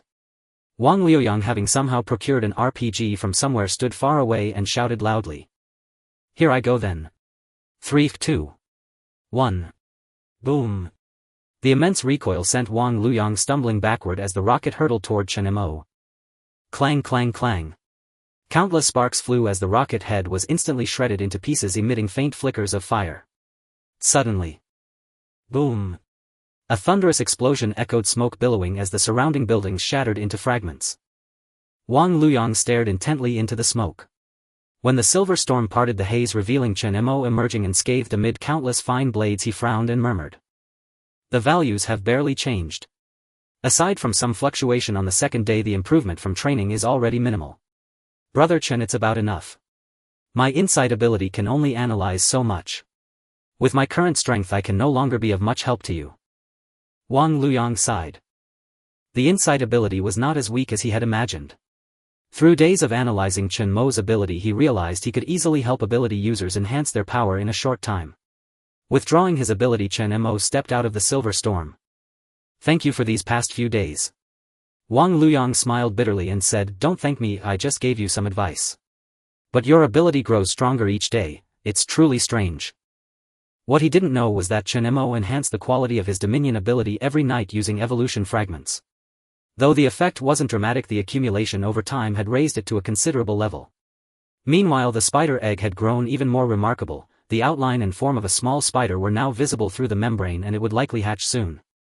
Wang Luoyang smiled, feeling Chen Mo wasn't so fearsome. After all this training, want to give it a try. All flash and no substance won't do. He narrowed his eyes and activated his insight ability, scanning the ruins around him. The world before him seemed to transform entirely. Wang Luoyang fixed his gaze on a rock where his insight ability detected a claw mark as large as a ball. The mark's information was continuously deciphered by his insight ability. Roughly estimated it belonged to a bear-like creature 5 to 6 meters in length. Based on the mark's clarity, the footprint had been left within the last 3 or 4 days. Chen Mo grinned, pulled 2 bottles of water from his storage ring, tossed one over and said cheerfully, don't you already know whether I'm all show or not? Wang Luoyang caught the bottle, took a big gulp, wiped his mouth and said, practice is the sole criterion for truth. There's a bear-type mutant nearby. If I'm not mistaken, I should be able to find it. So interested. Chen Mo's eyes gleamed. He had been itching for action these past few days, constantly developing new abilities for his Dominion power but lacking a good sparring partner. Nodding slightly, Chen Mo looked up at the sky and transmitted a message through his celestial authority ability. Roar. A piercing beastly roar echoed in the distance. In the sky, the Qiongqi swooped down with its wings beating fiercely. Just before landing, it flapped violently, stirring up clouds of dust, and hovered before descending slowly. After days of companionship, Wang Luoyang had grown accustomed to the Qiongqi. Lead the way. Let's get some practice. Chen Mo smiled, leaped onto the Qiongqi. The beast let out a low growl and took off, grabbing Wang Luoyang with its claws. Wang Luoyang's face changed. Wait. I haven't gotten on yet. The next moment, a tremendous sense of weightlessness hit him. The Qiongqi flew at a steady altitude over Tianhai City. After a while, Wang Luoyang activated his insight ability to track the footprint's location. That spot. Go, but fly slowly. They followed the trail out of Tianhai City. Chen Mo kept an eye on the ground below. Surprisingly, he saw no zombies at all, and barely even a few mutant creatures like corpse rats. Xian Yu and the others said there are fewer mutants nearby. It seems that's true. Mutants needed to feed too, and losing zombies as a perfect food source disrupted their balance. The footprints are getting clearer. It should be around here. Wang Luyang's eyes flickered as he carefully surveyed the surroundings. His perception of all life and objects was exceptionally sharp, which had allowed him to escape from powerful zombie mutants many times. Let's go down and have a look, Wang Luyang said. Nodding, Chen Mo had the Qiongqi land. They arrived at a desolate area, once the bustling center of a nearby town, now fallen into decay. From a pitch-black speck ahead came the rustling sound of something rummaging through objects. Wang Luyang swept his gaze over, making no loud noise as he glanced at Chen Mo beside him. It's in there. It seems to be searching for food. Chen Mo nodded, the tips of his right fingers pulsating as strands of silver threads coiled around them. The surrounding space began to condense into interlacing silver lines. With a slight pull of his fingers, a silver thread slashed vertically in an instant, neatly cleaving the building into two slanted halves. Boom! Roar! From beneath the rubble erupted an utterly ferocious sound. A wild and powerful force shattered the debris, and a massive black bear at least 5 or 6 meters tall crawled out. It hunched over, emaciated to skin and bones, with bloodthirsty and brutal eyes. A severed arm dangled from its mouth as it glared menacingly at Chen Mo across from it. Wang Luyang's heart jolted as he rapidly analyzed the information on this black bear. A 5th-tier mutant wandering here from outside Tianhai City in search of food. It's in a bloodthirsty rage mode due to starvation. Should be manageable, right? He looked at Chen Mo beside him. After all, with a 6th-tier class ability user here, he wasn't exactly terrified. Chen Mo remained silent, immediately commanding the silver threads of slaughter toward the black bear. These nearly invisible silver threads, though fragile, were far superior to silver blades in both speed and lethality when manipulated. A series of whooshing sounds pierced the air. The black bear roared, its massive paw hoisting a boulder from its side, lifting it high before hurling it toward Chen Mo's position. In the blink of an eye, the rock was neatly sliced into countless fine fragments. Yet simultaneously the silver threads snapped uncontrollably one by one. Undeterred, Chen Mo used his Dominion ability to reconnect the broken silver threads and sent them slashing toward the black bear. Perhaps due to the black bear's thick hide, the silver threads lodged into its flesh at just 1 centimeter before being halted by its sinewy body. The bear's form was now covered in crisscrossing, orderly bloody gashes with dozens of silver threads embedded in its flesh. Only Wang Luyang with his divine insight ability could see the countless silver threads connecting around the black bear. Over a dozen strands had immobilized it in place. The bear let out agonized roars, thunderous and rumbling. As a 5th-tier mutant, it was a formidable leader-level entity in the outside world. With a series of cracking sounds, the black bear's fur bristled, turning stiff and hard. Its paws grew even sturdier, as if imbued with immense force, and it slammed heavily against the invisible silver threads. Snap, snap, snap. One by one the silver threads broke, emitting crisp sounds like a melody. Ignoring the pain, the black bear dropped to all fours and charged at Chen Mo with savage eyes, like a black tank rampaging and crushing everything in its path. Chen Mo's gaze remained calm as he conjured a silver storm. Countless metallic liquids surged toward the bear, forming myriad blades that enveloped it in a high-speed vortex. Inside, the space was dim and dark, with only fleeting afterimages visible. The black bear roared and struck out with a paw. Sparks flew incessantly, yet the surrounding storm did not recede. Instead, the enclosed space shrank steadily. Blades continuously struck and sliced across the bear's body. Though its hide was like iron, its furious swipes at the surroundings proved futile. As time wore on, the black bear's stamina waned. Finally, with a roar, its rage subsided. It was torn apart by countless silver blades, its body drenched in crimson blood, covered in wounds, collapsing lifelessly to the ground. As everything dissipated, Wang Luyang couldn't help but marvel at how easily the 5th-tier black bear had been slain, effortless. This silver storm not only protects you but also imprisons others within. As it slowly contracts, it's like a meat grinder. With a tearing sound, Chen Mo stepped forward to extract the bear's crystal core and pelt. Though a 5th-tier mutant, the bear's strength had been greatly diminished by extreme hunger. But that wasn't the key point.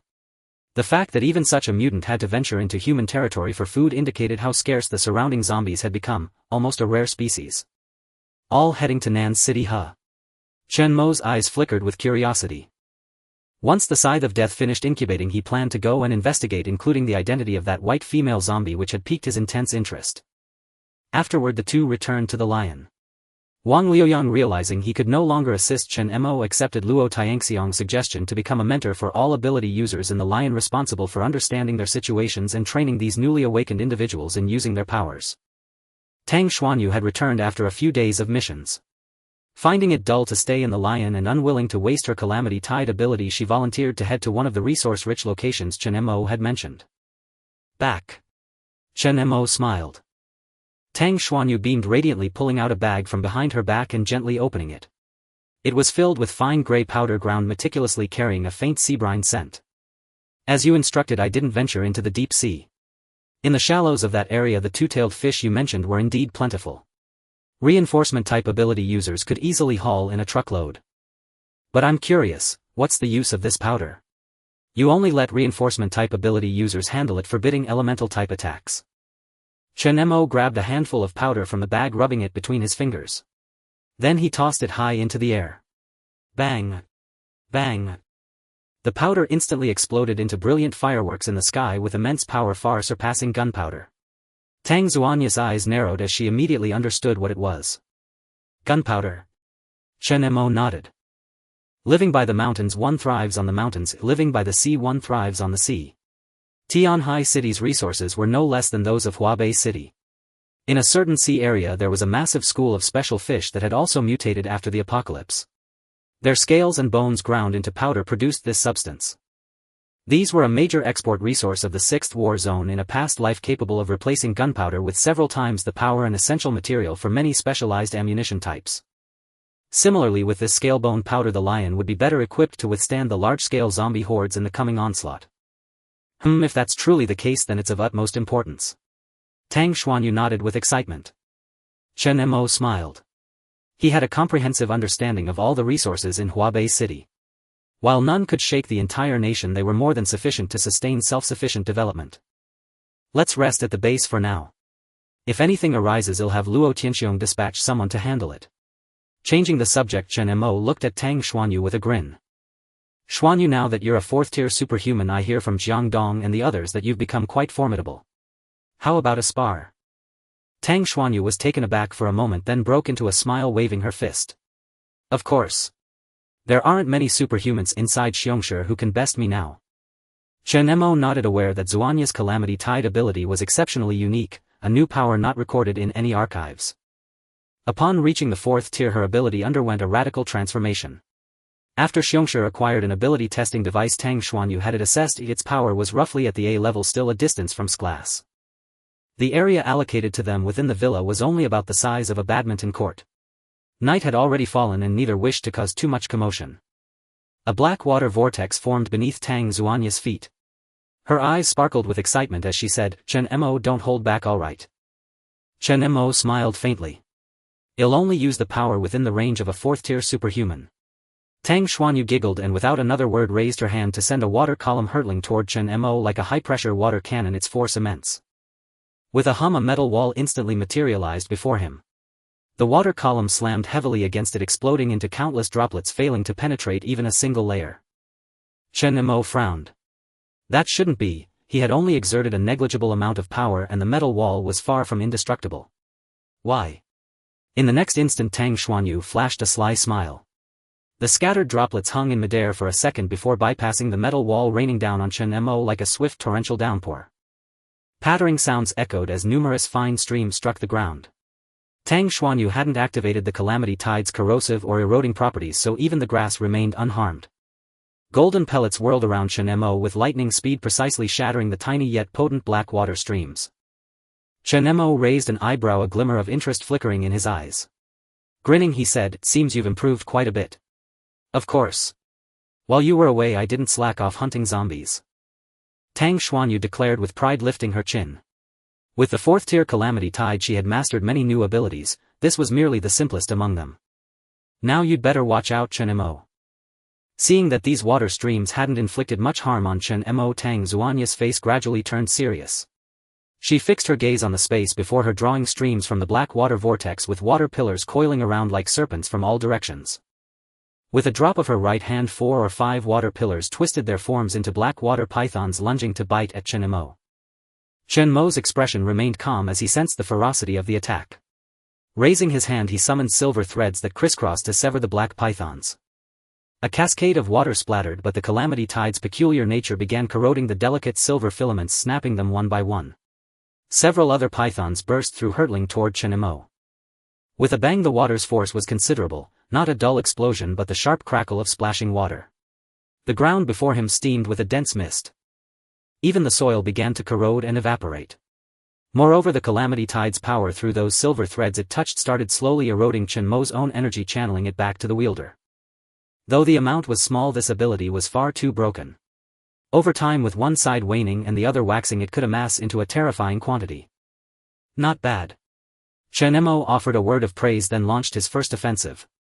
The silver liquid beneath his feet spread like a living thing and the ground swelled, erupting with metallic spikes that shot up with a rumble. Tang Xuanyu caught a glimpse of the metal spikes from the corner of her eye. With a light tap of her toes, the black water vortex beneath her burst into sheets of water, forming a barrier. Though Chen Mo hadn't exerted much force, the quality of his dominion ability far surpassed other powers. These metal spikes pierced through the water wall with effortless ease. Startled, Tang Xuanyu quickly summoned a water tornado beneath her feet just as the spikes neared, successfully evading the attack. With a splash, the water tornado was shattered by the metal spikes while the spikes themselves were melted by the calamity tide. Tang Xuanyu stared intently at Chen Mo across from her, seeing him remain effortlessly composed throughout. She pouted and let out a petulant snort. Then try this. She activated her calamity tide ability, expanding its range. Above their battleground, a massive pitch-black water bubble began to form, pulsing as if it would burst at the slightest touch. This is a new skill I've learned, Chen Mo. Be careful. Tang Xuanyu said with a smile. Chen Mo looked up.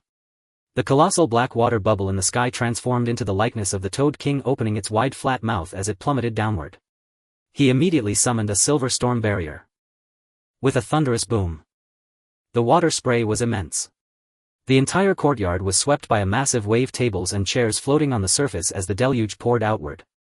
Fortunately, the villas were spaced far apart and no one was nearby. The house and eaves were soaked, dripping with water droplets.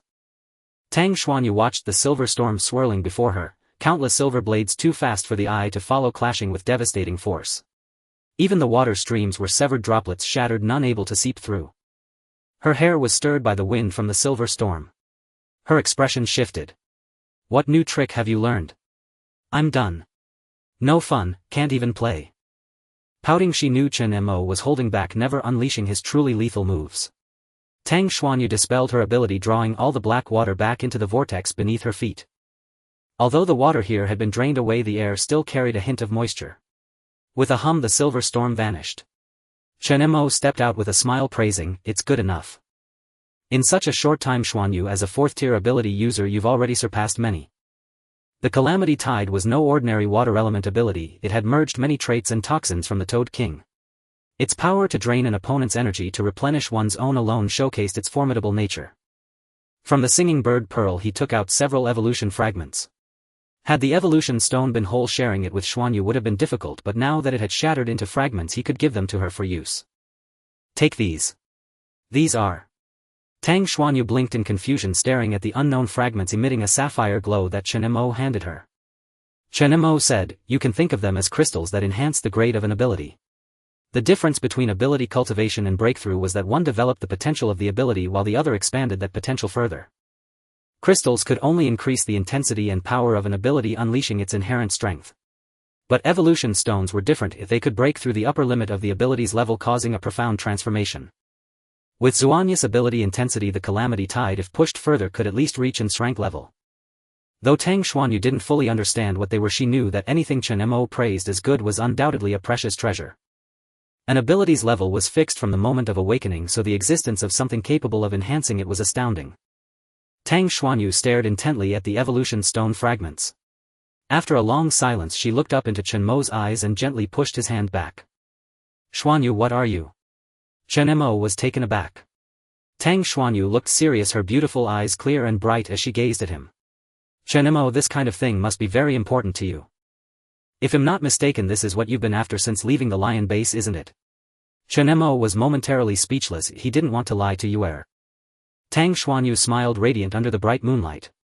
She gently pressed Chen Mo's hand, clutching the evolution stone fragments tightly. "I'm already content. You should use something like this for yourself. Chen Mo, I don't know why you're so good to me, but I remember it all. You're already my benefactor. If you give me too much, how can I ever repay you?" Chen Mo stared at her flawless face and said softly, "You don't need to repay me." At these ambiguous words a flicker of panic crossed Tang Xuanya's eyes and a blush crept onto her cheeks as she withdrew her hand. Her heart raced. Suppressing her surging emotions she feigned calmness and joked, "There's no such good person in this world. If there were they'd definitely have ulterior motives." Chen Mo looked up at her smiling without a word and squinted as he said, "Indeed, where would such a good person be?" "You." Flustered by his direct gaze, Tang Xuanya's face reddened even more. She stomped her foot and let out a coquettish huff. "I'm sleepy and going to bed." With that she headed inside alone. Chen Mo shook his head with a wry smile. Once she was gone his expression calmed. The unusual commotion within the singing bird pearl couldn't escape his notice. A cultivation tank. Frowning, Chen Mo directly retrieved the cultivation tank from the pearl. What he saw inside the tank made his eyes widen in surprise. The liquid within had been completely absorbed by the spider egg and the egg itself was being gently breached by an extremely sharp spider leg. The furry spider leg was pure white. The death scythe was hatching. Over the past few days he had fed it no fewer than 7 or 8 evolution fragments. Now the disturbance in the singing bird pearl was actually from the death scythe, hailed as the strongest battle pet of the 11th warzone. Chen Mo couldn't help but feel excited. As the first mutated second-generation creature, the death scythe had been a killing machine in the undead tides of his past life, mercilessly reaping countless zombies. It was born with extraordinary attack power, movement speed and stamina far surpassing other mutants. Otherwise it wouldn't have earned the terrifying title of Death Scythe. Inside the now empty tank devoid of nutrient fluid, one of the Death Scythe's legs had broken a small opening and began to cut slowly. The spider egg was tough and resilient. The white leg, after making a straight cut, stopped moving as if exhausted. Chen Mo's eyes flickered. He noticed that the leg was small, only the size of a finger. It seemed that this death scythe was much smaller at birth than its siblings. After waiting quietly for a while with no further movement from the death scythe, Chen Mo murmured thoughtfully, "Exhausted." Then after a moment, as if regaining a bit of strength, the tiny spider inside the egg exerted itself again. This time several more legs pierced through the egg membrane. 2 legs crossed to tear it open and layers of withered film peeled away. A small wet white spider no larger than a palm wriggled out. The little spider looked fluffy and round, its 4 ruby-like eyes curiously examining everything around it. Click.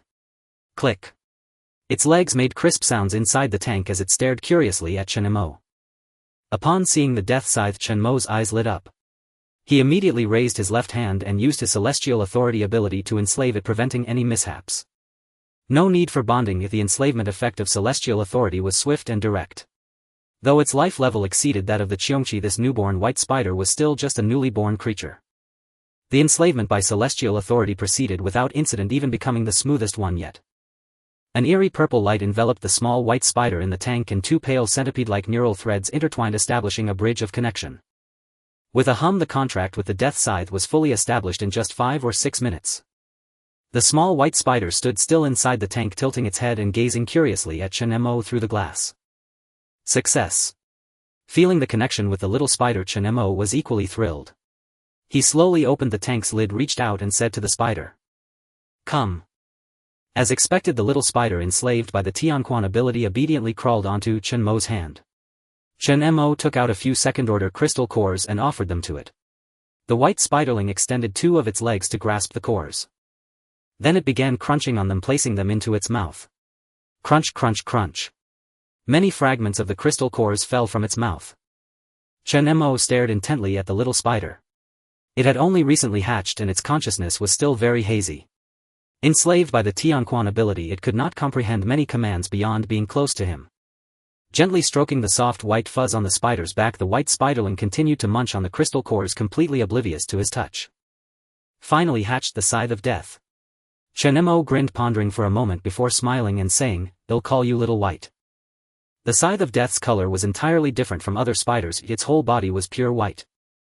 Though it was still weak now, with a bit of training, this absolute killing machine from the zombie-tied battlefields of his past life would surely become a great asset to him.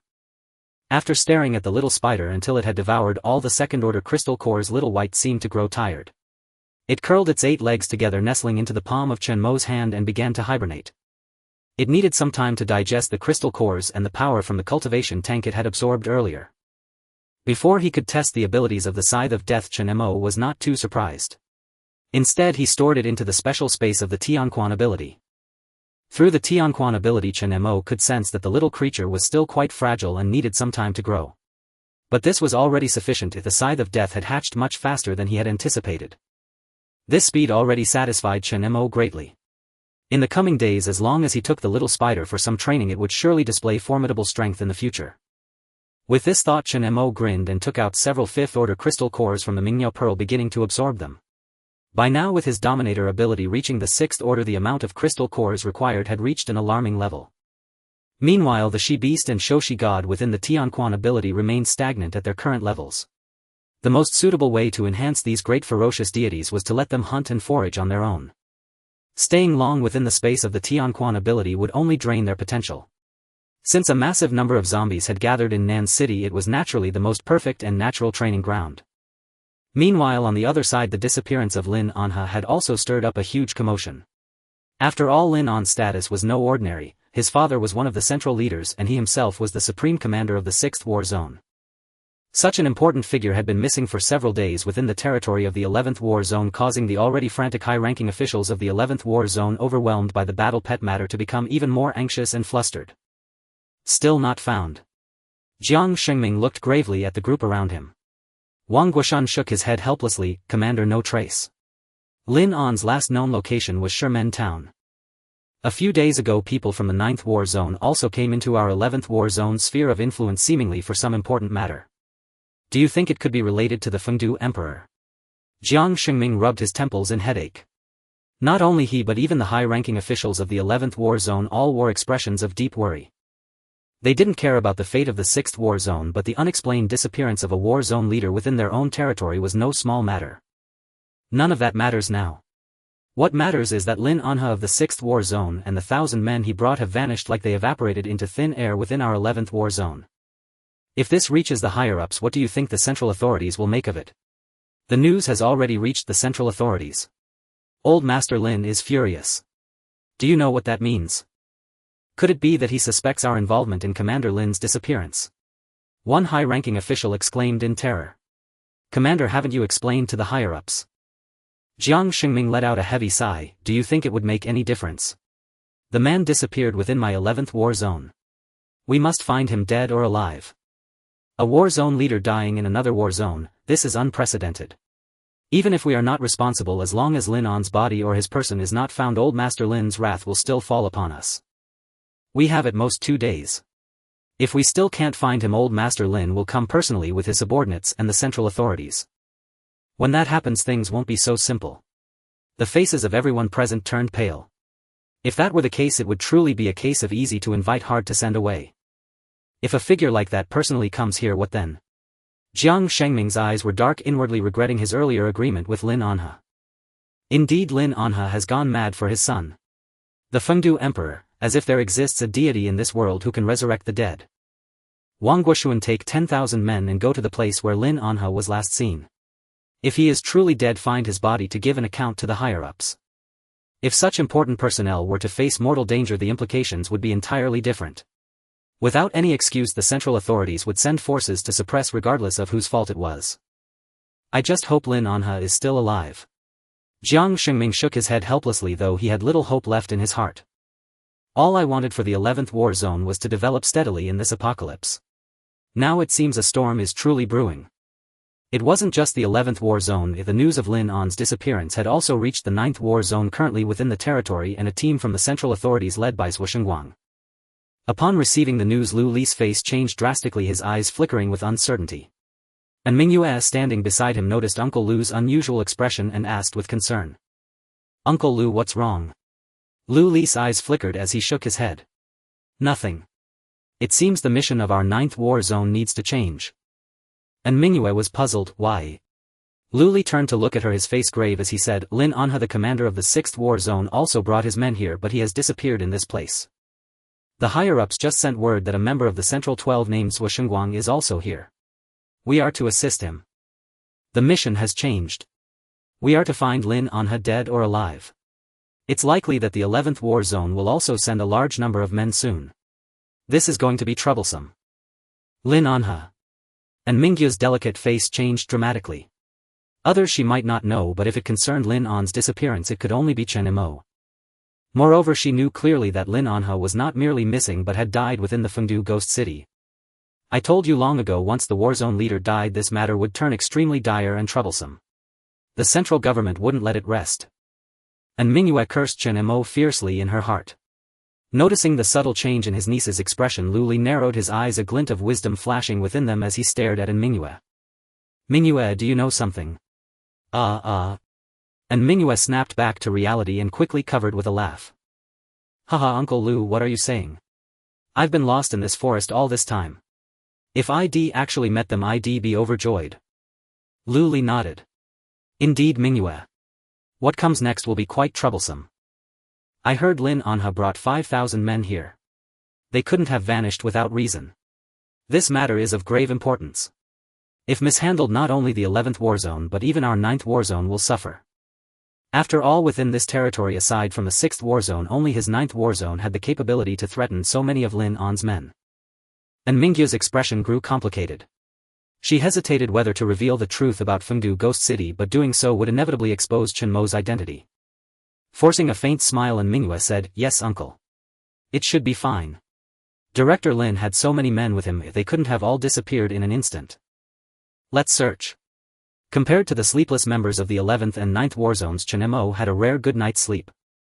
The next morning, before he even woke, he could sense the white spider's call. It was hungry.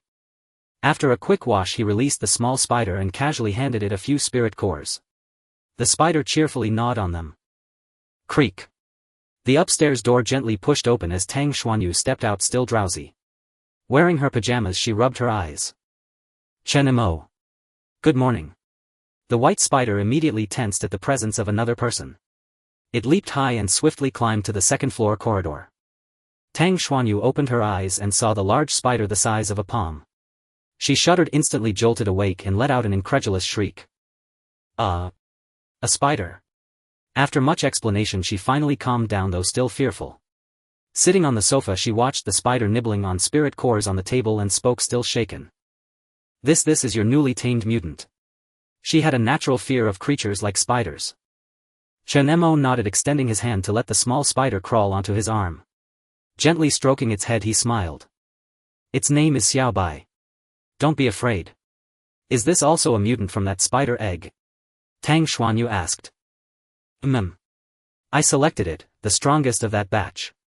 Xiaobai has great abilities. Don't worry, as long as I'm here it won't hurt anyone. The spider crawled all over him from front to back, appearing very affectionate. Its 4 eyes also fixed on Tang Xuanyu, making her skin crawl. She couldn't stand this insect-type mutant. Your new pet is quite unique. What ability does it have? Chen Mo shook his head. It just hatched last night, so I'm not sure yet. I plan to take it out for training and also visit the 6th warzone to retrieve something. He figured the special weapon forged from the Nian beast's core and other rare materials should be ready by Lin Yu. Tang Xuanyu thought for a moment, then stood up. Then I'll go with you. Chen Mo was taken aback. Why? Tang Xuanyu replied, come on, staying in Qiongqi is too boring. And don't worry about my strength, I won't hold you back. Chen Mo, I've never been to a war zone or seen what a safe zone looks like. Please take me. She grabbed his arm, swaying it gently, her voice sweet and pleading. Chen Mo smiled. Alright, well, go together. Great. Tang Xuanyu's eyes lit up. I'll go change now. Chen Mo nodded, watching her run upstairs with a faint smile. Suddenly Jiang Dong rushed in from outside, his face brimming with excitement. He hurried over to Chen Mo. Brother Chen, great news. Great news. What's wrong? For some reason Lin Anha, the head of the 6th warzone, has gone missing after heading to the 11th warzone. All 5,000 men he brought have vanished in the 11th warzone's territory. This is truly a blessing. Now the 6th warzone is leaderless and in chaos. Qiongqi can take this chance to expand rapidly without worrying about them. Brother Chen, isn't that good news? Since Lin Anha joined the 6th warzone, had also been planning to gradually annex various forces within the territory. However, hindered by slow development, they had yet to execute decisive strikes, though they occasionally sent people to disrupt progress. Luo Tianxiong was well aware of this. Now that Lin Anha was missing, it was certainly a boon for Qiongqi. Chen Mo remained calm, showing little reaction. It had taken this long for those above to discover Lin An's sudden disappearance. But by now any search would be futile. Bai Yinshan had told him that unless the track competition fully commenced it wouldn't reveal itself to others. Thus as Chen Mo left the Fengdu Ghost City's gates were sealed shut, rendering the secret realm inaccessible.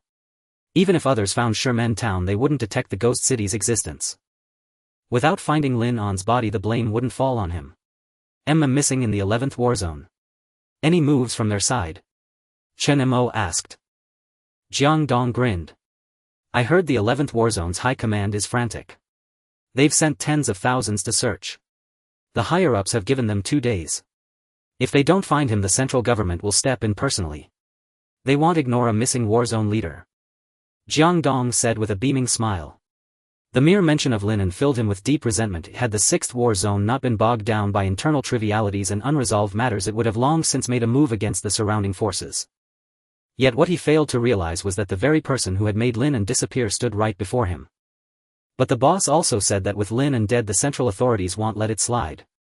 Though the blame won't fall on us, the Lion's Den still needs to keep a low profile. With that, Jiang Dong paused, noticing a small spider on the table. Curiosity piqued, he reached out to toy with it. Huh? Where did this spider come from? A white one. How rare. As Jiang Dong extended his hand the spider bared its fangs and lunged. Having consumed several crystals it was no longer the fragile creature it was at birth, now radiating a formidable threat. Like a streak of silver lightning it moved with blinding speed. Jiang Dong's pupils contracted. What the hell is this? Clang. Just as the spider's razor-sharp leg was about to strike, a metallic thread swiftly coiled around its other limbs. Chen Mo gave a tug, pulling it back. The little spider flipped over, its 8 legs pointing skyward. Chen Mo said calmly, watch yourself. This is my new pet and its temper isn't as mild as Qiongqi's. Jiang Dong broke out in a cold sweat, nodding woodenly, casting a fearful glance at the tiny spider. Why did Brother Chen always fancy raising such bizarre creatures? He rubbed his head and said sheepishly, Brother Chen, the boss said to invite you over for lunch. What do you think? No need. Chen Mo waved him off. I have things to do. Later I'm heading out with Xuanyu to the 6th war zone to pick up something, and on the way I'll investigate the so-called zombie horde in Nan City. At the mention of the zombie horde, Jiang Dong immediately asked, Brother Chen, do you need extra hands? Chen Mo pondered for a moment. Looking at the roster, the Lion's Den now had a growing number of psychics, some of considerable skill. A few more people would better ensure Xuanya's safety. After all, the massive zombie horde they were heading into was extremely dangerous. Though it lacked the destructive power of the powerful apocalyptic gods, its sheer numbers were a terrifying force. Yes, I do need some people. Handle it as you see fit. Well, set off around noon. Jiang Dong nodded with a grin. Got it, Brother Chen. I'll make the arrangements. After Jiang Dong left, Chen Mo began to contemplate his next moves. The fragments of the evolution stone were still insufficient for a second upgrade of the dominance ability. To obtain a complete evolution stone he would have to enter another special secret realm. The keys to other realms were also needed. As far as he knew, without external interference, the next secret realm would open in 6 months according to normal progression. Pulling his thoughts back, he decided to first investigate the zombie horde in Nan City. That female zombie seemed oddly familiar, as if he had seen her somewhere before. Could it be from before the apocalypse? Chen Mo frowned, delving into his memories, but those from the pre-apocalyptic era were too hazy to recall clearly.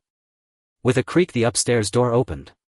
Tang Xuanyu emerged dressed in neat practical attire. She came down the stairs and asked. Was someone just here? I thought I heard Jiang Dong's voice. Chen Mo replied, yeah, he stopped by. After checking her gear, Tang Xuanyu asked, are we leaving now? Chen Mo smiled. No rush. Well, head out at noon. At noon, outside the Lion's Den base, Chen Mo fell silent as he took in the well-equipped, imposing scene before him. Tang Xuanyu was also stunned for a moment. Pointing at the 1,000-strong crowd, she turned to Luo Tianxiong and said. Brother Luo. What are you doing? Chen Mo and I are just going to the 6th safe zone. What's all this about? Over a dozen psychics and 1,000 elite Lion's Den members stood at attention, brimming with spirit, awaiting orders. Luo Tianxiong let out a hearty laugh. Haha, I'm just worried about you, Brother Chen. Given your special status, even though Lin An has gone missing, if any conflict arises, our Lion's Den people can hold their ground. Chen Mo was a bit speechless. He pulled out the identity card given to him by Liao Ruyu. I know people in the 6th war zone. Nothing will happen. Luo Tianxiong shook his head with a smile, stepping forward to pat Chen Mo on the shoulder. Brother Chen, that's only part of the reason. I'm sending Chao and the others with you because we have a trade to make in the 6th war zone. It's all on the way, so no worries. This time we're trading those items you mentioned. It's crucial and I'm afraid Chao can't handle these psychics alone. Chen Mo nodded. Alright. Luo Tianxiong laughed heartily. Haha, good brother Chen. These are the psychics from your list. I think you know them all. Let me call them over. Yurui, come here. Wang Yurui nodded and stepped forward with the other psychics. Most were recent recruits, their gazes tinged with curiosity toward Chen Mo. Let me introduce you all. From now on, brother Chen is your leader. Everyone must follow orders, understood? Luo Tianxiong said sternly. Don't worry, brother Luo. I'm all about being obedient, said a young man with a lollipop in his mouth, squinting with a smile. Brother Chen. My name is Chen Ran, same surname, same family, the young man said cheerfully, sidling up to ingratiate himself. So you're Chen Mo. Not bad looking. A lazy, sultry voice chimed in. The speaker was a voluptuous, fiery woman who looked around 30, a former streamer before the apocalypse. A burly, bald man laughed boisterously. Haha, I've heard a lot about you, brother Chen. You're quite famous, top wanted in the 6th war zone. I heard your name plenty when I was there. So what are we doing? The psychics buzzed with chatter. Chen Mo looked at them, recognizing most. Many had been members of his squad in his past life. Though they had no ties in this life, they had come together again. Gazing at these familiar yet strange faces, Chen Mo smiled and said. We're heading to the 6th war zone. On the way, we'll stop by Nan City to investigate the zombie horde. Chen Ran's eyes lit up as he eagerly rubbed his hands. Great. Finally we can hunt some zombies. Lately every hunt has come up empty. Brother Dong said those bastards have all flocked to Nan City. This time we'll have a real slaughter. And burn yourself to a crisp, remarked a similarly young male student with thick eyebrows and a robust build. Chen Ran's ability was the rank self-immolation, which allowed him to engulf his entire body in flames. Though formidable, the drawback was glaringly obvious: the fire also harmed the user. Almost every use resulted in extensive burns. Had it not been for the enhanced physique of an awakened, he would have perished several times over.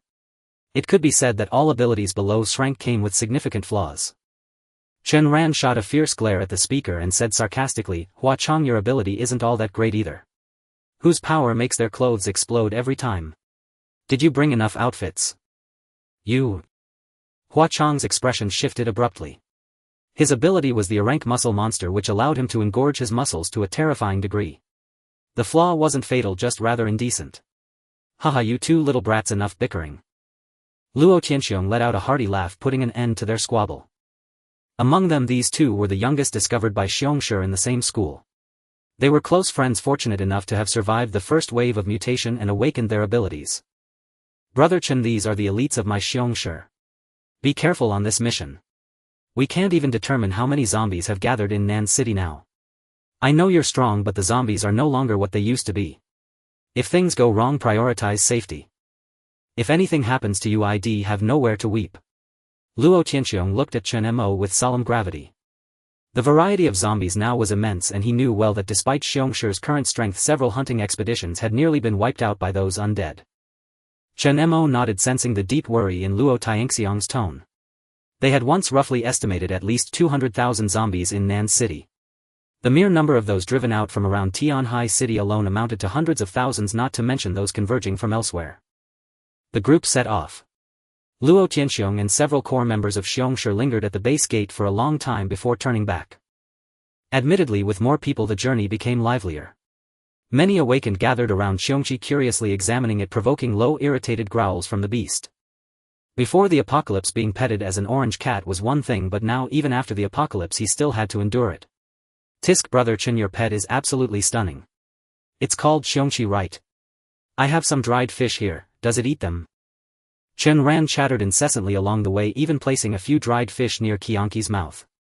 Several awakened nearby rubbed their eyes, and Hua Chong scolded, Chen Ran, can you keep quiet? You're so noisy. Chen Ran retorted, mind your own business. Brother Chen and Sister Xuan, you haven't said a word, but you just can't keep your mouth shut. Hua Chong, furious, shot him a harsh glare. Tang Xuanyu chuckled beside them, alright, you two, rein it in. Ahead lies the territory of Putai. Do you have all your gear ready? Most of the accompanying awakened had been her teammates during this period, so many knew each other. Chao Fengyuan followed at the rear, responsible for guarding the cargo for this trade. It contained a considerable amount of food supplies and most importantly the fishbone scale powder, a special type of gunpowder. This trade will surely fetch plenty of crystal coins. Yesterday the boss had it tested. This fishbone powder's power is far greater than ordinary gunpowder, at least 1.5 times. If we add other materials, even ordinary bullets can be several times more powerful. Now Qiongqi has a decent product to offer. Chao Fengyuan smiled. Aside from common currency like crystals and food, such special materials were the most precious resources. The awakened all grinned, knowing that the better Qiongqi fared, the more benefits they would receive. They encountered no zombies along the way, only a few weak 4th rank aberrations. There was no need for Chen Mo to act, the awakened handled them easily. Ouch! A piercing howl rang out as a grayish-brown bear crashed to the ground, its body scorched in patches, emitting the aroma of cooked meat. Qiongqi members skillfully stepped forward to skin the bear, slicing the meat and washing it clean. At least we have dinner sorted. Chen Ran clapped his hands, still smoking. Chao Fengyuan ordered the bear to be butchered cleanly, then hurried to Chen Mo's side. Brother Chen, need a break. They had traveled about 20 li from the Qiongqi base and had now arrived in a county town, its resources long since scavenged clean. Chen Mo nodded, not in a rush. Sure, let's rest a bit. As he spoke he paused, slightly sensing something, and turned his gaze in a particular direction. Ahead a large group of people came running, panting heavily. The bear is over there. There are people. Aren't they from Qiongqi? About 100 people. Upon seeing the 1,000-strong heavily armed Qiongqi members who looked formidable, their faces paled drastically. Dead. These bastards stole our prey. Damn it. Zombies and aberrations are scarce now. We went through hell to find a suitable 4th rank aberration and they just swoop in for the kill. I'll go talk to them. The Qiongqi side also noticed the approaching group. Chao Fengyuan, apparently familiar with them, frowned. Brother Chen, it's Puta's people. Within Tianhai City, Qiongqi was not the only power. There were many other awakened formed groups, though none matched Qiongqi's scale, each occupying their own territory. Previously, with zombies everywhere, conflicts during hunts were rare. But now that zombies had vanished, clashes among these factions were increasing daily. Putai was one such faction, led by a 5th rank awakened rumored to have connections with the military district. Tang Xuanyu furrowed her delicate brows. A while back these guys snatched a large horde of zombies from us. They made off with at least half. Snatching things. Chen Mo squinted, sizing up the approaching group. An awakened with the insight ability spoke. Brother Chen, 2 4th rank awakened, 11 3rd rank, the rest are ordinary. Among Putai's crowd a man who seemed to be the leader stepped forward with a grim expression. His eyes were filled with wariness and his rage had nowhere to vent. After all, the Qiongqi members before him numbered over 1,000 and were well equipped. The man clearly recognized Chao Fengyuan, so he ignored Chen Mo and addressed Chao directly. Chao, your Qiongqi is seriously out of line. This aberration was clearly first found by our people. It still bears the wounds we inflicted. Can't you see that? Chao Fengyuan was taken aback, then chuckled. Old Yuan, it's not that we're being unreasonable. It's just that this bear happened to cross our path. We couldn't just stand there and let it attack us, could we? With that, Chao Fengyuan approached Chen Mo and introduced, Brother Chen, this is Tao Yuan, the manager in charge of hunting crystal cores over at Putai. Old Yuan, let me introduce you. This is our lion, second in command, Brother Chen. Chen Mo raised an eyebrow. Since when had he become the second in command? Tao Yuan was stunned for a moment, and even his underlings behind him curiously sized up Chen Mo. Seeing how young he was, many couldn't help but tease. Hey, your lion really is going downhill. Since when does a kid become the second in command? Could he be Luo Tianxiang's illegitimate son? Never seen him before. Facing the provocation from the Putai members, Chao Fengyuan frowned. At that moment Chen Ran, standing beside him, struck without warning. A sudden blaze of fire engulfed the one who had spoken. Fire! Fire! The opposing party panicked, frantically waving their hands as the flames licked their bodies. Put it out! Chen Ran burst into laughter. What's the matter? I'm even younger and here you are howling from my flames. Tao Yuan's face darkened instantly. He glared at Chao Fengyuan. Chao, is this how your people behave? Chao Fengyuan coughed twice, signaling Chen Ran to withdraw his ability, though inwardly he was pleased. Your men have loose tongues. Little Ran just taught them a lesson. Alright old Yuan, let's leave it at that. Since we killed this bear, it rightfully belongs to the lion. Surely Putai doesn't want to start a war with us. Both sides knew each other well. While minor skirmishes occurred, they were harmless. Besides, Putai was merely a small faction of 1,000 or 2 people. The lion had no reason to fear them. Tao Yuan glanced at Chen Mo, then at the crowd of over 1,000 armed men behind him, noticing the grey bags they were escorting. Frowning, he asked, all of you. What are you escorting? Chao Fengyuan replied flatly, just some ordinary trade goods. Old Yuan, don't ask too many questions. It's not good for you. It's just a 4th rank mutant, nothing major. Take my advice, lead your men away and let's call it even. Tao Yuan's eyes flickered. He knew his group was no match for the lion. After a moment of thought, he let out a hearty laugh. Haha, alright Chao. You have a point. It's just a 4th rank mutant. Putai isn't that petty. Let's forget it. Wait. Chen Mo suddenly spoke. Tao Yuan frowned. Chao Fengyuan also looked over. Brother Chen. What's this? Chen Mo stepped forward, scanning the group before him, and said calmly. I heard you stole our things. Tao Yuan was perplexed. After a moment he said, what do you mean? I don't recall my people taking anything from you. Tang Xuanyu stepped forward, hands on her hips, displeased. Half a month ago, while hunting for crystal cores, your people were ambushed by a small zombie horde and nearly wiped out. If we hadn't stepped in, you'd all be dead. But instead of gratitude, you sneaked away with the crystal cores after the fight. If anyone's being unreasonable, it's you. Is that so? I don't recall this at all. Tao Yuan frowned deeply. He had no knowledge of the incident. One of Tao Yuan's subordinates, however, changed color. He stepped forward and whispered a few words. Only then did Tao Yuan realize what had happened, his eyes widening as he glared at the man. You son of a... He wanted to slap the man, but with so many eyes on them he suppressed his rage and muttered, I'll deal with you later. Then he turned to Chen Mo, stammering, what do you want? Chen Mo ignored him and asked Tang Xuanyu, how many crystal cores did they take? Tang Xuanyu thought for a moment. At least close to 100. Some were 2nd rank, some 3rd rank. Tao Yuan breathed a sigh of relief. 100 crystal cores, that wasn't too bad. 3rd rank cores were valued at around 300 crystal coins each. Even at 100, that was only 30,000 crystal coins. For a faction like theirs, that was just a minor hunting expedition's haul. With the lion's men glaring at him, Tao Yuan didn't want trouble. He forced a smile and pulled out his crystal card. Easy enough. Since there's this matter, well, forget about the 4th rank mutant's corpse. As for the earlier loss, I'll pay market price, 30,000 crystal coins. I'll transfer it to you. Consider it a gesture of friendship, brother. Chen Mo glanced at it and said flatly, not enough. If you're going to compensate, make it 10 times. Since they'd come to him, he wouldn't hold back. 10 times. Tao Yuan erupted in fury, and his men behind him were equally incensed. That's outrageous. 10 times. Why don't you just rob us? We only took a few of their crystal cores that day. Besides, that small zombie horde was almost dealt with by us. Your people just swooped in and took the credit. We only took what we deserved.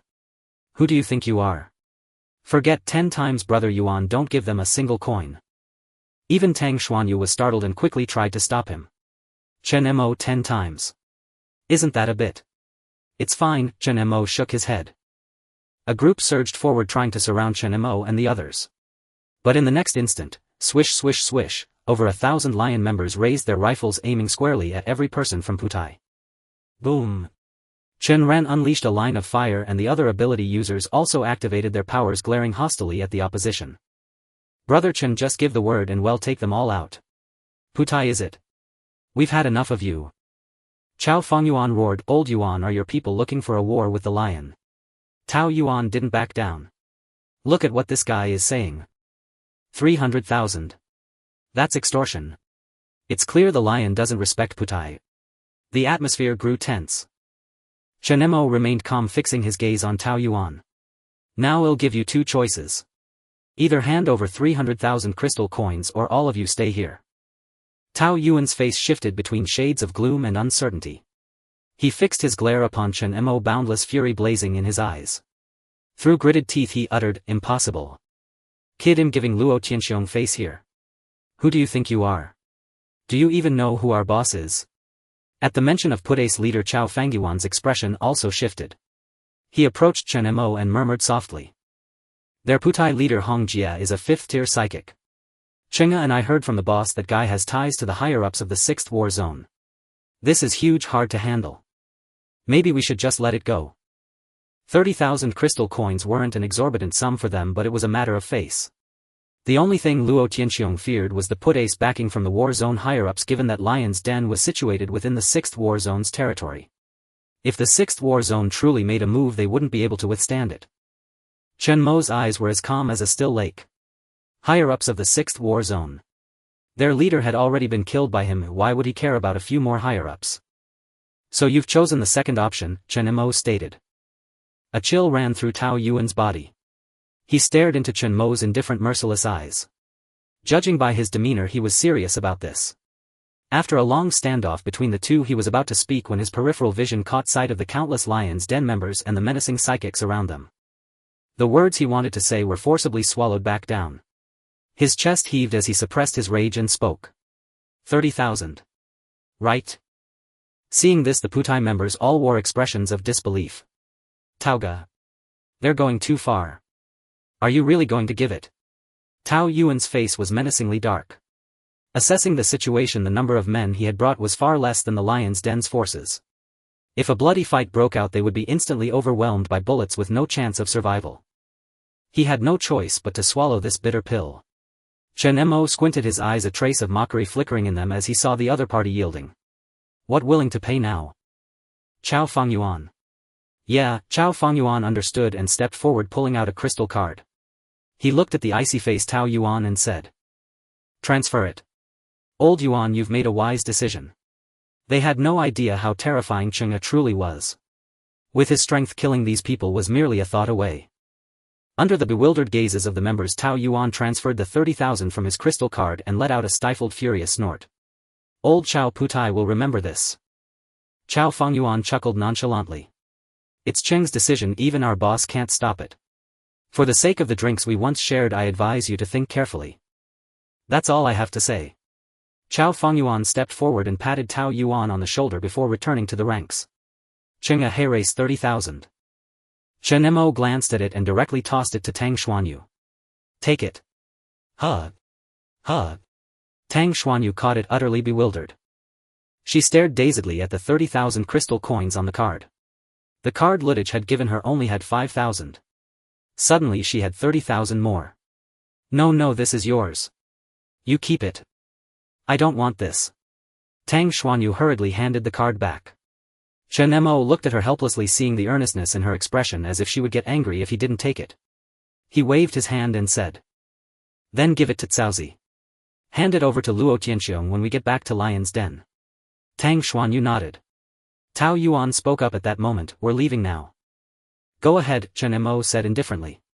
The Putai group left in humiliation. After they were gone, the alluring woman approached Chen Mo, her breath like orchid, as she said.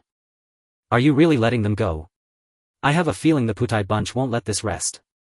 She intended to get close to Chen Mo since he was a key member highly valued by Lion Luo. The woman leaned in slightly but suddenly felt a tug. Tang Xuanyu pulled her away with a blank expression, saying. Lu Yi, getting this close, do you have some secret that can't be overheard? The seductive woman was startled, then chuckled. Not at all. I'm just worried the Putai people will come to Lion's Den looking for trouble. Chen Ran also nodded in agreement. Auntie's right. I've had enough of those guys. Resources nearby are already scarce. Every extra mouth means a smaller slice of the pie. We should take this chance to wipe them all out. He clenched his fist, a flame igniting around it. Though he was a student, having been one of only 2 high schoolers to fight his way out, he was no pushover either. Auntie. Lu Yi's brows furrowed. She immediately grabbed Chen Ran's face and pinched it hard, scolding, Who's your auntie? I'm only 27. Auntie'll show you, auntie. Ow. Chen Ran yelped in pain. Lu Huaqiang sneered from the side. Brainless idiot.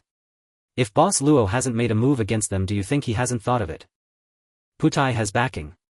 That's why Boss Luo has always told us to avoid conflicts with them and stay out of trouble. The other psychics also murmured among themselves. Chen Mo observed the scene, then spoke calmly, Let's move on. If the Putai people come, it'll save us the trouble of going to find them. Chao Fengyuan was startled. Chen Mo, what do you mean? Chen Mo's eyes flickered as he looked in the direction the Putai group had left and said. Lion's den is getting bigger, but Lion Luo's courage is getting smaller. Tell him when we get back that he'll take care of the 6th war zone. As for the surrounding forces, none should remain except Lion's den. With that, Chen Mo walked ahead. If he had to be restrained because of someone's background, he might as well cooperate directly with the military. Backing. He himself was Lion's den's greatest backing. Chao Fengyuan's pupils shook violently as he stared at Chen Mo's retreating figure and hurriedly followed. A day later. The group pressed on. The next long stretch of the journey was eerily calm. Not a single zombie was seen, let alone a zombie corpse. They were now close to Nan City, but this only deepened Chen Mo's worry about the scale of the zombie outbreak. The zombie king capable of summoning such a vast horde must be a terrifyingly powerful entity. Could it be that female zombie? Chen Mo pondered silently. Tang Xuanyu approached him and asked, "What's wrong? Something on your mind?" Chen Mo shook his head and said, "Nothing. We're almost at Nan City. If what Luo Tianxiong said is true, then all the nearby zombies should have gathered there. Stay alert." Suddenly someone up ahead seemed to have spotted something and exclaimed, "Look. What's that?" Following the exclamations ahead, Chao Fengyuan and the others asked in confusion, "What's wrong?" "Move aside." Commanding the scouts at the front to disperse, Chen Mo strode forward.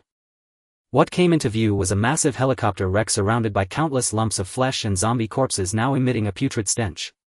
The Qiongqi members guarded the perimeter with utmost vigilance until Chen Mo arrived, only then dispersing with sighs of awe. Chao Fengyuan's eyes narrowed as he murmured in disbelief, This is a helicopter wreck. How is that possible? Brother Chen Wei. Chen Mo surveyed the wreckage before him. Beneath the helicopter lay a headless corpse along with several mangled bodies crushed within the cabin. The helicopter before him struck a familiar chord. Wasn't this an armed helicopter from the 6th war zone? Why would it be here?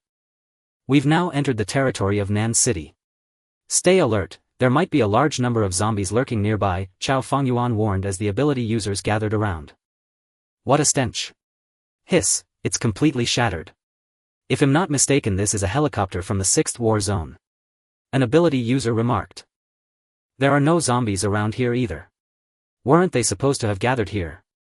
The area was eerily silent with nothing but rubble and wreckage in sight, not a single zombie to be found. Chen Mo's eyes flickered as he beckoned, "Lu Yi, come here." The seductive woman understood that her abilities were needed. Pinching her nose in distaste, she stepped forward. Use your ability to probe what happened here, Chen Mo ordered.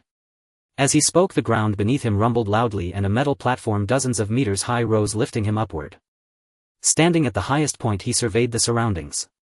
There were traces left by zombies, and judging by the state of the area and the footprint, something had clearly occurred here not long ago.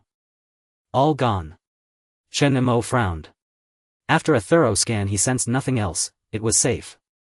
Below, Lu Yi furrowed her delicate brows and placed her hand on the helicopter wreckage, drawing the curious gazes of the surrounding ability users. "Auntie, can you see what happened? What's going on?" Chen Ran asked. Lu Yi shot him a glare. "Shut up, brat. Don't disturb me while I'm working."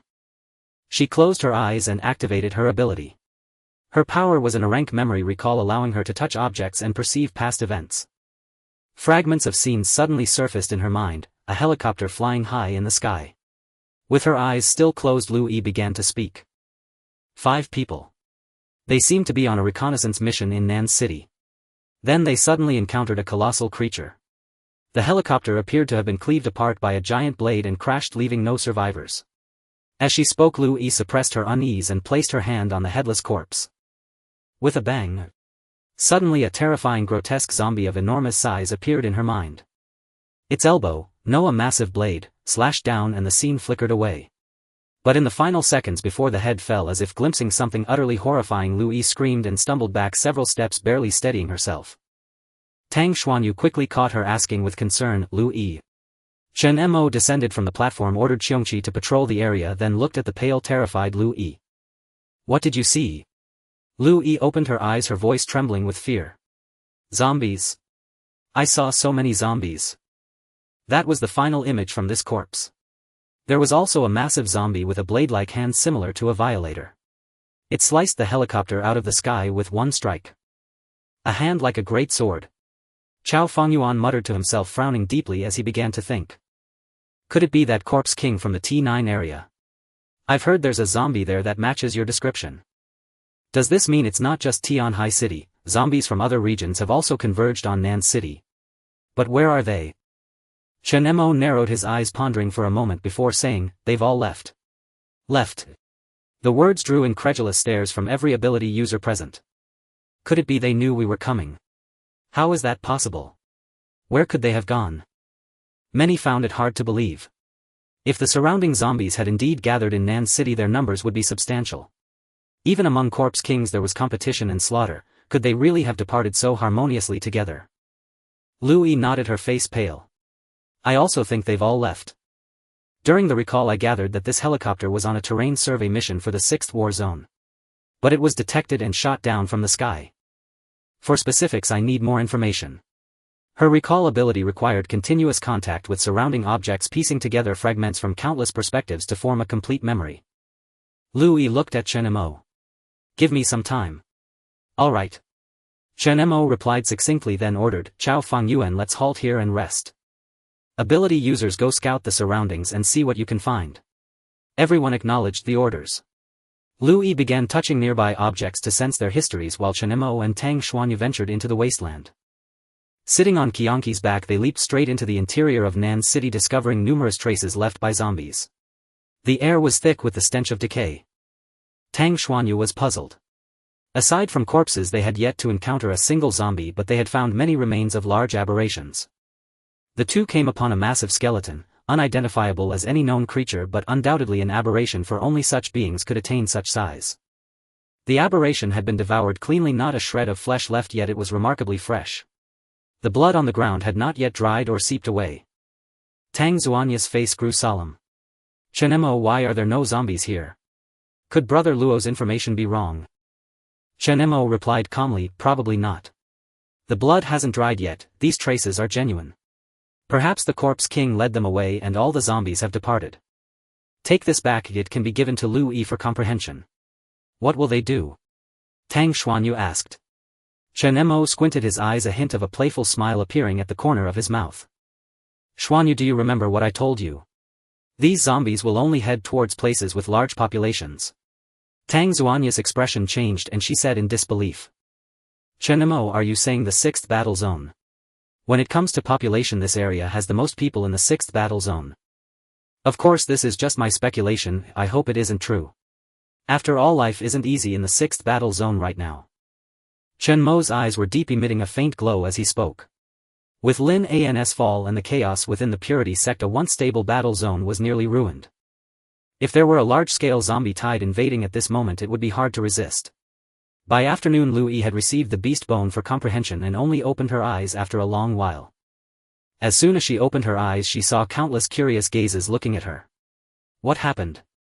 Lu Yi sighed and spoke to Chen Mo. It's troublesome. I have traced back dozens of items and what I said before was still a bit conservative. In those images there are at least 200,000 to 300,000 zombies present, and just 2 days ago they seem to have received some sort of command to march north. Chen Ren exclaimed, isn't that the location of the 6th battle zone? This bunch, they are moving out now. Lu Yi, not just that these zombies seem to be prepared, they have split into 3 groups heading in different directions. That's all I can read from the traces. Chen Mo, is there a leader among those zombies? Lu Yi shook her head. No, there are too many, it's impossible to tell who the Corpse King is. However, the zombie in that helicopter's information is definitely the executioner from T9 area, which means there might be more than one Corpse King here, and all the surrounding Corpse Kings seem to be joining forces for some unknown reason. Is this? Chao Fengyuan's expression turned grim. If what you said is true, the 6th battle zone is in a precarious situation. Then our batch of goods will be hard to deal with. After all, no one wants to face such a terrifying number of zombies. An ability user nearby suggested, why don't we switch to another battle zone? These supplies don't necessarily have to be traded with the 6th battle zone. And isn't that good? If there's trouble, let the 6th battle zone deal with it themselves. No way. At this moment Chao Fengyuan spoke up directly. If the 6th battle zone is destroyed, the entire surrounding area will become a paradise for these zombies, and even we the Lion clan cannot escape. That would truly be troublesome. Chen Mo looked at him in surprise, not expecting this guy to be so observant at such a critical moment. To be precise, the first and most intense waves of the zombie tide are always born by the various battle zones, as only within the safe zones is there a significant population for the zombies to feed on. If the sixth battle zone falls, all forces within this territory will suffer. Chen Mo nodded and said, "You're right, we still need to go see the situation. I will go ahead with Qiongqi, you all follow from behind. If a zombie tide really appears, I will handle it. Leading over 1,000 people forward is indeed too slow. Relying on Qiongqi's flying ability, even if the zombie tide has reached the sixth battle zone, I can quickly catch up." Chao Fangyuan's face changed drastically upon hearing this, and he hurriedly stopped. "No way, brother Chen," Lui said, "there are at least 200,000 to 300,000 zombies, it's too dangerous for you to go alone. Although brother Chen has that mutant Qiongqi, the helicopter was destroyed and there's no guarantee that there are no airborne threats among those zombies." The surrounding ability users also urged him to reconsider. Chen Mo waved his hand. "Don't worry, I'll be fine." Not giving Chao Fangyuan and the others any chance to argue, Chen Mo leaped onto Qiongqi, and at this moment Tang Xuanyu also walked over. "I'll go with you." Seeing this, Chen Mo didn't refuse and smiled, saying, "Get on. Brother Chen. Brother Chen." Chao Fangyuan still wanted to stop them, but Qiongqi let out a roar and leaped towards the distance. "Damn." Chao Fangyuan stomped his feet in anger, and the surrounding ability users exchanged glances. "The boss told us to stick with brother Chen, and now they've flown off." Chen Ran looked enviously at Qiongqi flying in the sky, clicking his tongue. "Being able to fly is great, they'll probably reach the sixth battle zone in no time." "What should we do now?" someone asked. Chao Fangyuan thought for a moment and helplessly said, "There's no choice, let's follow brother Chen from behind. Move as quickly as possible, don't rest until we reach the sixth battle zone to see what the situation is." With Chen Mo leading the way, they encountered no significant danger on the journey ahead. On the way to the sixth battle zone, Chen Mo and Tang Xuanyu riding on Qiongqi had discovered numerous corpses of mutant creatures, including some extremely terrifying sixth-tier mutants. Next to those corpses lay the remains of thousands of zombies. In this apocalyptic world, the hierarchy of power is apocalypse: deities, mutants, zombies, humans. A sixth-tier mutant requires at least 2 or 3 zombies of the same level to be killed. Of course, this is the most basic and conventional assessment of combat power, as even among the same tier there are distinctions in strength, and varying abilities yield vastly different powers. However, the fact that even 6th-tier mutants were killed by the advancing zombie tide speaks volumes about the terror of the current tide. For the present battle zone, a 6th-tier entity is nearly equivalent to a mid-level boss. The corpses of the mutants were disposed of cleanly. Around the body of the mutant, Chen Mo found numerous pristine white bone spikes deeply embedded in the ground. "Is this the bone spikes of that female zombie?" Chen Mo frowned, not lingering too long, urging Qiongqi to accelerate. Now Qiongqi no longer needed several days to arrive. Moving at high speed, it was nearing the 6th battle zone in just one night. At this moment, sitting on Qiongqi, Chen Mo and Tang Xuanyu began to hear the violent sounds of cannon fire and gunshots in their ears, with armed helicopters in the distance continuously sweeping fire below. The air was thick with smoke, and cries and roars echoed. It seemed that an extremely fierce battle had erupted in the safety zone of the 6th battle zone. P.S. The reason for the infrequent updates during this time is due to some indescribable issues. My condition has been quite poor. Since the end of last month, I suddenly felt some discomfort in my stomach, and initially I didn't pay much attention, but eventually I couldn't sit for long, feeling as if my bottom wasn't mine anymore. I thought such things were far from me, but only once experienced do I understand the pain, spiritually, physically and mentally. Really, the world has turned grey. I've been depressed. Because of this, I lost my full attendance. No one can understand the pain. I can only say to exercise more and pay attention to health. With a thunderous roar, a colossal stone hurtled toward the sky, shattering the armed helicopter above into fragments and igniting a brilliant firework of debris in midair. At that moment, Chen Mo and Tang Xuanyu, seated atop the Qiongqi, finally noticed the scene unfolding in the distant 6th war zone. Tens of thousands of zombies surged in an overwhelming tide against the walls of the 6th war zone, where tens of thousands of ability users and soldiers fought blood-soaked amidst the boundless, horrifying horde. Gunfire, cannon blasts and roars filled the air. From afar, the ground was invisible, buried under a sea of corpses like a dark surging tide, a grim and desolate sight. "Fight! Hold the line! The north wall will reinforce us soon. Hold your ground!" On the wall, machine guns blazed wildly.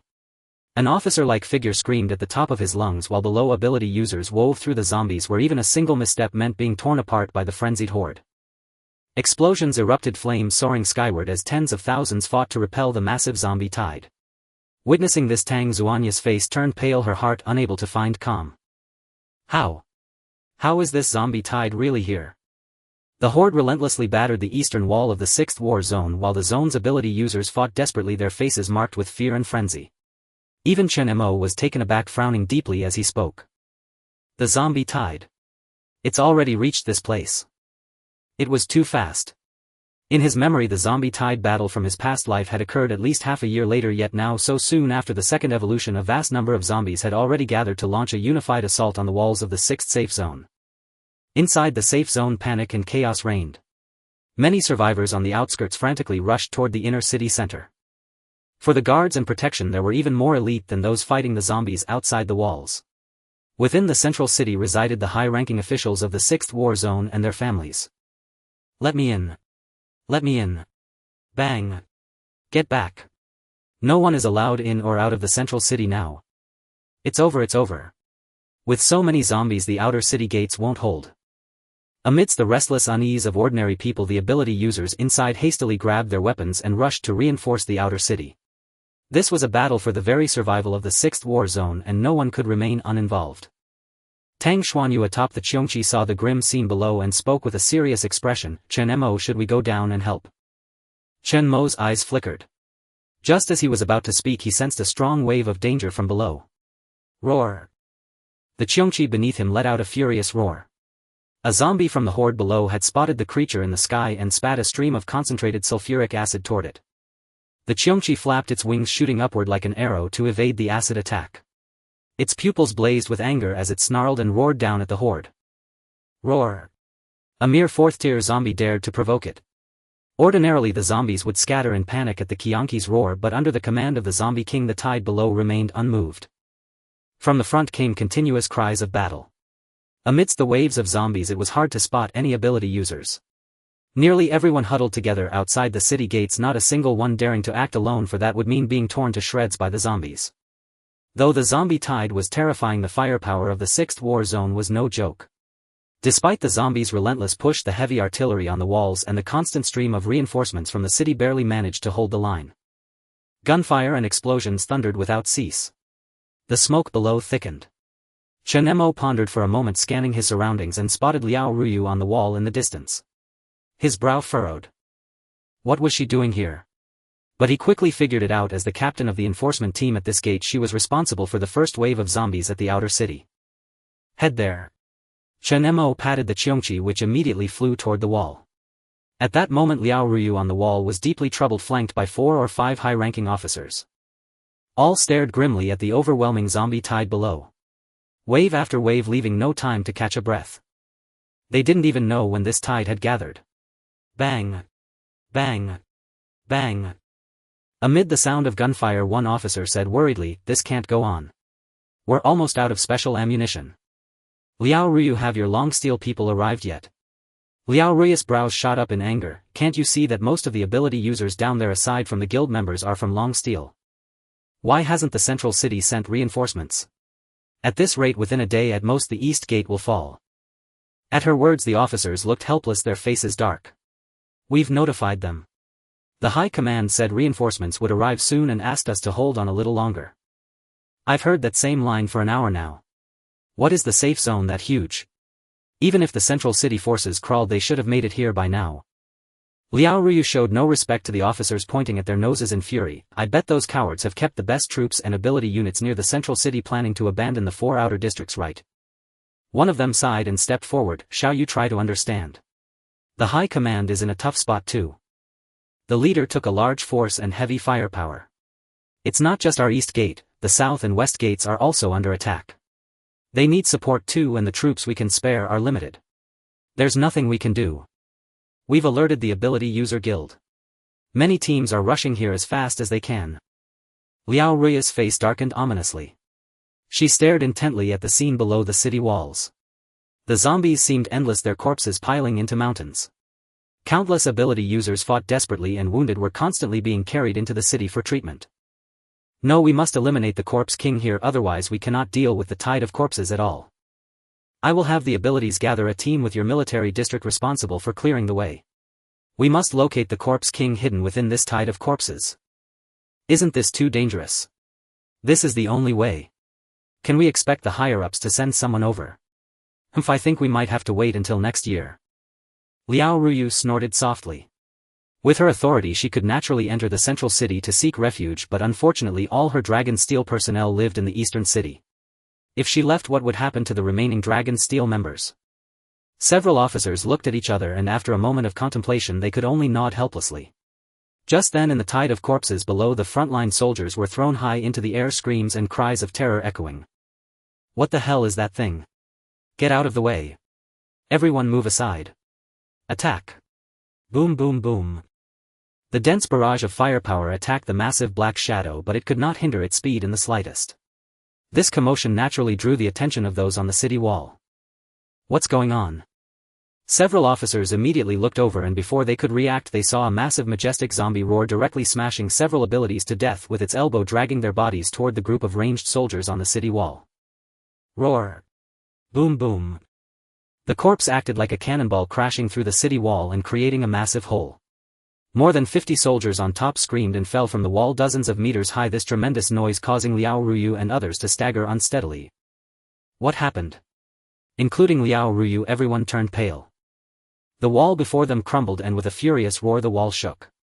Amidst the thick smoke a giant zombie 3 meters tall with a muscular back and a twisted neck appeared, rapidly climbing up.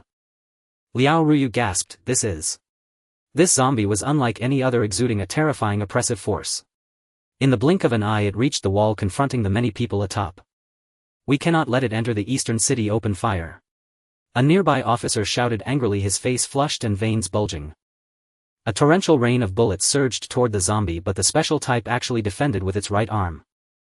Its already massive right arm began to swell with blood as hard as a rock, deflecting the dense barrage. Even when bullets hit its shoulder and legs they could hardly penetrate its defense.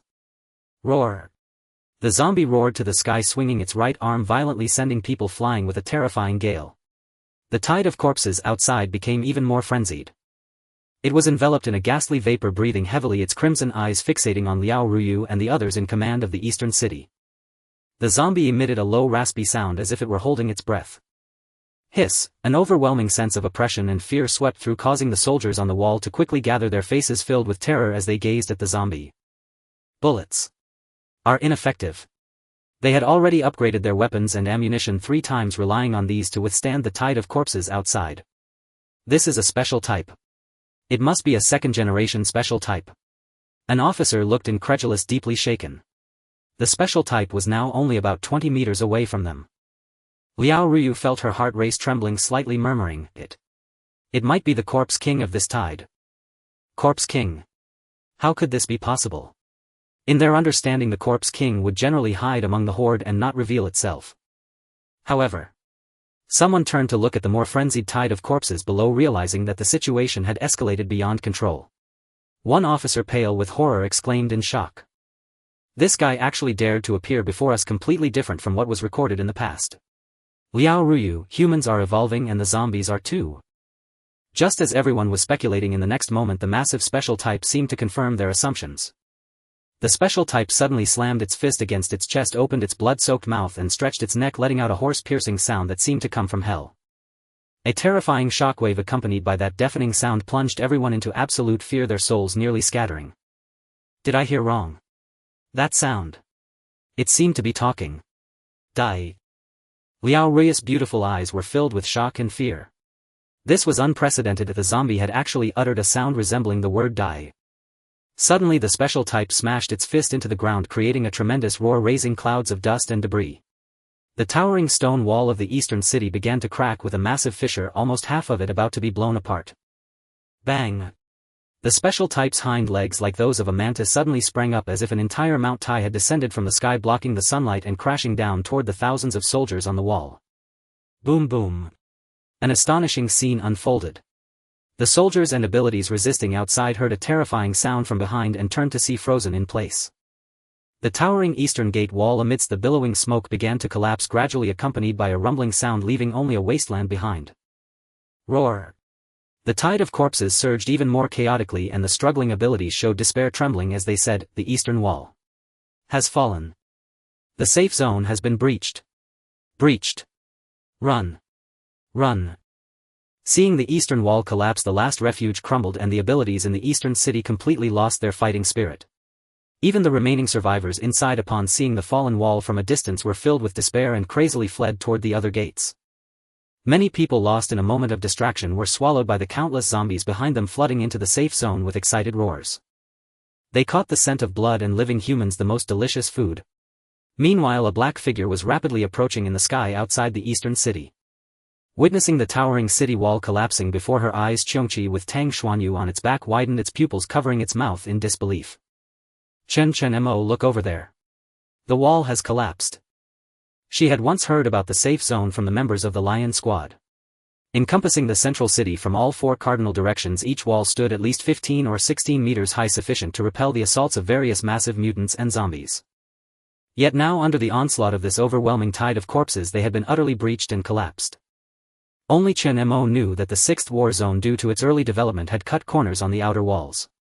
Other war zones had walls forged from indestructible metal, but the 6th war zone still used mud and stone, utterly incapable of withstanding such a violent and massive assault.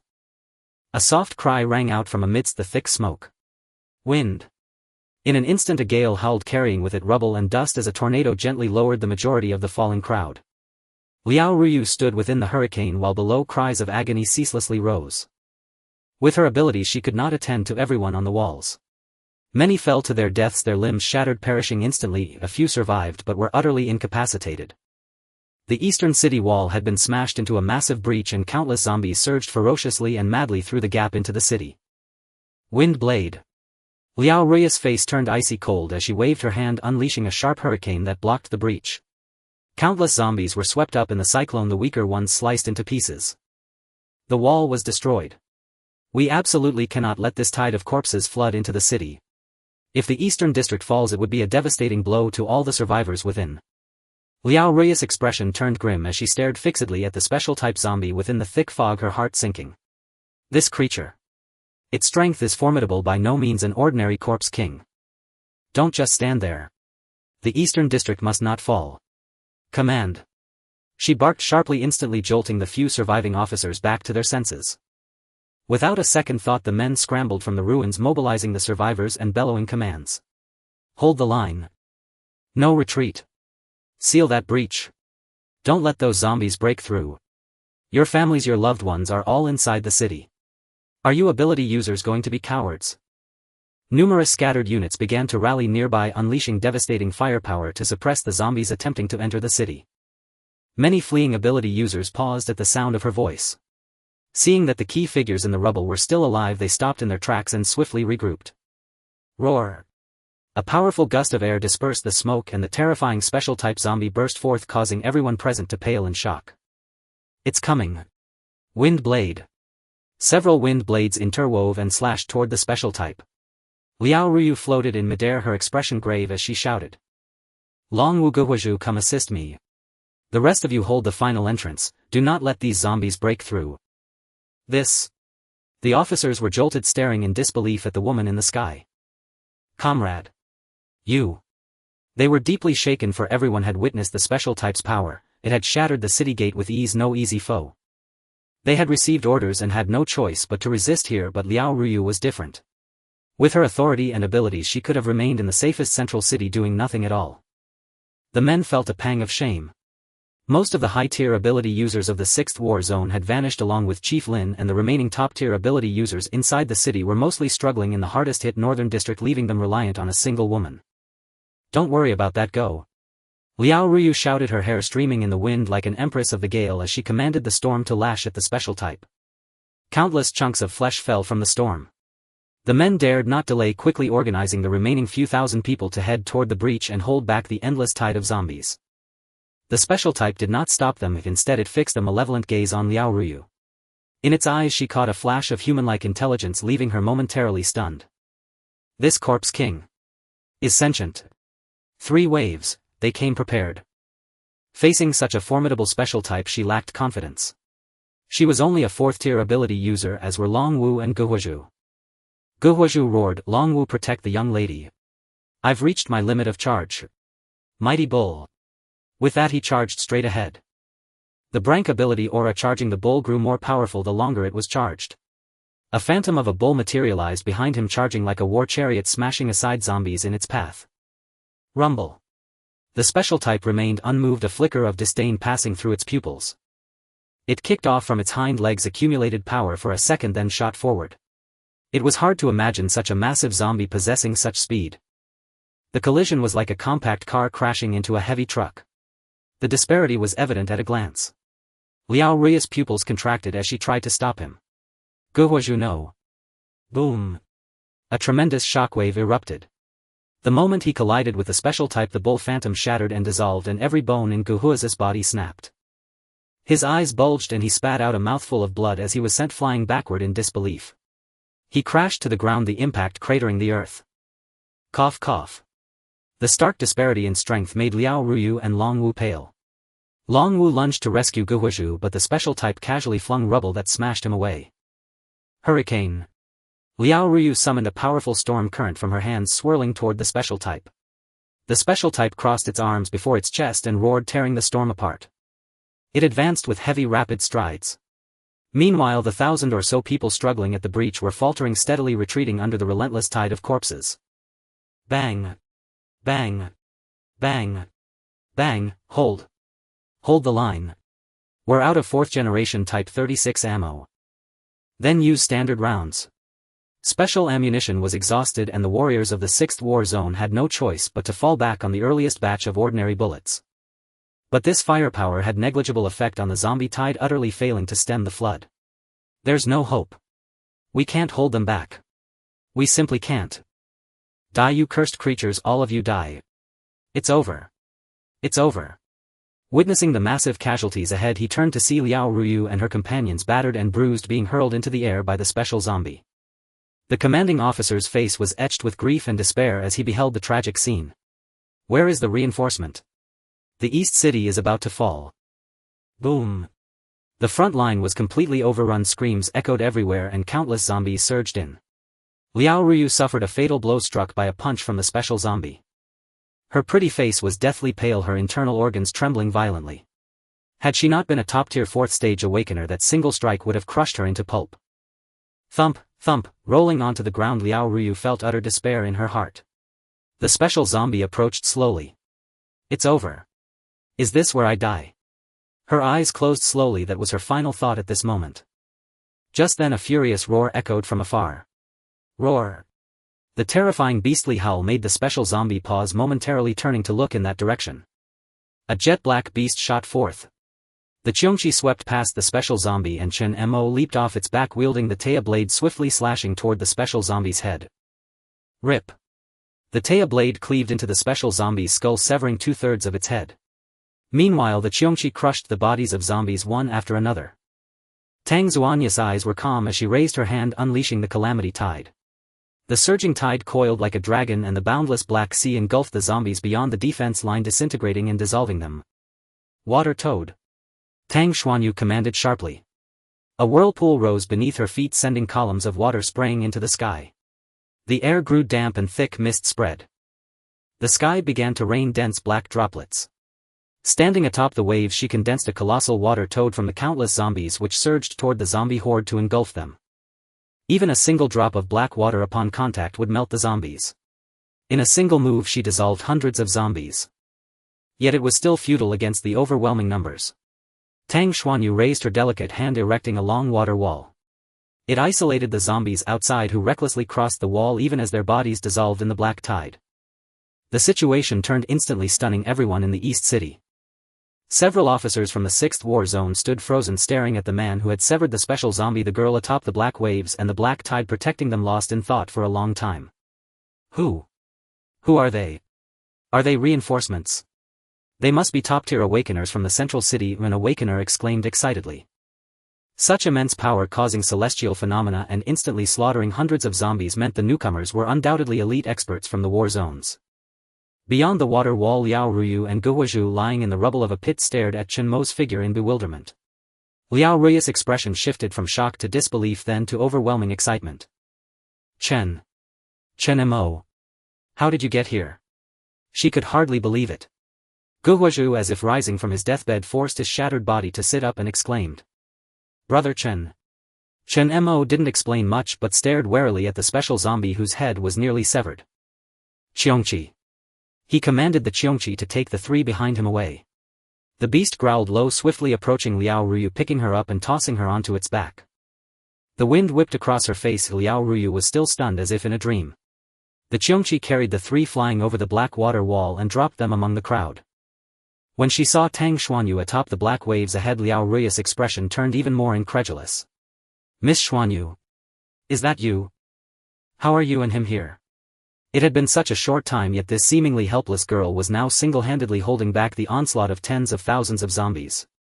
Maintaining such a massive black water wall must have consumed an immense amount of energy. Seeing Liao Ruyu return, the officers quickly gathered around. Liao Ruyu, are you alright? Do you know these people? Liao Ruyu nodded. Just as she was about to explain, she heard Tang Xuanyu's voice from ahead. Take the people and go enter the city. The water wall can't hold much longer. Tang Xuanyu glanced briefly at Chen Mo in the distance, a bead of sweat trickling down her snow-white forehead as she spoke with some strain. I'll flood this place with the tide in a moment.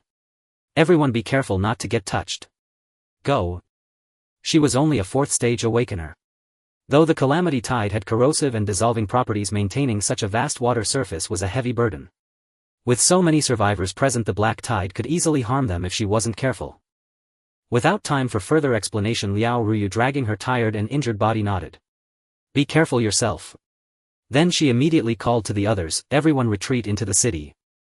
Move into the city quickly. The group swiftly headed toward the safe zone. Once everyone had left, Tang Xuanyu gradually breathed a sigh of relief. With a thought, the water wall curtain shattered into countless waves surging toward the city outskirts. Roar! Roar! Endless zombie howls rang out as large swaths of them were engulfed and swept away by the calamity tide. Inside the safe zone, after resting and recovering for a moment, the crowd stared at the scene beyond the wall, which resembled a flood. Their pupils dilated, filled with awe. Such a powerful ability. Liao Ruyu, who are that man and woman outside the city? Why have we never seen them before? Hiss, the zombie horde is being blocked by that black flood. Liao Ruyu was equally stunned. She never imagined that in such a short time Miss Xuanyu could undergo such a dramatic transformation and master such a formidable ability. Don't ask too many questions now. Any awakener with remaining strength, take recovery potions and quickly support Miss Xuanyu with me. Though the flood was terrifying, some special zombies among the horde, ignoring the corrosion of the black tide, were charging forward. Liao Ruyu unhesitatingly contributed all her recovery potions.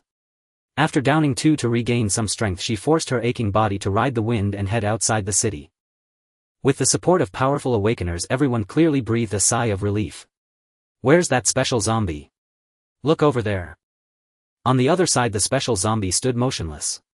Flesh began to writhe on its broad shoulders, then burst open with a squelch. From within emerged a bloody little zombie. The two seemed fused together. The little zombie's eyes burned with hatred, fixed on Chen Mo, opposite, snarling and hissing. Ha! A parasite. It was the same parasite they had encountered near Tianhai City last time. Chen Mo realized this and sneered coldly. No wonder you looked familiar, it's the one that escaped before. Since it was here, that meant the bone-white female zombie was likely nearby as well. In a brief moment after benefiting from the evolution dust, the parasite had evidently grown stronger. Chen Mo glanced around but could not find any trace of the female zombie. The Qiongqi returned to his side, slowly descending, his fierce gaze fixed on the parasite. The parasite in front began to roar, summoning the zombies to surround this location. Roar! Countless zombies changed their direction, with the most powerful batch of special types rapidly converging towards this place. They rushed towards Chen Mo, recklessly biting and clawing. Bang! The Qiongqi roared angrily, his dark wings sweeping through, using his brutal strength to crush the special types before him. Pfft! Taking advantage of this opportunity, the parasite directly broke free from the body of the special type it had infested, tearing away a large mass of flesh and blood. The body of the parasite was small, akin to an infant, moving extremely swiftly. It leapt directly onto the body of an exceedingly fat special type in the crowd of corpses. This was a first-generation devourer with thick skin, extremely strong defenses and terrifying power. With a ruthless gaze, the parasite let out a loud roar, tearing open the devourer's bloated belly, pulling out its intestines and blood and burrowing inside. Immediately the torn abdomen of the devourer began to heal, the two zombies seemingly merging into one. After a brief daze, the devourer opened its mouth wide and howled towards the sky.